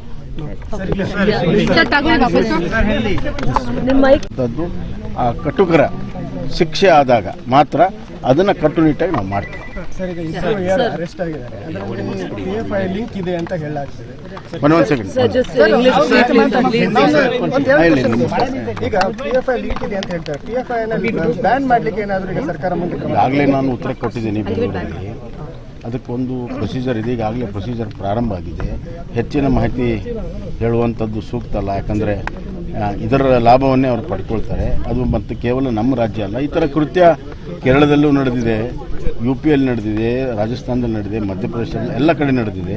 ಹೀಗಾಗಿ ಆಲ್ ಇಂಡಿಯಾ ಲೆವೆಲ್ದಲ್ಲಿ ಇದರ ಬಗ್ಗೆ ಸಂಪೂರ್ಣ ಮಾಹಿತಿಯನ್ನು ತೆಗೆದುಕೊಂಡು ಸರಿಯಾದ ಕ್ರಮವಾಗಿ ಆ ಕ್ರಮ ಆಗುತ್ತೆ ಅನ್ನೋಂಥ ವಿಶ್ವಾಸ. ಸರ್ ಈಗ ಈ ಘಟನೆ ನಡೆಕ್ಕಿಂತ ಮೊದಲು ಮಸೂದ್ ಏನು ಹತ್ಯೆ ಆಗಿದೆ ಆ ಸಂದರ್ಭದಲ್ಲಿಯೇ ಇಂಟೆಲಿಜೆನ್ಸ್ ರಿಪೋರ್ಟ್ ಇತ್ತು, ಈ ಕಡೆ ಒಂದು ರಿವೆಂಜ್ ಆಗುತ್ತೆ ಅನ್ನೋದು. ಅದನ್ನು ಪೊಲೀಸ್ ಇಲಾಖೆ ಅದನ್ನು ನಿರ್ಲಕ್ಷ್ಯ ಮಾಡ್ತಾ, ಯಾಕಂತ ಹೇಳಿದ್ರೆ ಇದರಲ್ಲಿ ಆಯಾಮಗಳು ಹಾಗಿದೆ. ಯಾಕಂದರೆ ಇದೆಲ್ಲವೂ ಯು ರೈಟ್ ಆ ಕೊಲೆಗೂ ಈ ಕೊಲೆಗೂ ಸಂಬಂಧ ಇದೆ ಅಂತ ತನಿಖೆಯಲ್ಲೇ ಗೊತ್ತಾಗಬೇಕು. ಆ ಸಂದರ್ಭದಲ್ಲಿ ಆ ಥರ ಏನಾರು ಇದ್ದರೆ ಆ ಸಂದರ್ಭದಲ್ಲಿ ನಮ್ಮ ಪೊಲೀಸರು ಯಾವ ರೀತಿ ಆ ಕ್ರಮವನ್ನು ತೆಗೆದುಕೊಂಡಿಲ್ಲ ಅಥವಾ ತೆಗೆದುಕೊಂಡರೆ ಆ ತನಿಖೆ ಒಳಗೂ ಆ ವ್ಯಾಪ್ತಿಯಲ್ಲಿ ಪೊಲೀಸ್ ಅಧಿಕಾರಿಗಳ ಏನು ಕರ್ತವ್ಯ ಇದೆ, ಕರ್ತವ್ಯ ಮಾಡಿದ್ರು ವೈಫಲ್ಯ ಆಗಿದೆ, ಅದನ್ನು ಕೂಡ ತನಿಖೆಯಲ್ಲಿ ಒಳಪಡಿಸ್ತೇವೆ. ಮಂಗಳೂರು ಭಾಗಕ್ಕೆ ಆಗಬೇಕನ್ನುವಂಥದ್ದು ನಮ್ಮ ಬೇಡಿಕೆ ಇದೆ. ಅದನ್ನು ಆದಷ್ಟು ಬೇಗನೆ ತರುವಂಥ ಕೆಲಸ ಮಾಡ್ತೀವಿ. ಈ ತನಿಖೆಯಲ್ಲಿ ಏನು ಬರ್ತದೆ, ಪ್ರಾಥಮಿಕ ತನಿಖೆಯಿಂದ ಬಂದಂಥ ವಿಚಾರಗಳನ್ನು ಒಂದು ಆಧಾರವಾಗಿ ಇದರ ಹೆಚ್ಚುವರಿ ತನಿಖೆ, ಅಂದರೆ ಯಾವ ಆರ್ಗನೈಸೇಷನ್ಸ್ ಎಲ್ಲ ಹಿಂದಿದೆ ಅಂತ ಆಗಲೇ ಹೇಳಿದ್ನಲ್ಲ, ಅದರ ತನಿಖೆ ಮಾಡುವಂಥ ಅವಶ್ಯಕತೆ ಇದ್ದಾಗ ಅದನ್ನ NIAಗೂ ಕೂಡ ನಾವು ಕೊಡುವಂಥ ಚಿಂತನೆಯನ್ನು ಕೂಡ ಇವತ್ತು ನಾವು ಮಾಡ್ತಾ ಇದ್ದೇವೆ. ಮತ್ತು ಈ ತನಿಖೆಗೆ ಬೆಂಬಲ ಯಾರು ಕೊಟ್ಟಿದ್ದಾರೆ, ಲಾಜಿಸ್ಟಿಕ್ ಸಪೋರ್ಟ್ ಇರ್ಬೋದು, ಇನ್ನೊಂದು ಸಪೋರ್ಟ್ ಇರ್ಬೋದು, ಆ ಎಲ್ಲ ಜಾಲವನ್ನು ಕೂಡ ಭೇದಿಸ್ತೇವೆ. ಯಾಕಂದರೆ ದೊಡ್ಡ ಪ್ರಮಾಣದ ಜಾಲ ಇಲ್ಲದೆ ಕೃತ್ಯ ಮಾಡೋಕ್ಕೆ ಸಾಧ್ಯ ಇಲ್ಲ. ಯಾರ್ಯಾರು ಅದ್ರ ಹಿನ್ನೆಲೆ ಇದ್ದಾರೆ ಅವರು ಎಲ್ಲರಿಗೂ ಕೂಡ ಕ್ರಮ ತೆಗೆದುಕೊಳ್ತೇವೆ. ಇವತ್ತು ಆ ತಾಯಿ ನಮ್ಮ ಪ್ರವೀಣ್ ಅವರ ಮನೆಯವರು ಇದೇ ಮಾತನ್ನು ಹೇಳಿದ್ದಾರೆ. ಆ ಅಮ್ಮನ ಹೆಸರು ನೂತನ್. ಅಮ್ಮ ಏನು ಹೇಳಿದ್ರು ಅಂದರೆ, ನಾನು ಇದೀಗ CM ಮಾತನಾಡ್ತಾ ಇರುವುದನ್ನ ನೋಡಿದ್ರಿ, CM ಏನೆಲ್ಲ ಮಾತನಾಡಿದ್ರು ಅನ್ನುವಂಥದ್ದನ್ನ ಸಂಪೂರ್ಣವಾಗಿ ನಿಮಗೆ ತೋರಿಸ್ತಾ ಇದ್ದೀವಿ. ಅದರ ಜೊತೆಗೆ CM ರಲ್ಲಿ ಇವರ ಪತ್ನಿ ಮನವಿ ಮಾಡಿರೋದನ್ನ ಕೂಡ ನಾವು ನಿಮಗೆ ತೋರಿಸ್ತಾ ಇದ್ವಿ. ಯಾವ ರೀತಿಯಾಗಿ ಮನವಿ ಮಾಡಿದ್ರು, ಏನು ಹೇಳಿದ್ರು ಅನ್ನುವಂಥದ್ದು. ಜೊತೆಗೆ ಅವರು ಒಂದು ಮಾತು ಹೇಳಿರುವಂಥದ್ದು, ಎನ್ಕೌಂಟರ್ ಮಾಡಿದ್ರೇನೆ ನನ್ನ ಗಂಡನಿಗೆ ತೃಪ್ತಿ ಅನ್ನುವಂತಹ ಮಾತುಗಳನ್ನು ಹೇಳಿದ್ದಾರೆ ಅನ್ನುವಂಥದ್ದನ್ನು ಹೇಳಲಾಗ್ತಾ ಇದೆ. ಆದ್ರೂ ಕೂಡ ನಮಗೆ ಆಲ್ರೆಡಿ ನಾವು ತೋರಿಸಿದ್ದೀವಿ. ಅದರ ಜೊತೆಗೆ ಈಗ CM ಮಾತನಾಡ್ತಾ ಇದ್ದಾರೆ. CM ಮಾತನಾಡಿ ಅವರು ಒಂದಷ್ಟು ಭರವಸೆಗಳನ್ನು ಕೊಟ್ಟಿರುವಂಥದ್ದನ್ನು ಕೂಡ ನೋಡ್ತಾ ಇದ್ರಿ. ಈ ವೇಳೆಯೂ ಕೂಡ ಅಲ್ಲಿ ನ್ಯಾಯ ಬೇಕು ಅನ್ನುವಂತಹ ಕೂಗು ಭುಗಿಲೆದ್ದಿತ್ತು. ಜೊತೆಗೆ ಅಂತಹದೊಂದು ವಾತಾವರಣವು ಕೂಡ ಅಲ್ಲಿ ನಿರ್ಮಾಣ ಆಗಿತ್ತು ಅನ್ನುವಂಥದ್ದು ಹೇಳ್ತಾ ಇದ್ದೀವಿ. ಅಂಥ ವಾತಾವರಣವು ಕೂಡ ಅಲ್ಲಿ ನಿರ್ಮಾಣ ಆಗಿತ್ತು. ನ್ಯಾಯಕ್ಕಾಗಿ ಎಲ್ಲ ಗ್ರಾಮಸ್ಥರು, ಅಲ್ಲಿಯ ಸ್ಥಳೀಯರು ಮೊರೆ ಇಟ್ಟರು. ಜೊತೆಗೆ CM ಯಾವುದೇ ಕಾರಣಕ್ಕೆ ಇದರಲ್ಲಿ ಕಠಿಣ ಏನು ಶಿಕ್ಷೆ ಅನ್ನುವಂಥದ್ದನ್ನು ಬಳಸಬೇಡಿ, ಕಠಿಣ ಕ್ರಮ ಅನ್ನುವಂಥದ್ದನ್ನು ಬಳಸಬೇಡಿ, ಸರಿಯಾಗಿ ವ್ಯವಸ್ಥೆಯನ್ನು ಕಲ್ಪಿಸಿ, ಸರಿಯಾದ ರೀತಿಯಂಥ ಶಿಕ್ಷೆಯನ್ನು ಕೊಟ್ಟು ಆನಂತರ ಮಾತನಾಡಿ ಅನ್ನುವಂತಹ ದಾಟಿಯಲ್ಲಿ ಸ್ಥಳೀಯರು ಮಾತನಾಡಿರುವಂಥದ್ದು ಕೂಡ ಅಲ್ಲಿ ಕಂಡು ಬಂತು. ನಮ್ಮ ಕಾರ್ಯಕರ್ತರೆಲ್ಲ ಸೇರಿಸಿ ಕೊಟ್ಟಿದ್ದಾರೆ. ಎಲ್ಲ ರೀತಿಯ ಸಪೋರ್ಟ್ ಆಗಿ ನಮ್ಮ ಪಕ್ಷ ಮತ್ತು ಸರ್ಕಾರ ಆ ಒಂದು ಕುಟುಂಬಕ್ಕೆ ನಿಲ್ತದೆ. ಅವರ ಜೀವನ ಆಧಾರ ಮತ್ತು ಅವರ ಮಕ್ಕಳ ಮುಂದಿನ ಭವಿಷ್ಯಕ್ಕೆ ಎಲ್ಲ ರೀತಿಯ ಸಹಾಯ ಸಹಕಾರವನ್ನು ನಾವು ಕೊಡ್ತೇವೆ. ಆದರೆ ಅವರ ಆ ಪ್ರವೀಣನ ಆತ್ಮಕ್ಕೆ ಶಾಂತಿ ಸಿಗುವಂಥದ್ದು ಆ ಕಟುಕರ ಶಿಕ್ಷೆ ಆದಾಗ ಮಾತ್ರ ಅದನ್ನು ಕಟ್ಟುನಿಟ್ಟಾಗಿ ನಾವು ಮಾಡ್ತೇವೆ.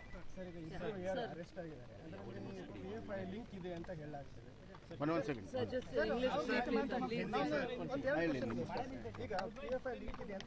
me tell you, I will not receive any questions. I will make my statement, then I will receive all the questions. Please. We take separate.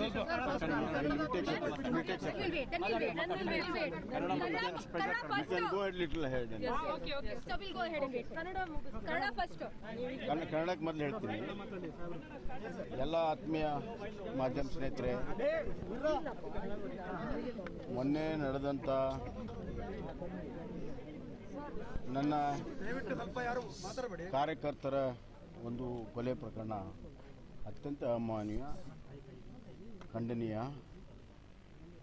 ಒಂದು ಪೂರ್ವಯೋಜಿತವಾಗಿರುವಂಥ ಕೃತ್ಯ ಅನ್ನೋದು ಮೇಲ್ನೋಟಕ್ಕೆ ಗೊತ್ತಾಗ್ತಾ ಇದೆ. ವಿಶೇಷವಾಗಿ ದಕ್ಷಿಣ ಕನ್ನಡ, ಉಡುಪಿ ಈ ಭಾಗದಲ್ಲಿ ಕಳೆದ 10 ವರ್ಷದಿಂದ ಇಂಥ ಚಟುವಟಿಕೆಗಳಿಗೆ ಸಮಾಜಘಾತಕ ಶಕ್ತಿಗಳು ಬೆಂಬಲ ಕೊಟ್ಟಿದ್ದರಿಂದ ಇವತ್ತು ಕೇರಳದಿಂದ ಬರ್ಬೋದು ಅಥವಾ ಇನ್ನೊಂದು ಕಡೆಯಿಂದ ಬರ್ಬೋದು, ನಿರ್ಭಯವಾಗಿ ಈ ಥರ ಎಲ್ಲ ಮಾಡ್ತಿರುವಂಥದ್ದನ್ನು ನಾವು ಕೇವಲ ಒಂದು ಕೊಲೆ ಪ್ರಕರಣ ಅಂತ ನೋಡ್ತಾ ಇಲ್ಲ. ಇದು ಆರ್ಗನೈಸ್ಡ್ ಆಗಿ ದೇಶವನ್ನು ಛಿದ್ರ ಮಾಡುವಂಥ ದೇಶದ್ರೋಹದ ಕೆಲಸ. ಇಟ್ಸ್ ಎ ಟೆರರಿಸ್ಟ್ ಆ್ಯಕ್ಟ್ ಅಂತ ನಾವು CM ಅವರು ತೆರಳುವಂತ ಸಂದರ್ಭದಲ್ಲಿ ನ್ಯಾಯ ಬೇಕು ಅನ್ನುವಂತ ಆಗ್ರಹ ಮುಗಿಲು ಮುಟ್ಟಿತ್ತು. ಆ ದೃಶ್ಯವನ್ನ ನಾವು ನಿಮಗೆ ತೋರಿಸ್ತಾ ಇದ್ದೀವಿ.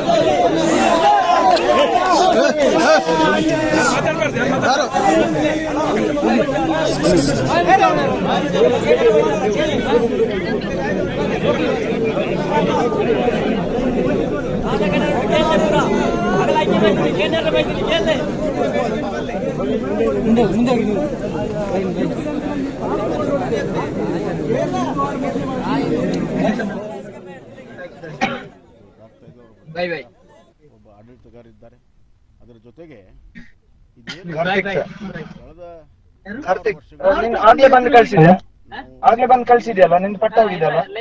ಇವತ್ತು ಆ ಆಂಗಲ್ ಅಲ್ಲೂ ಕೂಡ ಶಿವಪ್ರಸಾದ್ ಸರ್ ನಮಸ್ತೆ. ಏನಾಯ್ತು ಅಲ್ಲಿ? ನ್ಯಾಯ ಬೇಕು ಅನ್ನೋಂತ ಕೂಗು ಮುಗಿಲು ಮುಟ್ಟಿತ್ತು ಅಂತ ಕೇಳ್ತಾ ಇದೀವಿ. ಎಸ್ ಹೌದು ಸರ್. ಏನು ಬೊಮ್ಮಾಯಿ ಅವರು ಮನೆಗೆ ಭೇಟಿ ನೀಡಿ ಆ ಬಳಿಕ ಕೆಳಗಡೆ ಮೀಡಿಯಾದವರಿಗೆ ಒಂದಷ್ಟು ಬೈಟ್ ಗಳನ್ನ ಕೊಟ್ಟ ಬಳಿಕ ಏನು ತೆರಳುವಂತ ಸಂದರ್ಭದಲ್ಲಿ ಅಲ್ಲಿ ಸೇರಿದಂತ ಕಾರ್ಯಕರ್ತರು ಜೋರಾಗಿ ಧಿಕ್ಕಾರ ಕೂಗಿದಂತ ಒಂದು ಘಟನೆಗೆ ಧಿಕ್ಕಾರ ಕೂಗಿದಂತ ಘಟನೆ ನಡೆಯಿತು. ಅಲ್ಲಿ ಏನು ನಿನ್ನೆ ದಿವಸ ಇಲ್ಲಿಯ ಪ್ರತಿಭಟನೆಯ ಸಂದರ್ಭದಲ್ಲಿ ಬೆಳ್ಳಾರಿಯಲ್ಲಿ ನಡೆದ ಪ್ರತಿಭಟನೆಯಲ್ಲಿ ಹಿರಿಯ ಕಾರ್ಯಕರ್ತರಾದಂತಹ ಸಂಘದ ಕಾರ್ಯಕರ್ತರಾದಂತಹ ರಮೇಶ್ ಕಾಸರಗೋಡು, ರಮೇಶ್ ಹುಬ್ಬಳ್ಳಿ ಅವರಿಗೆ ಹಲ್ಲೆಯನ್ನ ಮಾಡಲಾಗಿತ್ತು ಲಾಠಿ ಚಾರ್ಜಿನ ಸಂದರ್ಭದಲ್ಲಿ. ಈ ಲಾಠಿ ಚಾರ್ಜ್ ಅನ್ನು ವಿರೋಧಿಸಿ ಧಿಕ್ಕಾರವನ್ನು ಕೂಗಿದ್ರು ಮತ್ತು ಆ ಪೊಲೀಸರು ಯಾರು ಹೊಡೆದವರಿದ್ದಾರೆ ಅವರನ್ನ ಅಮಾನತು ಮಾಡಬೇಕು ಅನ್ನುವಂತ ಕೂಗನ್ನು ಕೂಡ ಅಲ್ಲಿಯ ಕಾರ್ಯಕರ್ತರು ತಿಳಿಸಿದ್ದಾರೆ. ಓಕೆ, ಈಗ ಅಲ್ಲಿ ಆ ಒಂದು ದೃಶ್ಯವನ್ನು ಕೂಡ ನಾವು ನಿಮಗೆ ತೋರಿಸ್ತಾ ಇದ್ದೀವಿ ವೀಕ್ಷಕರೇ. ಆ ದೃಶ್ಯವನ್ನ ಮತ್ತೊಮ್ಮೆ ನಾವು ಪ್ಲೇ ಮಾಡಿ ತೋರಿಸ್ತಾ ಇದೀವಿ. ಅಲ್ಲಿ ಏನಾಯ್ತು ದೃಶ್ಯ ಅನ್ನುವಂಥದ್ದು ಸಂಪೂರ್ಣ ದೃಶ್ಯವನ್ನ ನಾವು ನಿಮಗೆ ತೋರಿಸ್ತಾ ಇದ್ದೀವಿ.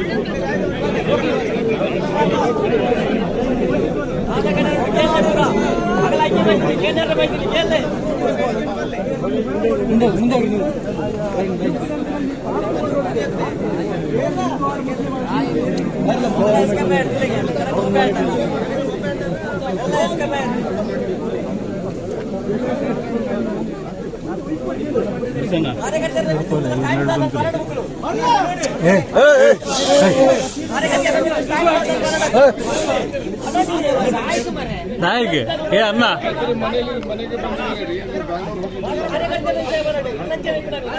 ಏ ಅನ್ನ ಬೈದರೆ ಇಲ್ಲವಾಗಲು ಬಂದಿದೆ.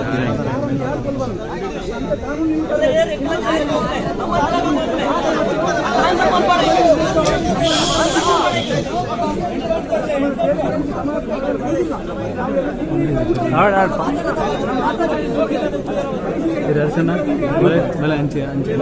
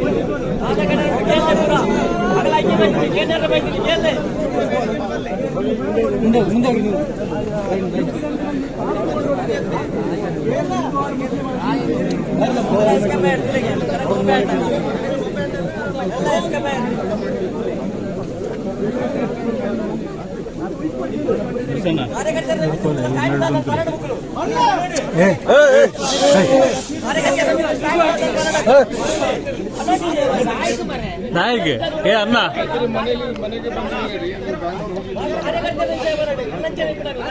ಏ ಅನ್ನ ಬೈದರು ಇಲ್ಲ ಬಾಗಿಲು ಬಂದಿದೆ.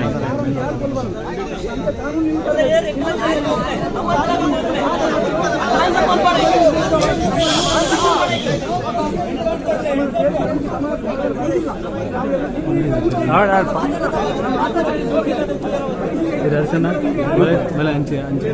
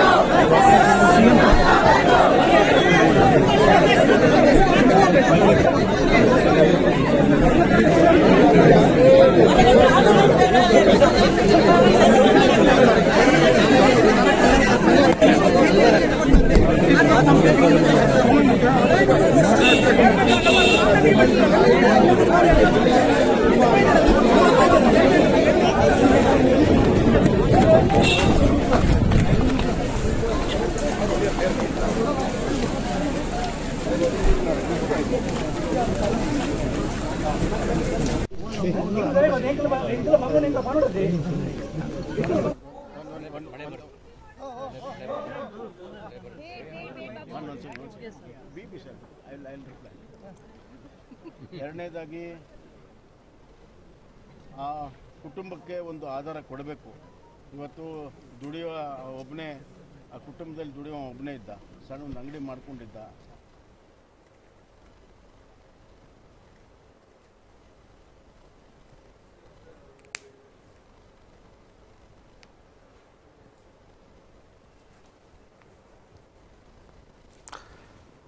ಇದೀಗ ಪ್ರವೀಣ್ ಅವರ ಮನೆಗೆ ಭೇಟಿ ನೀಡಿ ಅವರಿಗೆ ಪರಿಹಾರದ ಘೋಷಣೆಯನ್ನ ಮಾಡಿ ಅವರ ಕುಟುಂಬಸ್ಥರೊಂದಿಗೆ ಮಾತುಕತೆಯನ್ನು ನಡೆಸಿ ಕುಟುಂಬಸ್ಥರ ನೋವಿನ ಮಾತುಗಳನ್ನು ಆಲಿಸಿ ಕುಟುಂಬಸ್ಥರಿಗೆ ಸಮಾಧಾನ ಪಡಿಸಿ ನಾಡದೊರೆ ಮುಖ್ಯಮಂತ್ರಿ ಬಸವರಾಜ ಬೊಮ್ಮಾಯಿ ಅವರು ವಾಪಸ್ಸು ತೆರಳುತ್ತಿರುವಂಥ ದೃಶ್ಯವನ್ನ ನಾವು ನಿಮಗೆ ತೋರಿಸ್ತಾ ಇದ್ದೀವಿ.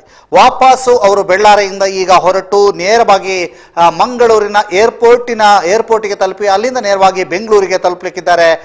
ಅಲ್ಲಿಂದ ನೇರವಾಗಿ ಬೆಂಗಳೂರಿಗೆ ತಲುಪುವವರಿದ್ದಾರೆ.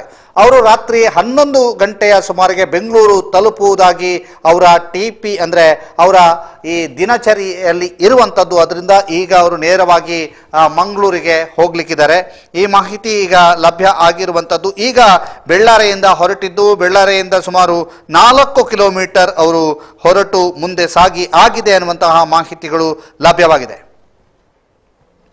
ಅದರ ಜೊತೆಗೆ ಬೆಳ್ಳಾರಿಯಲ್ಲಿ ಮಾತನಾಡಿದಂತಹ ಸಂದರ್ಭದಲ್ಲಿ ಅವರು 25 ಲಕ್ಷದ ಪರಿಹಾರವನ್ನು ಕೂಡ ಘೋಷಣೆ ಮಾಡಿದ್ರು.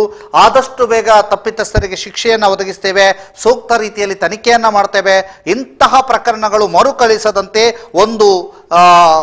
ಒಂದು ದಳವನ್ನು ಕೂಡ ನಾವು ನಿರ್ಮಿಸ್ತೇವೆ, NIA ರೀತಿಯ ಅಂತ ಒಂದು ಆರಕ್ಷಕರ ಒಂದು ದಳವನ್ನು ಕೂಡ ನಾವು ನಿರ್ಮಿಸ್ತೇವೆ ಅನ್ನುವಂಥ ಮಾತುಗಳನ್ನು ಹೇಳಿದ್ರು. ಅದಕ್ಕೆ ಬೇಕಾದಂತಹ ಕಾನೂನು ರೀತಿಯಂಥ ಪ್ರಕ್ರಿಯೆಯಲ್ಲಿ ತೊಡಗಿದ್ದೇವೆ ಅನ್ನುವಂಥ ಮಾತುಗಳನ್ನು ಕೂಡ ಹೇಳಿದ್ರು. ಅದರ ಜೊತೆಗೆ ಕಾರ್ಯಕರ್ತರು ಅಥವಾ ಅಲ್ಲಿಯ ಸ್ಥಳೀಯರು ನ್ಯಾಯ ಬೇಕು ಅನ್ನುವಂಥ ಕೂಗನ್ನ ಹಾಕಿದ್ರು. ಅವರಿಂದ ಒಂದು ನ್ಯಾಯ ಕೊಡಿಸಿ ಅನ್ನುವಂತಹ ಕೂಗು ಎಲ್ಲರೂ ಒಂದೇ ಸಮನಾಗಿ ಒಕ್ಕೋಳಿನಿಂದ ಕೇಳಿದ್ರು. ಅದನ್ನು ಕೂಡ ಆಲಿಸಿ ಕೈ ಮುಗಿದು ಬಸವರಾಜ ಬೊಮ್ಮಾಯಿ ಅವರು ಬೆಳ್ಳಾರಿಯಿಂದ ಈಗ ತೆರಳಿದ್ದಾರೆ. ನೆಟ್ಟಾರಿಗೆ ಆಗಮಿಸಿದ್ದಂತಹ ಬಸವರಾಜ ಬೊಮ್ಮಾಯಿ ಈಗ ಅವರು 9 ಗಂಟೆ 15 ನಿಮಿಷಕ್ಕೆ ಮಂಗಳೂರು ಅಂತಾರಾಷ್ಟ್ರೀಯ ವಿಮಾನ ನಿಲ್ದಾಣವನ್ನು ತಲುಪಲಿಕ್ಕಿದ್ದಾರೆ. ಮಂಗಳೂರು ಅಂತಾರಾಷ್ಟ್ರೀಯ ವಿಮಾನ ನಿಲ್ದಾಣದಿಂದ 10 ಗಂಟೆ 15 ನಿಮಿಷಕ್ಕೆ ವಿಮಾನ ಏರಿ ಬೆಂಗಳೂರಿಗೆ ಪ್ರಯಾಣವನ್ನು ಮಾಡಲಿಕ್ಕಿದ್ದಾರೆ. 11 ಗಂಟೆ 45 ನಿಮಿಷಕ್ಕೆ ಕೆಂಪೇಗೌಡ ಅಂತಾರಾಷ್ಟ್ರೀಯ ವಿಮಾನ ನಿಲ್ದಾಣ ಬೆಂಗಳೂರನ್ನು ತಲುಪುವವರಿದ್ದಾರೆ ಅನ್ನುವಂಥ ಮಾಹಿತಿಗಳು ಲಭ್ಯವಾಗ್ತಾ ಇದೆ. ಇದೀಗ ನೀವು ನೋಡ್ತಾ ಇರುವಂಥ ದೃಶ್ಯ ಬೆಳ್ಳಾರಿಯಿಂದ.